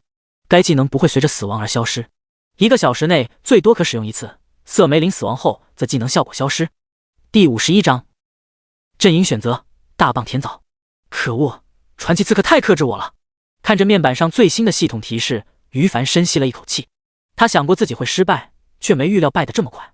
已经足够谨慎了，但无奈瑟梅林的动作如同瞬移一般，那么多召唤物在他面前形同虚设，轻轻松松就突入自己身边，给自己身体内安装一枚不现实的炸弹。虽然召唤师职业的战斗力大多数都来自于召唤物，但自身一定要有强悍的保命能力，不然在顶级刺客面前太危险了。接下来是时候堆一堆保命能力了，最好弄个无敌技能什么的。于凡暗暗嘀咕道。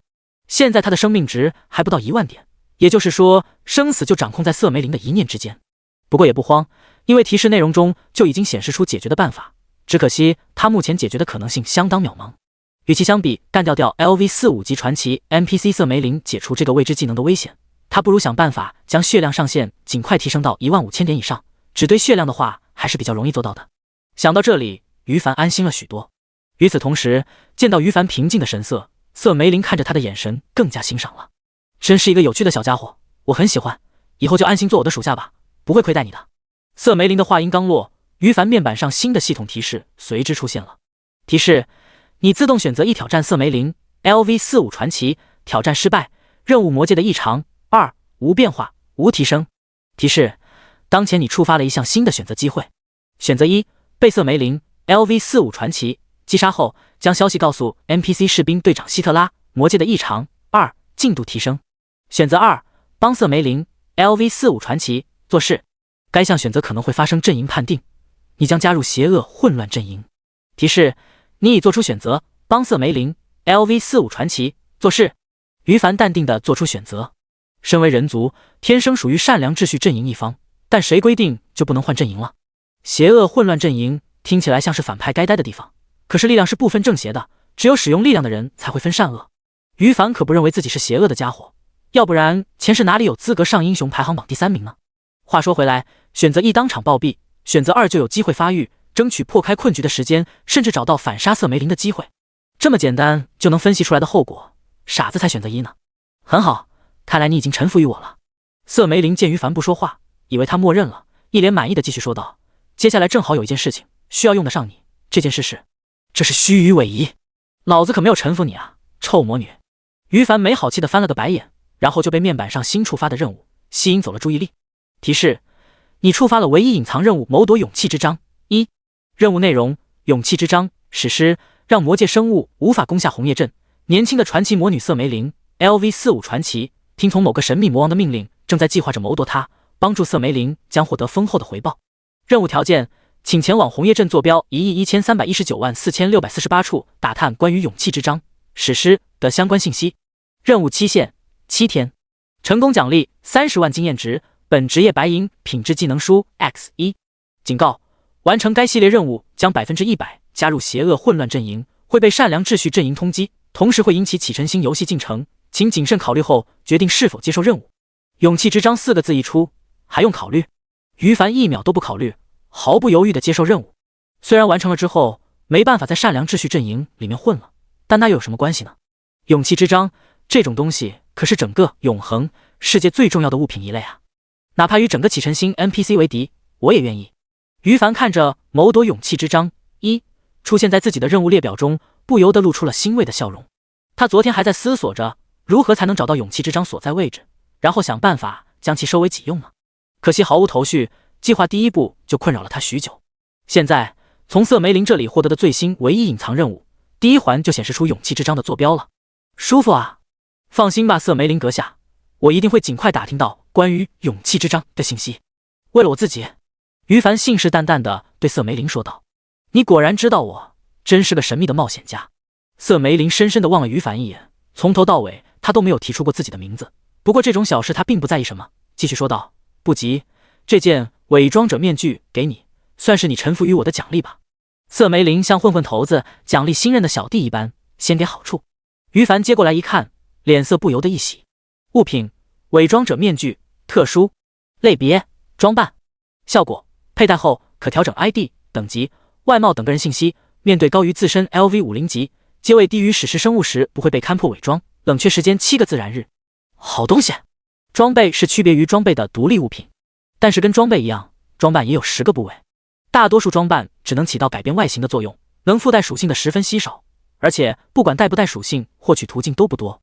于凡记忆中倒是知道有几个关于领取传奇品质装扮的途径，只是没来得及搞。这个伪装者面具能改变信息，比他记忆中那些传奇品质的也不差什么了。这就是瑟梅林给小弟的奖励吗？还真不错。于凡默默想到，以后某一天就给他个痛快好了。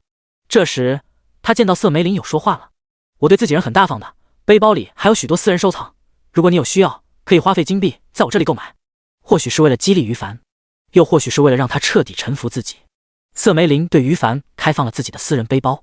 第52章私人藏品的诱惑。提示：瑟梅林 LV45 传奇对你开放了个人背包，你可以在物品列表中选择想要的进行购买。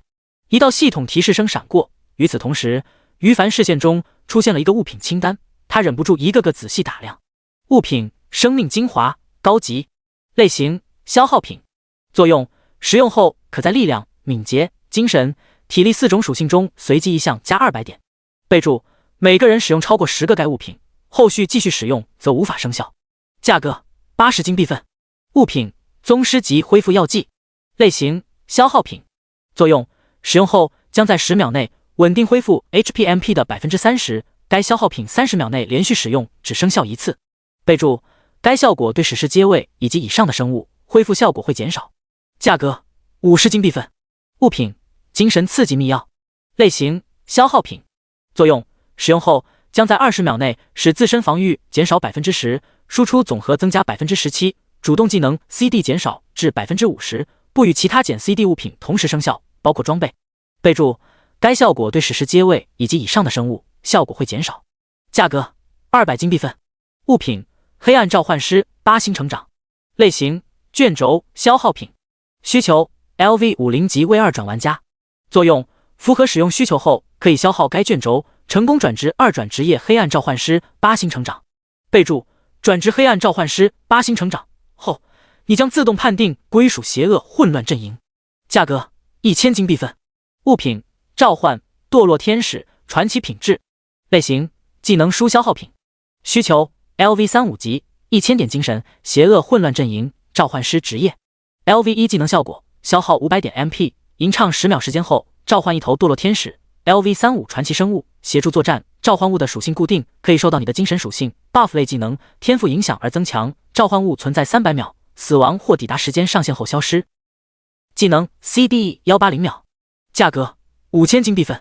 物品清单列表上，珍贵的消耗品、技能书、转职卷轴、装备、材料琳琅满目，远超于凡的预期。这是你的私人收藏？你不会打劫了某个濒死了魔王吧？于凡望着瑟梅林，一脸难以置信。骤然见到这么多好东西，饶是重活一世的他，也不由得眼珠子都有些红了。等游戏中后期，他自然看不上这些物品，但是现在每一件对他都有很强的吸引力啊！甚至于凡的心里都忍不住生出杀人夺宝的念头了。可惜目前他打不过对方，而且一名传奇级别的强大刺客，刺杀技能也可以用来当成逃生技能。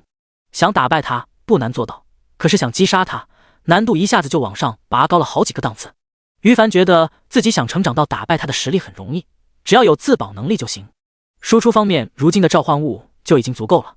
说来说去，还是被职业克制了，无法发挥出他召唤物大军的优势。想到这里，于凡想提升保命能力的欲望更加强烈了。而见到他的目光，一会闪烁出贪婪，一会透露出杀意，最终又变成无奈之色。旁边观察的瑟梅林很满意，不怕你不心动，有你心动的就好掌握。至于杀意，笑话，想杀我传奇魔女瑟梅林的家伙多了去了，不愁你一个。一手交钱一手交货，买不起的话就算了，欢迎有钱了再来找我。我明面上的身份就是红叶镇光明神殿一名圣职者。瑟梅林跟于凡说完后，就主动隐藏起魔物气息，撤销了结界。于凡眼神闪了闪，从外表上看，启辰星没几个能看出瑟梅林隐藏的身份，如果不出意外的话，他还能隐藏不短时间，这对自己来说是一个好消息，意味着有更多的时间去研究怎么谋取勇气之章。没错，就是谋去，不是为了完成任务，而是为了自己用。从瑟梅林这里接取的隐藏任务虚与委蛇只占了很小一部分原因，更重要的是于凡想通过这则任务方便找到勇气之章，进而将其收为己用而已。这个目的从始至终都没有改变过。不过这种事情急不得，一切都需要慢慢来。镜像空间的时速与外界保持一致。从空间内出来后，于凡就看到小囡囡已经急得满头大汗了。好不容易将其安抚下来，然后他就将食物打包送回自己的院子里，将小囡囡也留在院子里后，就准备出去寻找勇气之章所在的红叶镇坐标了。小囡囡明白于凡不会丢弃自己后，就变得很乖很乖，不吵不闹的说就等他回来。于凡十分欣慰，小丫头太懂事了。路上他想起在瑟梅林私人收藏那里看到的物品清单，再看了看如今自己背包中仅剩下的3个金币，赚钱的欲望高涨。对了，还有财富榜排行第1每日奖励的幸运钱袋，开一波。于凡打开背包，开启幸运钱袋。提示：你开启了一个幸运钱袋，1至5银币，你获得4个银币。提示：你开启了一个幸运钱袋，1至5银币，你获得5个银币。提示：你开启了一个幸运钱袋，1至5银币，你获得5个银币。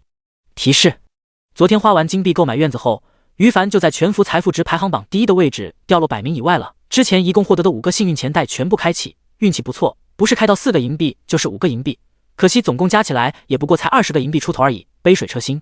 想了想，他干脆打开好友界面，打开他之前创建的英雄聊天群组。群里很热闹，于凡没空看聊天记录，直接动用权限设置成只允许自己发言，然后开始在线卖货催收。20点43分，千叶，各位，我急需金币使用，之前副本中计算清楚欠我多少金币的那些家伙，快点交给胖子夜战八方，这2天我会去拿。20点44分，千叶，然后胖子我给你的东西都处理完了吗？没出手的快点出手，去找那些大公会会长，他们不缺钱。20点44分，千叶，最后我新获得的这些东西有人要不？1金币1个。生命精华低级。第53章防守森严，勇气之章。于凡说完3句话后，就解开了全体禁言的权限。瞬间消息爆发，血红辣椒233，千叶大神在线催收了。听 OL， 千叶大神您终于再次出现了，不过俺没有欠款，哈哈哈。给我1枝花，没欠款这么开心。提醒一下，没有欠款就没有收获，上一次没被千叶大神带堂死亡峡谷的噩梦手通，明明是一件悲伤的事情来着。疯狂的小土豆呜呜哭了。千叶大神俺想你。9天神武，这个生命精华低级的属性牛逼，千叶老大又来发福利了，我先预定10个。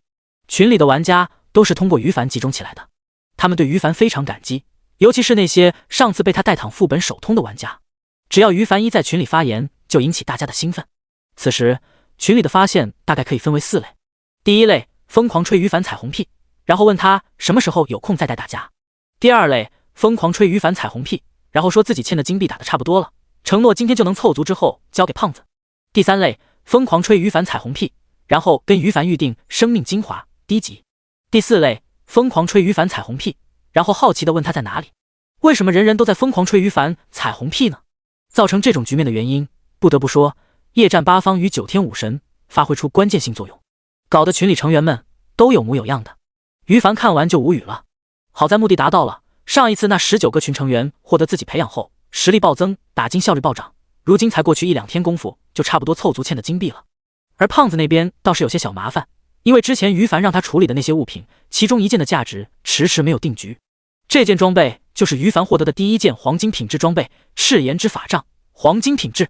它的基础属性在 LV 20级阶段巨高，附带的技能流星陨落更是超大范围的 AOE 魔法输出，持续伤害固定为每秒1000点，非常牛逼。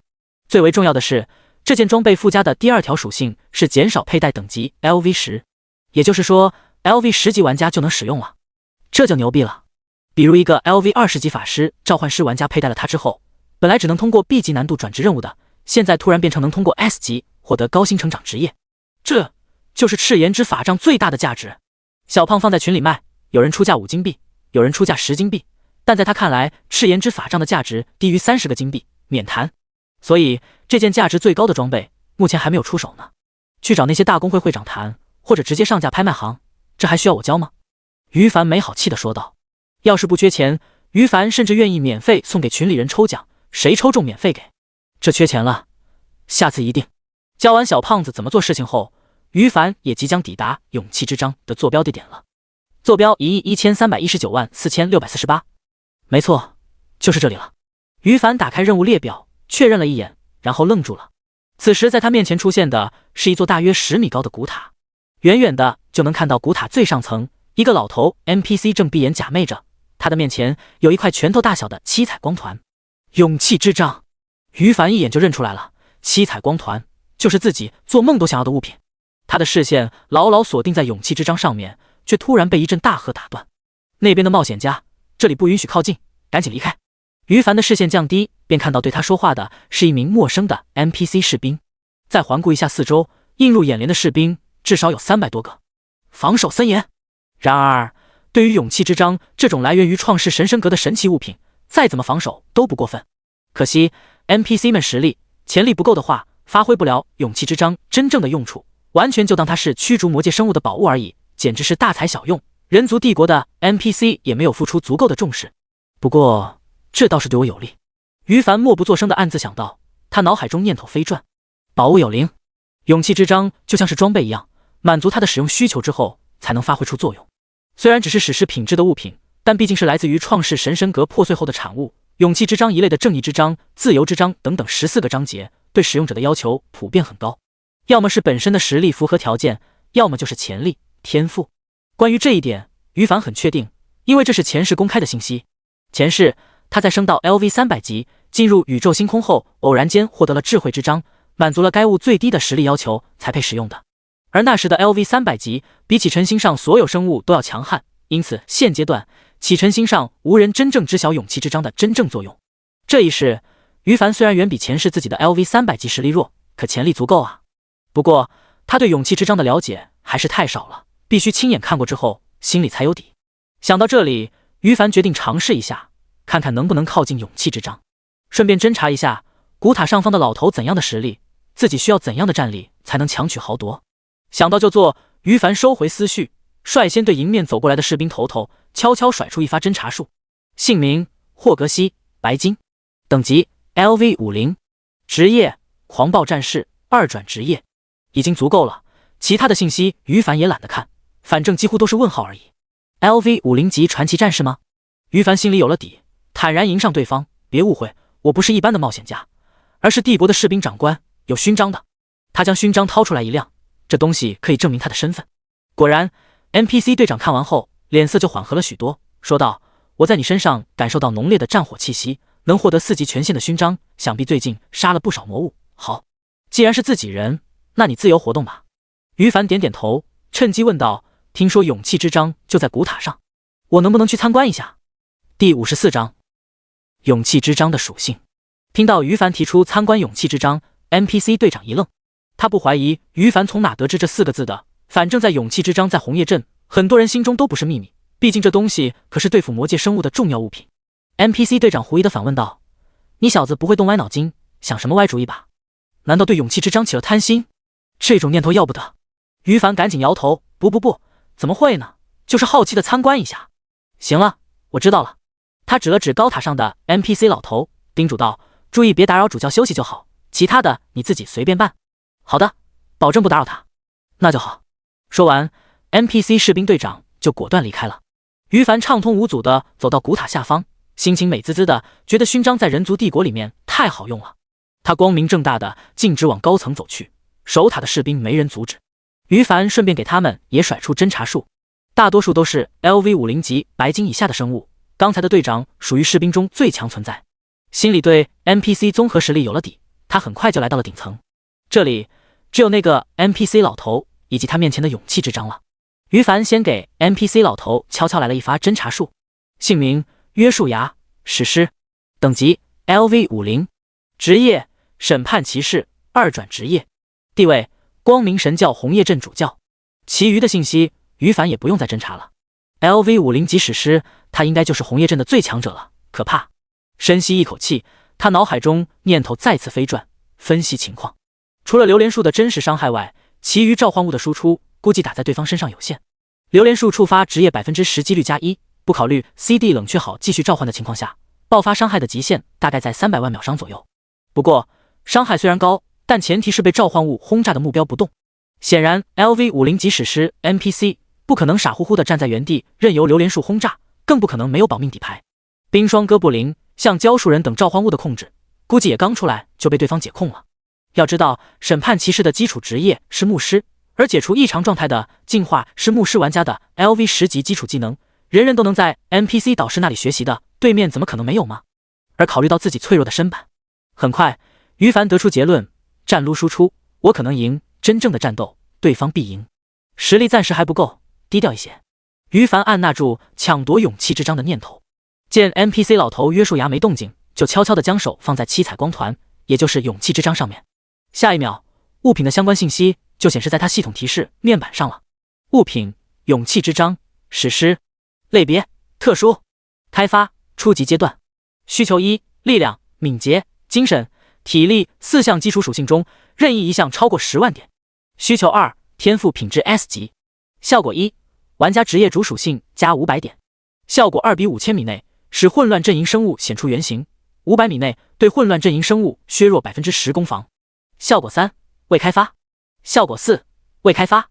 效果5：未开发。效果6：未开发。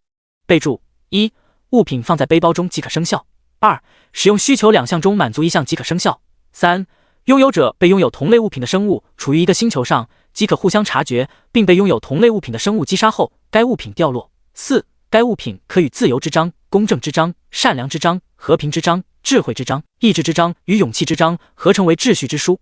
5、该物品可开发，开发后各项效果提升，并可解锁新效果。6、击杀0100000黑混乱阵营生物后，该物品自动开发至下一阶段。提示：你符合该物品的绑定需求2，是否立即绑定？绑定过程需要10秒，受到伤害则立即重新计时，并且绑定该物品将对游戏剧情造成未知变化，请谨慎考虑后再做选择。警告：该物品对人族帝国十分重要，未经允许绑定则将立即引起帝国强者的干扰，甚至追杀，请谨慎考虑后再做选择。看着勇气之章的内容，于凡不禁大喜过望。绑定需求果然跟我记忆中的差不多，这下我就放心了。勇气之章的效果非常强，初级阶段就能增加500点职业主属性了。所谓职业主属性，顾名思义，例如战士职业加在力量上，弓箭手职业加在敏捷上等等，这都堪比 LV50级传奇装备附加的属性了，才是初级而已啊！并且增加的基础4维属性，其实只是勇气之章6条效果中最不起眼的一个。效果2会对混乱阵营生物有压制效果，这一条也相当不错。它属被动型范围效果，即便没人绑定，也对邪恶混乱阵营的魔界生物起到效果。混乱阵营指的并不是自身无秩序的势力，而是会给其他势力造成混乱的阵营，比如魔界生物。而放眼宇宙星空中，这条也会生效。毕竟分秩序阵营与混乱阵营的可不只是启辰星啊。效果3到效果6，则因为物品还未开发而没有生效，无法得知具体描述。勇气之章来自秩序之书的解体，而秩序之书与混乱之书属于对立关系，因此开发它需要击杀混乱阵营的生物，10万头的数量不算多。可惜绑定勇气之章需要10秒时间，过程中受到伤害绑定就失败了，必须要确保期间不会被打扰，才能开始绑定。这最后一条警告，可惜了。于凡摇了摇头，他强忍着内心将勇气之章当场据为己有的贪念，瞥了一眼 NPC 老头约书亚后，恋恋不舍地离开了古塔。这件事情他要好好定一个计划。第55章3天之后，怪物攻城。初级开发阶段的勇气之章属性在于凡眼中并不是特别有吸引力，但考虑到它就跟自己的天赋似的，属于可成长型存在，价值就不可估量了。虽然后面4条属性还未开发出来，不过于凡肯定其中有一个是召唤创世神虚影的能力，这是他前世亲眼看过那名自私狭隘的灯塔国第一强者使用出来的，有理由确定。至于其他3条效果究竟是什么，于凡表示自己很期待。而此时离开了古塔后，他才注意到不知不觉中在瑟梅林那接到的隐藏任务第1环已经完成了。提示：你已完成谋夺勇气之章。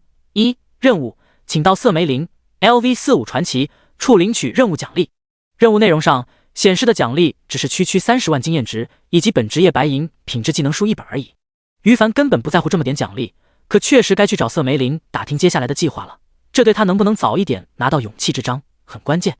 启辰星上除了我，没人可以绑定勇气之章，他迟早是我的，大不了猥琐发育一段时间，等成长到足够强悍的时候直接抢走。当然如果能早一点拿到就更好了，那样可以早些提升勇气之章的属性，就看瑟梅林这个传奇魔女给不给力了。这样想着，于凡向着红叶镇光明神殿方向走去。瑟梅林就在那里。好的，我知道了，让我想想接下来该怎么办。于凡将关于古塔周围帝国防御的人数、综合实力跟瑟梅林汇报后，他就陷入了沉思，然后让于凡再等待，他忽然原地消失了。于凡好奇他接下来会怎么做。要知道约束牙可是 LV50级的史诗 NPC， 比他这个 LV45级传奇 NPC 强悍了不止一个档次，因此仅凭他自己肯定不敌约束牙的。想到任务内容中透露出瑟梅林来此隐藏在红叶镇谋夺勇气之章是奉了某个神秘魔王的命令，于凡就很好奇他背后的魔王会不会现身。魔界生物中有魔王之称的至少是史诗阶位生物，于凡表示很期待他的现身。场面越是混乱，我就越是能找到机会争取绑定勇气之章的时间。守卫势力我已经侦查的差不多了，希望魔界生物这边不要让我失望啊。就在于凡暗暗期待的时候，消失的瑟梅林再度现身。刚出现就看到他满脸喜色，于凡心里就有了底。果不其然，瑟梅林已经有了接下来的打算。提示：你触发了唯一隐藏任务谋夺勇气之章中。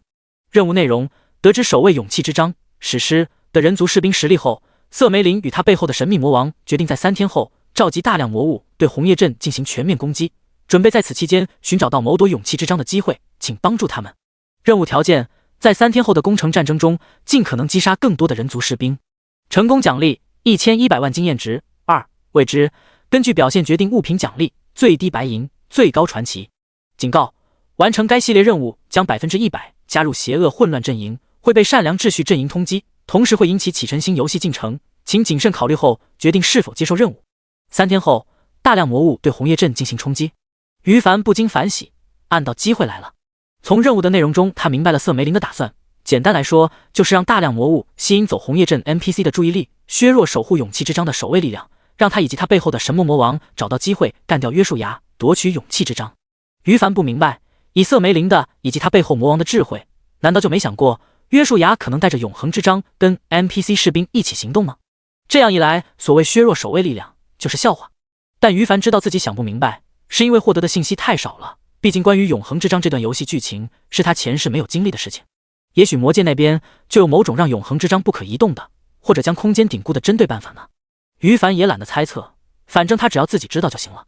当然，按照任务内容，他需要当大量魔物冲击红叶镇的工具人，表现好的话，或许可以拿到传奇品质的物品奖励。如果是一般玩家来做这个任务，肯定愿意老老实实的按照任务要求办。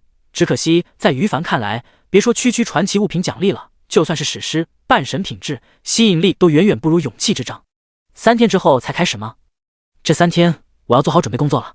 于凡暗暗抵国着。与此同时，领取了任务，便告别了瑟梅林离开。4个小时之后，黑暗山脉外围，轰隆轰隆隆，10棵榴莲树轰炸一轮轰炸下，刚刚刷新的石斧狼领主 LV35级黄金 BOSS 1秒都没撑过去就暴毙了，尸体倒下，地面上爆出数件物品。与此同时，于凡的面板上出现数道提示：提示你已击杀石斧狼领主 LV35黄金生物，获得55000点经验值，越级加成最高 30%。提示你击杀了魔界生物石斧狼领主 LV35黄金生物，获得48点功勋。提示你已升级，当前等级为 LV33，获得50点自由属性点，5点技能点。提示小囡囡海拉感受到周围有生物死亡，天赋王者贡献生效，获得该生物 1% 的属性。提示你首杀，获得全服首杀奖励40点自由属性点，8点技能点。全服公告：玩家千叶 LV33级植物召唤师，全服首杀，他的英勇事迹将永远铭记在启辰星历史上。一系列的提示终于在最后3道全服公告刷屏后停止了。于凡熟练地将 BOSS 掉落的物品捡起来，还不错，有2件黄金品质装备，1本黄金品质技能书，可惜都不是召唤师职业的物品。于凡既开心又有些失落。开心的是 BOSS 爆出来的好东西数量不少，3件黄金品质算是大爆了。可惜的是自己用不上，只能卖钱。于凡将物品放回背包里，见到私聊界面开始闪烁，打开后发现好兄弟已经到达红叶镇了，顿时露出了欣慰的笑容。小胖送金币来了，接下来的计划就好办了。第56章，提前准备，氪金提升。于凡的准备工作是什么？答案毫无疑问，就是提升实力了。但提升实力不能只埋头刷怪，只想着提升自己等级，打 BOSS 爆出技能书，这样既累又效率又低。更重要的是，打 BOSS 爆出来的物品他基本都不符合使用要求，毕竟他总是越级刷怪。所以在知道3天后魔物进攻红叶镇，于凡就很快制定了一个初步计划，两头通吃。他现在任务列表上有2个隐藏任务，还恰好都是对立的：魔界的异常2与谋夺勇气之章中。这2个任务目标都是冲突的，不过并不影响他从中获得好处。比如于凡完全可以拿着金币去瑟梅林那里购买他的私人珍藏，也可以去 NPC 队长希特拉那里将魔物即将攻城的信息告诉他，试着先领取一些任务奖励。自由度高的隐藏任务是支持他这样操作的。之前于凡在新手村接到第1个隐藏任务时，还能提前拿到任务奖励呢。不过不管计划怎样，前提都是他要有钱，有钱才能购买瑟梅林的私人珍藏物品。他现在甚至都没钱付传送费用，离开红叶镇。没办法，只能叫小胖子把金币送过来了。现在小胖子已经抵达红叶镇，于凡暂时结束了刷怪模式，回到了镇子里，找到好兄弟。老大，群里欠钱的都已经结清了，一共收到有336金70银币，给你。小胖子将金币放在交易界面上，于凡收下。336金币，毫无疑问，这是一笔巨款。原本已经在全服财富排行榜掉落100名外的于凡，现在一跃成为第1。全服财富排行榜第1，千叶，拥有财富344金15银49铜。注：第1玩家每天0点奖励幸运钱袋1至5银币 x1， 每周60点奖励幸运钱袋1金至5金币 x1， 每月最后1天0点奖励100万经验值加幸运钱袋50金至500金币 x1。第2法神降临，拥有财富73金45银29铜。随着玩家整体实力的提升，获取游戏币的体量也变得越来越大，财富排行榜上前10的存款都已经普遍超过了50金币。这是114分生命精华，低级，你回去把它卖掉。于凡将背包中之前屠杀嗜血蜂群获得的生命精华交给小胖子，按照他在群里表明的售价，这114份消耗品将卖出114金币，扣除从树星城到红叶镇的传送费后，预计剩下100金币以上，相当不错了。老大，群里的兄弟姐妹们很多都来到树星城了，你什么时候有空，大家一起聚一聚吧。离开之前，小胖子说道：我最近抽不开身，过几天再说吧。于凡沉默了片刻，给了一个答案。望着小胖子开心的又通过传送阵离开了，于凡这才露出了一丝苦涩的笑容。如果他自己的计划成功的话，勇气之章一绑定，肯定就成了人族帝国公敌，能不能去树星城还真是个大问题。不过熊与熊掌不可兼得，为了永恒之掌必须要果断。再说了，帝国公敌其实也没什么，并不是没有解决办法，最简单的方法，成为启辰星无敌强者后，哪个还敢与自己为敌？想到这里，于凡脑海中的念头更坚定了。与此同时，他也感觉到了时间的紧迫，距离3天时间已经快要过去了半天，得抓紧了。不一会儿，于凡再次找到瑟梅林，对方很惊讶他突然赶过来，但于凡没与之解释的心思，直入主题：我是来跟你购买物品的。哦，有金币了吗？欢迎。瑟梅林微微一笑，再次对于凡开放了自己的私人珍藏。宗师级恢复药剂，精神刺激秘药，召唤堕落天使，传奇品质。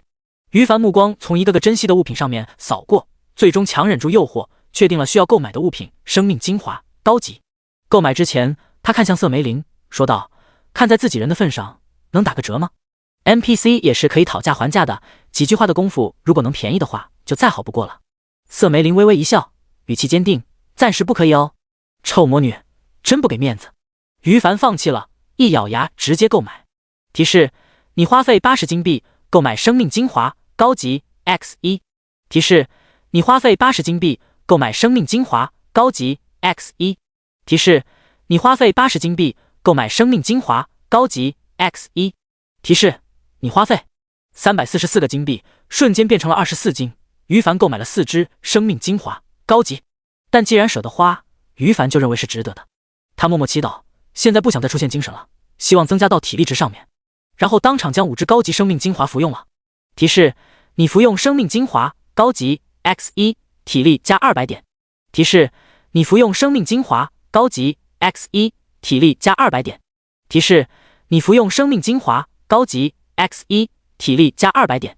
提示：你服用生命精华高级 X1， 体力加200点。于凡，牛逼！每支 25% 的概率，4支全部加在体力属性上面了，简直太舒服了。加上刚才升级与首杀 BOSS 获得的90点自由属性点，半个小时内他的基础体力属性总共增加了490点。按照1点体力等于30点 HP 的比例来计算，这就是14700点 HP。于凡打开个人面板 ，ID 千叶，等级 LV32，职业植物召唤师 ，HP 50750，MP 10660，攻击3104，防御1615，属性力量202，敏捷404，精神1880，体力1165，幸运22，魅力12，暴击 14.71%， 额外爆伤 10.75%， 略 HP 上限已经超过5万点了，这下子生命安全总算有了初步保障。于凡心情放松了许多，因为传奇魔女瑟梅林刚见面时对他释放的未知技能引爆后将会立即打掉5万点真实伤害，现在 HP 上限超过5万，于凡就不担心对面翻脸后自己就立马暴毙了，毕竟他迟早与对方为敌的。第57章再接隐藏任务，进入隐藏副本。于凡又将任务第1环奖励的技能书开启，获得一本 LV30级可学习的白银品质技能书。物品：召唤黑暗僵尸，白银品质。需求 LV30级，150点精神，召唤师职业。LV1 技能效果：消耗500点 MP， 吟唱5秒时间后召唤一头黑暗僵尸 LV30 白银生物，协助作战。略备注：技能每提升1级。略区白银品质的技能书于凡懒得细看，粗略浏览一遍后就明白，黑暗僵尸可以当前排肉盾用，然后便花费1个技能点学习了。想了想，没有继续耗费技能点提升他的等级。然后他看着背包中剩余的24个金币，陷入了沉思。金币花的差不多了，去哪里搞金币呢？即使现在的玩家打金水平比刚开服时效果高许多，但想通过贩卖物品收割韭菜还是太慢了。夺走勇气之章后，说不定会惹怒魔界生物，别的于凡不担心，就担心瑟梅林不再向他开放个人收藏。那么多好东西，不拿到手太可惜了。因此，于凡决定先想办法把最需要的几样搞到手里再说，这就很需要金币了。幸好他是重生者，拥有先知先觉的优势，很快想到了一个好办法。对了，我记得烈焰城有个隐藏任务，不但可以刷金币，还不会耽误我刷怪升级。于凡脑海中闪过一道灵光，他回想起前世在论坛上一件曾经引起过大范围轰动的事件。这件事就是一个普通玩家开了个吐槽帖子，说他接到了一个隐藏任务，进入一个隐藏副本。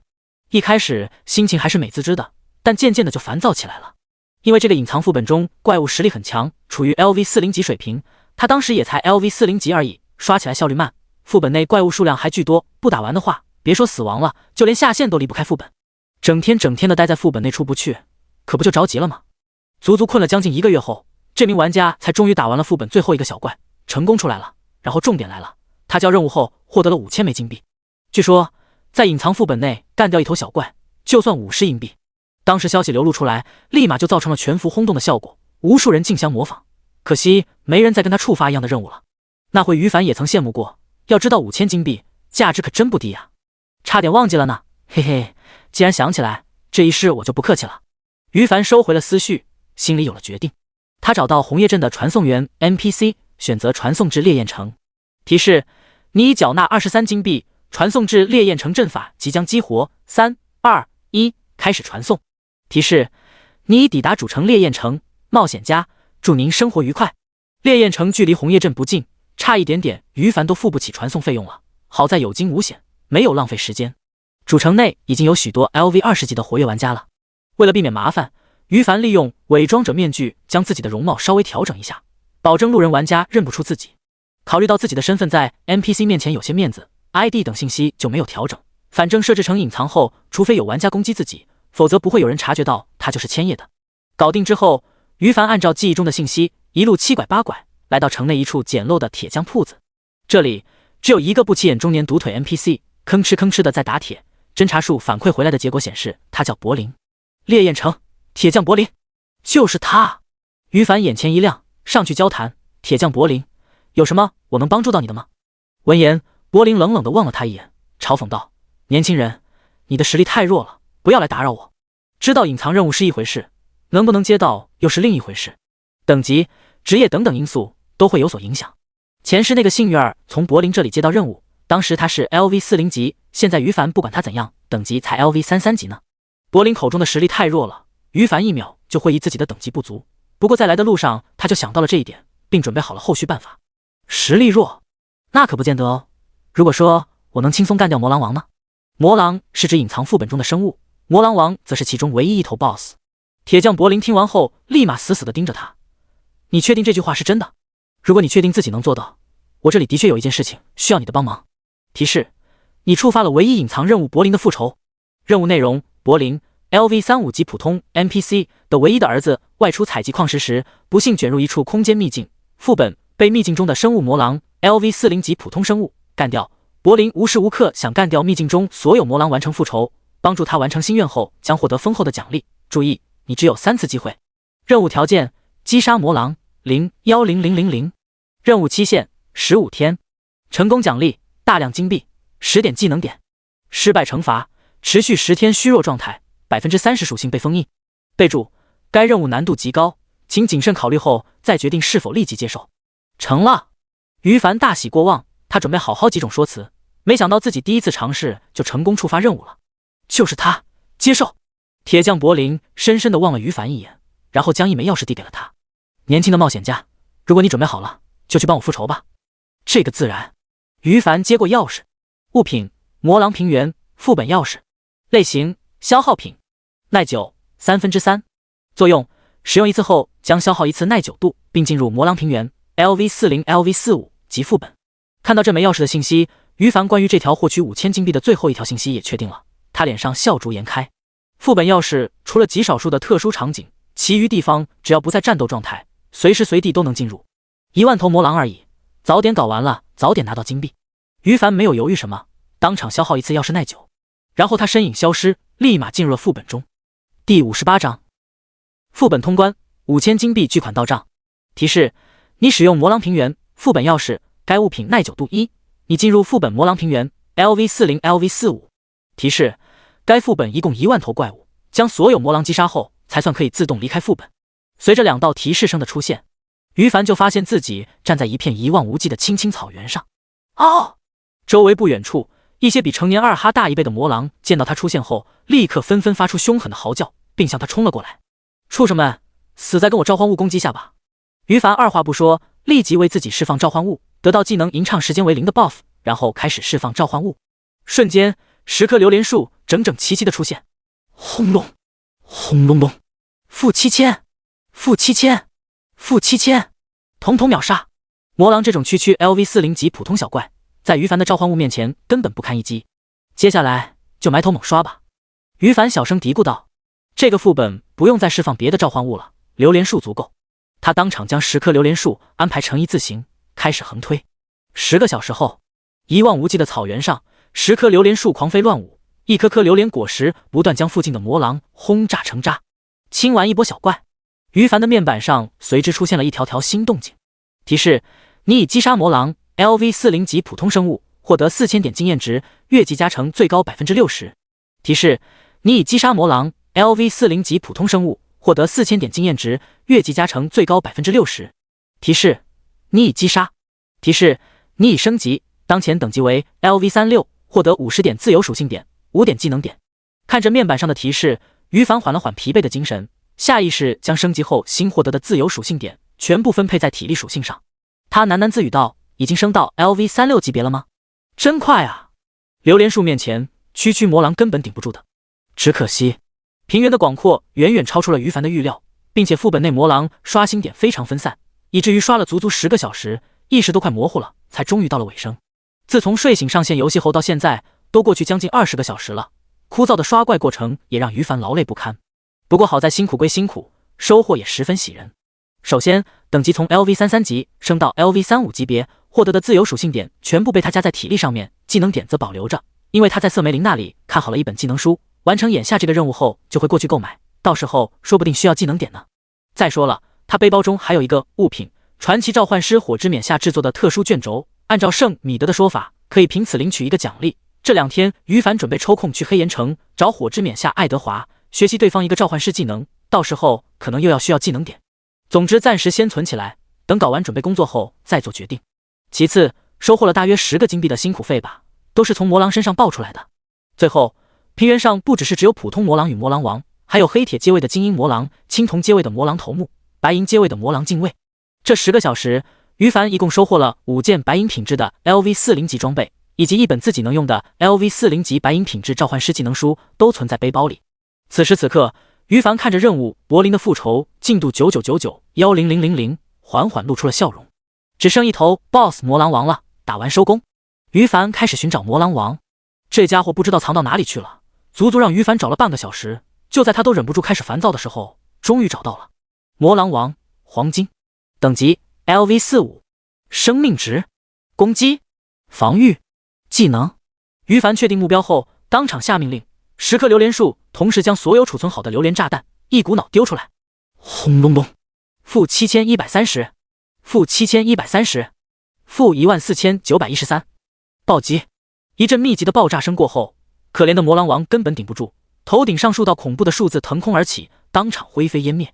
提示：你已击杀魔狼王 LV45黄金生物，获得188000点经验值，越级加成最高 100%。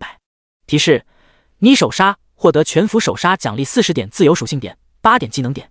提示：你已经通关副本魔狼平原副本，获得50万经验值，可随时离开副本。提示：你获得全服首通魔狼平原副本的奖励。提示：你的任务柏林的复仇已完成。全服公告：玩家千叶 LV35级植物召唤师全服首通首杀。随着最后的公告声刷屏结束，于凡自从副本中离开了。终于结束了，他揉了揉眉心，跟铁匠柏林领取了任务奖励。提示：你获得任务奖励1，技能点 X10，2，金币 X5000。看着背包中多出的5000枚金币，于凡脸上笑开了花。有钱了，接下来他按照之前的打算开始进行下一步计划。又过了半个小时，黑岩城。就在于凡疲惫不堪快到极点的时候，他终于找到了 NPC 爱德华，将背包中的卷轴交给对方。这件物品是当初在树星城光明神殿中，为了报答自己在圣女爱丽丝复活过程中的帮助，大长老圣米德给的物品。据他自己说，这东西是爱德华的信物，物品说明上显示的也是如此。短暂的沉默后，你可以跟我提出一项不过分的要求。传奇召唤师，拥有火之冕下之称的 NPC 爱德华对于凡认真的说道。于凡前世就对爱德华的能力很了解，早就想好了要求，强提精神说道：我需要学习你的召唤圣天使能力。你确定？当然。那如你所愿。提示：经过爱德华 LV105级传奇 NPC 的传授，你消耗一个技能点，学会召唤圣天使传奇品质技能。于凡看着自己技能列表中新增的技能，不由得露出发自内心的笑容。传奇品质的技能在经过天赋召唤物亲和的加后，变成了史诗品质。于凡下线之前找了个没人的角落，当场将圣天使召唤出来。他看完圣天使属性后，忍不住发出惊叹，果然跟我记忆中的一样牛逼。第59章2种史诗阶位召唤物。召唤圣天使的技能学习需求等级为 LV35级，因此召唤物的初始等级也为35级。经过天赋的加成后，技能等级变为 LV11，召唤物等级变为 LV48。技能前10级每级召唤物加1级，第11级开始变成+3，而又经过装备等加成后，技能等级就变成了 LV13， 召唤物等级变成 LV69。圣天使 LV56级史诗，生命值475000，攻击8750，防御3400。技能1：生命共享，主人受到攻击后将先扣除圣天使的生命值，圣天使死亡后主城才会承受伤害。技能2：绝对防御，圣天使释放10的平方米的圆形防护罩，在防护罩内的己方生物、召唤物加自身加队友将处于无敌状态，防护罩效果持续2秒，冷却时间300秒。技能3：天使祝福，为己方所有单位施加减伤 20%、增伤 20% 的 buff， 效果持续30秒，冷却时间300秒。主人千叶，这就是于凡召唤出来的圣天使所有面板信息了。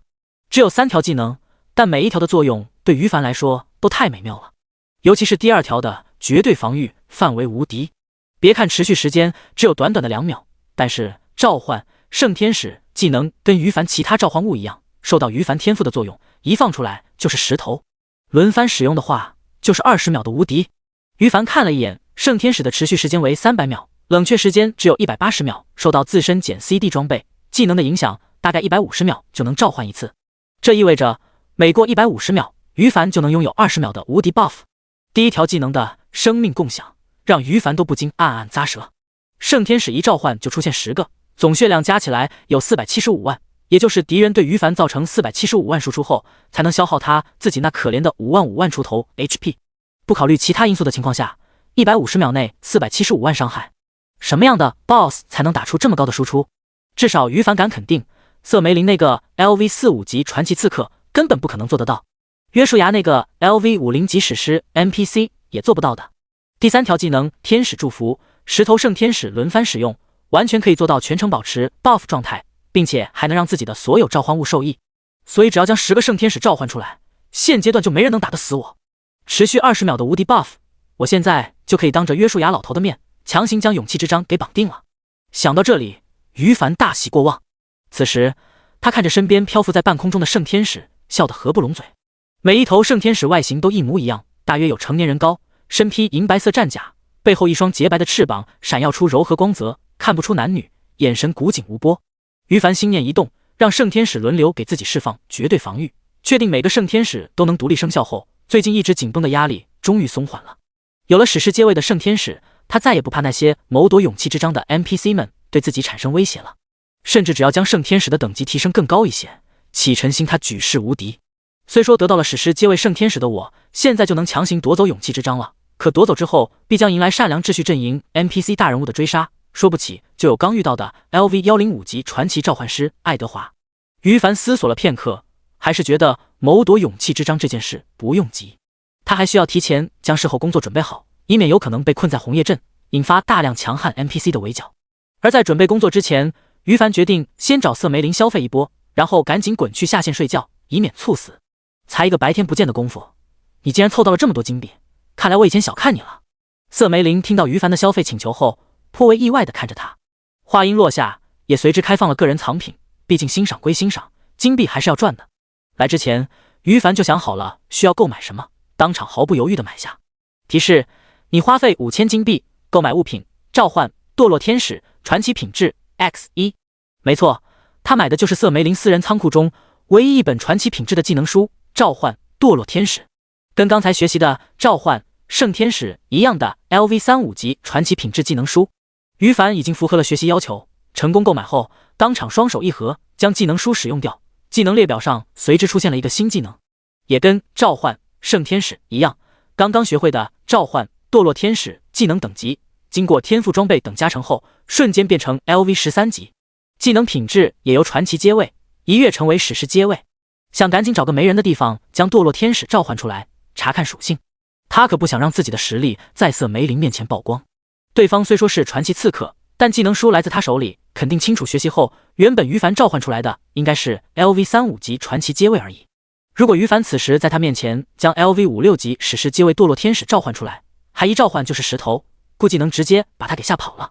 要知道，于凡现在指望着靠他调出他背后的魔王，然后一网打尽呢，可不能提前暴露自己实力。这个时候，于凡突然见到瑟梅林，轻咦了一声：“咦，想不到你竟然买了这件技能书。”瑟梅林微微瞪大眼睛，很是惊讶，赞叹道：“不错不错，既然你这么努力想变强，我这个老大也愿意小小的鼓励你继续努力。”就口头鼓励？于凡暗暗鄙视。当然不是。只见瑟梅林一边说着，一边从藏品中掏出拳头大小的6个白色光团，递给于凡。我记得你需要高级生命精华，这种东西吃10个都有效果，剩余的6个就奖励给你吧，当做鼓励。想不到这个抠门传奇魔女竟然大方起来了。于凡笑逐颜开的接过，多谢，继续努力去吧，我期待你的成长。瑟梅林说完，示意于凡没事就该离开了。他瞥了瑟梅林一眼，心想这次你的态度倒是不错，拿到勇气之章后，说不清我可以饶你一命，前提是交出你所有的私人藏品，嘿嘿。一边想着，于凡一边趁机离开。第60章，攻防俱备，红叶阵无敌。哥哥，你回来了。于凡来到自家院子，就见到小囡囡如同炮弹一般跳到他的怀里。晚饭吃过了没？哥哥再带你去下馆子吧。不了，上次打包的还有好多没吃完呢。小囡囡赶紧叫停自家哥哥的败家行为。于凡没有坚持，他从背包里掏出2枚银币，塞在小囡囡手里。待会哥哥要去睡觉，有什么想吃的自己去买，不许拒绝。小丫头张了张嘴，本能的想拒绝，可在于凡强硬的目光下，最终还是接受了。2个银币对于凡而言不算什么，他能给更多，只是没必要。丫头，哥给你看新获得的召唤物吧。好呀。于凡回到院子里，就是为了看完堕落天使属性后，顺便就下线休息的，根本没有对小囡囡隐藏的念头。此时当场吟唱技能，7、8秒后，10个堕落天使立即现身。堕落天使 LV56级史诗，生命值475000，攻击8750，防御3400。技能1：堕落之力，向前方目标区域射出一团能量，对周围100乘以100米圆形范围内的生物造成2万点真实伤害，并使其被禁锢5秒，冷却时间30秒。技能2：折磨之影，诅咒一块50的平方米的区域，持续20秒，对该区域内的敌人每秒造成8000加21500分号你的精神属性的伤害，目标血量越低，伤害越高，冷却时间60秒。技能3：灵魂镣铐，对自身半径300米圆形范围内的所有敌人套上黑暗枷锁，对他们造成一次15000加300百分号你的精神属性的伤害，并在2秒后对被命中的敌人造成眩晕效果，控制时间持续5秒，技能冷却时间120秒。主人千叶，强！于凡看完堕落天使的属性后，忍不住当场拍案叫绝。基础属性与圣天使的一模一样，而技能方面，圣天使偏向防御，堕落天使则偏向 AAOE 输出加控制。3个技能都是大范围的 AAOE 输出，除了第2个不带控制之外，第1个与第3个技能对敌人都有控制能力。有了这2个史诗阶位召唤物后，我的保命能力、输出、控制都有了，舒服啊！于凡心情舒畅的嘀咕着。小囡囡则悄悄地拉了拉他的衣角，小声说道：“哥哥，他们好丑。”于凡看着10个堕落天使的外貌，脸上忍俊不禁。堕落天使的体型与圣天使相差不大，不过相比圣天使散发着的柔和光芒，他们则浑身弥漫着邪恶的黑暗气息，绝对符合大多数成年人的审美观，非常的酷。但对于小孩子来说，就显得很恐怖了。不要怕，他们都是我的召唤物，可以保护你的。于凡蹲下身，对小囡囡认真的说道。小丫头闻言，小脸上顿时笑开了花，也不嫌堕落天使丑了，心里幸福的不要不要的。与小丫头闲聊了2句，于凡实在顶不住了，便下线睡觉，一觉睡到天亮。于凡醒来精神抖擞，处理完生活琐事后，便立马戴上了游戏头盔，准备上线。不过在上线之前，他抽空打开游戏论坛看了一会。我现在跟普通玩家都脱节了，不知道他们都发展到哪个阶段。要知道算算日子，差不多20天左右，异世界第1批怪物就要入侵海蓝星了啊！于凡小声嘀咕着，与此同时也登录了游戏论坛。论坛功能完善，根据职业分为战士板块、法师板块、弓箭手板块等等，最后还有一个全职业总板块。他先点开召唤师板块首页，千叶大佬，永远滴神。请问有人知道怎么才能抱上千叶大神的大腿吗？一夜不见，千叶大佬在全服技能排行榜上突然显示出他有2个史诗品质技能了，这是怎么回事？千叶大神全服最强，永远滴神。随便看了几眼，于凡无语了。召唤师模板首页几乎都是跟他有关的，铜墙太能舔了。一页显示20则帖子，直到翻第4页才终于有了其他信息。于凡随便挑选了一些看了看，发现一部分是讨论关于树妖部落、死亡峡谷副本攻略，另一部分是讨论关于召唤师职业操作技巧的内容。召唤师职业看起来只要将召唤物召唤出来，让他们自行攻击就好了。实际上这个职业的操作可不是这么简单。一名操作优秀的召唤师可以精准操作每一头召唤物，什么时候该做什么，一心多用的本领是基础。这个主要靠自己练，没什么好教的，也没什么技巧，用多了就都会了。操作技巧就这些，能发挥出多大的作用，还是要看召唤师玩家自己本人。于凡敢拍着胸脯自豪地说，这方面前世今生没人比他更强。他随便看了几眼，就关闭了召唤师职业板块，打开论坛总板块首页。这一页20个帖子，讨论的内容依然大多数都与他有关。全服第29天神武 LV23 级，千叶大神就已经 LV36 级了，简直不可思议。史诗级召唤物究竟有多强？真好奇啊！全服独一档存在，千叶大神已经远远将我们普通玩家甩在身后了。加油，爆肝玩游戏！今天你的实力距离千叶大神更进一步了吗？大家注意到财富榜了吗？惊现5000加金币，千叶大神不知道从哪搞到的，又花到哪里去了？一则则帖子内容大同小异，于凡看了一会就看腻了，但通过这短暂的浏览，也知道了主流玩家的实力，大多数升到 LV20 级，极少数升到 LV21、LV22、LV23 级。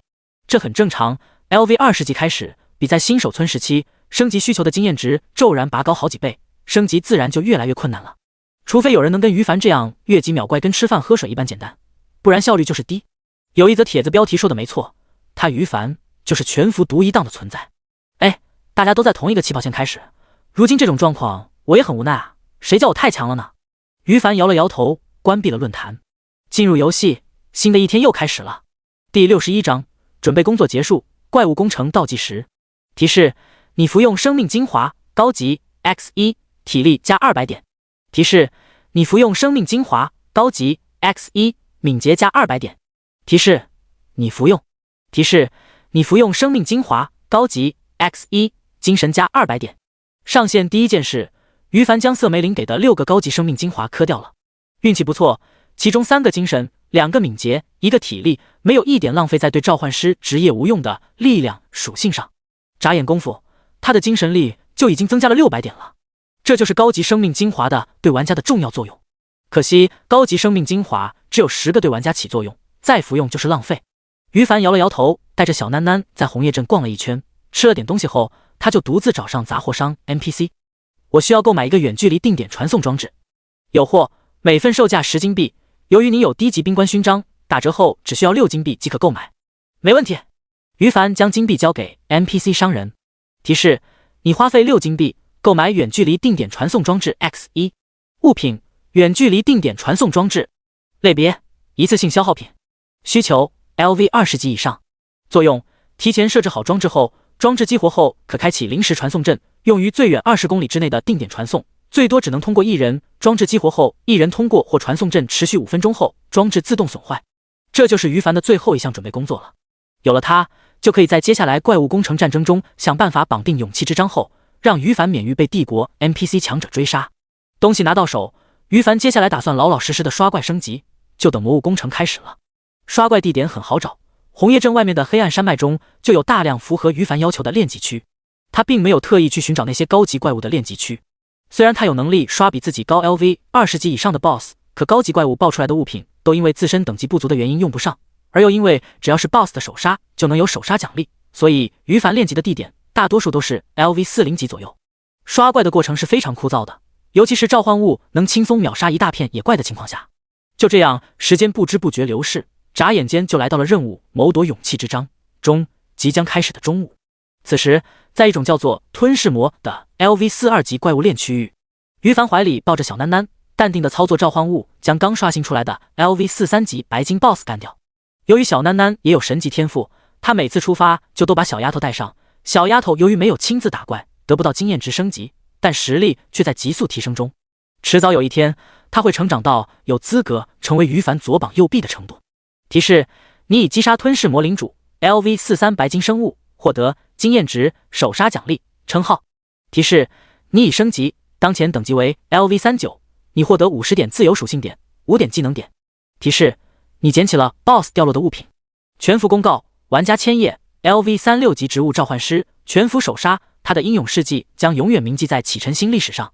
一连数道提示声出现。与此同时，于凡身上也冒出玩家升级独有的光芒。从2天前的早上开始，到现在几乎除了下线就是一直在刷怪升级。堪堪将等级从 LV36升到 LV39级。于凡很怀念之前进入的魔狼平原副本，那里升级的效率真不错。可惜这个副本属于隐藏任务副本，通关一次后就没机会再次进入了。于凡收回发散的思绪，熟练地将升级手杀 BOSS 获得的自由属性点全部加在精神上。自从获得圣天使后，他就不需要体力值增加的那点可怜的 HP 防御属性了，因此加点方式重新回到全点精神，然后开始欣赏 BOSS 掉落的物品。爆出了一件主动技能等级+2的白金品质魔杖，还自带一个召唤物技能，极品啊！于凡看着 BOSS 掉落的收获，突然眼前一亮。装备魔力源泉白金，部位武器，佩戴需求 LV40 310点精神，法师召唤师职业，攻击865 MP 1100，属性敏捷200，精神350，暴击7%，附加1，技能释放速度增加30%，附加2，所有主动技能等级+2，附加3，释放技能时有10%的概率2倍返还消耗的 MP，附加2，主动技能召唤终极风之精灵，吟唱5秒时间后召唤一头终极风之精灵 LV40 白金生物，帮助作战。召唤物的属性固定，可以受到 buff 类技能天赋影响而增强。召唤物存在300秒，死亡或抵达时间后消失。技能 CD 2小时，非常罕见。于凡刷了不知道多少个 BOSS 了，第一次捡到这么极品的。仅仅一条所有主动技能等级+2，就不知道给他节省了多少技能点呢。毕竟他如今可是有18个召唤物技能以及2个 buff 型技能，技能等级统统超过了 LV20级。只可惜现在他等级不足，佩戴不了这柄法杖，于是将它放回背包里存着。接着于凡看向 BOSS 掉落的其他物品，片刻后失望地发现没有自己需要的。LV40 级的弓箭手武器黄金品质长弓， LV40 级的黄金品质战士戒指都是只能卖钱的货。于凡摇了摇头，将物品同样存在背包中。值得一提的是 BOSS 还掉落了几件白银品质物品，但他背包空间有限，懒得捡了。接下来把技能点加1加，就该回去参加红叶镇的怪物工程了。于凡揉了揉眉心，打开个人面板， ID 千叶，等级 LV39，职业植物召唤师， HP 60750， MP 36660，攻击6104，防御2021，属性力量202，敏捷804，精神2680，体力1405，幸运22，魅力12，暴击16.71%，额外爆伤11.75%，攻速2.6秒，移速16.46 秒，战斗状态33.92 秒，非战斗状态，释放速度119%，自由属性点0，技能点9，技能侦查术通用 LV22 召唤冰霜哥布林 LV36 召唤榴莲树 LV22 召唤终极圣光精灵 LV14 召唤圣天使 LV14 召唤堕落天使。装备冰晶魔杖白金，光辉之靴黄金，银光耳环青铜。称号副本先驱者，已佩戴。勋章莫的。财富21金55银79铜币。天赋略，跟以往一样，将存下来的技能点加在榴莲树上，使榴莲树的技能综合等级变为 LV37级后，于凡露出了满意的笑容。第62章魔物集结，乱入玩家现场直播。将背包中的远距离定点传送装置安装在黑暗山脉外围某处怪物稀少的练级点，随后于凡就独自回到了红叶镇。至于小楠楠怎么办？接下来红叶镇会爆发大范围战争，再带着他不安全，并且他虽然还是1级，可经过于凡的培养，已经在黑暗山脉外围勉强有了自保能力。安排妥当后，于凡才点击回城，并很快找到传奇魔女瑟梅林。瑟梅林瞥了他一眼，淡淡的说道：本次集合的魔界生物一共有2万头，平均实力要比红叶镇的士兵们强一些，可以说这场战争我们必赢，希望你能在其中发挥出自己的价值，不要让我失望。放心吧。于凡脸色古怪的说道。当然不会让你失望了，就希望到时候你别被吓到，毕竟我跟你们的目的差不多，都是为了勇气之章，根本没打算完成谋夺勇气之章中这个任务啊。瑟梅林不知道于凡有自己的小算盘，听到他表态后满意的点了点脑袋。不多时，魔界生物大军集合，2万头体型各异的魔物熙熙攘攘的聚集在红叶镇西门口，暂时隐藏在暗处，只等一声令下就开始攻城。此时一个人形魔物顶着一对尖角，小跑着来到瑟梅林面前，恭敬地说道：大姐头，所有魔物都已经就位，就等您下达攻城命令了。很好。瑟梅林转头对于凡介绍道：这是我属下第一得力干将，你叫他牛哥就行，本次行动你听从他的指挥。好的。于凡面色不动地答应了。他瞥了一眼牛哥，悄悄甩出去一发侦察术。姓名：牛大，传奇，等级 LV35，种族：疯牛魔。足够了。看到这里，于凡就明白这个家伙的大概实力处于什么样的层次。LV35级传奇 NPC， 难怪有资格被魔女瑟梅林招揽为第一打手呢。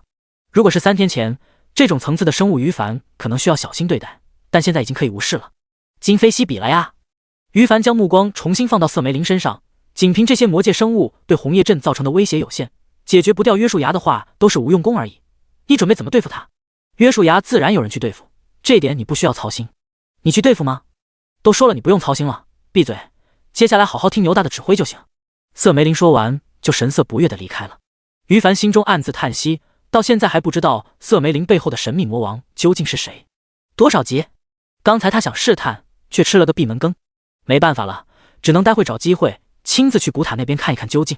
于凡默默做出计划，却看到一旁的牛大瞪着一双铜铃大的卡姿兰大眼睛，恶狠狠地望着自己。什么情况？我没得罪这老牛吧？于凡有些摸不着头脑，但他并没有放在心上，静静等待时机。可恶的人类，大姐头最近很欣赏你啊！哼，想跟俺老牛争宠，做梦！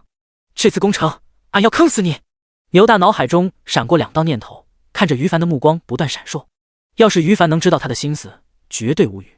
好家伙，谁跟你争宠啊？老子待会要做的是收服或者砍死瑟梅林。时间滴答滴答流逝，不知不觉过去了10分钟。伴随着红叶镇古塔方向突然出现一道湛蓝色的巨大碗状结界，像是一个信号，牛大下达了攻城的命令。瞬间，2万头魔物直冲红叶镇城墙。瑟梅林决定发动魔物攻城这种事情，3天前就已经定下了。即使人族帝国的 NPC 没有提前预知，可维护永恒运行的基础系统也有相应的变化产生。比如红叶镇中，此时就多出了20多名玩家，他们是偶然间接收到隐藏任务赶过来的。从任务内容中，他们早早就已经知道这里即将爆发出一场怪物攻城，并在第1环的任务环节中让红叶镇的 NPC 士兵有所准备。如果于凡今天早上在红叶镇内多逛一会的话，就会发现镇子里的 NPC 士兵明显比平常多出了一些。此时镇子里守城 NPC 士兵已经发现了大量魔物，赶紧吹响了号角。而那20多名玩家们虽然接到了相关隐藏任务，却因为战斗力太低而不能直接参与。战争爆发，他们只能待在城墙上当吃瓜群众。战争结束后，他们的任务才会到来，打扫战场。此时此刻，望着城市外面宛如一片黑色的汪洋，对红叶镇发起冲击。攻城了！怪物攻城了！这20多名玩家立即惊呼起来。这是他们第一次看到永恒世界中的战争场面，只是一场几万单位生物围绕着一个镇子的攻守战争而已，就让他们大开眼界了。其中一名 ID 叫做8级大头领的家伙，是一名永恒自带直播平台上一名小有名气的沙雕主播。这么热闹的场面，他怎么会不蹭一蹭热度呢？早早就把直播间开起来呀！现在他的直播间中有10几万观众，也同样惊呼不止呢。666，大场面，绝对的大场面！我去，怪物攻城也太早了吧！我们玩家都参与不了，难受！卧槽，我好像看到一个熟悉的大佬待在攻城怪物的后方。什么？真的假的？卧槽，俺也看到了，好像是千叶大神。沙雕主播赶紧靠近一点啊！究竟是不是千叶大神？牛大自持传奇魔物的身份，攻城前期根本不屑出手，于凡就更不会主动攻击红叶镇了，那样可能会早早的让自己归属邪恶混乱阵营，不利于接下来的计划。因此红叶镇外2万头魔物轰轰烈烈的进行攻城战后，他们原地不动的身影就非常显眼了。又因为怕小囡囡认不出自己，于凡将伪装者面具卸下了，露出了自己本来的面目。此时不只是直播间的观众们看到，现场的20多名玩家也渐渐注意到了他。那是千叶大神！我去，真的是千叶大神！他怎么会在这里？还有，他怎么跟魔界生物待在一起？现场玩家们惊疑不定，而直播间内的玩家们已经开始沸腾起来了。第63章，暴躁的于凡瞬杀牛大。千叶这个名字从永恒开服第1天开始，声明就响彻全服。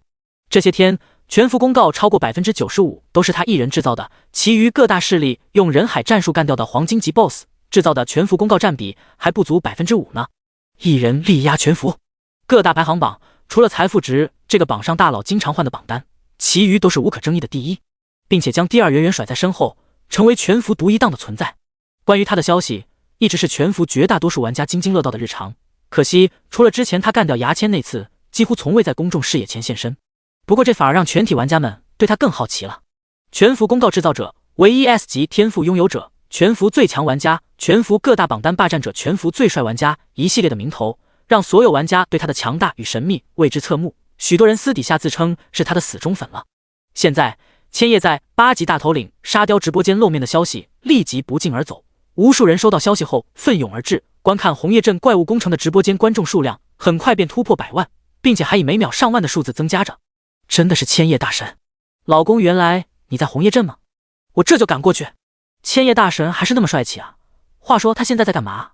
直播间老观众给大家科普，狗主播领取了隐藏任务，才有幸参加到这场怪物工程中的。想必千叶大神也接到了相关隐藏任务。没错，千叶大神很可能接到的是工程那边的任务，所以才跟魔界生物们站在一起的。就是不知道他为什么不行动呢？狗主播没能力，只能在战后打扫战场。千叶大佬都 LV39级了，怎么可能没能力加入工程行动中呢？俺才懒得想那么多呢！死忠粉一起跟我喊：千叶大神永远敌神！千叶大神 YYDS！ 直播间弹幕如同雪花一般，仅仅只是看到于凡本人，许多观众就已经开始大呼小叫起来了。有的在好奇他接下来要干什么，有的观众期待他接下来大杀四方，更多的人则在不断嚷嚷着永远敌神之类的，狂吹马屁。另外，也有极少部分别有用心的家伙开始打听红叶镇究竟在哪，想来现场。当然，他们的别有用心可不是想干掉于凡杀人越货，如今杀比才会这么做呢。看看各大排行榜上显示出来的信息，别说300-500了，100-2000精英玩家估计都拿于凡毫无办法。他们只是单纯的苦于之前没有办法跟于凡联系上，好不容易确定地点后，当然要行动了，比如拉于凡入会什么的。不管是什么势力，很多聪明的大佬都明白，只要成功拉拢于凡，就能一跃成为全服最强势力。这对于有心在永恒世界中争霸天下的大佬们，拥有无法抗拒的诱惑力。红叶镇中，2万头魔物们与守城的 NPC 士兵开始了攻防战，各种技能特效漫天飞舞，几乎每秒都有士兵或者魔物们倒下。守城 NPC 士兵们人数少，仅仅只有2-3千的数量，但职业配置合理，有光明神殿的牧师 NPC 们辅助，无论承受多么严重的伤害都不是问题，眨眼间就能恢复如初了，只是非常考验牧师 NPC 的蓝量。而魔物们优势在于数量巨多，又都是智力极低下的低阶生物，大部分普通，小部分黑铁，极小部分青铜、白银、黄金、白金的综合数量更是不超过100个，在牛大的指挥下，个个都变得悍不畏死。战争开始，双方倒是一时间陷入了僵持状态中。看了一会儿，于凡觉得有些无聊，他准备去古塔那边看看情况，毕竟勇气之章才是他最在乎的东西。刚走没2步呢，牛大就闪身挡在他面前。你要去哪里？他瓮声说道。大姐头说了，你要听俺指挥，俺叫你走，你不许走。现在把你的召唤物释放出来，去参加工程吧。我要是不呢？于凡面无表情地反问道。那你就是不听大姐头的命令，俺牛大要教训你。呵呵，那你就去死吧。于凡忍不住笑了。他刚才还想着先确定古塔那边情况后，再决定什么时候干掉牛大呢。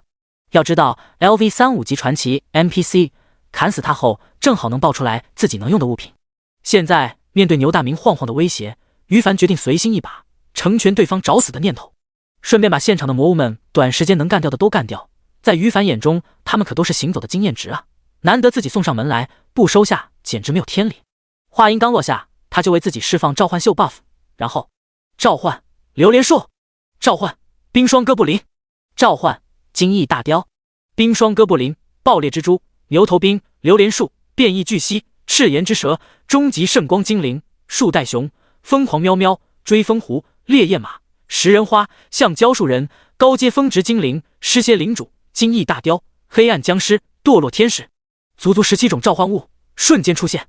在神级天赋的效果加成下，于凡周围现身170头召唤物，可惜没有触发植物召唤师10%概率加1的效果，要不然更多。不过就这已经足够了。小牛崽子，迎接死亡吧。于凡狞笑一声，开始操纵召唤物。10头 LV59级的堕落天使同一时间对牛大发出攻击。准备工作那2天，他将技能基础等级升3级，召唤物由 LV56升到 LV59。瞬间，一团团黑色的能量命中牛大，他还没反应过来呢，头顶上便冒出一连串的数字：-2万、-2万、-2万、-42340。暴击！-2万！LV35级传奇 BOSS 总血量能有多少？ 10个堕落天使全都释放技能堕落之力，打出2万点真实伤害。另外，其中有2道触发了暴击效果，瞬间牛大就失去了将近25万生命值。剧烈的痛苦让他两眼发红，可是被堕落之力的控制效果给禁锢在原地动弹不得。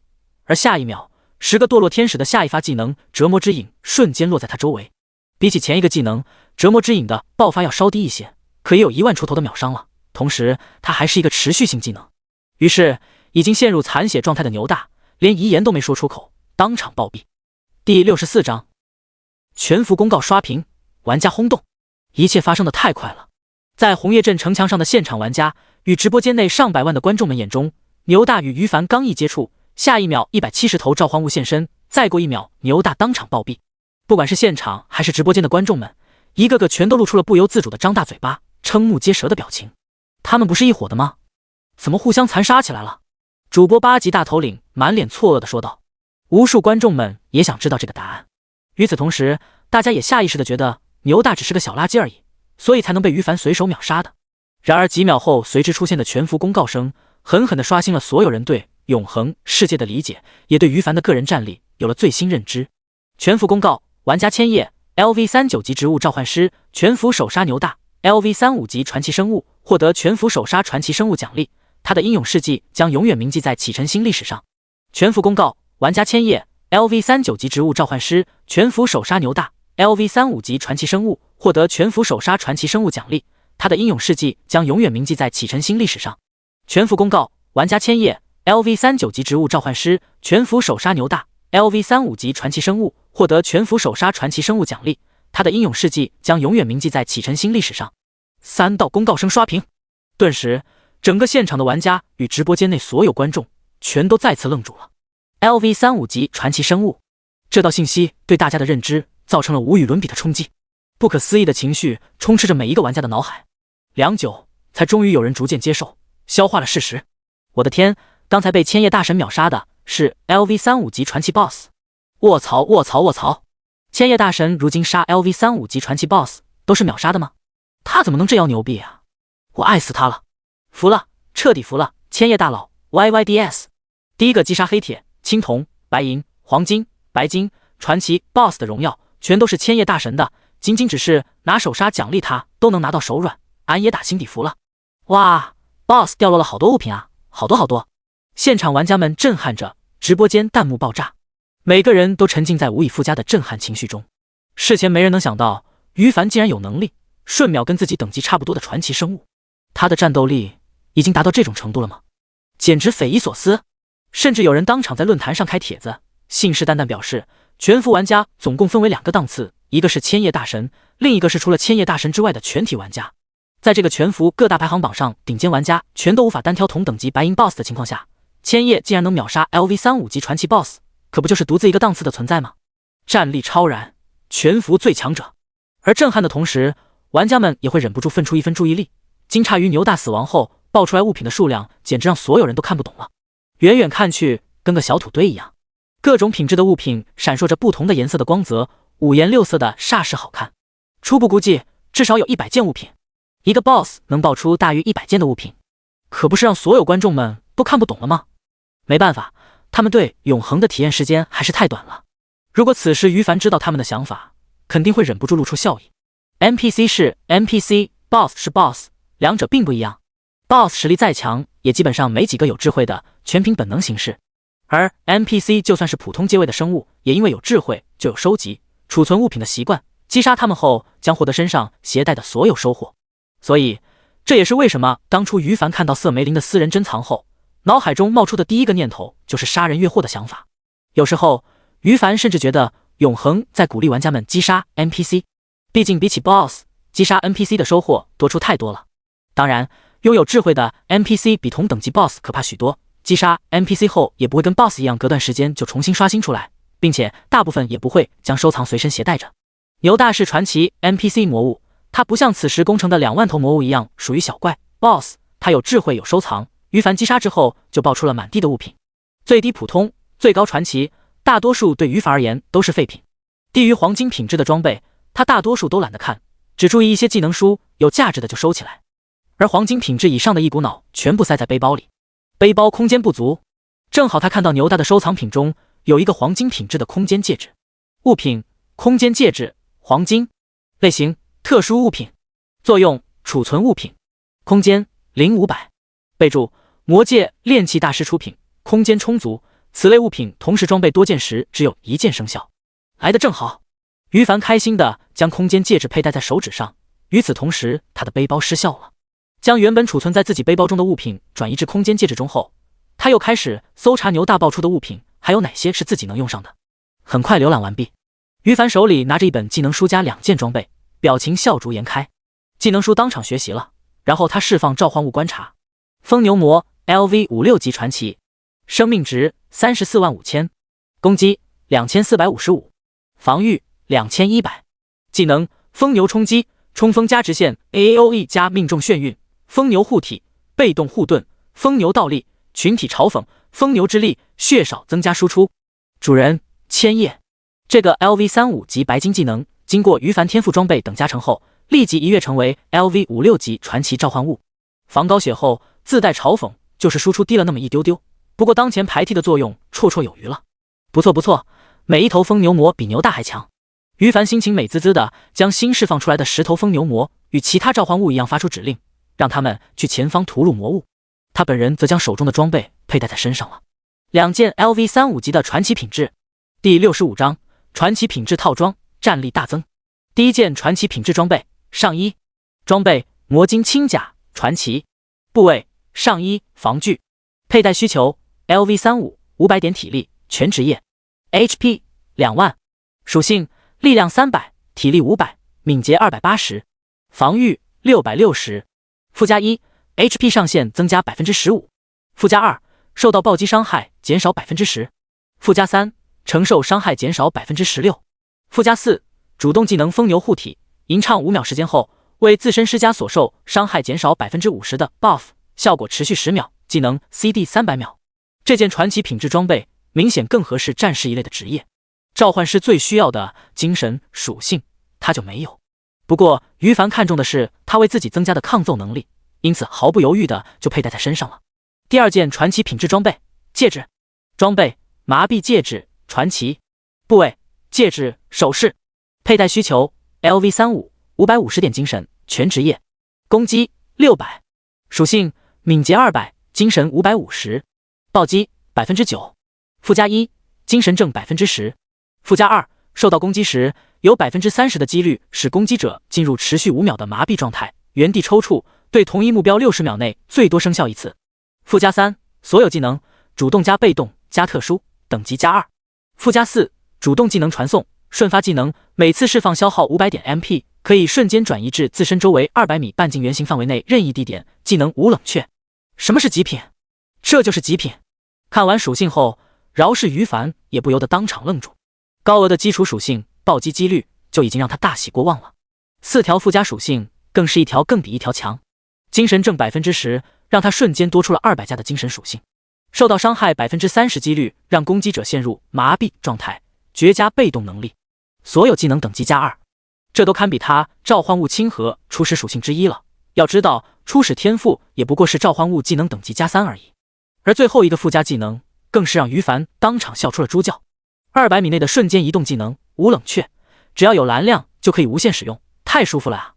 于凡当场将麻痹戒指佩戴在身上，望向牛大还未消失的尸体，目光不禁透露出亲切之色，心里暗戳戳期待接下来前往古塔争夺勇气之章，自己能干掉多少 NPC。 算算时间，也差不多该去古塔那边看看了。于凡看了看时间，自己释放的召唤物技能也全部处于可再次释放状态，然后便立即动身。至于现场还存在的召唤物们，于凡让他们继续屠杀魔物。古塔那边的勇气之章他要，城门口的魔物贡献的经验值他也要。小孩子才做选择，大人当然选择两开花。离开之前，于凡没有忘记将自己手杀奖励的自由属性点全部加在精神上，技能点全部加在榴莲树上，让榴莲树的技能综合等级从 LV36 升到 LV38， 战斗力小幅度提升。于凡获得的传奇品质新技能新装备第一时间就在2大全服排行榜上更新了。与此同时，注意到2个排行榜变化的玩家们当场热议起来。千叶大神不愧是神一般的召唤师啊！啧，看全服技能排行榜，他又学会了一个传奇品质的技能。技能算什么？看看全服装备排行榜吧， 2件传奇品质装备。传奇技能装备啊，就离谱！除了千叶大神之外，排行榜上其他玩家最好的也只是白金装备，拥有者还都是几天前被他带躺副本的幸运儿。一人得道，鸡犬升天，谁能被千叶大佬培养，谁就能立马起飞了。快看，千叶大佬要离开了，沙雕主播还愣着干啥呢？赶紧跟上去啊！我们要看千叶。8级大头领玩家只是一个不大不小的主播而已，经此一次，事业肯定要起飞了。他明白带来变化的原因究竟是什么，根本用不着观众们催促。见于凡离开，立刻就匆匆跟在身后。他附近的20多名同伴们也纷纷做出了同样的举动。比起去做奖励不菲的隐藏任务，近距离观察于凡，甚至有可能与他搭上联系的机会，在他们看来显然更重要。众人本来还不明白于凡要去哪里，可没多久就猜到了，顿时又是一阵阵惊呼。你们还记得怪物工程前红叶镇内部一处地方闪过一道湛蓝色的光幕吗？看方向，千叶大神居然要去那里，估计有什么重要的隐藏任务去做。怪物工程什么的对千叶大神来说难度太低了，我很期待能让他遇到稍微有一些挑战的敌人。没错，一直看千叶大佬各种秒怪，其实也有点腻了，来点刺激的吧。腻了，一看就不是死忠粉。在我们死忠粉眼中，千叶大神就算窝屎的场面都好看。佩服佩服，2333。观众们的议论声中，于凡来到了目的地，跟着他的20多名玩家也同样来到了目的地。展现在众人眼前的是一个湛蓝色的倒扣型大碗光幕，将一个古塔模样的建筑物完全笼罩在内。同时，内部2名一看就实力非凡的 NPC 正在互相斗殴。湛蓝色光幕外围也有数十名人族 NPC 士兵正在与强大的魔物们对战。只要对游戏稍微有点经验的玩家，脑海中瞬间就能明白，这是遇到重要的游戏剧情了。而参与游戏剧情，往往就意味着能获得高额的奖励。这里就是千叶大神来此的原因吗？哇，看起来光幕里面的2个 NPC 好屌的样子，不知道都是什么等级的。快看，光幕外围的双方 NPC 好像都认识千叶大神。卧槽，还真的是都认识千叶大神，都直接叫名字了。观众们聚精会神的观看下，于凡刚一现身，就被现场的双方阵营 NPC 们看到，并各自提出了要求。冒险家千叶，你来的正好，快帮我们干掉面前这些邪恶的魔物。 NPC 队长希特拉与霍格西连忙喊道。他们属于在场人族 NPC 中最强的2人，可惜都只是白金阶位的生物，而与他们对战的为首魔物们则是 LV45级的传奇魔女瑟梅林。千叶，不是叫你听从牛大的指挥攻城吗？你怎么来这里了？牛大呢？瑟梅林满脸不悦地说道。第66章，震惊的 NPC 玩家，强势的于凡。什么情况？两边 NPC 都认识千叶大神，看来千叶大神早就参与了这场怪物工程任务啊，这下有意思了。他会听哪边的命令呢？千叶大神是人族玩家，肯定帮助人族 NPC 吧？这可不一定，不要忘记了，我们刚看到千叶大神的时候，他可是跟魔物们站在一边的。亲眼目睹双方 NPC 面对于凡的态度，直播间百万观众们顿时兴奋起来了。于凡的战力大家有目共睹，那是究极妖孽层次的，他究竟会选择帮助哪一方？有的观众认为他会帮助人族 NPC 士兵，也有的观众认为他会帮助魔物们。双方观众们都有各自的理由。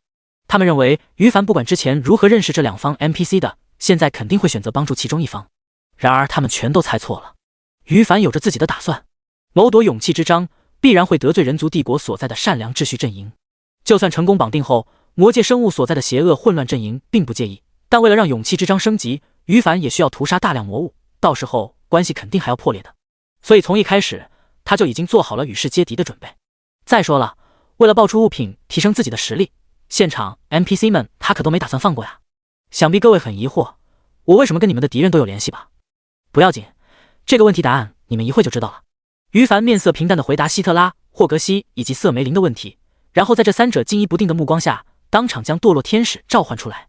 瞬间，10个 LV59级史诗阶位的堕落天使现身。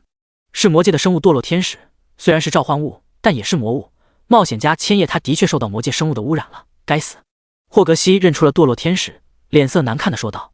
他旁边的希特拉的脸色同样难看的一笔。我卖给他的不是传奇阶位的堕落天使吗？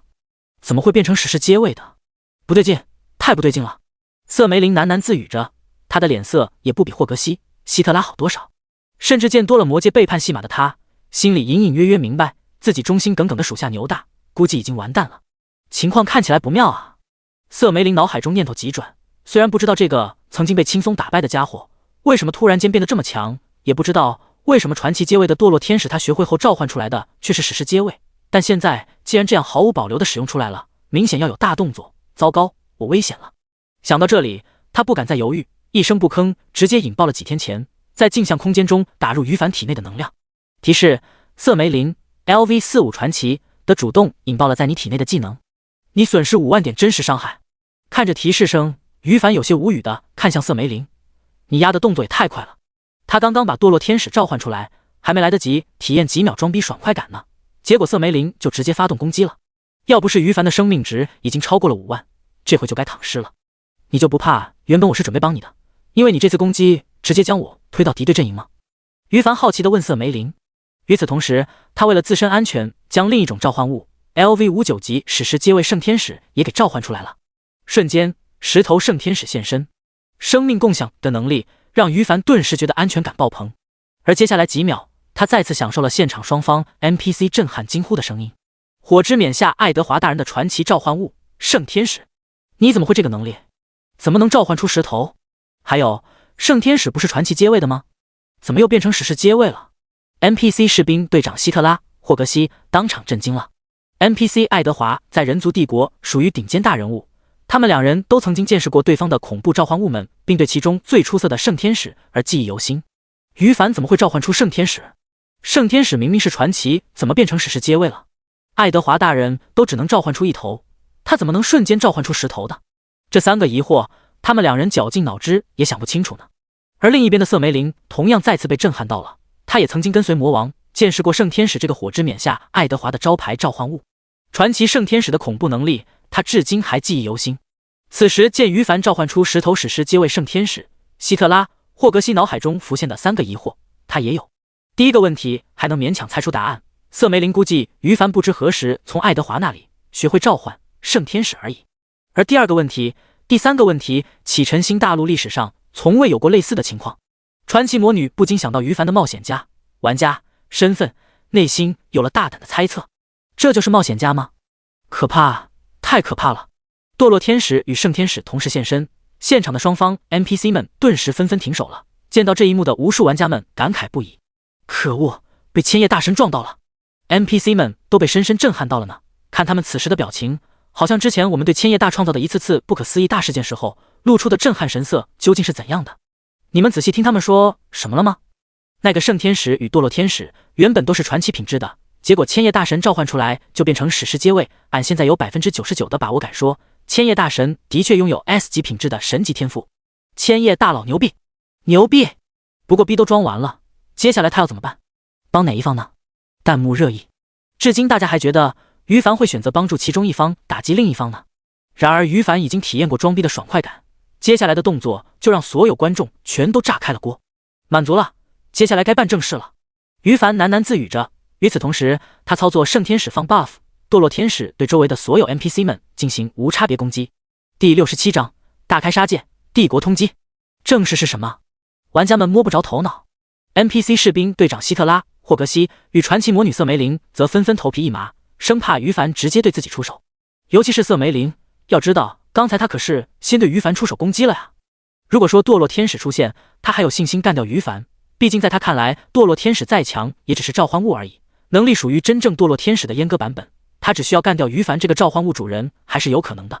可是10头圣天使的出现让他再也没有一丝侥幸，毕竟瑟梅林可是亲眼见证过圣天使可怕的防御能力。现场双方 NPC 的内心都在忐忑着，不远处的观众们都在期待着。这时天使们有了动作，10头圣天使原地吟唱起来，为于凡与他的召唤物们加 buff。10头堕落天使则开始无差别进行技能轰炸。起手第一个技能堕落之力，一团团巨大的暗黑色能量向四面八方击射，被命中的目标头顶上纷纷冒出2万的字样，如果触发了，暴击伤害将更高。同时地面上出现了大范围的阴影，空气中又出现了数十道黑暗锁链，这是堕落天使的折磨之影与灵魂镣铐技能。不过一眨眼的功夫，现场双方阵营的所有 NPC 全部迎来了堕落天使3个超高范围 AoE 输出，一些低等级的 NPC 士兵当场暴毙。希特拉、霍格西一类的 LV40、LV50级的白金 NPC 也并没有坚持几秒就不甘的倒下了。传奇魔女瑟梅林一方的魔物们同样死亡惨重，他自己倒是用出了保命技能得以侥幸存活。与此同时，于凡的个人面板上不断刷新出一则则提示：你击杀了红叶镇士兵 A， LV40 普通生物，获得4400点经验值，越级加成 10%。由于你击杀了人族士兵，功勋减100点。提示：你击杀了石斧狼精英 LV36 青铜生物，获得9600点经验值，功勋增加18点。提示：你击杀了红叶镇士兵 B LV40 普通生物，获得4400点经验值，越级加成 10%。由于你击杀了人族士兵，功勋减100点。提示：你击杀了希特拉 LV40 白金生物，获得66000点经验值，越级加成 10%。你的功勋值清零，勋章低级兵官勋章已失效，你已自动离开善良秩序阵营。提示：你击杀了霍格西 LV50 白金生物，获得20万点经验值，越级加成 100%。你获得称号红叶镇公敌，在红叶镇内所有善良秩序阵营 NPC 将敌视你，并可能对你主动发起进攻。提示：你击杀了低级吞噬魔领主 LV50 白金生物，获得20万点经验值，越级加成 100%。你获得称号云梦沼泽公敌，在云梦沼泽内魔界所有邪恶混乱秩序阵营的 NPC 将敌视你，并可能对你主动发起进攻。提示：你已升级，当前等级为 LV40，获得50点自由属性点，5点技能点。全服公告：玩家千叶 LV40 级植物召唤师，在人族红叶镇击杀大量 NPC 士兵，启明帝国高层震怒，对他发出 C 级通缉令，玩家可从各大主城佣兵大厅接取任务。全服公告。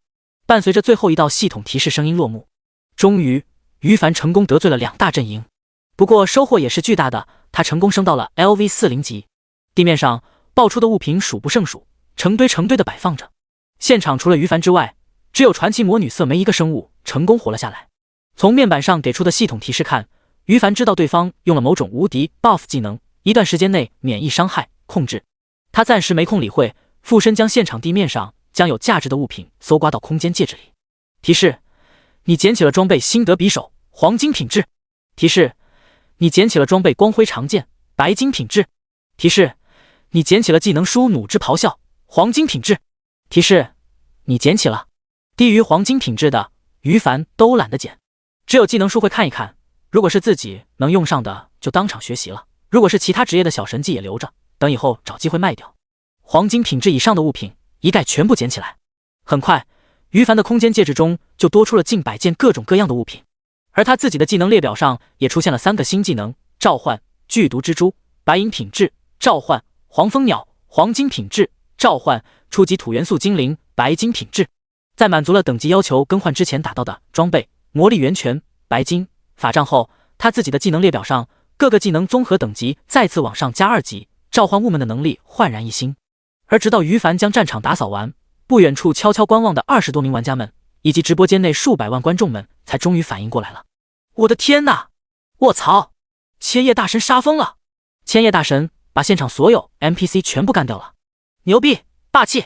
千叶大佬果然不是一般人能揣摩的，他又创造了一项纪录，全服第一个被 NPC 势力通缉的玩家。哈哈，兄弟们走，去佣兵大厅接任务去，搞千叶大神了！傻了吧？不是。以千叶大神刚才展示出来的恐怖战斗力，不会真有人觉得我们玩家能完成通缉任务吧？还有一个 NPC 没死呢，千叶大神杀呀！玩家们彻底沸腾了，他们万万没有想到于凡哪一方都没有帮助，起手就是无差别攻击，现场的 NPC 不管你是哪一头的都得死，这实在是太刺激了，也太霸气了。而很多玩家其实抱着娱乐的心态来玩永恒的，唯恐天下不乱，看到于凡制造的全服公告是通缉他的，顿时兴奋的脸色涨红。隔着直播屏幕，大家不知道彼此，但大家可是把现场20多名玩家们的表情看得清清楚楚，他们每一个人的脸上都浮现出异样的潮红。不知道的还以为刚才让堕落天使大杀四方的不是于凡，而是他们这些玩家呢。第68章10秒500万输出，不走还待在这里干什么？你不会以为我会心软吧？于凡看向瑟梅林，这个传奇魔女释放了某种无敌技能后，竟然没有趁机溜走，不知道她在打什么主意。就凭她刚才暗戳戳的对自己进行攻击，于凡就必不可能放过她的。我想知道你的目的究竟是什么？瑟梅林深深地望了于凡一眼，继续说道：身为人族的你，当众击杀这么多帝国 NPC 士兵，又击杀了不少魔界生物，现在两方都容不下你了。我很好奇你为什么这么做。至于自身安全，他是不害怕的。自己是传奇阶位的刺客，即使对方有圣天使在刺杀不了，但刺杀技能也可以当成保命技能，想逃离的问题不大。你想知道我的目的？把你的私人珍藏品都交出来，我就告诉你。于凡眼珠子一转，说道。切！瑟梅林翻了个白眼，然后沉默地继续看着他。就凭这一句话就让他交出私人珍藏，做梦！于凡有些无语，也懒得再说些什么。现在战场上有点价值的物品都打扫完了，他开始往湛蓝色光幕边缘走去。结界 HP 49813145000000，防御2000。备注：这是魔王九头蛇 LV55级史诗生物设下的结界，得到他的允许后才可以进入，否则只能打破结界。结界持续30分钟，只能从外部打破，内部无法对结界造成伤害。看着面板上出现的系统提示，于凡露出了果然如此的神色。我就知道，能把约束牙困住的肯定不是一般的魔王，原来是九头蛇这个家伙。于凡记得前世魔王九头蛇曾经轰动一时，在阵营战争中对玩家大杀四方，一时间让玩家们闻之色变。只是这个家伙太自负了，根本不屑于跟其他魔王合作，虽然拥有不俗的智慧，却因骄傲自大而行事鲁莽，最终还是被逐渐变强的玩家们用人海战术给干掉了。前世那会于凡还参加了对九头蛇的剿灭战，至今还没有忘记当时自己的热血沸腾。可惜这一世就不需要那么麻烦了，没办法，现在他的召唤物已经能碾压九头蛇了。更何况目前看情况，结界内的九头蛇与约束牙已经拼了个两败俱伤。约束牙的等级比他低一些，但有勇气之章对魔物的实力压制效果，双方在战斗力上几乎持平。接下来又该轮到我表演了。于凡嘿嘿一笑，然后毫不犹豫地将所有召唤物一股脑放出来，对湛蓝色的结界发起进攻。冰霜哥布林、爆裂蜘蛛、牛头冰、榴莲树，包括最新学会的剧毒蜘蛛、黄蜂鸟、初级土元素精灵，以及主武器装备附带的 LV40白金生物、终极风之精灵全部现身。一共22种召唤物，其中有4种属于植物系，像胶树人、食人花触发了10%的职业加1概率。然后所有召唤物在天赋召唤物亲和的加成下，瞬间升10倍，一共出现了240头。浩浩荡荡的召唤物几乎形成了一个小型军团。开始进攻！于凡一声令下，召唤物集体对结界甩出输出技能。轰隆轰隆轰隆！负24000。堕落天使负13140。榴莲树负648。牛头兵负3280。冰霜哥布林，密密麻麻的数字从结界上方腾空而起，一个个观众们都惊呆了。每秒都有几百道数字出现，其中很多都超过了1万，大家哪里见过这种大场面啊？卧槽！卧槽！卧槽！卧槽！卧槽！卧槽！这是什么东西啊？这是什么层次的输出啊？为什么千叶大神每次都能刷新我对他的印象？太离谱了！千叶大佬永远低神。于凡的召唤物在各种加成下，实力最低的都已经超过了 LV40级黑铁阶位，相当于一个小 boss 了。而实力强悍的，比如堕落天使、榴莲树等等，每秒打出的输出数以10万计算。终极圣光精灵、圣天使等辅助召唤物的 buff 下，爆发更恐怖了。于凡又一时兴起，一鞭子抽的榴莲树、堕落天使兴奋的颤抖，攻速大增。小神技鞭打！于是在他火力全开的状态下，500万 HP 的结界以肉眼可见的速度迅速暗淡下来。1秒后420万，2秒后360万，3秒后300万。第10秒，结界 HP 归零。10秒时间，面对防御力2000的结界，于凡的召唤物们轻松打出500万输出。这种程度的输出能力，饶是于凡自己看了都不禁感到有些害怕。作为一名仅仅 LV40级玩家的他来说，能打出这么变态的输出，实在是太离谱了呀！要知道，除了他之外，英雄群里最强的九天武神，也是目前公认的全服第2强者，刷副本时秒伤不过才刚刚超过1000点。考虑到阶级2000点防御，九天武神就算拼出吃奶的力气，最后每次打出的输出估计也就只能强制性的扣除1点 HP。于凡觉得自己大概能轻松打死几万个九天武神。牛逼，我真的好牛逼！于凡暗暗啧舌，内心万分感慨。他一边感慨着，一边操作所有召唤物停止进攻，独自向原本结界内酣战正爽的2位史诗 NPC 走去。结界突然破碎，这么大的动静当然瞒不过内部的 NPC。约束牙与九头蛇不约而同的后撤几步，停止对对方的攻击，纷纷转头看向于凡。冒险家，你来的正好，帮我干掉这头邪恶的魔王。约束牙的视线被召唤物们挡住，还不知道外界发生了什么，见到于凡是人族后立即大喜，发出请求支援。然后于凡红叶镇公邸的身份被他察觉到，渐渐不说话了。魔王九头蛇眼神阴沉的说道：小子，我劝你不要多管闲事。他有9个脑袋，一共18双眼睛，看得于凡密集症都要冒出来了。丑，太丑了！九头虫你果然还是跟我记忆中的一样，令人恶心啊！九头蛇大怒，你小子说什么？找死！他感觉自己魔王的威严受到挑衅，而于凡则懒得避避什么，确定勇气之章就在约束牙手中后，当场让所有召唤物发起攻击。第69章双杀史诗 NPC 碾压局。就在于凡刚刚操作召唤物们打破结界后，主播8级大头领的脑子一抽，悄悄靠近了过来，然后对2名 NPC 先后甩出了侦查术。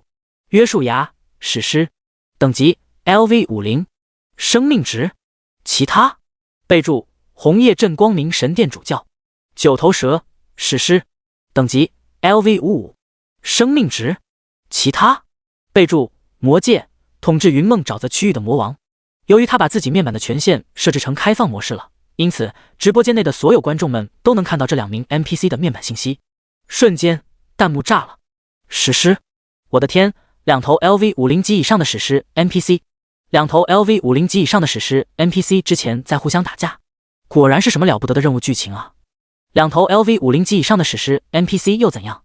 对千叶大神的态度不行啊，不识抬举。千叶大神他要干嘛？卧槽，竟然要砍死他们吗？好坏，我好喜欢。今天继全服传奇生物首杀被拿下后，千叶大神又要拿全服史诗生物首杀吗？期待期待！观众们沸腾起来了。约束牙与九头蛇2名 NPC 的实力让所有人为之侧目。要知道，除非找死去挑战高难度副本，否则全服大多数玩家平时连黑铁阶位 BOSS 都看不见呢。史诗阶位的生物战斗力该有多么强悍？他们会不会像之前被于凡瞬秒的现场 NPC 们一样毫无抵抗之力呢？好奇的不得了。眼看着于凡主动指挥召唤物们大举进攻，观众们不由得屏住呼吸，凝神以待。只见数百头召唤物们一股脑同时发动进攻，冰刃、风暴、毒雾、炸弹、雷霆、圣光，各种技能特效漫天飞舞，将2头史诗阶位的 NPC 彻底湮灭。无数道数字从2个 NPC 的头顶上凭空出现。-1，牛头兵等不破防。-165，冰霜哥布林等勉强破防。-1424，赤炎之蛇等勉强打出4位数输出。-10803，金翼大雕等传奇召唤物输出破5位数了。-20000，榴莲树、堕落天使、真伤 YYDS。2头 LV50 级以上的史诗 NPC 本来就互相战斗许久了，死敌的关系让双方战斗十分激烈，各种保命技能都用得七七八八了。面对于凡的200加召唤物激活，顿时处境堪忧。尤其是榴莲树与堕落天使，技能自带真实伤害的他们，每一次输出都能打出超高额的伤害。仅仅一轮技能轰炸过后，2头 LV50 级以上的史诗 NPC 就已经露出颓势了。可恶，要不是刚才我用掉了圣光护体、无敌 buff 技能，我能吃这个亏？约束牙气得咬牙切齿。该死，要不是刚才用掉了九头蛇之怒、无敌 buff， 我能陷入这种危机？九头蛇憋屈的眼睛通红。2个敌人在感受到死亡的危机下，互相对望了一眼，竟然默契地做出了某种决定。没有无敌的保命技能，却有解控。只要自己的行为不受到召唤物的冰冻、眩晕等等限制，就能反击。解决不掉召唤物后，还能解决不掉你这小小的召唤师吗？想到这里，下一秒他们反手围攻，主动对于凡发起了冲刺。红叶镇攻敌，纳命来！该死的人类冒险家，迎接灭亡吧！毕竟是2头 LV50 级以上的史诗 NPC， 他们的攻击于凡还真不敢无视呢。没办法，他只好动用绝招了。看我麻痹戒指的主动技能传送。于凡发动戒指技能，消耗500点蓝量，瞬间出现在200米开外的位置。在2个 NPC 怒气冲冲的再次杀过来时候，于凡再次释放传送，又回到了原来的位置。没有 CD 的瞬间移动技能就是这么无奈，2头 LV50 级以上的史诗 NPC 连摸他的衣角都做不到。可恶啊，我好恨！约束牙、九头蛇怒吼连连，无能狂怒。不远处的传奇魔女色梅林早就已经看呆了，樱桃小嘴不知不觉中张成了 O 型。几天不见，他的实力竟然恐怖如斯。色梅林看着眼前这个轻松将自己上前任上司与红叶镇最强者逼到绝路的帅气冒险家，想起前几天刚见面时对方被自己玩弄于股掌之中，他内心的震撼简直无与伦比。几天不见，色梅林万万没有想到，于凡的战斗力竟然发生了翻天覆地的变化。如果归属魔界阵营的话，完全有能力画地为王了。直播间内的玩家们也一个个目瞪口呆。数量多实力爆表的召唤物，自身还拥有无限 CD 的闪现吗？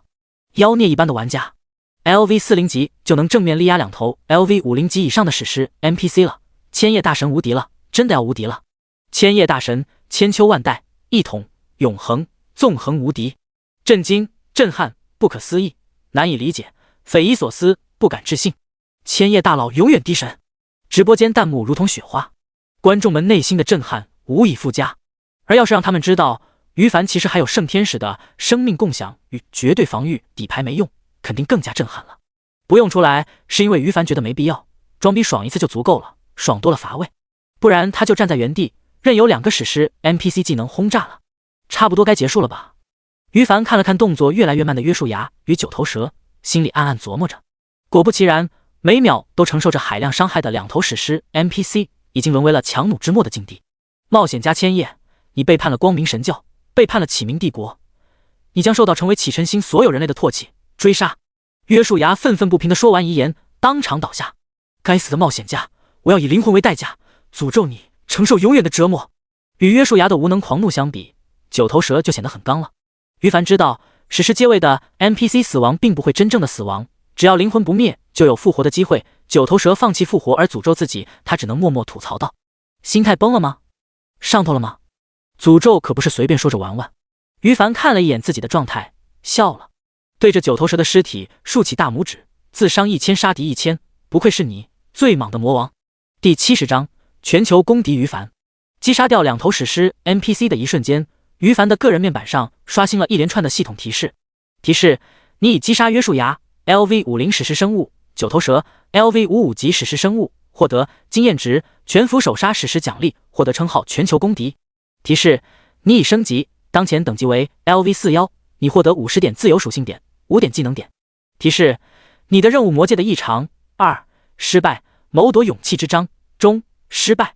提示：10分钟后，启明帝国与光明神教派出大量 NPC LV80级以上，将对你展开追杀。全服公告：玩家千叶 LV41级植物召唤师，全服首杀约束牙 LV50史诗生物，获得全服首杀史诗生物奖励，他的英勇事迹将永远铭记在启辰星历史上。全服公告：玩家千叶 LV41级植物召唤师，全服首杀九头蛇 LV55级史诗生物，获得全服首杀史诗生物奖励，他的英勇事迹将永远铭记在启辰星历史上。全服公告：玩家千叶 LV41级植物召唤师，在人族红叶镇击杀大量光明神教大主教，启明帝国高层震怒，关系改变为仇恨，并对他发出 A 级通缉令，玩家可从各大主城佣兵大厅接取任务。全服公告：玩家千叶 LV41级植物召唤师，在人族红叶镇击杀大量云梦沼泽魔王，魔界众王震怒，对他发出必杀令，魔界生物关系改变为仇恨。数道系统提示一一刷新，4道不同的全服公告出现，每一道公告重复3次，总共12道全服公告刷屏了。整个永恒世界的玩家炸开了锅，牛逼牛逼！恭喜千叶大神成功荣获全服公敌称号。做人当作千叶大佬，天不胜我，见到万古如千叶。先露镜头谁为锋？一遇千叶道成空。哈哈，恭喜千叶大佬封神，获得与世皆敌地位。干掉2头史诗级 NPC， 成功得罪2大阵营，真是离谱他妈给离谱开门，离谱到家了。玩家瞬间喧哗，亲眼目睹的直播间观众们好在有个心理准备，此时的情绪稍微平静一丢丢。而那些更多还没注意到于凡被直播的玩家们彻底惊了，这可是2头 LV50级以上的史诗生物啊，说砍就砍了。我们还在辛辛苦苦打通等级普通小怪呢，你就能干掉这妖牛逼的 NPC 了？还有天理吗？还有王法吗？总之，全服一个个玩家们内心都陷入了深深的震撼。于凡这边目光扫过一条又一条的系统提示后，自己也忍不住暗暗感到咂舌。首先是启辰星上2大阵营的态度，仇恨。人族直接将通缉任务从 C 级提升到 A 级，并即将派出高手 NPC 追杀。魔界的众魔王更是将他视为必杀的目标。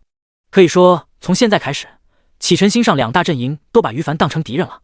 这一点在新获得的称号全球公敌明显显示出来。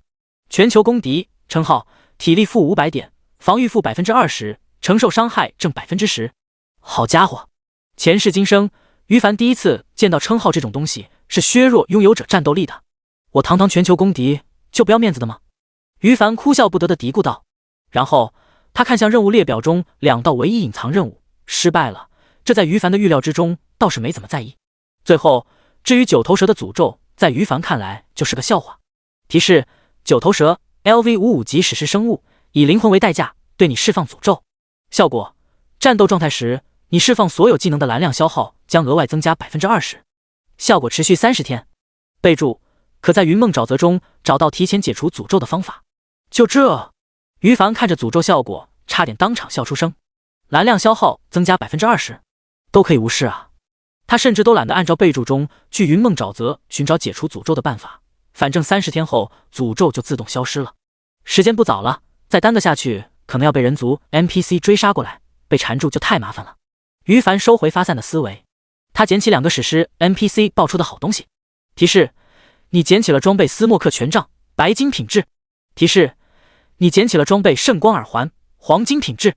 提示：你捡起了技能书剑雨风暴，黄金品质。提示：你捡起了。于凡数了数，他一共捡起了20件黄金品质的物品，8件白金品质的，3件传奇品质的与3件史诗品质的。其实召唤师职业用得上的不多，此时于凡也没空仔细看。地面上还有数件白银、青铜品质的垃圾，他根本没有捡起来的欲望，接着便走到勇气之章面前。提示：是否绑定物品勇气之章，史诗物品。警告：该物品对人族帝国十分重要，未经允许绑定，则将立即引起帝国强者的仇恨，甚至追杀，请谨慎考虑后再做选择。都已经这样了，还警告什么啊？于凡懒得理会，直接选择强行绑定。提示：正在绑定物品勇气之章，史诗物品，过程10秒内受到任意伤害将终止绑定。10、9、8、1，绑定成功。全服公告：玩家千叶 LV4 级植物召唤师获得物品勇气之章，史诗物品，他的英勇事迹将永远铭记在永恒历史上。全服公告 X2， 现场只剩下一个敌人，传奇魔女瑟梅林。但此时他根本不明白于凡在做什么，也不愿意招惹他，因此很顺利就绑定勇气之章了。无视全服公告的出现，于凡看了一眼四周，瑟梅林太能跑了，时间也有限，留不住他，算了，该到离开的时候了。想到这里，他当场把激活早已设置好的定点传送装置，1秒后原地消失。而于凡离开，瑟梅林也没有久留，身影几个闪烁便也消失了。现场只留下大量 NPC 与魔物们的尸体，以及满地那些于凡不要的垃圾，闪烁着耀眼的黑铁、青铜、白银光芒，其中还有几件黄金品质的呢。发财了，发财了！主播8级大头领等人两眼发直，当场开始扫荡战场。咦，我们接的隐藏任务也是打扫战场，好巧啊！有人诧异的喃喃自语道，更多的玩家则在拼命捡东西。第71章全服轰动，玩家的敬佩。玩家能完成千叶大神这种高度，这辈子值了。于凡离开不久后，游戏论坛首页一则新出现的帖子悄悄被吃瓜群众们给顶到首页了。帖子里详细记录了于凡从红叶镇外第一次被录入直播开始，一直到他砍死2头史诗 NPC 后离开。不但有录像，而且还有文字说明他干掉各个 NPC 的属性，自己各种召唤物的数值，总结了除去爆出装备之外来自各种手杀的奖励总和。帖子的下方，楼主信誓旦旦地给出数据，并总结道：本次红叶镇怪物攻城战争，双方各有优势，原本应该是一场激烈的战争，然而在千叶大神的一系列造化中神秀操作下，被他以一己之力终结了战争。黄金阶位以下，包括黄金阶位在内的 NPC 被千叶大神击杀的数不胜数，根本没办法计算。据我统计，白金阶位的 NPC 一共被千叶大神击杀了6个，传奇阶位1个，史诗阶位2个。这些 BOSS 的手杀奖励一共让千叶大神获得了大约400至500点的自由属性点，80至100点的技能点。此言一出，论坛的玩家们顿时沸腾了。恐怖如斯，奖励太惊人了，500点自由属性点，100点技能点啊！老子的职业是3星评价，每次升级获得15点自由属性点，差不多要升32级才能获得这么多。然而估计少说3、4个月，老子才能升这么多级。服了，千叶大神不愧是全服最强男人，老子上厕所墙都不服就服你。自由属性点的确很珍贵，但楼上兄弟，你要明白，技能点更珍贵啊！100点技能点，极度的泪水从我嘴巴里流出来了。LV40级就能干掉 LV50、LV55级的史诗 NPC， 千叶大神无敌了，要是能抱到他大腿，俺做梦都能笑醒。哎，说起来开服第一天我就曾经见到过千叶大佬呢，可惜曾经我看不起召唤师，现在我错了，错得离谱，肠子都悔青了。如果当时能跟千叶大神搭上关系，我他妈直接起飞。你们搞清楚一点，自由属性点跟技能点又算什么？被千叶大神击杀的那些 NPC 爆出来的物品才是最珍贵的啊！录像中最后一个画面，我看到千叶大神捡起了3件红色史诗的物品，他的战斗力要更妖孽了。好消息，好消息，千叶已经被通缉了，大家只要去接 A 级任务，就能在地图上看到他所在的方向。有野心的兄弟姐妹们组织一波，干千叶爆他装备了。哼，没看清千叶大神的召唤物有多强吗？还组团狙击千叶大神？楼上杀笔鉴定完毕。太火了！论坛上的玩家们炸开了锅。永恒截止目前，玩家总数量已超过4亿，占据整个海蓝星人口的1/15。这么多玩家在线并且能及时看直播的，毕竟还是少数。之前那些没看直播的玩家们，就已经被这短短的一段时间内，于凡创造出一系列全服公告刷屏而震撼不已。现在从这则帖子中，总算知晓了始末。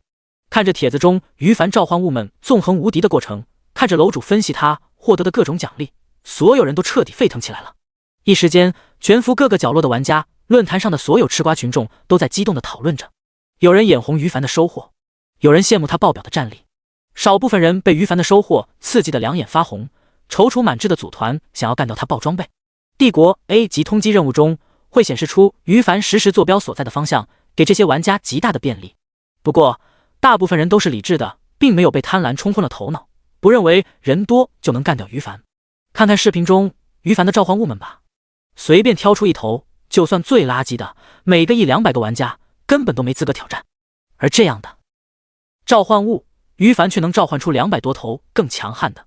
大部分玩家发自内心的崇拜于凡。全球公敌算什么？在 NPC 眼中属于仇恨目标，但是在玩家们看来却是荣誉。试问除了于凡之外，还有谁能获得这种荣誉？很多人认为玩游戏能玩到于凡这个境界，算是开创了一个他个人的传奇了。散人玩家们内心如此想着，那些大公会大势力的上层管理者内心的震撼同样不遑多让。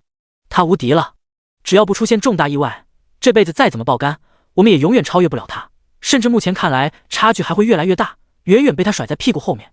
雷鸣城九幽部落的会长法神降临，看完论坛上的帖子后，失魂落魄的喃喃自语道。他旁边一众九幽部落的开荒队精英成员们纷纷露出同样黯然的神色。想当初开服第一天于凡首杀黄金 BOSS 时候，众人既震惊又愤怒，他们认为于凡开挂了，或者利用了某种不为人知的 bug。 后来于凡成为全服第一个1转玩家，登顶各大排行榜，众人的内心也是有不服气的情绪，认为自家一行人集体的力量迟早要超越于凡。现在看着这则帖子，在场所有人都陡然间失去了斗志。还争什么啊？有这么妖孽的玩家在，大家这辈子都别想傲视全服了，老老实实争霸全服第2战力就好了。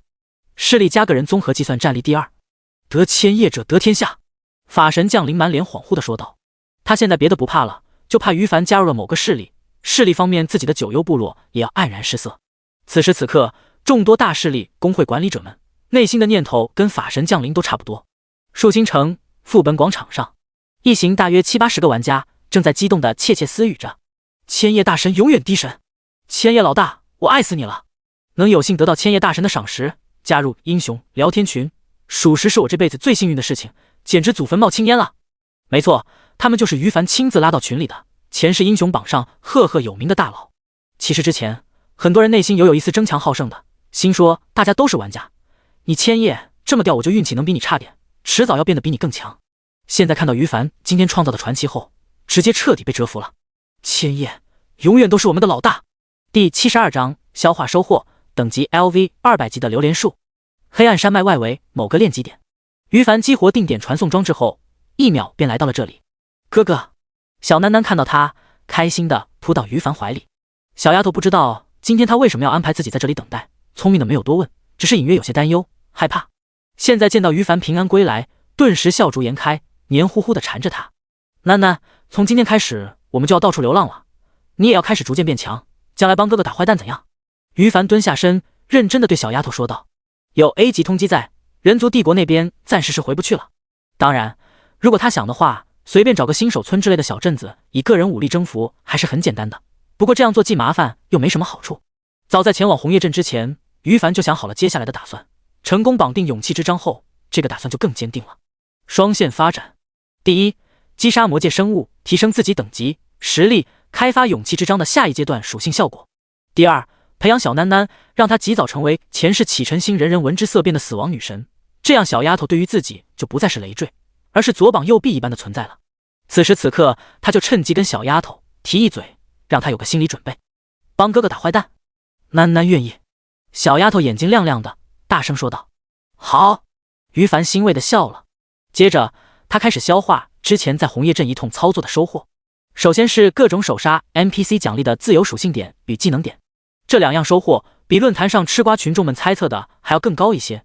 要知道之前在击杀牛大之后，他是先操作召唤物们对攻城魔物进行屠杀，然后才独自一人前往古塔处的。2万头魔物被他召唤物们击杀的七七八八，要不然也不会在击杀9头蛇与约束牙后，短短几分钟便从 LV39 升到 LV40， 又从 LV40 升到 LV41级。攻城魔物们可是给他贡献了大量经验值啊，并且同时其中被召唤物们干掉的魔物 BOSS 也贡献了不少首杀。于凡此时打开个人面板 ，ID 千叶，等级 LV41，职业植物召唤师，时星 ，HP 80770 ，MP 66660，攻击9104，防御2021，属性力量402，敏捷1080，精神3654，体力1575，幸运22，魅力12，暴击 16.91%， 额外爆伤 13.75%， 攻速 2.6 秒，移速 17.46 秒，战斗状态 334.92 秒，非战斗状态，释放速度 119%， 自由属性点648，技能点128，技能侦查术通用 LV25 召唤冰霜哥布林 LV44 召唤榴莲树 LV25 召唤终极圣光精灵 LV25 召唤圣天使 LV25 召唤堕落天使。装备魔力源泉白金魔晶轻甲传奇麻痹戒指传奇荧光耳环青铜。称号副本先驱者已佩戴。勋章莫的。财富77金77银79铜币。天赋略。勇气之章的效果一生效，让我的精神属性增加了500点基础数值，总数已经变成3654点了，距离完成天赋召唤物亲和的下一个开发阶段只差1346点。于凡看着自己的个人面板，不禁心花怒放。危机越大，收益越多。红叶镇的一通操作让他成为全球 NPC 公敌，收益却非常显著。唯一让他感到可惜的是，勋章没了，少了那 2% 的增幅，要不然精神属性更多。有舍有得，于凡内心的遗憾情绪一闪而逝。接着，他将各种首杀 BOSS 以及升级的获得的648点自由属性点全部兑到精神上，精神数值从3654点一跃变为4447点。实心评价职业精神属性正 10%， 距离满足天赋开发至终极的5000点需求只剩下553点了。舒服！于凡心情好美滋滋的，然后继续分配技能点。提示：你消耗6点技能点，将召唤榴莲树的基础等级提升至 LV27。提示：你消耗6点技能点，将召唤榴莲树的基础等级提升至 LV28。提示：你消耗12点技能点，将召唤榴莲树的基础等级提升至 LV31。提示：你消耗12点技能点，将召唤榴莲树的基础等级提升至 LV40。于凡一口气将128个技能点全部用完，将榴莲树的基础技能等级从 LV26级一鼓作气升到 LV40。天赋加10级，职业加1级，装备加6级，称号加1级。召唤榴莲树的综合等级变成了 LV58级，一波爆炸提升。于凡按捺住内心的激动，将榴莲树召唤出来观察属性，看完后顿时不禁倒吸一口凉气。榴莲树 LV200级黄金，生命值2000万，防御77770，特殊移动速度59 秒。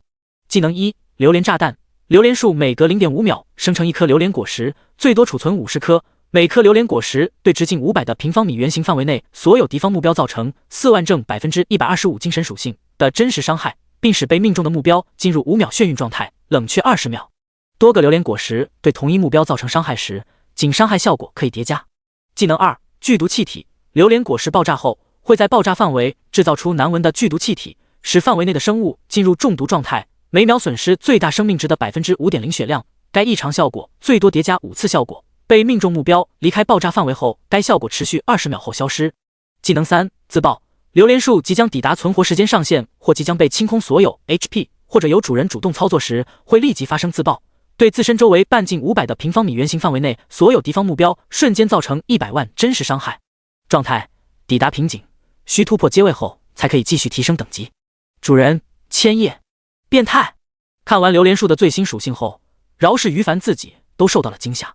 他初步一算，一棵榴莲树在果实储存圆满的情况下，50颗榴莲炸弹就是200万加自身精神数值12500分号 x50的真实伤害，以于凡目前的精神数值大概在230万左右。算上自爆就是330万，算上剧毒气体，敌人血量越多伤害越高。10颗榴莲树的情况下，1秒爆发超过3300万。触发了职业10%植物系召唤物+1的效果，就是20颗榴莲树，最高爆发不小于6600万真实伤害。嘶嘶嘶！想到这里，于凡顿时倒吸一口凉气，他喃喃自语道：“启辰星上，我无敌了。”第73章史诗召唤物星球树，最高爆发秒伤6600万加的真实伤害。于凡不认为整个启辰星上有任何生物能承受这种程度的输出而不被瞬秒，由此一来，可不就是无敌了吗？精神振奋的同时，于凡也有些疑惑。每消耗一个技能点，召唤物的等级就提升1级。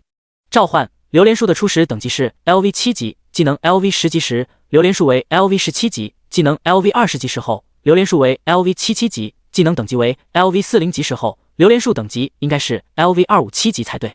各项加成下，召唤榴莲树综合等级都 LV58 级了，召唤物怎么还是 LV200 级呢？脑海中闪过这道疑惑的时候，于凡突然注意到榴莲树面板上新增的状态一栏，状态抵达瓶颈，需突破阶位后才可以继续提升等级。差点忘了。看完状态栏信息，于凡一拍脑袋，失笑着摇头。在永恒世界 ，LV200 级对所有生物来说都是一个分水岭，包括 NPC、玩家、BOSS、宠物、坐骑、召唤物等等。LV200 级以下，任何生物的最高阶位只是史诗。LV200 级以上 ，LV1000 级以下就是半神的领域。这种层次的强者，启辰星上是没有的。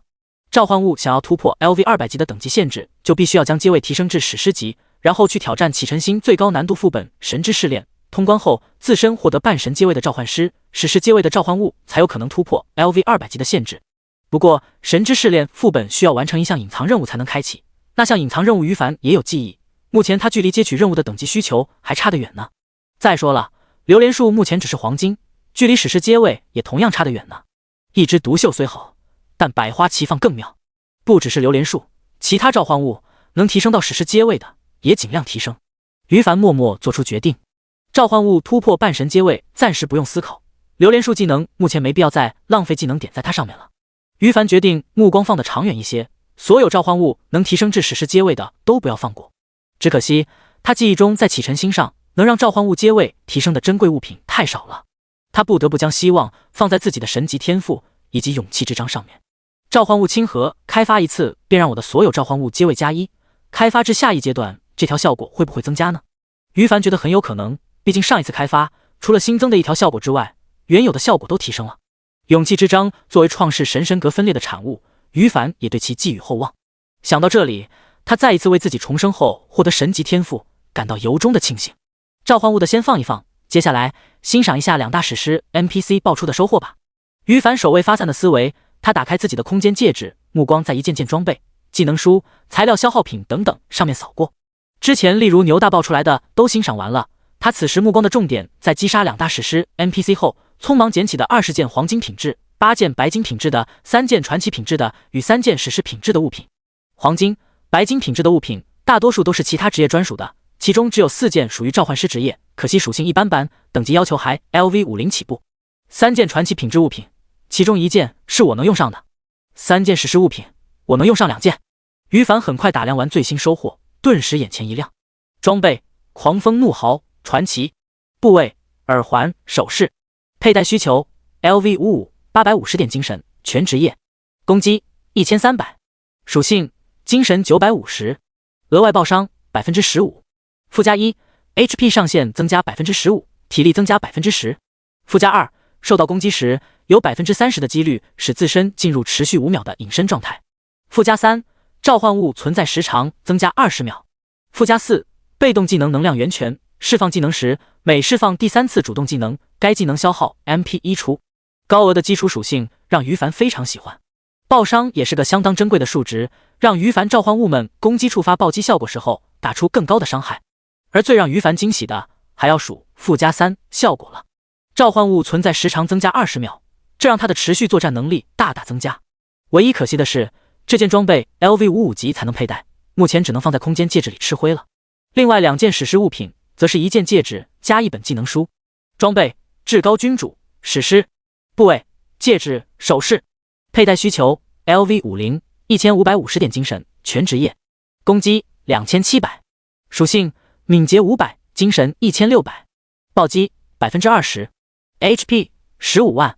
附加1，技能释放速度 100%。附加2，受到异常状态控制时长减少 80%。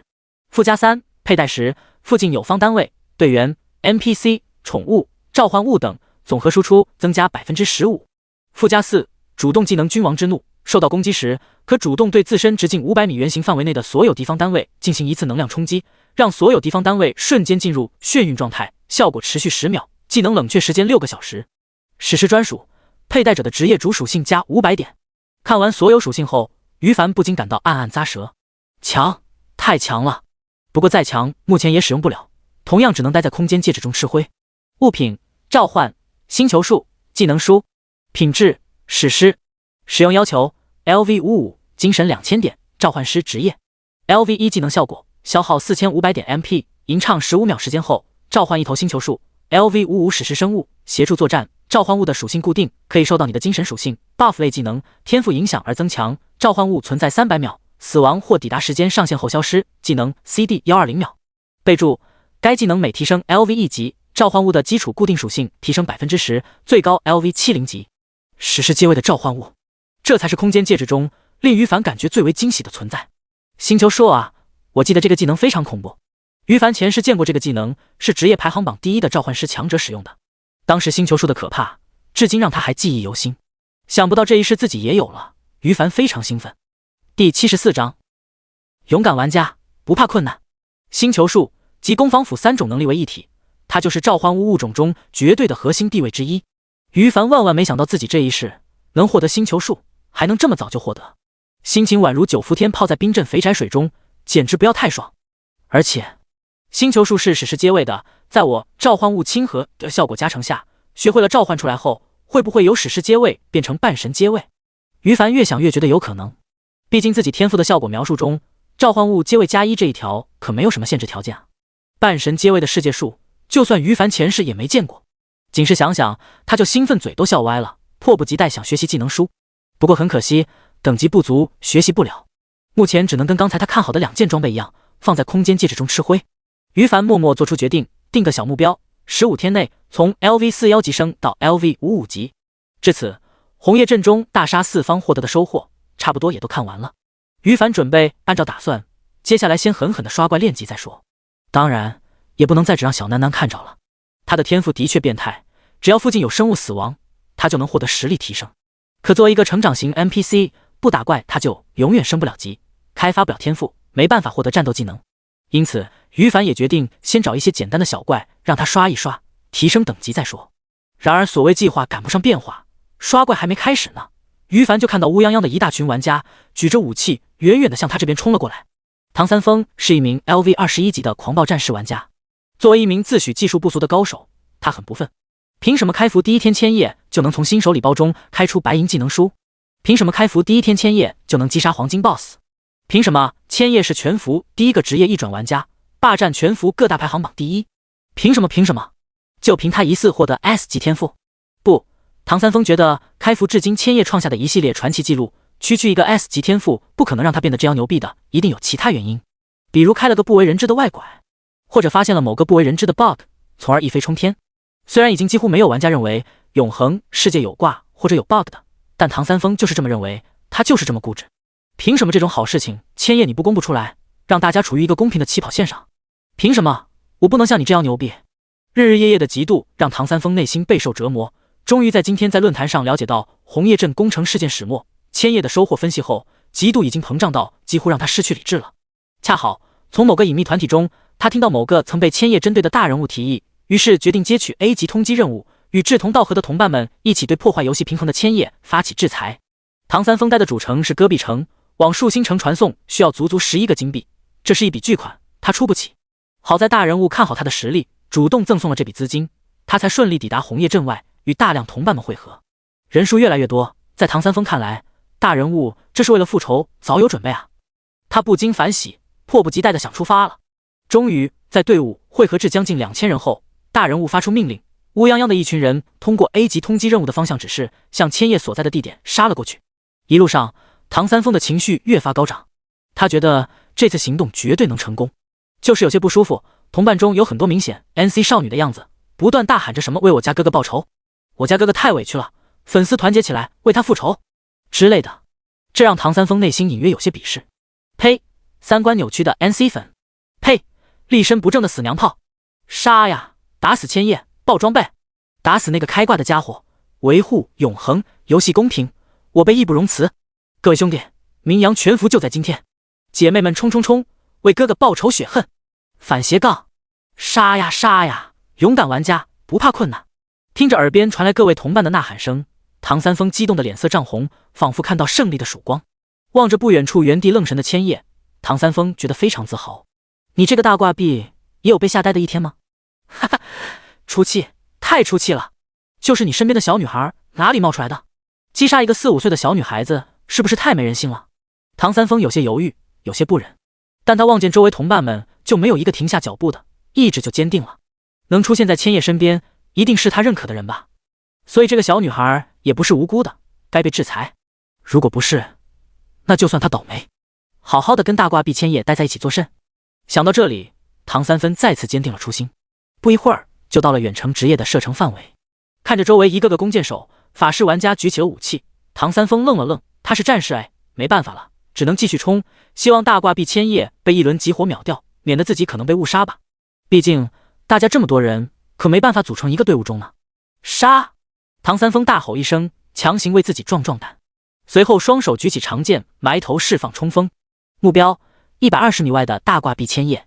他看到很多近战职业的同伴跟自己一样开始埋头冲锋，不少德鲁伊职业的玩家更是变身黑熊咆哮着前行，内心欣慰的不得了。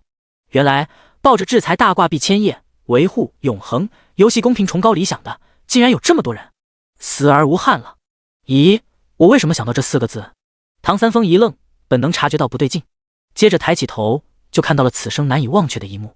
一颗直径至少3米的大榴莲在他视线中越来越大，直到来了一个亲密接触。随后，轰隆一声巨大的爆炸声，让唐三丰瞬间修炼到灵魂出体的境界。他呆呆地看着个人面板中出现自己被秒杀的信息，然后整个人心态顿时崩了。这尼玛 LV 200级的榴莲树！论坛上那些家伙说的没错，大挂壁千叶无敌了。第75章乌合之众的团灭，幕后黑手牙签的惊恐。哎呀妈呀！打不过，快跑！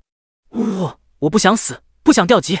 千叶大神，我错了，求您大人有大量，饶了我一条狗命吧！粉身碎骨全不怕，为了哥哥，姐妹们继续杀啊！放屁！你知道千叶这个召唤物是多少级吗？ LV 200级黄金，刚才我兄弟告诉我的，打不过的能逃一个是一个。在于凡甩出榴莲树后，乌合之众们立即成片成片的死亡，剩下的也顿时变得乱哄哄的。有的人被当场吓傻了，有的人慌不择路的想要逃走，有的人跪地求饶，还有的人被自我感动了，舍生忘死的继续对于凡进攻。对于最后一类人群，于凡才不管他们是不是龙国同胞呢， NZ 就该死。而且从他们的言论中，于凡也渐渐察觉到了真正的罪魁祸首，曾经被自己当众 1vs300 干掉的牙签与他耗费巨资成立的战神工作室。于是于凡出手就更不客气了。其他的玩家基本上都是贪婪冲昏了头脑，想干掉自己爆装备的，对于这一类人他也没有留情，就是指挥榴莲树轰炸。一颗榴弹炸弹的伤害范围是500平方米，眨眼间就把人群炸了个人仰马翻。现场的乌合之众很快死的只剩下3-2个小杂鱼了。于凡决定一视同仁，送他们全都免费回城。就在这时，一个 ID 为唐三丰的玩家被他牧师同伴复活了，此时颤颤巍巍的举起手表示投降状，同时大声说道：千叶爸爸，饶小的一命，我是被牙签那个死娘炮蛊惑的，我知道他在哪里，我带你去。千叶爸爸，饶命饶命啊！没错，之前跟唐三丰提议围剿于凡，资助他传送费用，组织策划这次行动的幕后主使就是牙签。他刚才被系统提示中 LV 200级榴莲树吓坏了，此时的求生欲可以说非常强烈，让于凡都不禁为之侧目，是个人才。说他在哪？牙签组织这次行动之前就把我们拉到一个聊天群里，他此时就在红叶镇内呢。唐三丰赶紧说道，生怕于凡一个不顺心就把他再次打死了。于凡听完不禁感慨，牙签，这真是天堂有路你不走，地狱无门你自来啊！唐三丰连忙附和，没错没错，就是这个道理，牙签他自寻死路。于凡无视唐三丰的求生欲，他这段时间忙，没有空去处理牙签之类前世邪魔榜的人渣们，想不到牙签竟然自己送上门来了。这波自己要是不回应一下，不是显得自己怕他了吗？至于红叶镇内可能有帝国 NPC 高手赶过来，正在准备追杀自己。不怕不怕 ，LV200级黄金榴莲树在，启辰星纵横无敌。圣天使麻痹戒指的无 CD 传送，让自己生命安全无忧。别说帝国 NPC 高手砍自己了，他们敢留下来，于凡说不得还要再拿一些 NPC 的首杀奖励呢。想到此处，于凡顿时下定了决心。走，带我去红叶镇找牙签。哎，好好。唐三丰转惊为喜，头点的跟小鸡啄米一样。想不到2000多个 LV20级玩家都搞不定该死的千叶，我好恨恨啊！红叶镇内听到前线全军覆没的状况，牙签露出了咬牙切齿的面孔。他旁边的小秘书沉默了片刻，心说：“我早就警告你，人海战术在千叶面前明显没作用的，你自己非要坚持，出现现在这个后果，不是自找的吗？”想了想，小秘书再次提醒道：“老板，行动失败了，我们赶紧撤吧。”撤？为什么要撤？千叶他在红叶镇内击杀大量 NPC， 刚过去没多久呢，这里不安全。怎么可能不安全？你没看到镇子门口有2个 LV80级传奇 NPC 吗？他千叶再强能强过他们俩，这里很安全。可是，小秘书张了张嘴巴，想说今非昔比，你丫的没看到千叶他的榴莲树都升到 LV200级了吗？区2个 LV80级传奇 NPC， 他怕个毛线啊！但他话没说完，就被牙签给打断了。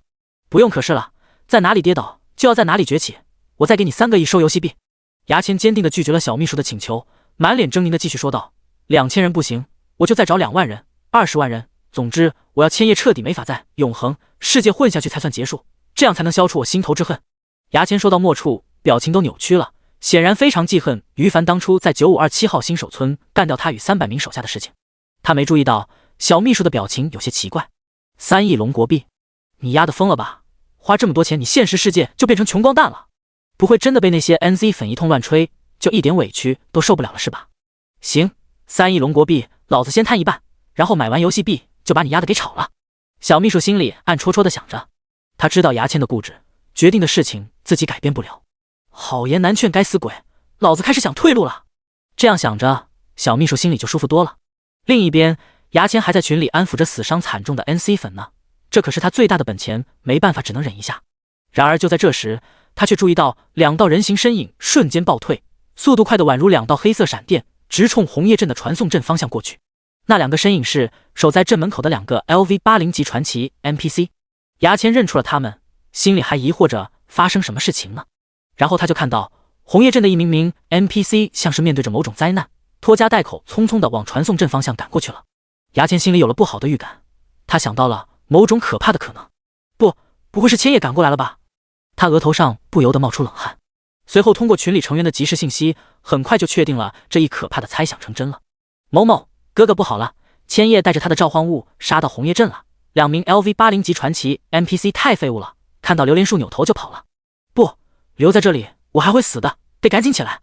看完消息后，牙签惊恐万分，也匆匆往传送阵那边跑去。然而却被一个狂暴战士玩家给拦住了。这个狂暴战士玩家 ID 叫唐三丰。牙签记得他是自己人，刚想说些什么，就听到对方惊喜的大叫：“千叶老大，我逮住牙签了，他跑不掉了。”牙签无命休矣。第76章，占领红叶镇，牙签的末日。什么叫绝望？以前牙签的字典中从来没有这2个字，现在他敢说，没人比他更懂绝望2个字什么感觉了。他身体犹如幻灯片一般，一卡一卡的回头，就见到于凡抱着小囡囡坐在一棵高逾10米的榴莲树顶端，冷冷地看着自己。自打进入永恒开始以来，牙签从来没有感觉到自己的身体竟然能如此冰冷。他狠狠打了个寒战，然后再缓缓地扭回脑袋，表情痛苦地凝视着唐三丰，问道：“为什么要背叛我？”他的表情过于扭曲，让唐三丰都不禁感觉害怕了。这家伙看起来比自己还要疯的样子。为了活命，唐三丰老老实实地回答道：“为了让千叶爸爸饶我一命，所以我供出了你的位置。”你无耻！牙签恨得咬牙切齿。然而唐三丰都懒得理他了，满脸恰笑，仰头望向于凡：“千叶爸爸，你看我都成功把牙签这个死娘炮拦住了，您放了我好吗？”他小心翼翼地问道。对于这种人才，于凡也提不起兴趣了，但笑着一挥手：“你可以离开了。”谢谢千叶爸爸。唐三丰如蒙大赦，脚底一抹油，便迫不及待地溜走了。现在场上就只有于凡与牙签2人，还有牙签的小秘书，一脸苦笑着，啥也不敢说。说吧，你需要多少钱才能放过我？绝境中，牙签反而坦然了，淡定地跟于凡讨价还价起来。于凡都懒得看他一眼，这种人渣不配他浪费口水，于是一字不吭操作榴莲术，当场送他升天。轰隆！-3111，伴随着一个不高不低的数字腾空而起，可怜的牙签立刻也进入灵魂出体境界了。当然，于凡也没有放过他的小秘书。牙签是个人渣，这家伙作为人渣的秘书也不是什么好东西。提示：你被千叶 LV41级植物召唤物的召唤物榴莲术 LV200级黄金击杀，你已死亡。提示：你的装备金铁匕首青铜掉落，你的等级从 LV21级降落至 LV20级。红叶阵复活点。看着面板上出现的2道系统提示，牙签的表情再次扭曲了。可恶可恶可恶！他气急败坏的低声大骂，万没想到于凡竟然不为金钱所动，太不合理了，这个世界怎么会有人不喜欢金钱呢？一旁同样的复活的小秘书似乎知道牙签的念头，摇头叹息道，除非他并不缺钱。牙签不提醒自己差点忘了，永恒的物价可是贵得离谱，一件 LV20级青铜装备至少能卖出现实世界100万龙国币呢，这还有价无市。想到这里，牙签更心疼了，他刚刚把自己的青铜主武器给爆出去了，该死该死该死！牙签继续怒喷，然而下一秒他就听到一阵轰隆隆的怪异声音，下意识扭头往声音传来的方向一看，这一看他的心态顿时又崩了，因为轰隆隆的声音是于凡乘坐在榴莲树上，榴莲树的赶路声。究竟怎样你才可以放过我？牙签忍不住嘶吼道。这个问题于凡倒是愿意回答一下，他冷冷地说道，很简单，你删号重建吧，你这是在做梦，我堂堂牙签绝对不可能屈服的。牙签怒吼道。于凡懒得反驳，决定用行动表达态度，他抬手就操控榴莲树发出轰炸，结果 miss 2个斗大的数字从牙签与他小秘书脑袋上浮现。哈哈，这里是安全区，你有本事就再击杀我呀！呸，垃圾！牙签得意的一笑，小秘书则沉默着，心说老板，你就只能在复活点蹦跶了，千叶大神在这，你连去传送阵都没办法，毕竟复活点到传送阵之间可有很多不是安全区的地方啊，你都被困在复活点了，有什么好得意的？于凡并不在意牙签的嘲讽，在他眼中，这个人渣敢冒犯自己，就只有死路一条。他刚才只是没注意而已，复活点就一定安全了？呵呵，天真。于凡冷冷一笑，他知道解决办法，这在前世很常见。通常来说，玩家是可以在永恒世界建立或者抢夺一座城市，甚至一颗星球、一片星域的。只以红叶镇来举例，创建镇子需要建村令，于凡没有，但他可以抢夺，只需要去镇长所那里找到红叶镇基石，以武力将自己的 ID 刻画在上面就可以了。当然，说起来简单，实际上对于玩家来说很难办到的。可于凡一现身，榴莲树直接几乎把红叶镇所有 NPC 都给吓跑了，很轻松就能办到。哼，就让你再存活几分钟时间。于凡冷哼一声，掉头就往镇长所建筑赶去。仅仅过去了1分钟时间，就顺利找到了红叶镇基石。这里已经没有 NPC 士兵守护着了，他很简单，就将自己的名字刻在基石上面，然后红叶镇的规则就由他执掌。安全区这种东西暂时没必要存在了。冷冷一笑，于凡操作权限修改设置。与此同时，全服公告再次响起。全服公告：玩家千叶 LV41级植物召唤师强行占领了红叶镇，启明帝国高层震怒，决定将 A 级通缉提升为 S 级，玩家可从各大主城佣兵大厅接取任务。全服公告 X2。半分钟前，那家伙好像离开了。老板，我们快下线吧。怕个篮子，老子就一直待在复活点，他能怎样？有种就一直守尸，不要离开啊！老板你牛逼，我怕，我先溜了。孬种，滚！牙签看着自己小秘书下线后，想了想，也准备下线了。识时务者为俊杰，他决定先避其锋芒，下线调整一下心态，才不会承认自己害怕了呢。我这是俊杰行为，不丢人。这样想着，他开始下线读条。只需要10秒时间就能成功下线了。然而，第9秒，全服公告 X3， 危险！牙签心里一紧，有了不祥的预感。第8秒，第7秒，第3秒，轰隆隆！牙签表情僵硬的看到榴莲树大步流星的赶了过来。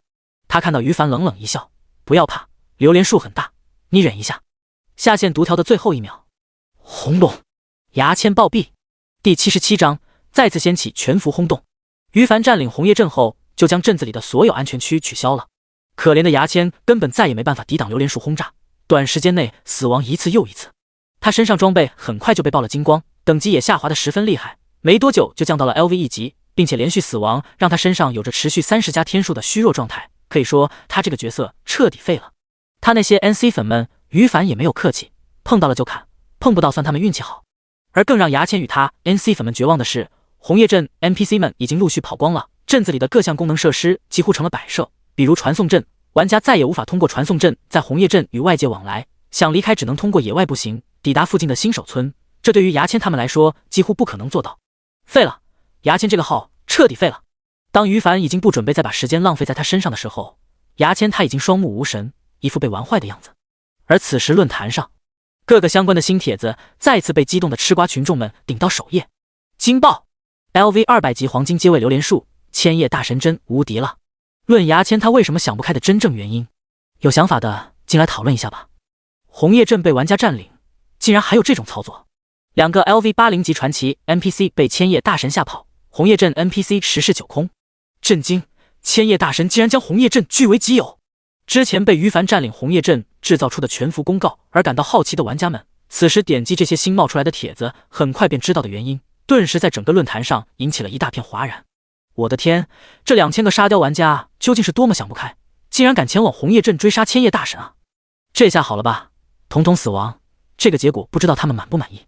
哈哈，笑死人了！区2000多玩家就敢去追杀我千叶大魔王，谁给他们的勇气？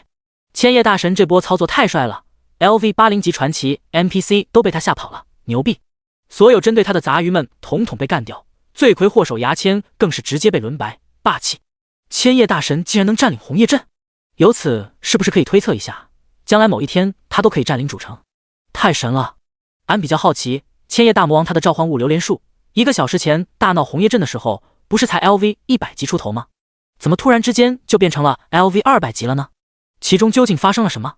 笨蛋，看全服技能排行榜上面清晰显示着召唤榴莲树的等级变成 LV 58级了。牛逼！千叶大魔王永远低神，玩家沸腾。今天这一波又一波的瓜，让大家都快吃撑了。论坛上各种信息让大家看得眼花缭乱。1个小时前于凡在红叶镇做出一系列骚操作，变为全球公敌就不说了，引起的沸腾还在高涨着呢。1个小时后竟然又做出了干掉了牙签，占领了红叶镇， LV 200黄金召唤物吓跑 LV 80史诗 NPC X2 壮举，这让整个永恒世界的玩家彻底惊得瞠目结舌，可谓是一瓜未平一瓜又起，就没有见过比你千叶还会玩的。2个字，牛逼！当然有些人觉得于凡太残忍了，作为全服公认的最强玩家，稍微惩罚一下牙签就足够了，不必要将对方轮到1级，并且对于牙签的 NC 粉也不比那么冷酷。只是大家玩游戏就是来玩的开心，圣母对于各位游戏圈的大佬来说简直与 NC 无异，因此这部分人终究是少数，一旦发生还往往会遭到10倍甚至更多暴躁老哥的怒怼。什么？你说千叶大神太残忍了？放你女娘的屁，明明是牙签他先招惹千叶大神的，他有现在这种状况属实活该。千叶大神太残忍了，有没有搞错？这明明是霸气好吗？人不犯我，我不犯人，人若犯我100倍奉还，太霸气了。你们也不看看那些 NC 粉都怎么喷千叶大魔王的，对于他们我能说千叶大魔王已经留情了好吗？如果是我的话，必然更加残忍冷酷无情。嘿嘿，永恒世界强者为尊，娱乐圈 WOM 那一套这里不适用，被洗脑的家伙我劝你好自为之，这个游戏不合适你。论坛上一片沸腾，而游戏中某些群体也因为此次事件大为震动。千叶大魔王绝对不能招惹，冷静点，通缉任务就算提升到 S 级怎样，奖励再高又能怎样？我们永远没可能完成的。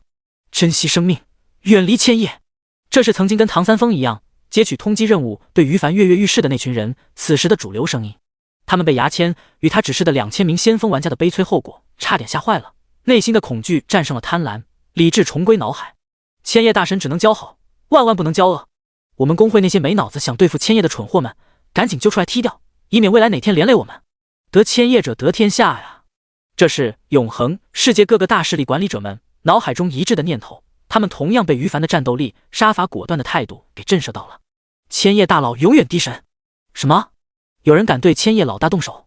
不知死活！这里有一个家伙在佣兵大厅接取了 S 级通缉任务，兄弟们，砍死他！千叶大神已经占据红叶镇了，兄弟们，投靠千叶大神去！我擦，竟然拒绝我传送到红叶镇了！什么垃圾 NPC！ 我呸！这是普通玩家于凡的崇拜者们声音，想办法抱于凡的大腿是他们最想要的目的。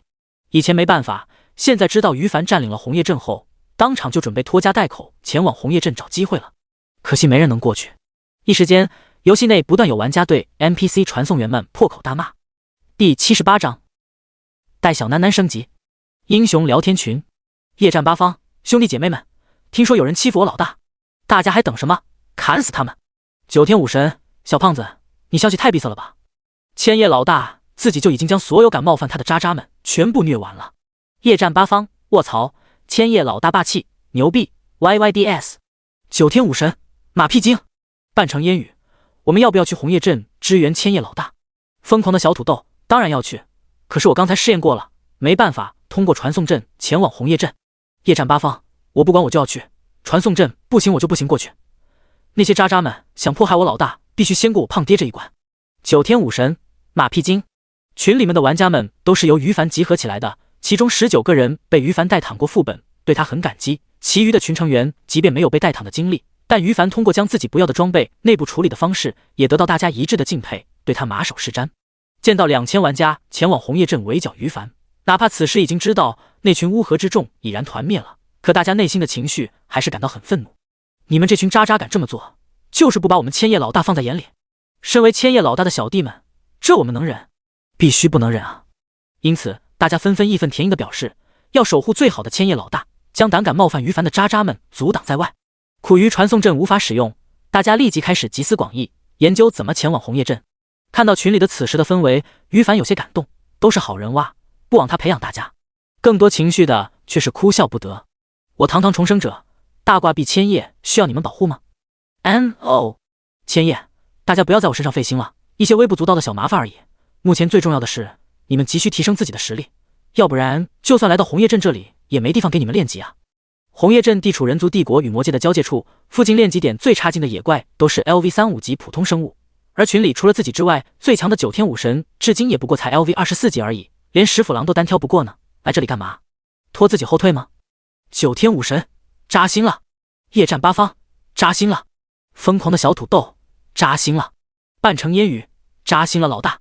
于凡无语，再次打字说道：“千叶，总之，帮我处理与麻烦，不是你们那现阶段应该考虑的事情。最主要的还是好好练级，提升自己战斗力，加油！我看好你们。”九天武神，收到。夜战八方，收到。疯狂的小土豆，收到。兄弟们，困难模式树妖部落组起来。半城烟雨，收到。姐妹们，深渊模式树妖部落组起来。疯狂的小土豆，都能挑战深渊模式了吗？烟雨小姐姐，你这话就扎心了，请务必带我一个吧。半城烟雨，哼，谁叫你直组兄弟队伍的，不带你。九天武神，嗨嗨，我是女的，加我加我。血红辣椒，呸，不要脸。短短2句话，既打消了群成员们不务正业的念头，同时也激发了大家的斗志。于凡感到很满意。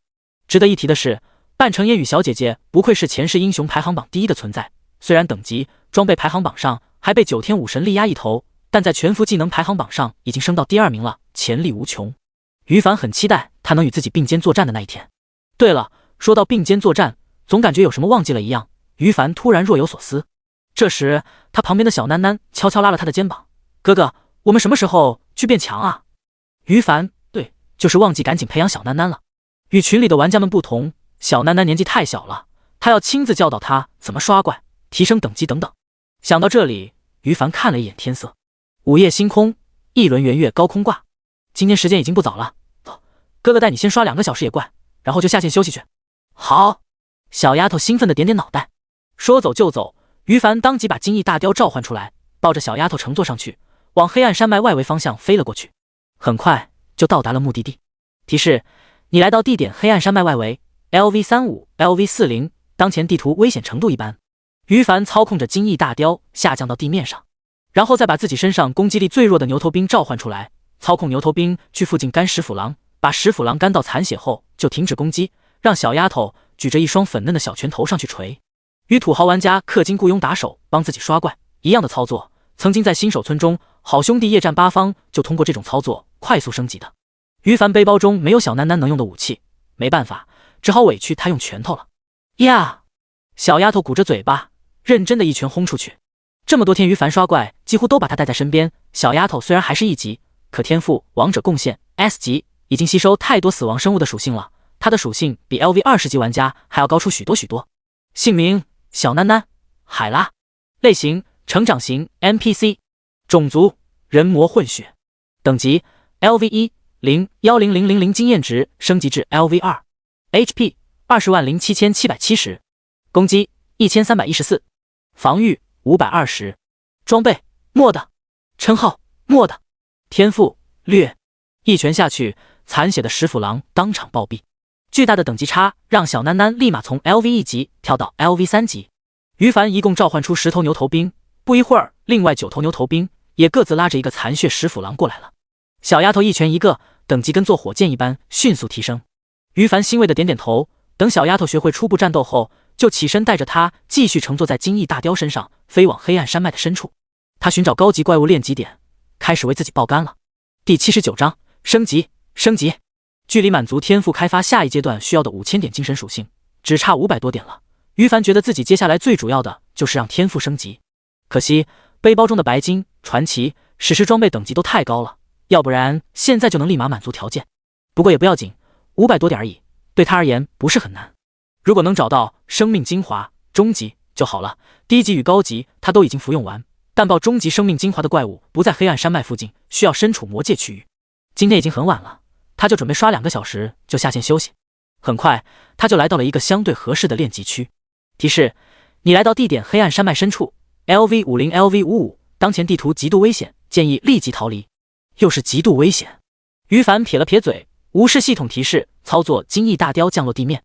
这片练级区域总共有3种生物，不仅等级合适自己，越10级刷怪有着 100% 的最高额外经验值加成，而且击杀魔物会累计勇气之章的进化条件。嗷嗷！刚落到地面上，就有3头外形恐怖的魔物嘶吼着向他冲了过来。于凡扭头一看，这是一种名为低等巨魔的丑陋魔物，实力为 LV41级普通阶位，直立行走的人形生物，皮肤表面坑坑洼洼的，非常丑。此时3头低等巨魔纷纷手持一根粗短的木棒，嚎叫着对他发起冲锋。还没靠近呢，一股难闻的恶臭气味便在空气中渐渐弥散过来。又去死吧！于凡对于这种恶心的生物不忍直视，他当机立断，秒给自己释放召唤兽，二话不说把大量召唤兽全部释放出来。轰隆轰隆隆，3头丑陋的低等巨魔瞬间被榴莲树瞬秒，爆出可怜的几枚铜币，于凡都懒得去捡。提示：你已击杀低等巨魔 LV41普通生物，获得8000点经验值，越级加成最高 100%。提示：你已击杀低等巨魔 LV41普通生物，获得8000点经验值，越级加成最高 100%。提示：你已击杀。经验值不错，的确是个合适我练级的好地方，只不过小丫头太恶心他们了，看都不想看一眼。于凡有些无奈，低等巨魔太丑，小囡囡瞄了一眼就把脑袋死死埋在他的怀里，明显不想亲手攻击这种生物变强。没办法，于凡也不勉强，他此时已经将所有召唤物一股脑全部释放出来了，整整220头，基本上只要白银阶位的召唤物就能轻松干掉低等巨魔、牛头兵、追风狐、烈焰马等黑铁。青铜品质的召唤物去拉怪，其余的四散开来，开始平推吧。于凡做好安排，230头召唤物顿时散开。相比其他职业召唤师，有个很舒服的优势，就是实力足够了，只要把召唤物们放出去，任由他们刷怪就行，自己完全可以待在安全的地方抠脚。值得一提的是，于凡留下了一只圣天使与终极圣光精灵，前者是为了以防万一给自己保命的，后者是因为他能散发出一定范围内的柔和光芒，长相又可爱，巴掌大的一个小人，正好给小丫头玩。在宠孩子这方面，于凡是认真的。于是一大一小在原地休息，于凡的面板上不断出现一道道提示。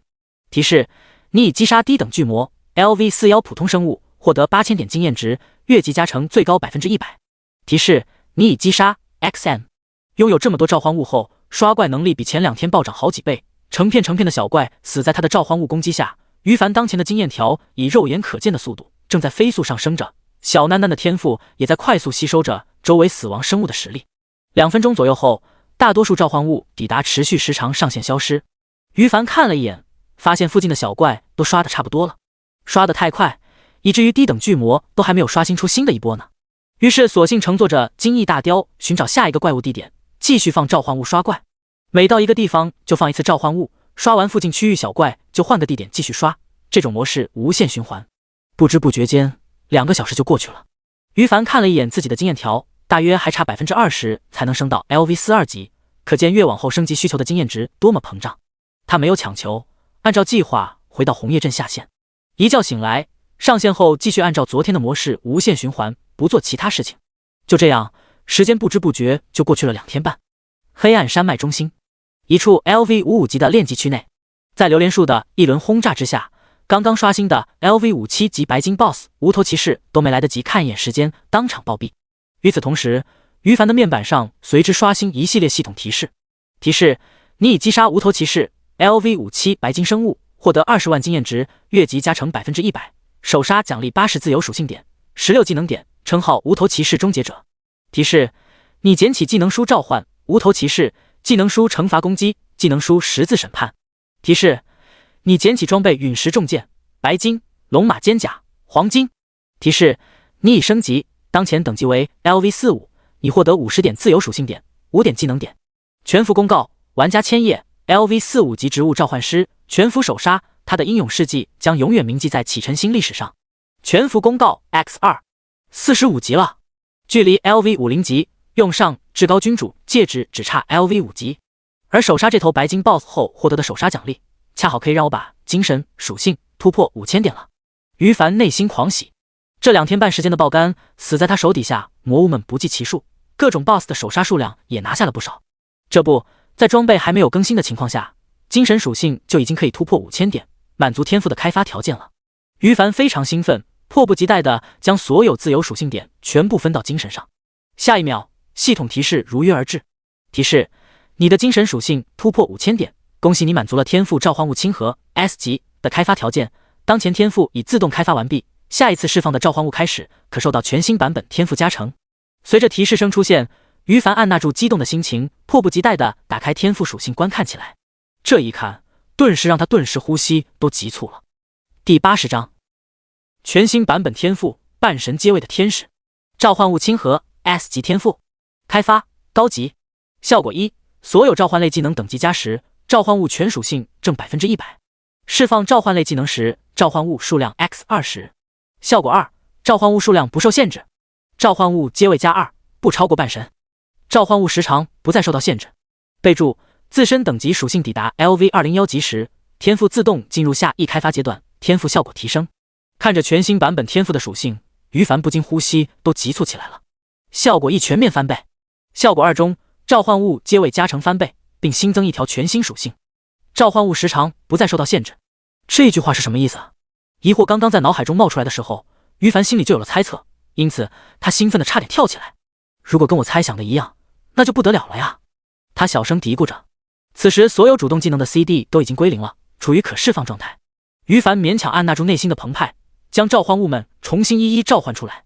冰霜哥布林、爆裂蜘蛛、牛头冰、榴莲树、变异巨蜥、赤炎之蛇、终极圣光精灵、树袋熊、疯狂喵喵、追风狐、烈焰马、食人花、橡胶树人、高阶风之精灵、尸蝎领主、金翼大雕、黑暗僵尸、圣天使、堕落天使、剧毒蜘蛛、黄蜂鸟、初级土元素精灵，包括武器的主动技能、白金阶位的终极风之精灵，以及这2天半时间打怪爆出来的技能书，学会的白银品质召唤物、初级火元素精灵、半龙人、黄金品质的召唤物、烈焰奔雷兽，一共26种召唤物被于凡全部一股脑释放出来。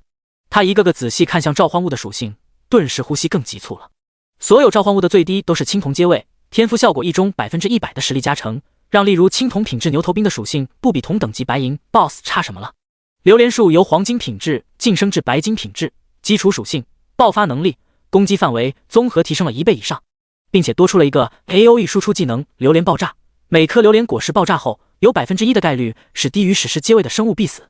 其他召唤物也几乎都因为阶位提升一个层次而多出一个新技能，原本史诗阶位的圣天使、堕落天使变成了半神阶位。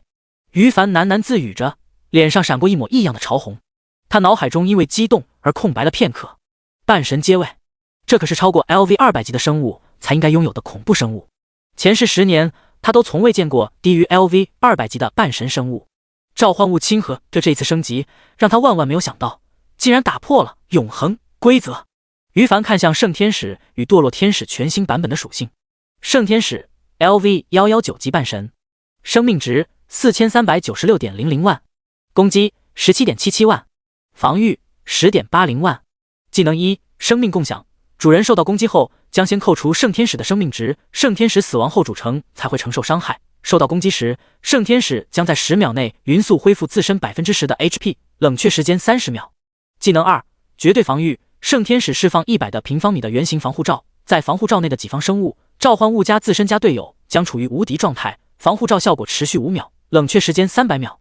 技能3：天使祝福。为己方所有单位施加减伤 20%、增伤 20% 的 buff， 效果持续30秒，冷却时间300秒。半神技重生。圣天使死亡后可原地复活1次。评价：半神阶位的生物，短时间内无视宇宙真空的侵蚀。主人：千叶。堕落天使 LV119 级半神。生命值、攻击、防御跟圣天使一样。技能1：堕落之力。向前方目标区域射出一团能量，对周围500的平方米圆形范围内的生物造成10万点真实伤害，并使其被禁锢10秒，冷却时间30秒。技能2：折磨之影。诅咒一块500的平方米的区域，持续20秒，对该区域内的敌人每秒造成105000加31400分号你的精神属性的伤害，目标血量越低，伤害越高，冷却时间60秒。技能3：灵魂镣铐。对自身半径500米圆形范围内的所有敌人套上黑暗枷锁，对他们造成1次45000加300分号你的精神属性的伤害，并在2秒后对被命中的目标造成相同的2次伤害，并附加眩晕效果，控制时间持续10秒，技能冷却时间120秒。半神技枯萎。与堕落天使战斗的生物，战斗过程中每隔10秒敌方单位的属性减低 10%， 最高叠加3层。主人：千叶。看完圣天使与堕落天使的属性后，于凡已经不知道该说些什么好了。他万万没有想到自己的天赋刚刚开发至高级阶段就已经膨胀得这么厉害，毕竟沾染了一个神字，算是非凡物种。史诗阶位的生物已经很变态了，但再强也不能肉身横渡宇宙星空，没有工具只能在星球表面上望，而抵达半神阶位后却有能力初步在星空中遨游。说起来丢人，因为他这个主人等级太低了，没有能力挑战神之试炼顶级阶位的原因，圣天使与堕落天使目前也只能在启程星上玩耍。之前他榴莲树升级到 LV200级时候，已经自认为启程星上无敌手，现在这2个半神阶位天使出现，于凡彻底飘了，与世皆敌，轻轻松松。而且别忘了，刚才看完自己全新版本天赋后，于凡第一时间最震惊的是召唤物时长不再受到限制，他静静等待着，60秒没有召唤物消失，120秒召唤物同样全部在，300秒10分钟没有一个召唤物消失，召唤物的时间限制取消了。于凡闭了闭眼睛，良久才使内心的澎湃情绪逐渐恢复平静。他一抬手，26种召唤物再次出现一波，现场顿时出现520头跟刚才召唤出来的一模一样的召唤物。没有触发植物召唤师 10% 几率召唤物加1的情况下，他释放2波召唤技能，现在身边就有了1040头召唤物。半晌后，于凡默默自语道：我突然有个大胆的想法，把召唤物遍布整个星球。第81章丢脸原因：蓝量不足。生物的能力标准，前世于凡就已经牢牢记在心中了。史诗阶位及史诗以下的生物，只能在星球地表文明中玩耍。半神阶位的生物拥有初步遨游宇宙星空的能力。成为神灵的标准是拥有碎星能力。至于神灵之上还有没有更强的层次，于凡前世没遇到过，也许有，但不知道那种层次该怎么称呼。神灵之上的层次太远了。目前他全新版本的天赋，其中一项效果虽然可以让召唤物的阶位增加2个层次，但上限是半神阶位。于凡估计等自己天赋进入下一个开发阶段，或许才能突破，前提是自己必须先升到 LV201 级，考虑到当前升级的所需求的高额经验值，他需要很长一段时间才能达到。所以在升到 LV201 级，满足天赋再次开发的这段时间内，不出意外的话，他召唤物最强也就是半神阶位了。路要一步一步走，于凡不贪心，永恒开服第一天到现在才过去半个月都没到而已，对比前世的时间点，不知道自己的发展暴涨多少倍呢。短短半个月时间内就能从 LV1 发展到启程星球上无敌的层次，他很满足。全新版本的天赋也欣赏完了，接下来赶紧下线睡一觉，养足精神，明天再来爆肝升级。于凡小声嘀咕一句，随后便带着小丫头乘坐金翼大雕飞回红叶镇。现在红叶镇10室9空，他直接霸占了原本镇长 NPC 的宅子，安排好小丫头的吃住后才下线。宠女儿这一方面，他的确是认真地。一觉醒来，精神抖擞的于凡再次上线游戏世界。红叶镇10室9空不是10室10空，还是有一些苦逼的 NPC 留下来的，虽然敌视于凡，但也不得不屈服他的武力，因此简单的一些吃喝可以买到。于凡带着小丫头美美的吃一顿，然后打包一些小面包，就带小丫头出城刷怪升级去了。小面包是一种比黑面包更美味的食物，对玩家补充的精力值倒是不多，可惜红叶镇内也找不到更好的可携带食物了。不一会儿，他就乘坐着一头金翼大雕来到黑暗山脉的中心区域，这里是昨天他升级天赋的地点。于凡昨天离开的时候，临走前给1040头召唤物下达命令，让他们去刷附近的小怪。反正召唤物也没有距离限制，于凡早就想这么操作了。以前是迫于召唤物120秒之类的时长限制没办法，现在召唤物时长限制取消，他可以到一个练级点，把召唤物一放出来，就前往下一个练级点继续放召唤物。今天上线，他就是打算这么做的。此时刚刚降落地面，看到四周一头召唤物都没有后，若有所思。召唤物的时长不受到限制，数量也不受限制，但只要我下线，就统统消失了吗？于凡有些失望。这样一来，他昨晚下线时候脑袋中冒出的大胆想法，现阶段就没办法实现了。毕竟在游戏与现实世界还未进行初步融合的阶段，游戏内角色的属性不会对现实世界的身体有任何加成，而他自然不可能一直不下线的。不管召唤出多少召唤物，几千、几万，甚至几十万，只要一下线，统统从头再来。这还怎么让召唤物布满整个启辰星？不过于凡对此也早有预料，如果自己下线后召唤物还不会消失的话，不出1个星期他就能召唤出1000万级别的数量，到时候他一个人可以刷整个启辰星的生物，那经验值等级还不得蹭的往上暴涨啊！自己挂机召唤物打怪，10天内就能升级 LV200，怎么可能嘛？只是卧槽，这么一想还真是有点小激动呢。于凡兴奋地嘀咕道，现在做不到，等以后游戏世界与现实世界融合，角色属性与自身同步，迟早有一天真的可以不眠不休，到时候能创造出太多不可思议的事情了。他对未来表示很期待，然后将思绪重新放到眼下，当即重新把26种召唤物释放一波。4种植物系的召唤物，其中榴莲树、食人花触发了职业 10% 几率召唤物+1的效果，别的召唤物都是20的数量出现，榴莲树跟是食人花则是40的出现。一瞬间，冰霜哥布林560头召唤物现身，密密麻麻的遍布在于凡身边。今天的目标，把黑暗山脉外围、深处、中心的所有小怪 BOSS 全部刷一整天。于凡豪气万丈的定下一个小目标，下一秒，指挥着560头怪物分散离开。于凡本人没有离开，他在等待技能 CD 转好，等待释放下一波召唤物。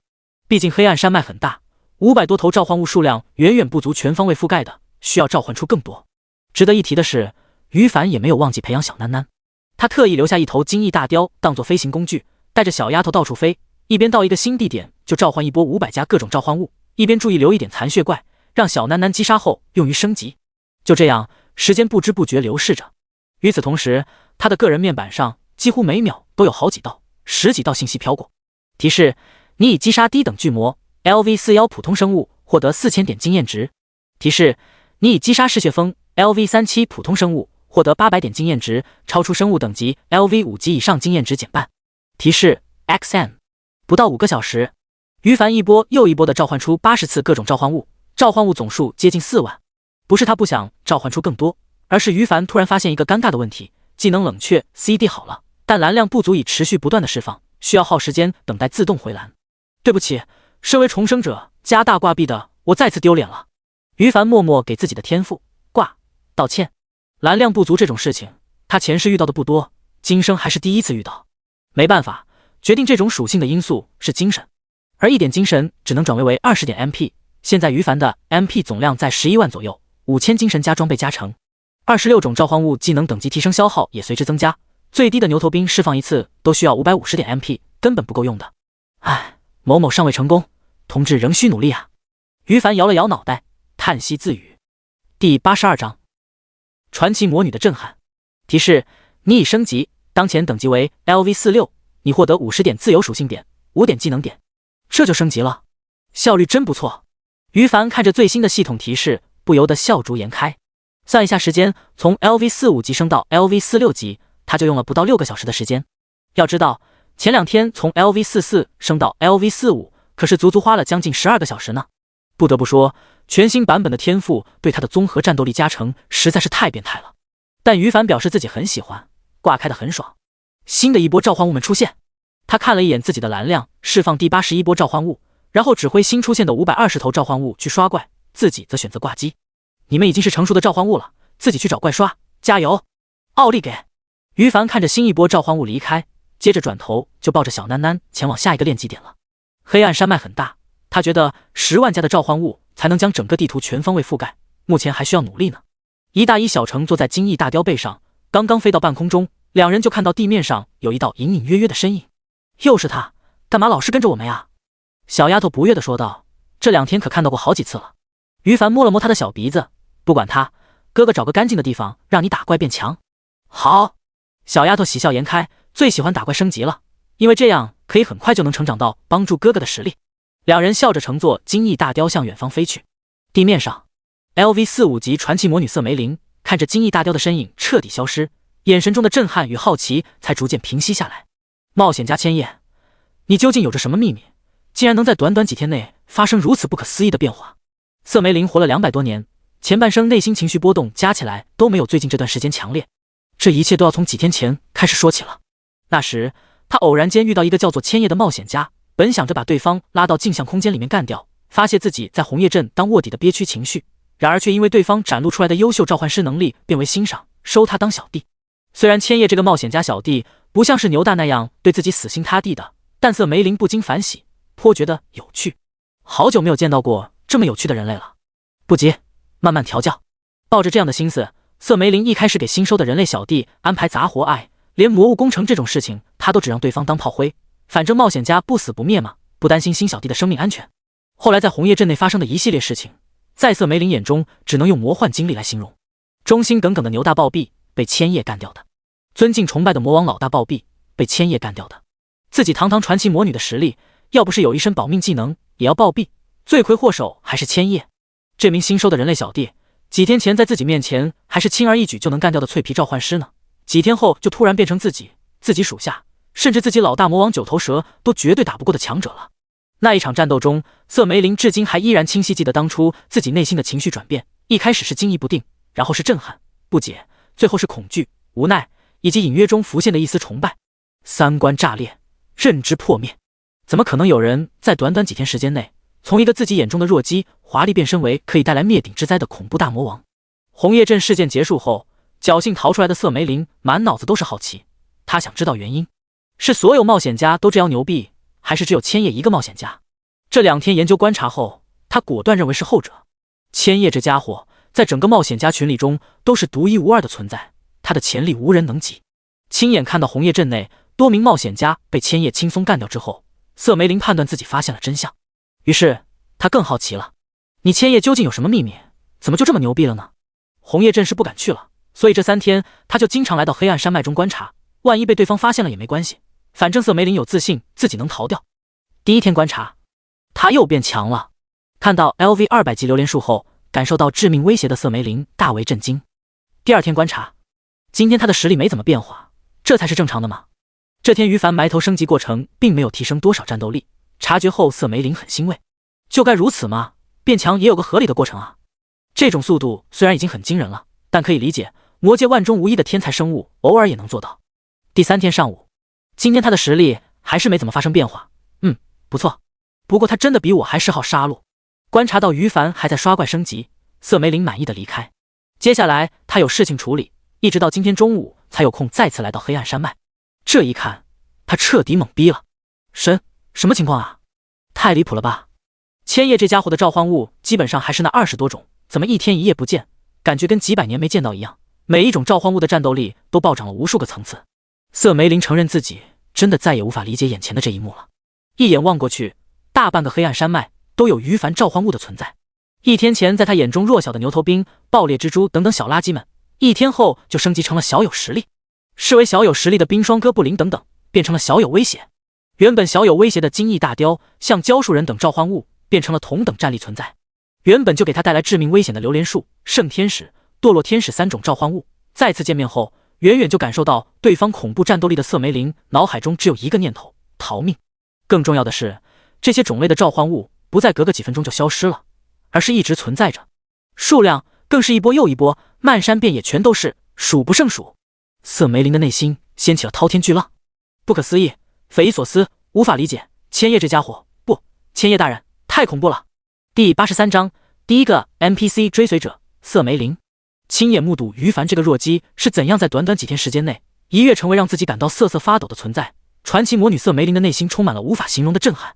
对于这种情况，一般 NPC 会怎么估计会下意识的远离，但是瑟梅林却在震撼过后，脑海中突然冒出一个念头：曾经的我眼界太窄了，小小的九头蛇就已经惊为天人，现在却发现只有千叶这样的强者才能值得我的臣服。千叶是注定要成为超出所有人想象巅峰的大魔王，我要追随他。瑟梅林喃喃自语着，眼神越来越亮。他很果断，有了决定后立即甩来乱七八糟的念头，定了定神，循着于凡离开的方向追逐过去。黑暗山脉深处某个炼级区，再一次降落到地面上后，于凡看了一眼自己的蓝量，无奈地摇了摇头。技能 CD 已经全部转好了，但他只剩下不到5000点蓝，按照刚过去几个小时的经验，差不多需要过10分钟才能自动恢复至3万点蓝量，满足全体召唤物一轮释放的需求。从这个恢复效率来看，已经十分喜人了。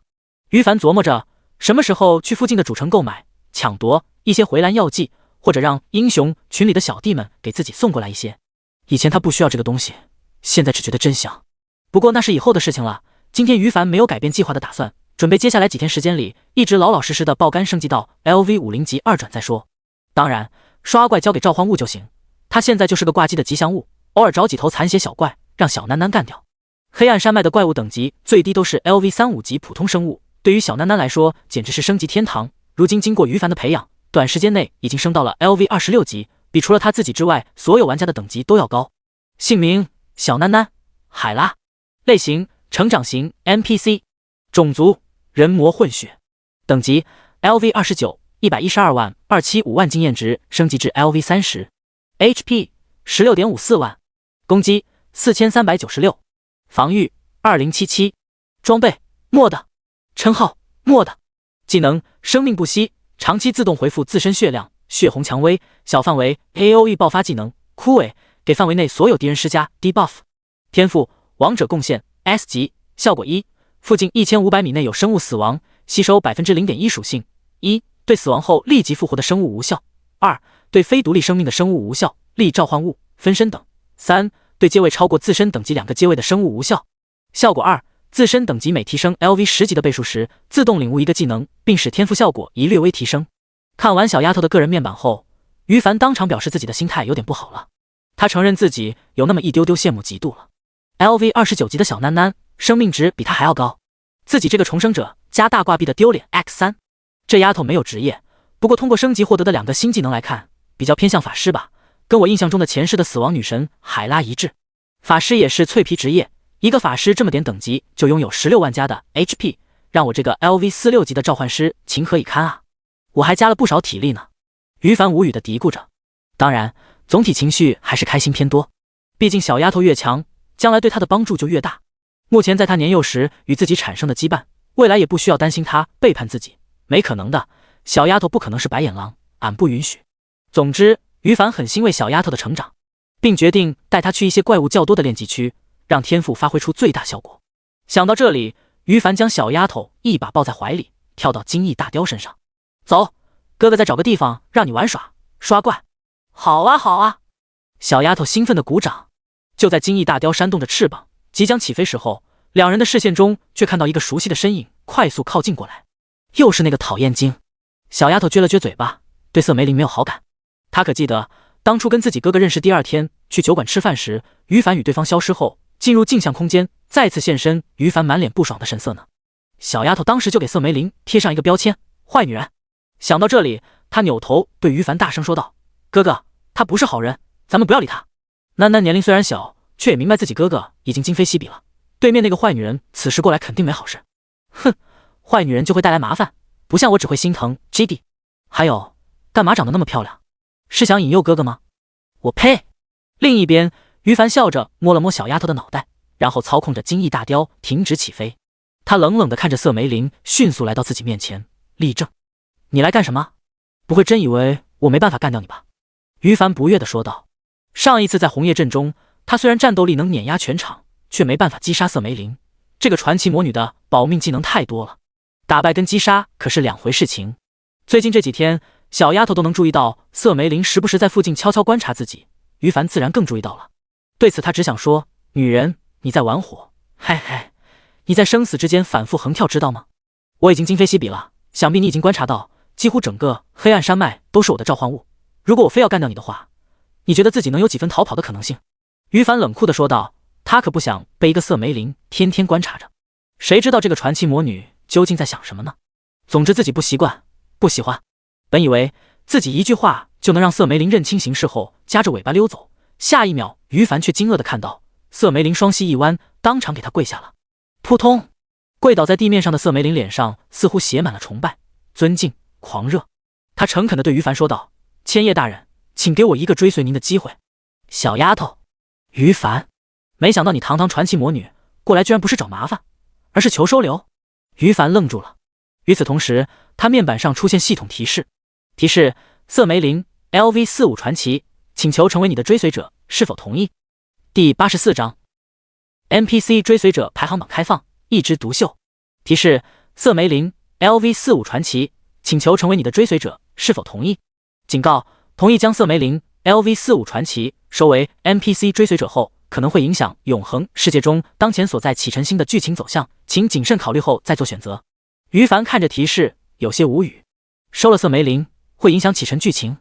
我堂堂重生者加大挂壁，前几天成功把自己搞成全球公敌，并占领原本启程星阵营大战中边防重镇红叶镇，我会害怕收服色梅林后，让阵营战争少了一个魔界反派头子的影响。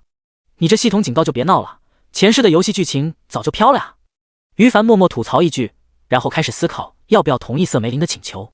在永恒的各种玩家功能设定中， NPC 追随者其实属于比较重要一个模板，每个玩家最多只能拥有10个 NPC 追随者，不能更多了。但一名玩家收下的 NPC 追随者如果有能力组成 NPC 大军的话，他完全可以指挥大量 NPC 为自己所用，并且 NPC 成为玩家的追随者后也是可以受益的，比如从成长极度缓慢的 NPC 变为缓慢成长型、快速成长型 NPC， 拥有类似小囡囡的模板，甚至 NPC 死亡后还可以隔一段时间变复活，这是一个双赢的选择。前世于凡曾经收服的10名 NPC 追随者，几乎每个都自带一个 NPC 军团，在异世界恐怖生物入侵海蓝星后，对他的帮助非常明显。这一世于凡还没主动思考过 NPC 追随者的事情呢，传奇魔女色梅林却自动找上门来求收留了。要不要收服他？想了想，于凡心里很快就有了决定，既然他这么有诚意，就收了吧。反正 NPC 追随者这种存在对这一世的我作用有限。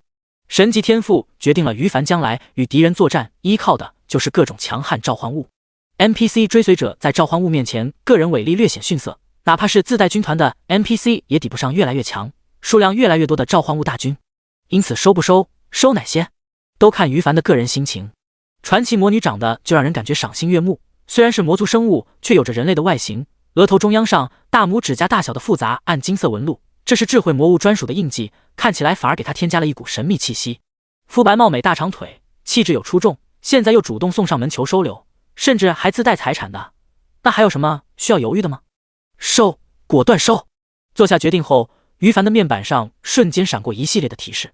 提示：你已经做出选择，恭喜你，色梅林 LV45 传奇成为你的第一个 NPC 追随者。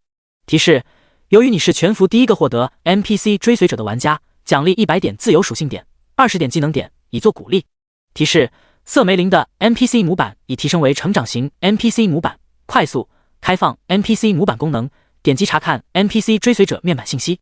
全服公告：玩家千叶 LV46级植物召唤师，全服第一个获得 NPC 追随者色梅林 LV45 传奇，获得奖励，他的英勇事迹将永远铭记在启辰星历史上。全服公告：全服第一个收服 NPC 追随者的玩家已出现，全服 NPC 追随者排行榜开放，登榜的每个玩家将根据具体排名，每天、每周、每月、每年获得海量的奖励。全服公告 X4， 瞬间总共6道全服公告连续刷屏，震撼了永恒世界每一个玩家。全服 NPC 追随者夯榜第一，千叶，拥有追随者色梅林 LV45 传奇，其余莫的。注：第一玩家每天0点奖励10万经验值，每周6 0点奖励100万经验值，每月最后一天0点奖励500万经验值加本职业宝箱白金品质 X1。第二，莫的。第三，莫的。第四，莫的。NO 莫的。看着最新开放的排行榜信息，所有玩家都深深的受惊了。一枝独秀在线，卧槽，千叶大神真神了呀！又搞出了一个全新版本的全服牌装行逼榜，牛逼牛逼 ！LV45级的传奇生物竟然成为了千叶大佬的追随者。话说我读书少，这个追随者是不是舔狗的意思啊？当然不是啦 ，NPC 追随者按我理解，明明应该叫奴隶才对吗？话说千叶大神开启了孤儿模式玩法，不吭不响又搞出一个大动静，有没有人知道怎么去红叶镇啊？我想去给千叶大神送温暖，抱大腿。哇，我老公明明不在我身边，为了让我知道他的最新信息，就又搞出一个全服排行榜吗？我好幸福哟！与其震惊一个不知道什么东西的 NPC 追随者，我更想知道在全服技能排行榜杀上的显示的那20多个技能，怎么突然集体上升了一个品质，甚至还有半神品质。究竟怎么办到的啊？好奇死我了！回答楼上兄弟，当你有一个 S 级天赋的时候，说不定你也可以。千叶大神乃我整容国强者，千叶大神乃我整容国强者。玩家们沸腾。事实上，早在昨天就已经沸腾起来了。就因为于凡的天赋升级，他的在全服技能排行榜上现实的技能品质全部加1，让所有注意到这点的吃瓜玩家们狠狠地震撼了一波。哪有你这样不讲道理的呀？最低品质的技能都是青铜级别，要知道我们主流玩家，假如能获得一个青铜品质的技能，就能激动的谢天谢地了，简直羡慕死我们了。普通玩家们羡慕震撼的同时，也好奇于凡究竟怎么做到的。想来想去，也只有天赋这种东西可以解释了。不得不说，玩家们还是很聪明的。前几天你还口口声声说是我的老大，现在你就跪求当我手下，人生的机遇还真是奇妙啊。于凡笑着对色梅林说道：前几天我有眼不识泰山，脑子沙比了，没有认出您英明强大的实力，无与伦比的潜力，我认错，我检讨，并且感谢您接受我的臣服。色梅林满脸堆笑着说道，他可没有一点不好意思。在肉弱识强的魔界，作为一名生来就拥有智慧的魔物，拍大佬马屁是基本技能好吗？于凡，好家伙，夜战八方，你又有一个争宠的对手了。第85章，色梅林的建议，九头蛇的财富。NPC 追随者拥有一个属性模板，类似宠物坐骑一样，虽然后者于凡目前还没有获得，可作为重生者的他，对这些永恒的基础功能模板的记忆都是很清楚的。这一点在刚才出现的一系列系统提示中也有相关显示。此时，于凡打开色梅林的模板，姓名色梅林，类型成长型 NPC， 种族高等魔族血脉，等级 LV45 112万1080万经验值升级至 LV46， HP 90万，攻击3万，防御7777，装备略，称号传奇魔女，技能背刺，背后攻击加伤，前行隐身，血爆术，爆发 buff， 暗影斗篷，无敌 buff， 天赋幽灵刺客 B 级，效果敏捷增加 8%， 移速攻速正 15%， 隐身后对敌人的第一次攻击增加 100% 的额外伤害，忠诚度70， 0至100点，低于60点可能叛逃。看着这个面板，于凡内心又有那么一丢丢嫉妒了。可恶，又是一个血量比我高的，90万血量相当于他现在的7、8倍呢。明明你刺客职业也勉强算个脆皮，凭什么血量就比我高这么多？就凭 NPC 就是了不起啊！于凡撇了撇嘴，心里其实理解的也没怎么在意。毕竟有圣天使后，他自己的血量虽然低，可能承受的伤害简直爆表了。这就是召唤师的优势，别的职业模仿不来。他定了定神，对色梅林说道：把你珍藏品中所有召唤师职业的技能书全部交出来。色梅林的收藏品他早就眼馋了，不过现在随着自己战斗力的暴增，原本那些需求的物品就变得不值一提。不过召唤师技能书肯定是要的，有神级天赋无限制，召唤物数量多多益善。收技能书，这就相当于收下对方的保护费了。遵命，千叶大人。色梅林恭敬地回答道，然后毫不犹豫地将自己所有的召唤师技能书交出来。话音落下，他很快掏出青铜、白银、黄金3种颜色的4本技能书。色梅林毕竟是一个刺客职业 NPC， 召唤师技能书对他本人而言几乎毫无作用。最珍贵的堕落天使已经被学习了，只剩下这4本。提示：你获得技能书召唤初级火元素精灵白银品质。提示：你获得技能书召唤红狗恶魔黄金品质。提示：你获得技能书召唤深渊树妖青铜品质。提示：你获得技能书召唤堕落的暗黑精灵白银品质。提示：你的 NPC 追随者色梅林 LV45 传奇的好感度4。4本技能书都是召唤物类型，技能学习要求全部在 LV30 级、LV40 级之间。于凡符合学习要求，眨眼功夫，他的技能列表上便多出了4种新召唤物，一共30种了。于凡随手一挥，30种召唤物先后出现。值得一提的是，新学会的深渊树妖属于植物系召唤物，触发了召唤物加1的职业几率，其余的植物系召唤物倒是没有触发，于是此时被于凡释放出来的召唤物总数为620头。新出现的召唤物们都给我乖乖去打工吧！于凡大手一挥，让这620头召唤物自己去找怪刷。然后他看向瑟梅林，又说道：“我现在没什么事情需要你的，你自由活动去吧。”瑟梅林目前在于凡眼中就相当于一个可移动的自助仓库，除了能薅羊毛之外毫无作用。所以于凡并没有改变原本的计划，准备继续老老实实爆肝刷怪升级，暂时还没有去打算干其他什么事情。他说完就抱着小囡囡想离开。瑟梅林一看，内心顿时急了，我认的这位新主人似乎觉得我对他没什么用处啊，这可不行，我必须跟他证明自己的价值。在领导眼中，没有价值的小弟们会有什么样的下场？瑟梅林太懂了，那可是会逐渐变成边缘人物，老大发福利什么的逐渐不在考虑范围内。瑟梅林很明白自己过来追随新的主人，目的可不是为了成为小透明，必须要证明价值了。嗨嗨，千叶大人。瑟梅林想到这里，匆匆叫住了于凡，说道：“九头蛇在云梦沼泽中存在着不菲财富，他现在死了，财富就是无主之物。我知道地址可以带您过去占领财宝。”九头蛇等级虽然不高，但好歹是个史诗级 NPC， 在魔界中属于魔王层次的存在。魔王的财富该怎样丰富啊？于凡顿时感兴趣了，给瑟梅林一个赞赏的目光。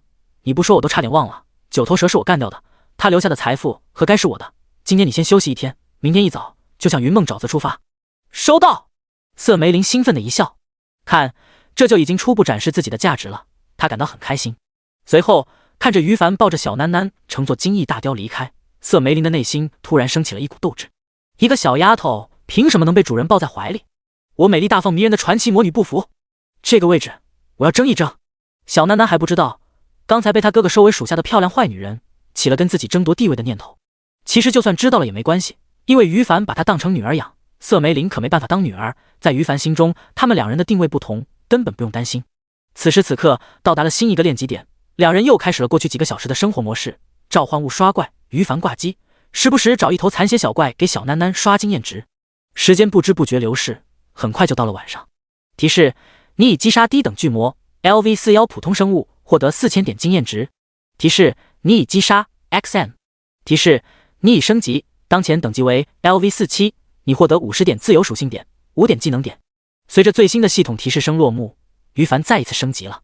今天从 LV45 级升到了 LV47级，比昨天的效率高了好几倍。不得不说，全新版本的天赋让他在永恒世界中发展的更迅速了。第86章，前往云梦沼泽，所过之处尸横遍野。出发！第二天一早，跟瑟梅林会合的于凡抱着小囡囡乘坐在金翼大雕背上，往云梦沼泽的方向飞去。离开红叶镇之前，他们已经备好了足够的补给品，在野外支撑1个星期以内都毫无问题。唯一让于凡感到有些麻烦的是，野外不是安全区，玩家在这种非安全区地域下线，会让自己的角色停留在游戏里10分钟后才消失。不过这一点在召唤物持续时间无限长的状态，有大量召唤物保护情况下，倒是没什么关系。他相信启辰星上没什么存在能突破自己众多召唤物的层层保护，并在10分钟后内干掉所有圣天使，最后砍死自己。这是不可能的。云梦沼泽很大，九头蛇的财富很小，我知道准确位置。金翼大雕背上，瑟梅林诚恳地对于凡说道。这次行程他主要负责指引方向，就这已经让瑟梅林比昨天更开心了。真好，我的主人又有了新的用处。于凡没有注意到他开心的神色，脑海中正在思索接下来的具体打算。云梦沼泽就在黑暗山脉的另一边，那里是魔界中距离人族帝国最近的区域，区域不大，资源贫瘠，要不然也不会被九头蛇占领了。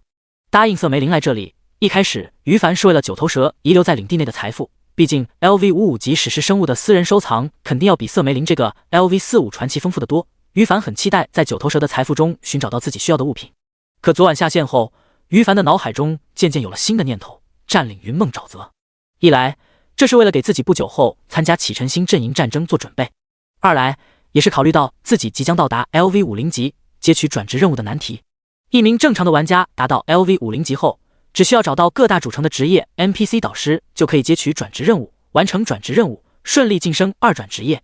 但要知道，于凡现在还是全球公敌的身份，他是没办法通过去人族主城内找 NPC 导师接受转职任务的。他出现在人族主城的后果，就会像是在红叶镇一样，跟 NPC 战斗之后，要么自己失败逃离，要么 NPC 战死或者逃离。关系为仇恨的 NPC 可不会跟于凡好好交流。没办法，为了提前准备好，于凡只能占地为王，自己就是一个独立的阵营，然后诚妖、胁迫其他阵营的 NPC 为自己打工。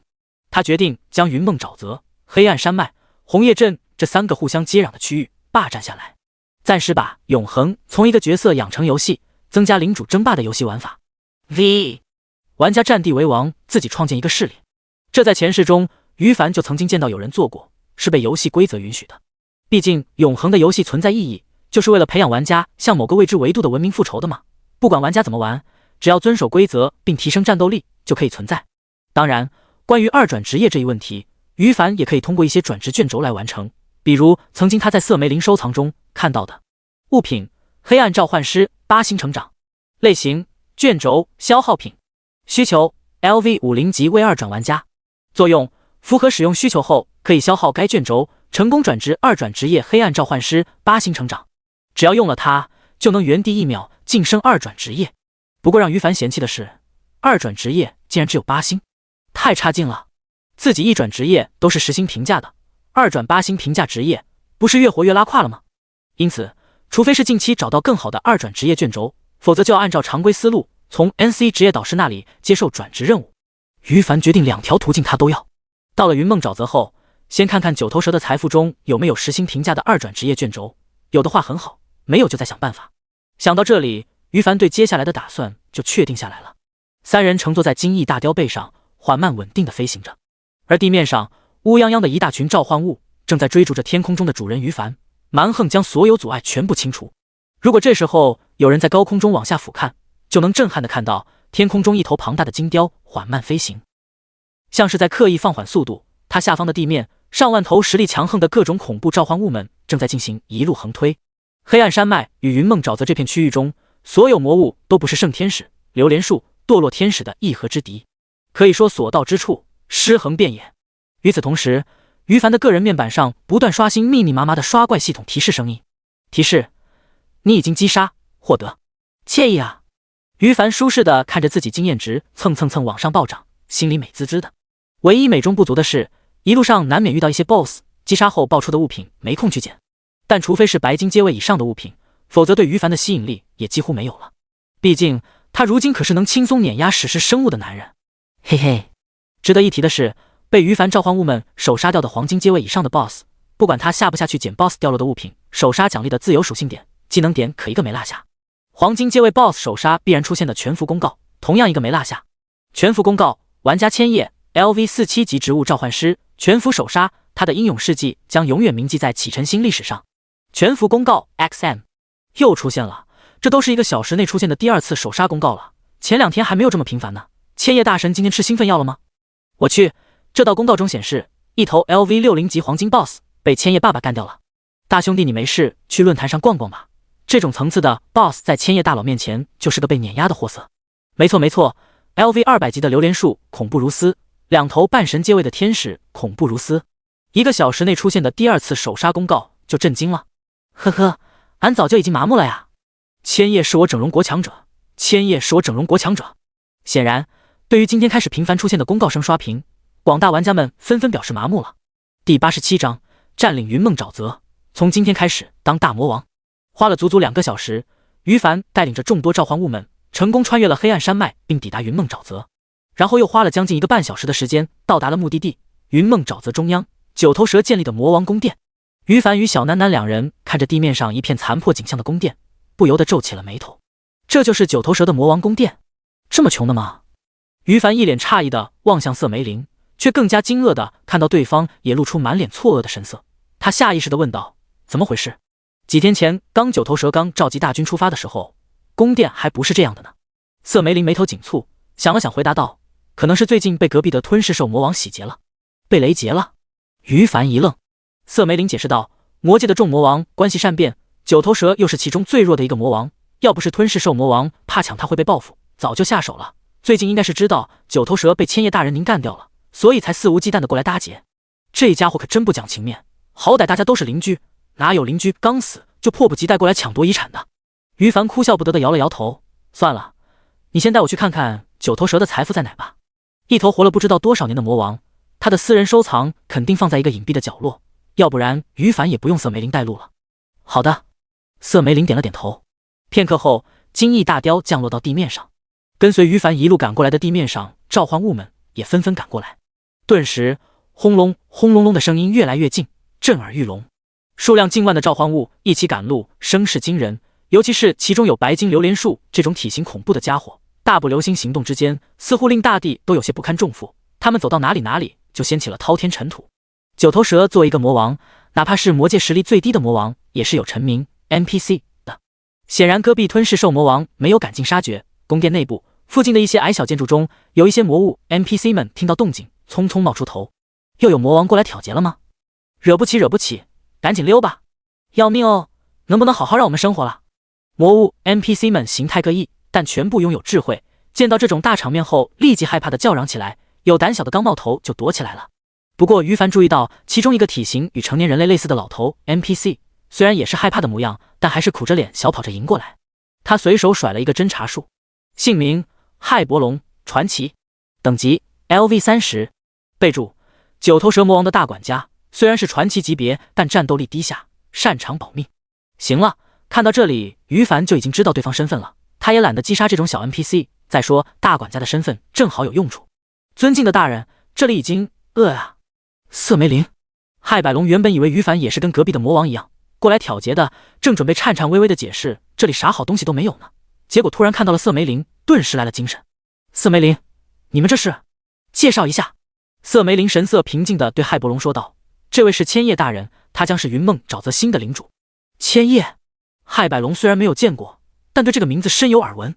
据说自己前任主人九头蛇魔王就是被对方干掉的，对方还是一个刚刚出现没几天的冒险家，并且还是成为了人族帝国通缉魔界中魔王必杀名单上的强者。这样的大人物成为自己的领主了，太好了！骇伯龙激动的眼眶都湿润了。他可一点都没有因为前任主人被眼前这个冒险家干掉而仇恨的念头。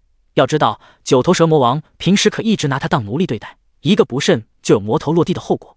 并且魔界自古以来都遵循着强者为尊，陨落的魔王也不知道有多少头了，谁家没死过魔王上司的？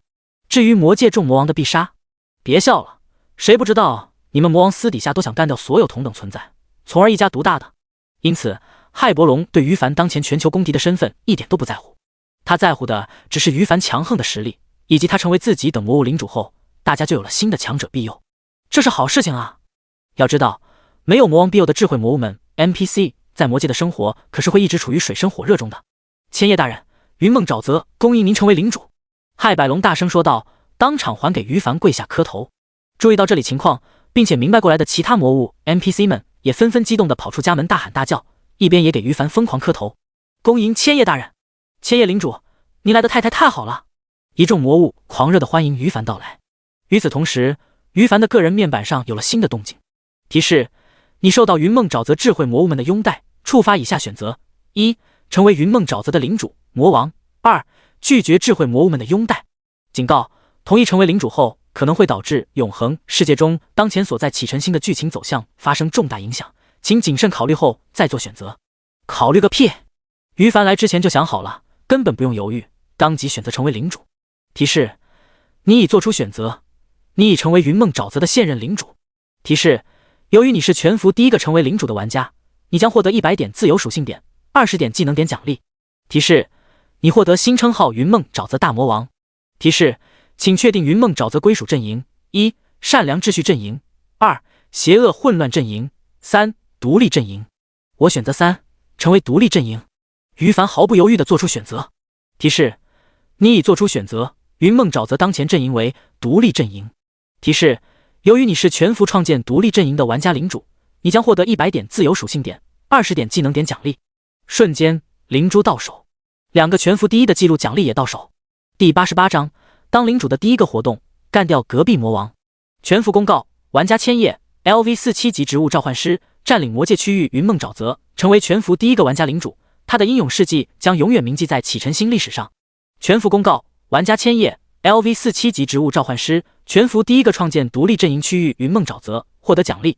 他的英勇事迹将永远铭记在启程星历史上。全服公告 X4。全服公告这种事情最近几个小时经常出现，整个永恒世界大多数玩家都已经麻木了。然而看着这2道最新的公告，大家顿时来了精神，纷纷表示大开眼界。牛逼！千叶大神成为领主了！卧槽，请问云梦沼泽在哪里？我要去投靠千叶爸爸。俺知道。假面甜心大佬就在隔壁的毒雾森林。他前2天直播的时候，就跟随一个叫吞噬兽魔王的恐怖 NPC 搭劫过云梦沼泽呢。这个地方原本是九头蛇魔王的，所以云梦沼泽是在魔界对吗？懂了，这就爬过去。杀人诛心啊！九头蛇魔王万万没想到自己死了后领地也被千叶大佬夺走了，哈哈哈！一旦激起千层浪，领主在一些资深网游玩家眼中，这属于创建势力了呀！太好了，以前我们没办法抱到你千叶的大腿，现在你都有地盘了，我们的日子就大有奔头了。追随，求带，千叶大佬，我们是认真的。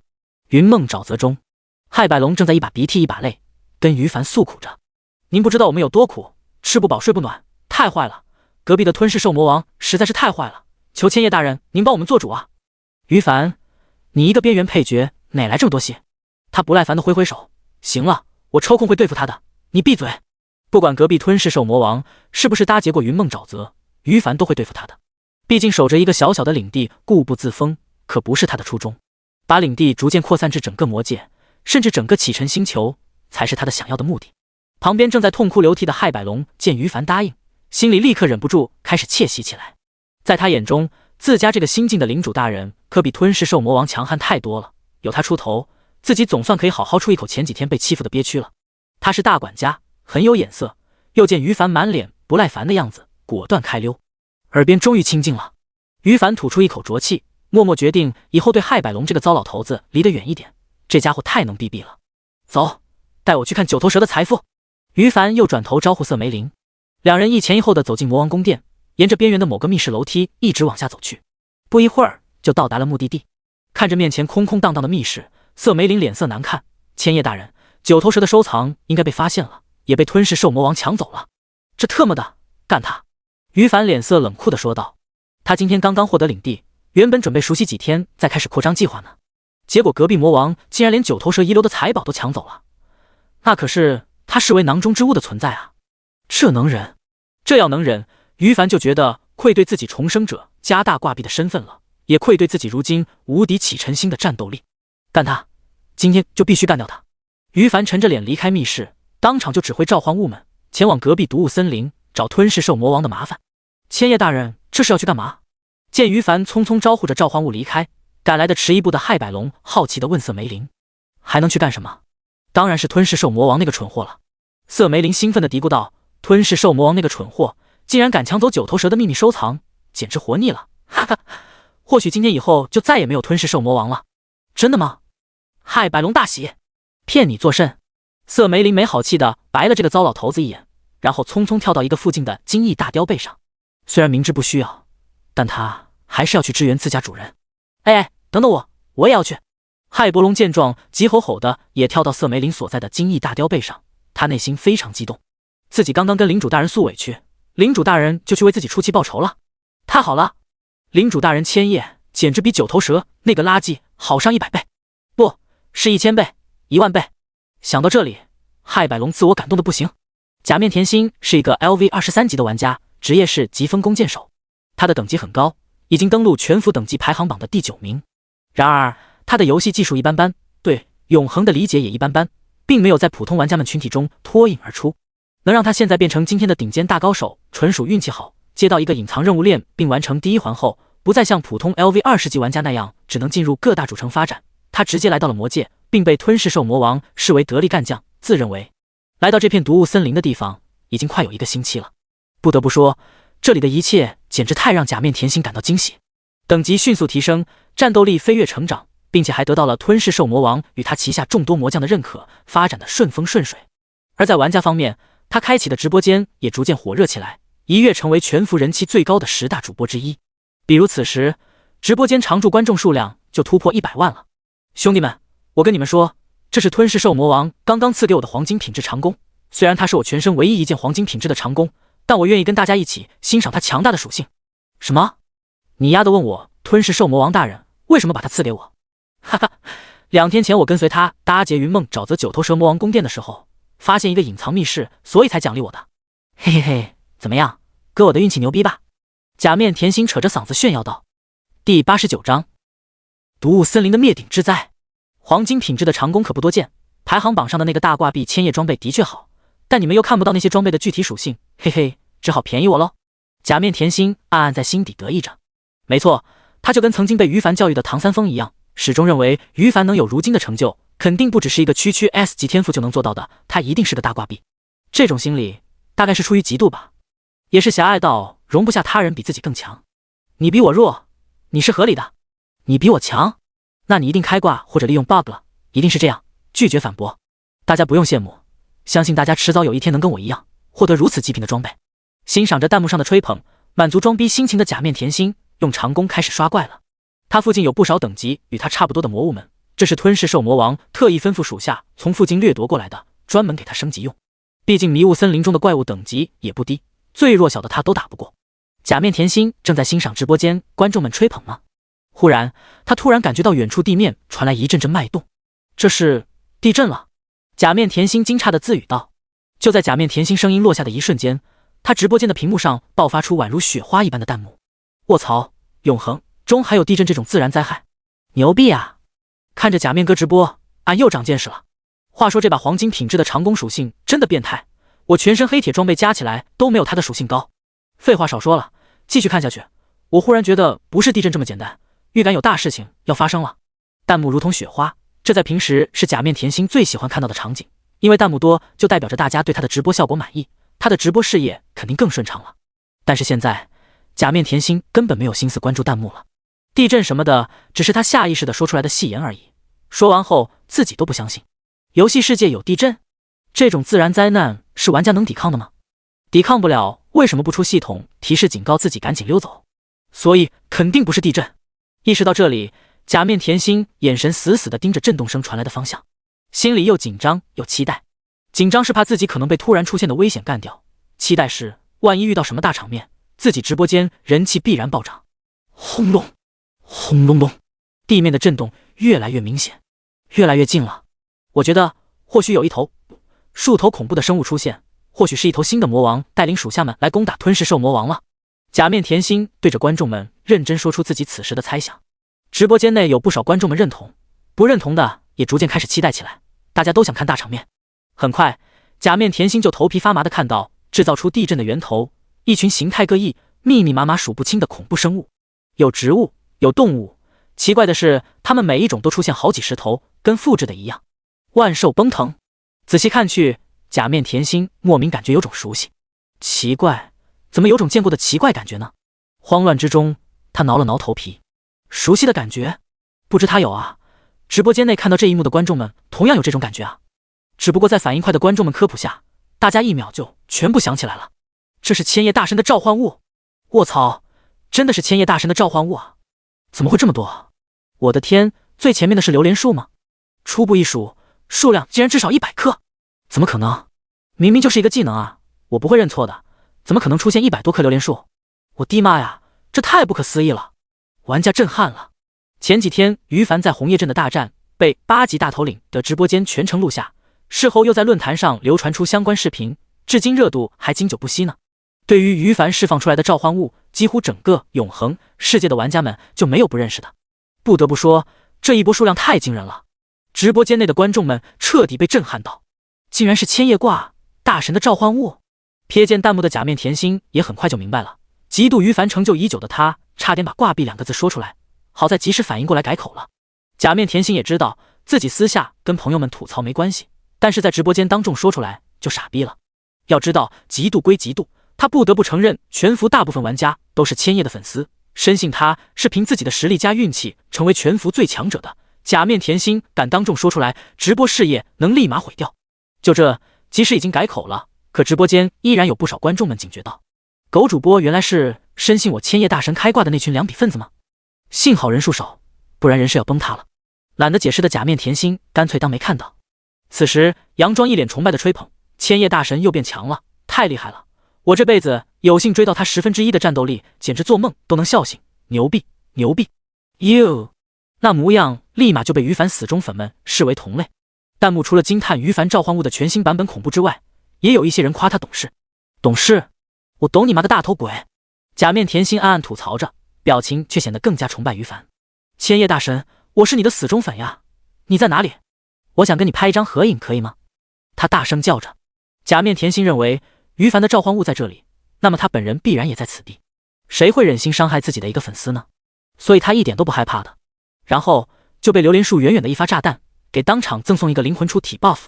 假面甜心，啥情况？千叶大挂壁，你没听到我喊话吗？竟然都没露面就把我干掉了。这一刻，假面甜心的脑海中情绪迅速酝酿着，尴尬、惊疑、愤怒。千叶，你怎么敢这么做？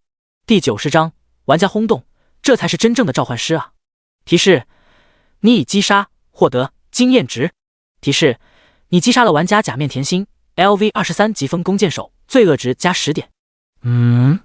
假面甜心。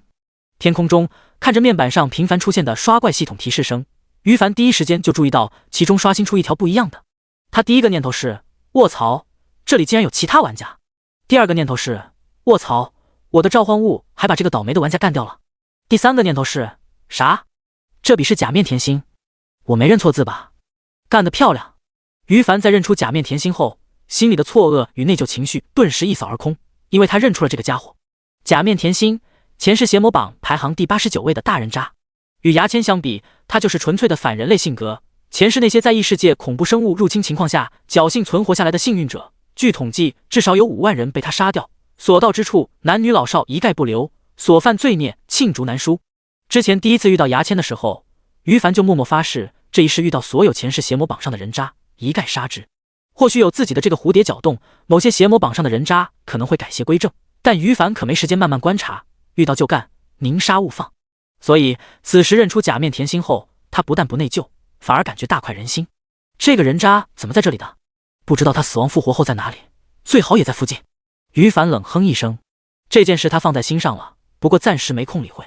事情分轻重缓急，目前还是先干掉吞噬兽魔王，霸占这块名为毒雾森林的区域，再办其他事。反正如果假面甜心在附近复活的话，他逃不出自己手掌心的，下场大概率会跟牙签一样被轮白。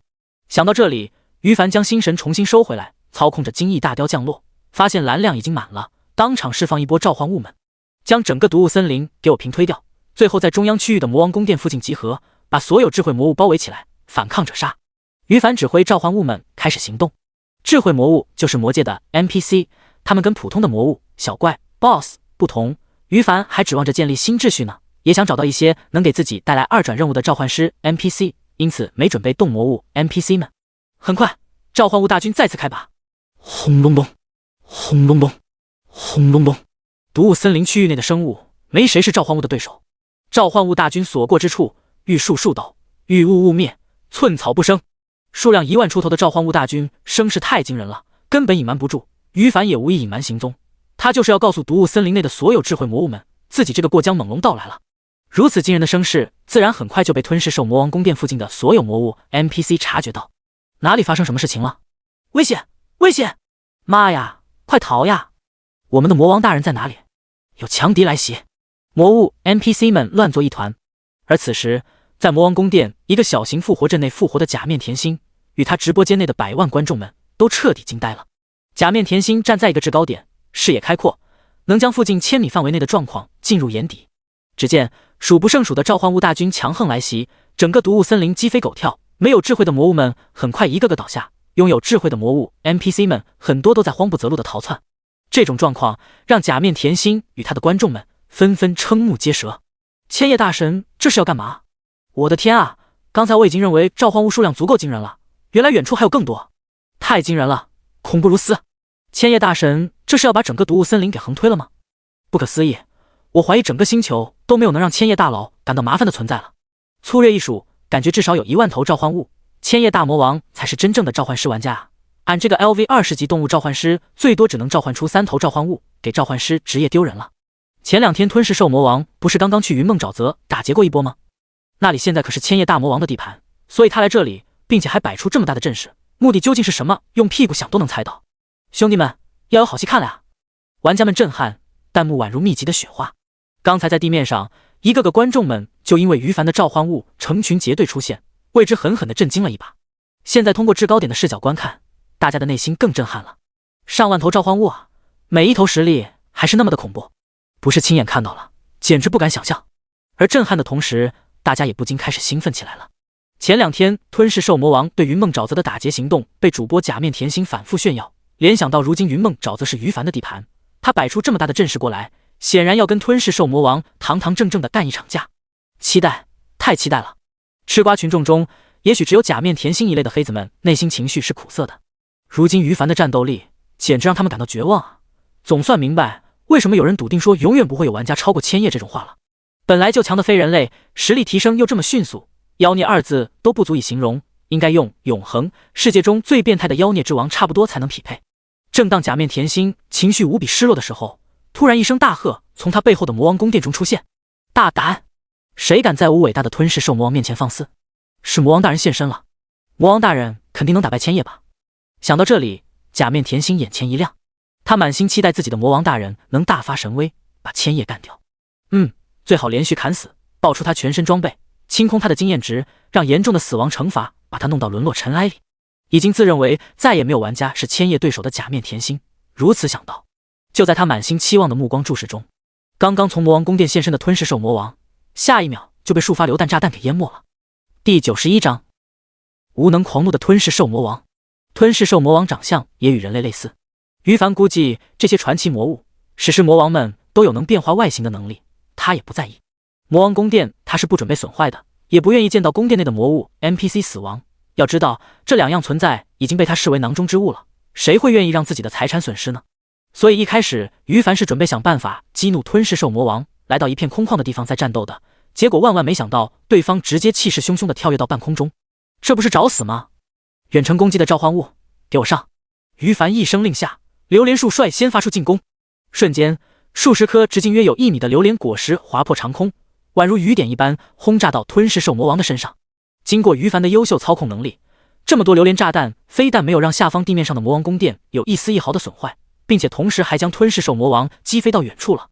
轰隆隆！-61214，榴莲果实输出！-61214，-61214。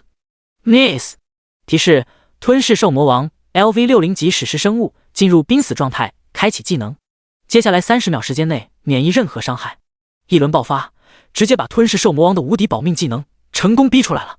这家伙可不像是之前的9头蛇魔王一样，后者与同层次生物爆发过激烈战斗后，我才有机会秒杀。吞噬兽魔王可没办法轻松干掉。不过区30秒时间的无敌 buff 而已，最多也就是苟延残喘。于凡看着系统提示，撇了撇嘴，嘀咕着。此时，吞噬兽魔王已经在他的操控下，被榴莲炸弹炸成一道抛物线，落在自己的召唤物大军包围圈中，并没有因为对方开启了无敌 buff， 于凡就不进攻了，依然在操控各种召唤物进行技能轮番轰炸。无敌不等于免疫控制，冰霜哥布林的减速，冰冻，橡胶树人的眩晕，堕落天使的禁锢，各种异常状态，吞噬兽魔王一样要吃下，除非他再用进化类的技能，否则动都动不了。这就是召唤物大军对单个目标的恐怖控制能力。当然，身为 LV60级的史诗魔王，怎么可能没有进化一类的技能呢？他只是被于凡果断的攻击与榴莲树恐怖的输出能力给一时之间打懵逼了而已。下一秒，于凡面板上就出现了新的动静，提示：吞噬兽魔王 LV60级史诗生物进入濒死状态，开启技能。接下来30秒时间内免疫任何控制。该死的家伙，你彻底惹怒我伟大的吞噬兽魔王了！吞噬兽魔王他怒吼一声，免疫控制，免疫伤害的状态让他一时间从召唤物大军的连番攻势中得以解脱，目光充满仇恨与疯狂，精准地望向到所有召唤物的主人于凡。该死的人类冒险家千叶，我们魔王还没有追究你击杀9头蛇的事情呢，现在竟然敢先来攻击我，我要你死！吞噬兽魔王再次大吼一声，身影仿佛化为一道幻影，顷刻间便冲到于凡身边，抬手就是一拳，砰！于凡小腹被命中，微微弯腰。永恒世界前期，在这个还未与现实世界融合的阶段，玩家们虽然不死不灭，受伤与死亡也没有疼痛感，但身体被击打后该有的反应不会缺少。于凡没想到吞噬兽魔王的攻势来得这么快，这家伙跟嗑了药一样迅猛，被一拳命中，头顶上一个高额的数字腾空而起，-77777。提示：吞噬兽魔王 LV60级史诗生物对你发出一次攻击，你损失77777点生命值，该次伤害被圣天使的生命共享吸收，你的 HP 保持不动。一拳打出77000的伤害，发出一次攻击，这就是平 A 啊！如果是技能的话，即便因为等级的差距而看不到技能名字，但系统提示上面也会显示出来的。不得不说，只考虑双方本身的独立战斗力，吞噬兽魔王绝对能轻松做到一拳一个千叶。但很可惜，于凡是召唤师，召唤师本身的战斗能力不值一提，最恐怖的是各种召唤物协助作战。此时，要不是有无数圣天使存在，每一头都跟于凡有生命共享能力，吞噬兽魔王这一拳能当场送他免费灵魂出体。吞噬魔王似乎被第一波榴莲炸弹打出了怒火，此时一边怒吼着，一边宛如雨点一般挥拳。有大量圣天使在，于凡根本不用担心自己的生命安全问题。不过他也没有站在原地任由对方锤的念头，当场操纵一个圣天使对自己释放绝对防御。一道总面积100的平方米的淡金色圆形防护罩瞬间出现，将于凡与周围的召唤物们笼罩在内。于是吞噬兽魔王的拳头打在身上立马毫无作用。Nice。吞噬兽魔王拳头挥舞的越快，于凡脑袋上出现的 Mace 字样就越多。他也是一头成熟的魔王了，知道于凡此时的状态与自己一样，于是很快就停止了进攻。为什么？吞噬兽魔王红着眼睛质问。为什么要攻击我？你是史诗生物，在我眼中本身就是个移动宝藏，就算没招惹我遇到也会干你的，这还需要解释？于凡歪了歪脑袋，不屑回答。他现在就等对方无敌 buff 过去了，立马操控召唤物激活干掉。可恶，是你逼我的！吞噬兽魔王见于凡迟迟不说话，情绪立马爆炸了。我要让你知道，能成为魔王的生物，真正的战斗力究竟有多么恐怖！他气得连连怒吼，发动绝招。提示：吞噬兽魔王 LV60级史诗生物，释放技能，恢复原本体型，敏捷降低 30%， 其余属性增加 50%。此时的吞噬兽魔王从原本一个成年男人外形，瞬间变成一个类似大蟾蜍的造型，张开大口就要吞噬于凡。一股腥臭的气息迎面而来，于凡皱了皱眉，发动戒指技能传送，瞬移至200米外一个金翼大雕背上。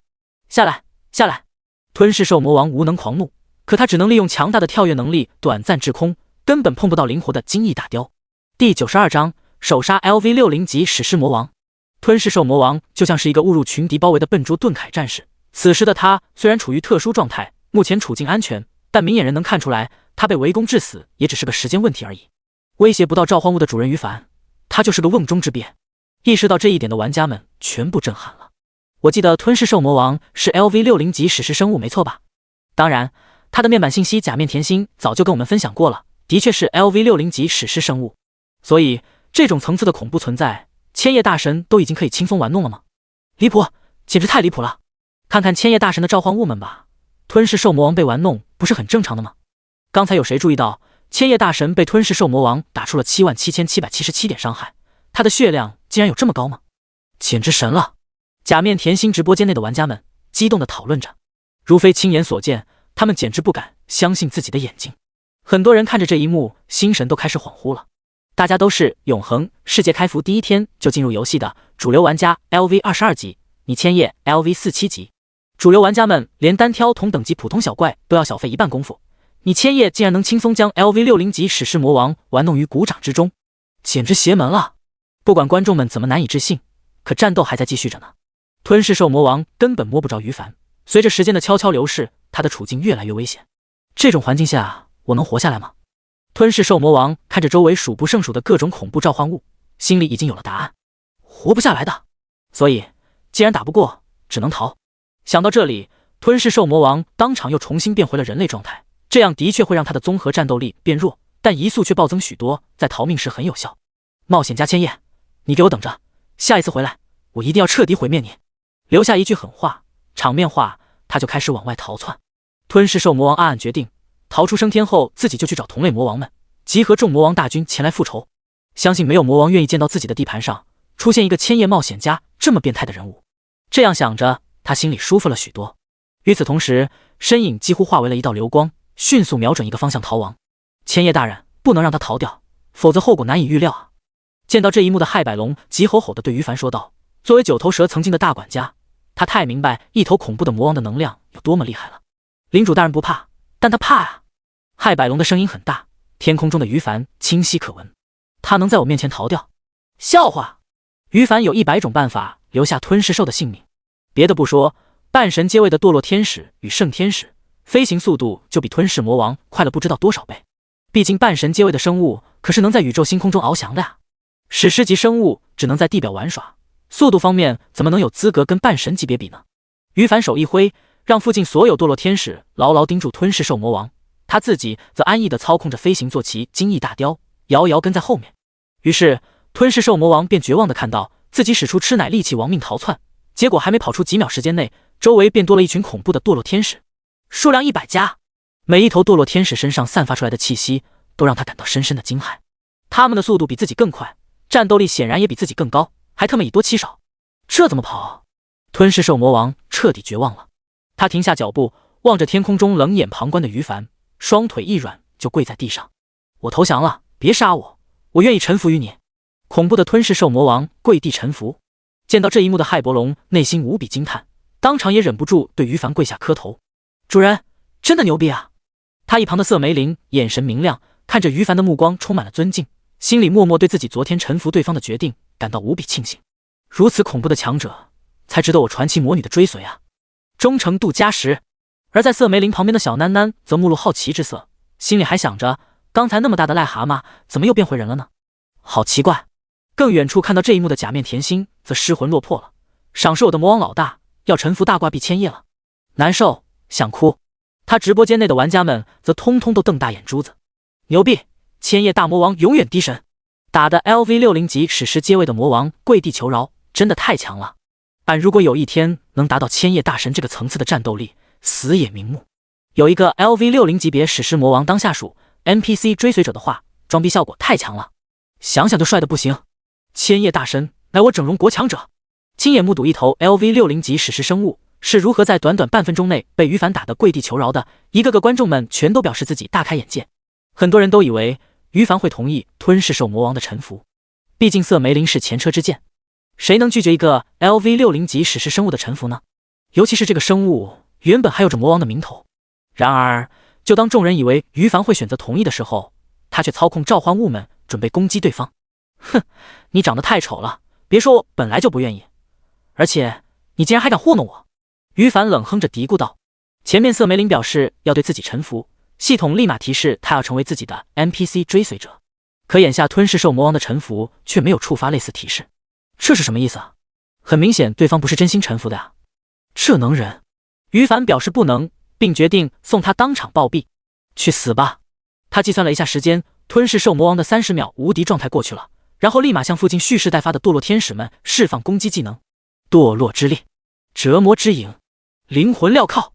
每一头堕落天使几乎同时把所有3个攻击技能交代出来。吞噬兽魔王已经没有无敌 buff 技能了，因此连一句遗言都没留下，当场湮灭。第93章公告刷屏：召唤师 NPC 导师没签花。提示：你已击杀吞噬兽魔王 LV60级史诗生物，获得40万经验值，越级加成最高 100%。提示：你获得首杀吞噬兽魔王 LV60级史诗生物的奖励100自由属性点、20点技能点、称号。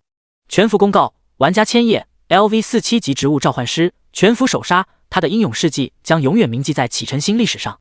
战斗落幕的一瞬间，于凡面板上刷新一系列提示，随后3道全服公告刷屏了。卧槽，啥情况？千叶大神又干掉一头史诗 BOSS 了，牛逼牛逼！全服公告又开始了。什么？我震惊，不，已经麻木了。什么？本女子的老公千叶又上直播间了？在哪里？假面甜心是吗？好的，我知道了，这就赶过去。啧啧 ，LV60级史诗生物啊，千叶大魔王的实力又变得恐怖了。这一刻，全服玩家们都惊叹不已。今天于凡真是创造了太多了全服公告，以至于大家都麻木了。当然，由于这条公告中显示被击杀的生物是 LV60级史诗层次，这就让很多玩家起了兴趣。恰好听说又有一个主播逮住于凡了，立马向着假面甜心的直播间奋勇而至。100万、120万、140万，观众数量逐渐开始膨胀起来。而原本就待在假面甜心直播间的100万观众，对于这次公告倒是早有预料，却也依然惊叹于凡恐怖的战斗力。他与吞噬兽魔王的这场战斗，为大家展示了一场什么叫做真正的碾压局。LV60级史诗生物被一个 LV47级的召唤师玩家单方面碾压了。如果不是亲眼看到，谁敢相信啊？大家对于于凡恐怖的战斗力又有了新的认知，而且渐渐的，又有敏锐的玩家们发现一个新的震惊点。什么情况啊？千叶大神的召唤物怎么还不消失？我的天，从他的召唤物出现在假面甜心直播间开始，已经过去好几分钟了吧？为什么一点都不见减少的？越来越多的玩家们发现了这一点异常。众所周知，召唤师释放出来的召唤物是有时间限制的，就算召唤物没有被小怪、BOSS 等打死，到达时限上限后也会立即消失。而这个认知，今天似乎又要被打破了。有人猜测到，也许千叶大神身上装备了某种延长召唤物时限的装备。有人立马反驳，那能延长多少时间？总不可能延长好几分钟吧？更多的人则沉默不语，因为他们明白，所有玩家们对召唤师职业的认知，在于凡身上都是不起效果的，基本上都是用来被打破的。没办法，在大部分玩家眼中，他不是开挂了，而是外挂本身，行走的外挂化身。战场中，看着于凡不讲道理的干掉吞噬兽魔王，骇百龙当场激动的热泪盈眶，跪在地上把头磕得砰砰作响。他太激动了，原本以为自己新领主是个人族，或许会心慈手软，而想在魔界混，最不需要的就是心慈手软。骇百龙太懂自己同类智慧魔物的狡诈了，在他看来，吞噬兽魔王肯定是为了保命而诈降，等待合适时机就会被刺于凡一刀。现在被于凡先手干掉了，太果断了，他太喜欢跟随这样领主大人了。同样作为智慧魔物的瑟梅林，此时也满脸崇拜地看向于凡。只有年纪尚小、人魔混血的小囡囡，内心最为平静。在他眼中，吞噬兽魔王跟以前于凡干掉的那些魔物们没什么不同，很平常啊，杀了就杀了，他见过太多。另一边，于凡开始捡起吞噬兽魔王掉落出来的物品。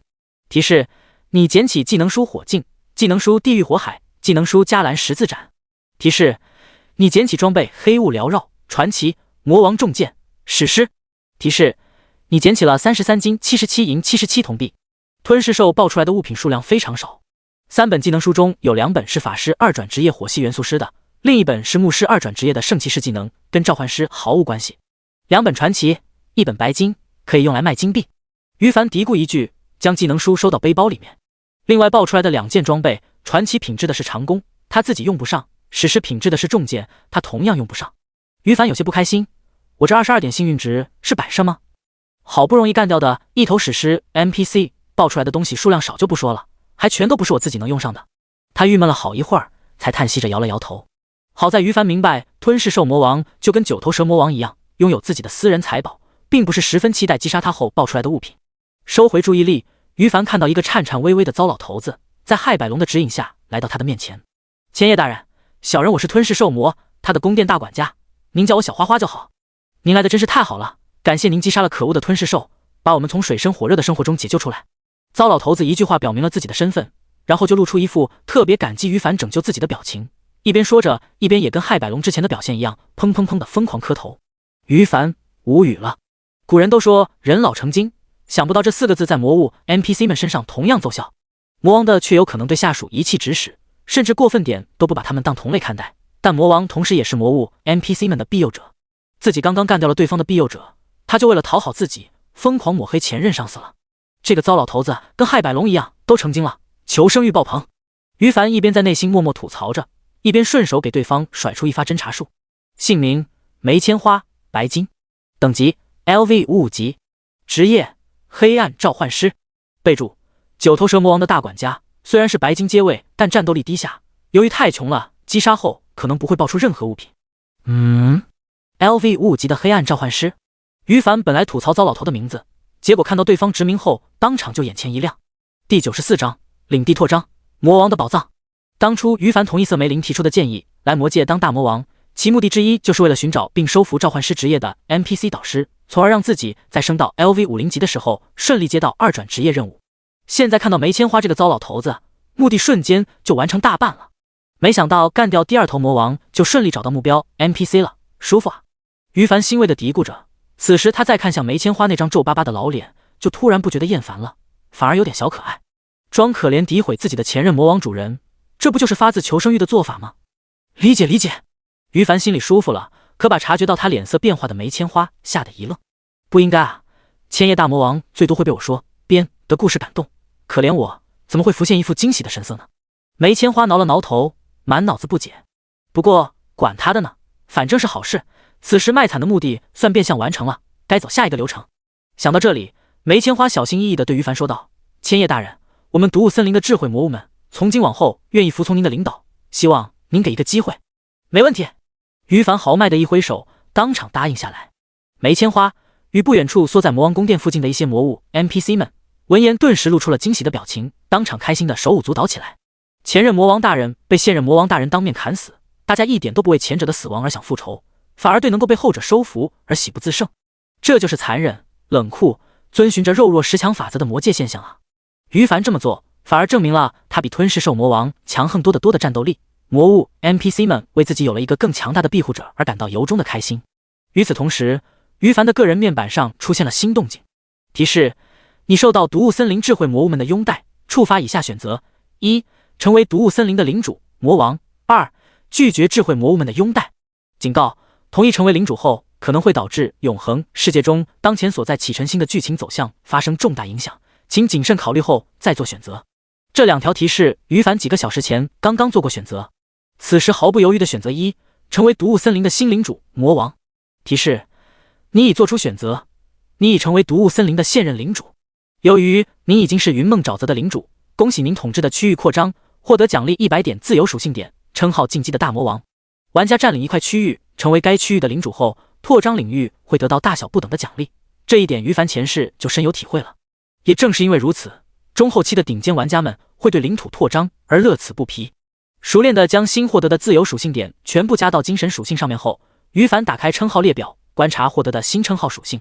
说起来，我已经很久没有换过称号了呢，希望能获得一个比我现在副本先驱者效果更好的新称号。于凡一边嘀咕着，一边仔细看去。进击的大魔王，力量、敏捷、精神、体力正 5%， 所有主动技能的 MP 消耗减少 20%， 所有主动技能的等级加1，受到攻击时有 8% 几率使敌人受到持续5秒的流血状态，该状态中每秒减少 HP 上限 3%， 效果持续5秒，不可叠加。不错，可以换称号了。于凡双眼一亮，副本先驱者这个称号他老早就获得了，后面获得各种新称号增加的基础属性都要比他高很多，但因为最重要的增加主动技能的等级的词条都没有再出现过，所以才一直没更换称号的。几个小时前占领云梦沼泽时获得的称号云梦沼泽大魔王同样没有这种效果，本来他都不抱什么希望的，结果进击的大魔王居然有，那还等什么？当场他就换上新称号。原有的技能综合等级不变，新称号附加的力量、敏捷、精神、体力正 5% 效果，让于凡的各项属性增加幅度相当可观。 ID 千叶，等级 LV47， 职业植物召唤师，时薪 HP 110770， MP 17777，攻击16480，防御4396，属性力量444，敏捷1328，精神5630，体力1648，幸运22，魅力12。暴击，额外爆伤，略。奈斯，各项属性已经堪比前世我 LV75级左右了，强啊！于凡很欣慰，他感觉重生这一世日子简直顺风顺水，心情美滋滋的。定了定神，转头看向梅千花，他说道：你是吞噬兽魔王的大管家，你一定知道他的私人宝库在哪里吧？小的知道。梅千花非常识时务，带我过去看看。于凡赶紧催促道：遵命，千叶大人。短暂的交流完毕，在梅千花的带领下，于凡抱着小囡囡往旁边的魔王宫殿走去。关于吞噬兽魔王宝库这种事情，瑟梅林与骇伯龙识趣的没有跟上。值得一提的是，于凡已经成为这里的领主了，但他同时也是一个玩家，需要升级，于是在进入魔王宫殿之前就操作所有召唤物们四散开来，自己去找怪刷。开挂的召唤师升级就是这么安逸。千叶大人，这里就是吞噬兽的私人宝库了，小的我这就离开。将于凡带到目的地后，梅千花自觉离开。吞噬兽魔王的宝库现在是于凡的了，自己上司的财产能随便看吗？梅千花可不会犯糊涂，真的是人魔物，老成精了。于凡笑着摇了摇头，然后就将注意力放到面前的吞噬魔王宝库上面。这里处于魔王宫殿的地底，他面前有一扇古朴的大门，一眼就望出来是铜制品，连大门都是铜制做的，吞噬兽魔王的身价不菲啊！于凡暗暗期待起来。推开大门后，出现的一幕差点闪瞎了他的眼睛。只见面前是一间大约30平米的密室，空间不算大，但是地面上摆了足足4个没有封口的大木箱子，箱子里装的全都是闪耀着金灿灿光芒的金币。这么多金币，卧槽，发财了！于凡两眼放光。第95章，可升级史诗法杖，召唤物时空兽。系统提示：你获得了9527枚金币。将4大箱子金币收入空间戒指中，看着个人面板上出现的系统提示，于凡开心的直咧嘴。这波干掉吞噬兽魔王，太赚了！如果此时有普通玩家知道于凡收获如此丰盛的话，大概率会无法理解为什么干掉一头 LV60 级史诗生物而已就能获得这么多金币。吞噬兽魔王说到底也就是一个 BOSS NPC 而已，如果干掉他能收获这么多金币，是不是干掉同层次实力的 BOSS 都能有差不多的收获？然而，一般的 LV60 级史诗 BOSS 能跟魔王相提并论吗？同样层次的 BOSS 可能战斗力的确与吞噬兽魔王差不多，但超高的智慧、强大的社会地位，让玩家击杀前者与后者之间的难度差别简直一个天一个地。于凡这是占了召唤物的便宜，如果换作他前世印象中那些在齐晨星上攻城略地的顶尖玩家领主来对付吞噬兽魔王，除非跟他一样有碾压的实力，否则就需要从召集大军开始慢慢蚕食，一步一步的进行，无异于是一场大型战争。而大型战争往往就需要大量的时间以及大量的战争资源消耗，并且还不一定付出就有收获。所以总不能因为于凡轻松碾压了吞噬兽魔王，就砍他应该获得的收获吧，那样才是真正的不合理。此时于凡将金币收起来之后，目光看向密室中的其他战利品，闪烁着各种颜色的装备，数量至少200家，堆放着整整齐齐的技能书，乍一看就不少于50本。除此之外，还有一些珍贵的图纸、装备、药剂制造图纸以及各种珍稀材料。于凡简单看了看，黄金品质以下的不论，黄金品质以上的一共有44件装备，15本技能书。这其中白金品质的有10件装备，4本技能书；传奇品质的有3件装备，2本技能书；史诗品质的有1件装备，1本技能书。而最贵重的2件史诗品质物品，我都能用得上。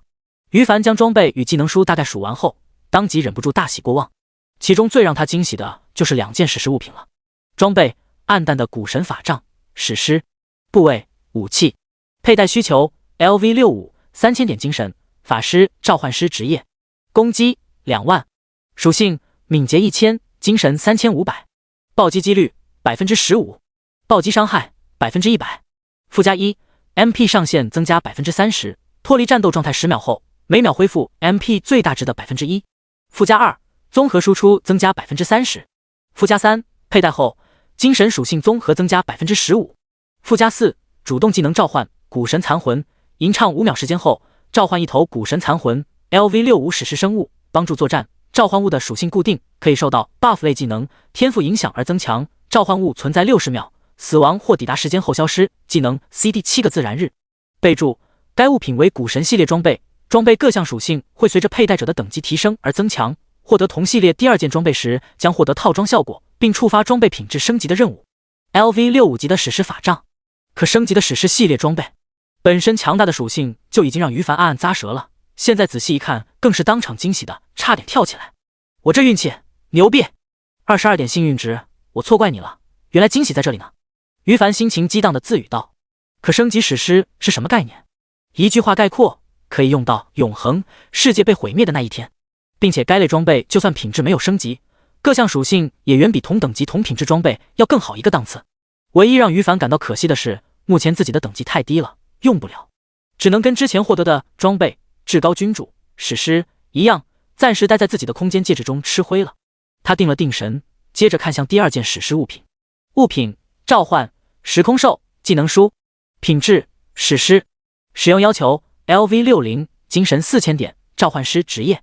LV1 技能效果：消耗50点 MP， 吟唱5秒时间后召唤一头时空兽 LV60 史诗生物，协助作战。召唤物的属性固定，可以受到你的精神属性、buff 类技能、天赋影响而增强。召唤物存在300秒，死亡或抵达时间上限后消失。技能 CD 7个自然日。备注：该技能为特殊技能，每提升 LV1 级，召唤物的基础固定属性提升 10%， 技能最高 LV70 级。时空兽，于凡瞳孔一缩，是我记忆中那个恐怖的召唤物吗？他喃喃自语地说着，心神回到了前世某个时刻。宇宙星空中，一个邪魔榜上排行前3的强者挥舞手中的法杖，很快召唤出一头巴掌大的小兽。这个小兽通体呈雪白色，圆滚滚的，有一双湿漉漉的大眼睛，看起来异常可爱。然而就是外形这么可爱的生物，在那个人类召唤师的操控下，发挥出让无数玩家为止站立的控制能力，时间停止。顾名思义，就是让时间都不再定格的能力。小兽的控制时间不长，范围却极大，也许是技能等级高了的缘故，连强横的半神阶位生物都能控制住。那一场战斗中，围剿小兽主人的顶尖高手们付出了惨烈的代价，最终生还者10不足1。于凡曾经就是其中一个，因此对于那个名为时空兽的召唤物，几乎一辈子都难以忘记。名字是对的，技能品质也是对的，应该没错了。于凡吐出一口浊气，将技能书郑重地存到空间戒指里面。关于时空兽以及古神法杖附带的召唤物古神残魂，他们两个的具体属性与技能需要召唤出来后才能得知。从超长的冷却时间来看，于凡觉得自己绝对不会失望的。不急，等升到 LV60 级、LV65 级就都能用上了。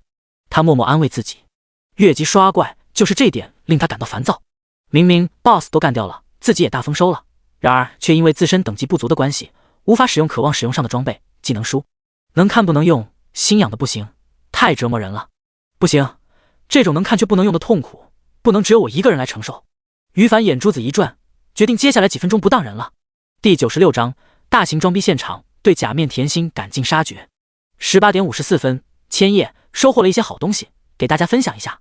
于凡把当前密室中不是自己职业的3件传奇品质的装备、2本技能书详细属性截图发在英雄聊天群组里面，还有之前干掉约束牙、九头蛇获得的另外2件 LV50 级史诗装备、2件 LV50 级、LV55 级传奇技能书截图一并发上去。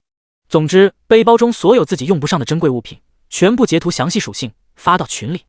没错，为了缓解自己对新获得的2件史诗物品能看却不能用的痛苦，于凡决定将这种感觉分享给群里的成员们，大家一起开心开心。这就是他决定不当人的举动了。这个点群里的188个成员们基本都在线上，而于凡本来就是大家伙最崇拜的目标，他在群里的发言次数少，但每一次都能迅速引起大家的重视。果不然，这一波多张截图发出来，英雄聊天群组的气氛一下子就被引爆了。9天武神，卧槽，千叶大佬牛逼，这是要准备给我们发福利吗？来吧，我钱包早就已经准备好了。最先说话的就是9天武神这个全服等级排行榜第2的家伙。于凡都想不明白，为什么他这么能水群，相比群里的其他人才们却能在等级上遥遥领先。这家伙莫不是也跟自己一样开了挂吧？只不过相比自己这个真正的大挂币，他开的是鸡肋的小挂。9天武神的话刚刚打出来，就立马被群里的其他人才们给淹没了。血红辣椒报告千叶老大，小女子我的钱包也准备好了，就等着您发福利了。半城烟沙同样准备好了，千叶老大准备什么时候发福利啊？要不我去魔界找您吧。疯狂的小土豆，卧槽，千叶老大竟然有这么多传奇史诗物品，全服装备排行榜上都不显示的，真没想到。King， 哦，我的天啊，千叶老大，那件 LV50 级的史诗长剑可以留给我吗？为此我愿意倾家荡产，付出一切。姐姐我17岁了，千叶老大，我想要那件 LV55 级传奇技能书上升重力、法师 AOE 输出加控制，我也愿意倾家荡产购买，可以的话我都愿意现身。血红辣椒，喂，现身什么的就过分了啊！小妮子才17岁就想吃独食，老老实实到姐姐后面排队去。群里的玩家们对于凡卖装备、技能书等物品这种事情已经早就习以为常了。用于凡的话来解释，就是让大家不要养成白嫖的习惯，有利于大家团结友爱，共同发展。之前几次他给群里面卖东西，大家就已经明白并接受了这个规则。亲兄弟明算账，大家都愿意支持。因此，此时于凡一放截图，大家就当场开始各种求购了，纷纷表示不怕你掏空我们钱包，就怕自己的身家不够，竞争不过同行。为此，诸如姐姐我17岁了一类的女玩家们，更是一点都不羞涩的当众表示愿意白给于凡 V。不过群里的女性玩家数量还真不少，此类言论刚刚冒出头，就立即开始了内讧。血红辣椒更是毫不掩饰的训斥：缠千叶老大身子的人多了去了，给我老老实实排队去。于凡无语，女人只会影响我拔剑的速度，等消灭异世界文明后进入安逸的生活状态再谈这件事吧，否则就一概视而不见。不能再这么任由他们说下去了，群里的气氛跟我的初衷完全不相符。于凡摇了摇脑袋，开始打字：千叶，大家不要误会，这些装备暂时不会卖给你们的，毕竟你们也用不上，等升到 LV50 级之后再说吧。群里气氛一静，很快活跃分子9天武神发言了。9天武神，所以千叶老大您突然发这些截图是为了装逼？千叶，嘿嘿，我还有点事情先去处理了。于凡汗颜，他发现自己错了，想让群里的人也感受珍贵物品能看却不能用的痛苦，却不曾想到自己竟然装了一波逼。失误，溜了。于凡说完后就当场隐身，实际上在悄悄关注大家的反应。结果疯狂的小土豆这反应感到千叶老大真的只是为了装逼？不会吧，少年痴呆，总感觉我们理解错了一样，毕竟千叶老大的层次还需要装逼吗？血红辣椒，哇，千叶老大才没有那么肤浅，9天武神以己夺人，我呸！姐姐我17岁了，没错，千叶老大才没有那么肤浅九天武神以己夺人，我呸！夜战八方，什么？九天武神，你这个小垃圾，敢误解我老大？找打，有种来单挑！九天武神，各位大哥大姐，我错了。半城烟雨，九天武神，你这个小垃圾，敢误解我老大？找打，有种来单挑！九天武神，半城烟雨小姐姐息怒，俺真的不是故意的，就是嘴贱。望着群里的最新发言，于凡忍不住擦了擦额头的冷汗。可怜的九天武神哟，好好的为什么要说自己装逼嘛？就算知道了也不要说出来啊！这下自找苦吃了吧？没有让大家感受到自己的痛苦心情，不过看了大家的聊天后，于凡心情舒畅了许多。密室中最珍贵的一批物品我都收在背包里了，接下来出去处理一下假面甜心那个人渣吧，希望他死亡后就在附近复活，那就太好了。想到这里，于凡从密室中离开。值得一提的是，密室中那些珍贵的材料他几乎没动，少量图纸倒是收起来了。考虑到自己现在开始发展势力了，接下来要招募更多的 NPC 们，那么总不能遇到一点事情就需要自己出手解决吧，所以培养旗下 NPC 战斗力就很有必要了。而这些装备、消耗品的图纸正好可以派上用场。当然，培养 NPC 什么的暂时不急，于凡当下决定先找到假面甜心，将之砍废了再说。第97章，假面甜心的绝望。毒雾森林成为于凡的领地后，这里的所有 NPC 都归他指挥，他自己也可以通过不断切换召唤物操控视角，寻找一个目标。因此，只要假面甜心真的在这片区域复活，于凡很容易就能找到他了。更何况，假面甜心可不知道于凡想要干他，还自以为伪装死忠粉很合格呢，并没有危机感。之前被击杀一次，他只觉得自己倒霉，心里就算再怎么愤怒，也只能慢慢筹划，暂时不敢跳反。此时此刻，复活后的假面甜心就跟魔物 NPC 们混在一起，待在魔王宫殿附近。观众们，千叶大神的战斗力真的不是我们一般玩家能想象的呀！看看附近的那些召唤物们，从一开始出现在我们视线中到现在都快过去半个小时了，都没有一个消失的、永久存在的召唤物，真的好恐怖啊！千叶大神真不愧是全服最强玩家，可怜我之前因为获得了这把小小的黄金长弓而沾沾自喜，现在看来简直给千叶大神提鞋都不配。假面甜心依旧开启着直播间，他一边说着，一边脸上浮现出尊敬崇拜的神色，让人们一眼就能看出来他对于凡是多么敬佩。永恒世界中，于凡的粉丝太多了，颜粉、实力粉数不胜数，全服至少一半玩家都是他的粉丝，所以假面甜心的这一套，很多观众们心有同感。是啊，千叶大神太恐怖了，他才是真正的召唤师玩家啊！没错，我兄弟也是个召唤师玩家，结果召唤出来宝宝数量只有个位数，实力还特别差劲，垃圾的一笔。真希望千叶大神才是我兄弟，哈哈哈！敬佩吧，羡慕吧，你们只能永远仰望我整容国强者千叶大神。对，宇宙起源之地整容国嘛，太自豪了哦。不过能不能麻烦你闭嘴啊？天天说点让人感到恶心的，都烦死人了。的确，千叶大神明明是龙国人，整容国这都能偷的吗？长见识了。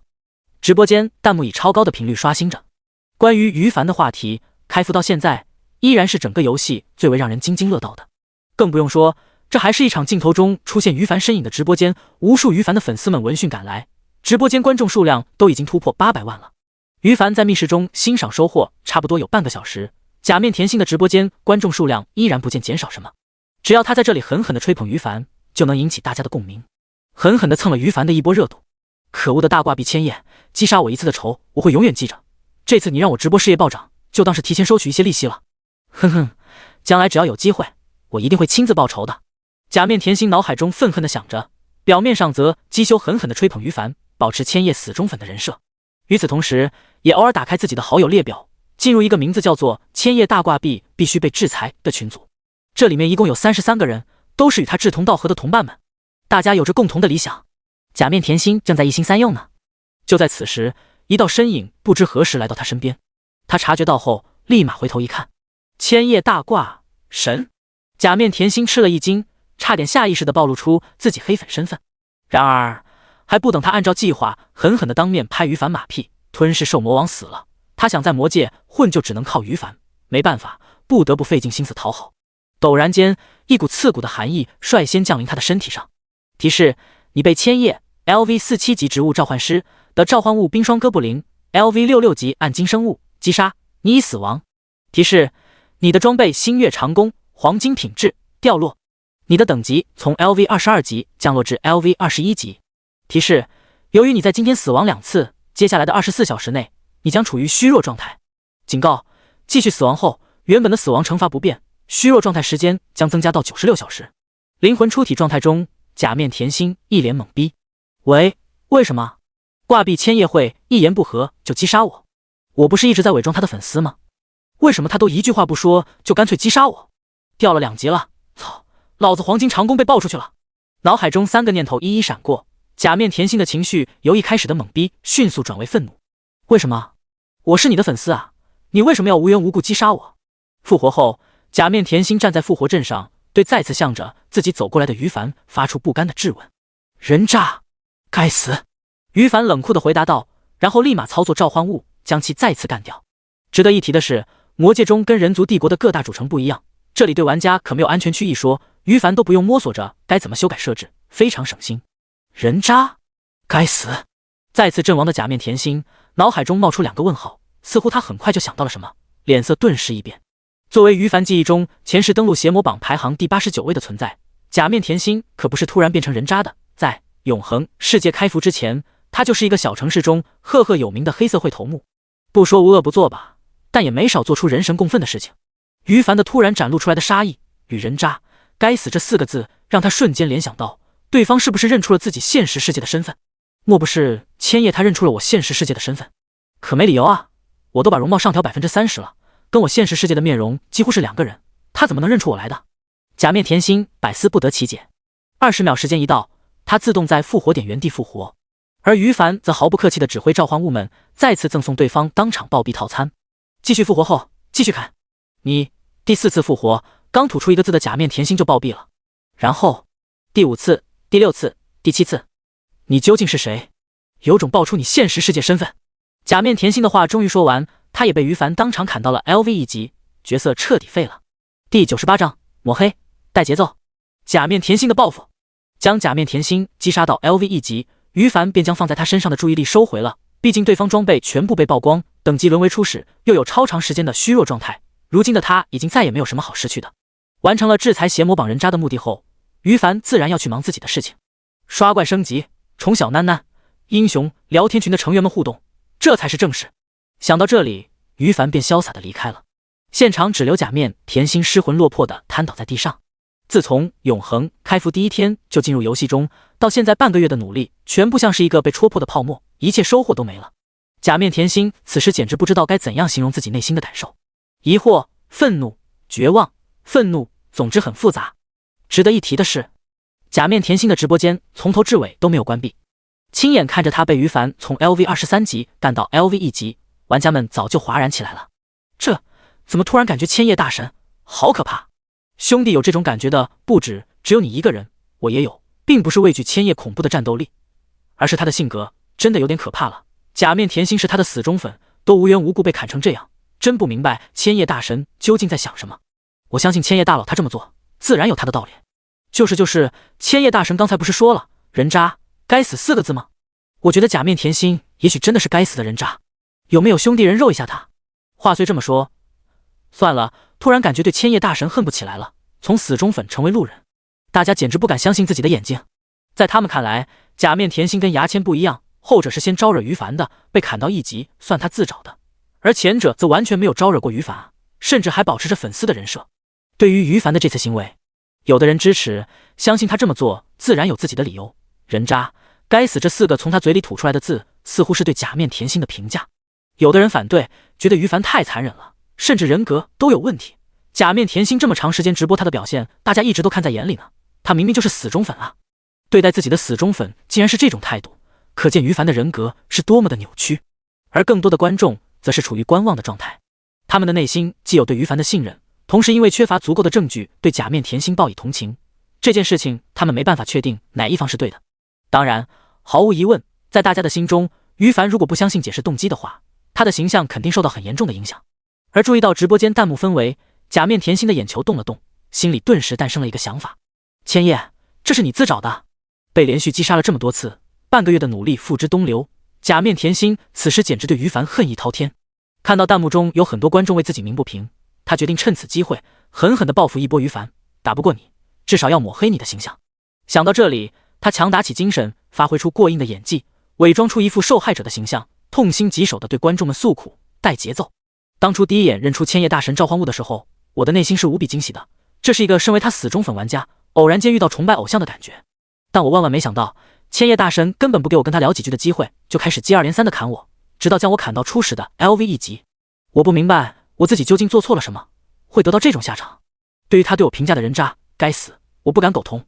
如果有人认识我现实世界的身份，肯定会对我的人品行为举手称赞。我究竟做错了什么？实在不明白为什么要这样对我啊！最后，我想说，亲自遇到千叶大神后，才会发现他根本不像我之前想象的那样善良友善，这种品质我没有在他身上看到。人无完人，希望那些跟我一样的粉丝们理智一些吧。哎，洋洋洒洒的说了一大堆话。假面甜心看着直播间中此时被自己带起的节奏，暗地里满意的笑了。不得不说，他之前于凡的死忠粉人设立的太好了。此时在经过一通长篇大论的卖惨后，成功引起了直播间内许多观众们的同情。越来越多的观众们被他言论打动，转而一个个对于凡粉转黑。哼，这才刚刚开始呢，千叶你等着吧，我要让你变成全网黑。假面甜心脑海中恶狠狠地自语道。见直播间内节奏已经符合自己预期了，为了继续维持现在的人设，更引起大家的同情，于是他佯装出一副伤心欲绝的表情，光速下线了。不出他所料，这一通光速下线果然引起了更多人对于凡的谴责。游戏论坛上总板块首页，就在假面甜心光速下播后，很快一则帖子就被顶到了首页上面。扒一扒千叶的真面孔，一个性格扭曲的玩家。这则帖子是一个 ID 叫做或真加时的玩家编辑发布的。他在游戏中是一个普通玩家们眼中的大佬，全服等级、装备、技能排行榜末尾都有他的一席之地。本来就是一个小有名气的玩家，再加上帖子的标题带了千叶2个字，瞬间就吸引出一个个论坛吃瓜群众们的视线。打开帖子，或真加时一开始先简单给大家介绍了于凡与假面甜心的事件始末，并附带剪辑好的直播录屏，然后以一个路人玩家的角度发表了对这次事件他的看法。本人不知道大家看完这件事情后都有什么样的看法，仅从我个人的角度而言，我是无比愤怒的。这是一个正常大神玩家对待无辜粉丝的正确做法吗？不，说实话，之前我也是千叶大神的狂热粉丝，现在我想对他说一句话：你实力很强，但不配得到我们的尊敬。第99章，全网黑，你实力很强，但不配得到我们的尊敬。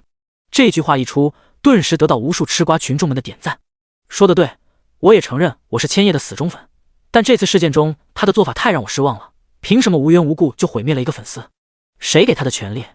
对待无辜的粉丝都能这么做，简直不敢想象对待路人究竟会多么残忍，性格太扭曲了。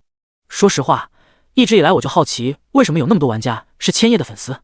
就凭他实力强吗？可品行明显不行啊！从开服到现在，纵观全服，有谁击杀玩家比他更多的？地狱空荡荡，恶魔在人间，千叶，你不配得到我们的尊敬。马德，这是游戏中啊，随心所欲不是很正常吗？我就不明白你们为什么这么大惊小怪的，游戏中砍死一个玩家还要跟你们解释。总之我觉得千叶大神没什么做错的地方。这则帖子下方每秒都刷新出几十条玩家评论，大约80%的人觉得货真价实说的非常有道理，于凡就是实力很强，但性格扭曲，不配得到大家的尊敬。如果他知道自己被直播了，估计就不敢这么放肆吧。太可怕了，正是因为被无意间直播了，才暴露出本性。一时间，无数玩家对于凡粉转路人，再从路人转为黑粉。当然，也有大约20%的玩家始终在挺于凡。这些少部分玩家，要么就是纯粹的粉丝，认为他这么做必然有自己的理由，要么就是觉得就算没理由在游戏中砍人也是可以理解的。游戏嘛，实力强大了就可以随心所欲，看你不爽就砍你。现实世界里生存的就够累的了，游戏里还不能放纵一下，这有什么好黑的？总之，双方谁都说服不了谁。而更多的中立玩家则纷纷沉默了，他们不想相信自己崇拜的强者私底下性格这么恶臭，又被货真价实的这则帖子透露出来的信息影响到心中对于凡的印象。没办法，只能等待于凡出面亲自解释，他们或许才能根据情况站位。千叶大挂壁必须被制裁，聊天群组货真价实，嘿嘿，大家伙，我这波节奏带得完美吧？千叶都已经沦为全网黑程度了，哈哈哈！路人甲干得漂亮，总算小小的制裁一下大挂壁千叶了。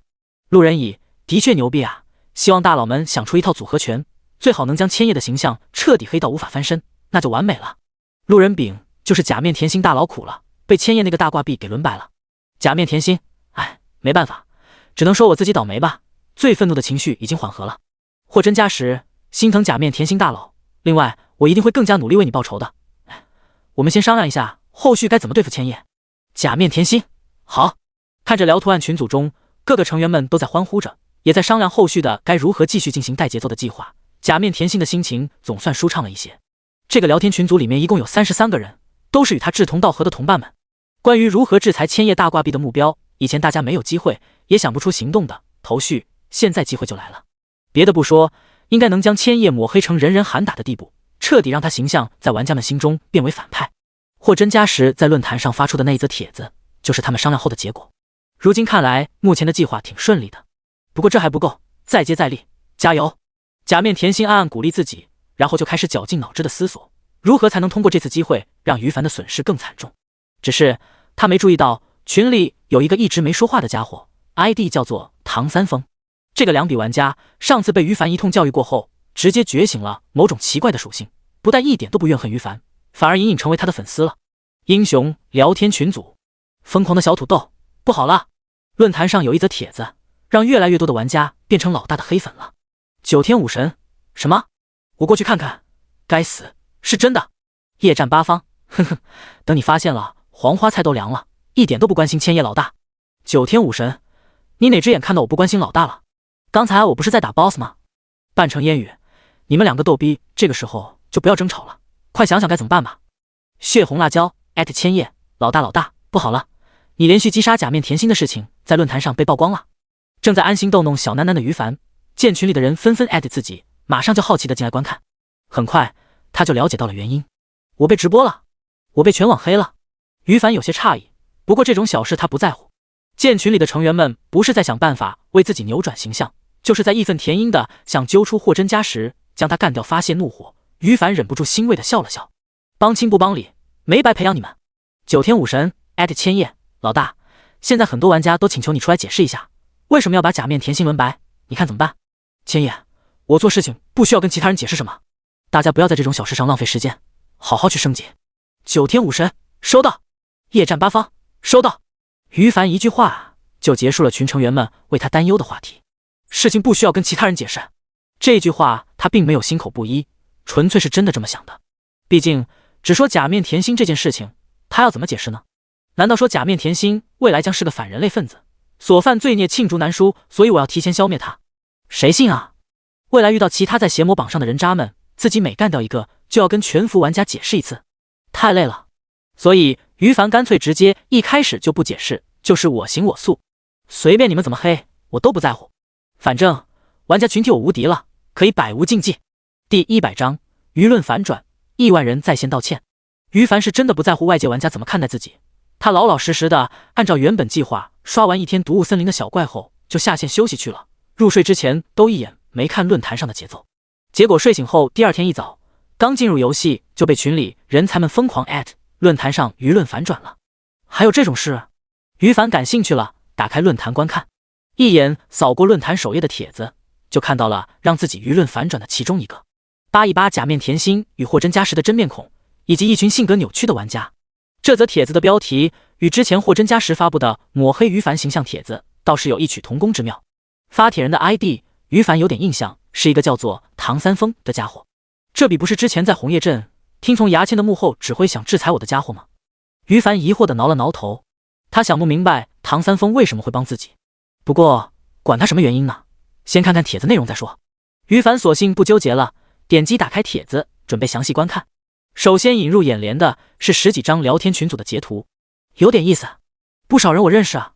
于凡眼睛眯起来，他首先注意到的是这些截图中名为千叶大挂壁必须被制裁的33个成员 ID。 假面甜心、货真价实33个人里面，前世邪魔排行榜单前100名就有2个，其余的大多数都有一些印象，总之大部分都是人渣。这算是物以类聚，人以群分吗？真有意思。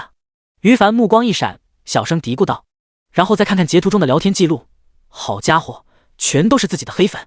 在这些黑粉眼中，为了维护游戏公平，自己就是必须要被制裁的大挂壁。聊天记录的截图中暴露出此次自己导致全网抹黑的风评就是他们带头策划的，并且还有几句嘲笑大众被自己等人操控的愚蠢。比如货真价实的一句话，以我今时今日的地位，大众能被我操控愚弄，这是我给他们的恩赐。总之仅仅这10几张聊天群截图就已经让所有吃瓜群众们了解，于凡被全网黑的真正原因是什么？货真价实的这句话，更是让大家纷纷感觉有人在自己头顶上拉屎一般的愤怒。而十几张截图后面还有一段楼主唐三丰的自语：本人承认，出于嫉妒的心理，本人曾经也是千叶大神的黑粉，甚至之前被牙签蛊惑，在红叶镇中参加对千叶大神的围剿行动。虽然行动失败了，不过本人万万没想到，因为出众的才华得到千叶大神的欣赏，最终没有干掉我。那一刻开始，我默默黑转粉了。以前的我是多么傻逼啊！怎么会整天想着志才如此欣赏我的千叶大神呢？之所以发出这条帖子，是因为我实在看不下去千叶大神被全网误解的状况了，也看不下去大家被愚弄的现状。正道的光照在了大地上。看完后，于凡一脸古怪，哭笑不得。好家伙，我欣赏你。没错，欣赏你为了求生欲，主动当25仔，揪出牙签的功劳。于凡笑了，想不到还有这种惊喜呢。继续往下看，一个个吃瓜群众们的留言。好家伙，真的牛逼啊！这个聊天群组是低质量人类集中垃圾场，每一句话都透露着恶臭。原来这次抹黑千叶大神的节奏就是假面甜心一手策划的，货真价实也是他们的人。好一个以路人视角为假面甜心鸣不平啊！服了服了，气得我都不知道该说什么好了。最后总结一下吧，货真价实与假面甜心等人去死去死去死！呜呜，千叶大神对不起，我们错了。唐三丰好样的，迷途知返，善莫大焉。千叶大神对不起，我们错怪你了。呜呜，舆论反转，大部分吃瓜群众的留言，要么是在指责货真价实与假面甜心他们，要么就是跟于凡道歉。实际上这则帖子也并没有解释之前吃瓜群众们最纠结的一点，于凡为何要那么对待假面甜心。但此时的玩家们都已经不在乎这个问题了。一来，你假面甜心的千叶死忠粉人设原来一直都是伪装，原来你从一开始就是黑粉，那千叶怎么对待你都是合理的。二来，你假面甜心等人既然操控舆论，并大言不惭直言能被操控的我们，在你们眼中是一种施舍的恩赐，这尼玛究竟是什么样的沙比才能说出来的话啊？观众们都气炸了，一边忙着对于凡道歉，纷纷表示黑转粉，一边对这个千叶大挂币必须被制裁聊天群组的33个成员进行各种亲妈问候。哦对了，唐三丰除外。总之，这则帖子一出来，于凡全网黑的形象顿时就扭转了。看到这里，他心情莫名舒畅了许多。虽然不在乎，但能不被黑当然最好了。千叶大挂币必须被制裁聊天群组，货真价实。啊呀呀，唐三丰滚出来受死！路人甲，唐三丰，你真的疯了，我们要报复你。路人乙，为什么啊？你他妈当初在红叶镇中就算没有被千叶大挂币干掉，但受到的屈辱你忘记了吗？路人丙，唐三丰有种暴坐标，准备受死。唐三丰，呵呵，老子的使命完成了，老子退群喽，沙比们尽管生气吧。哈哈。路人甲，啊呀呀，气死我了。路人乙，气炸了，货真价实，完了，千叶大挂币的粉丝太多，我现在被射死。假面甜心，兄弟加油，坚强坚强。货真价实。烈阳城某个角落，货真价实缩在复活点，看着复活点外一个个义愤填膺的玩家们，不禁流下了悔恨的泪水。明明是假面甜心自己的事情，我他妈脑子抽了才去发帖带节奏，这下好了，被千叶的粉丝们堵在复活点出不去了。他不知道的是，此时群里的成员们大多数都跟他自己处于同样的惨境中。于凡愤怒的粉丝们把他们都给冲烂了。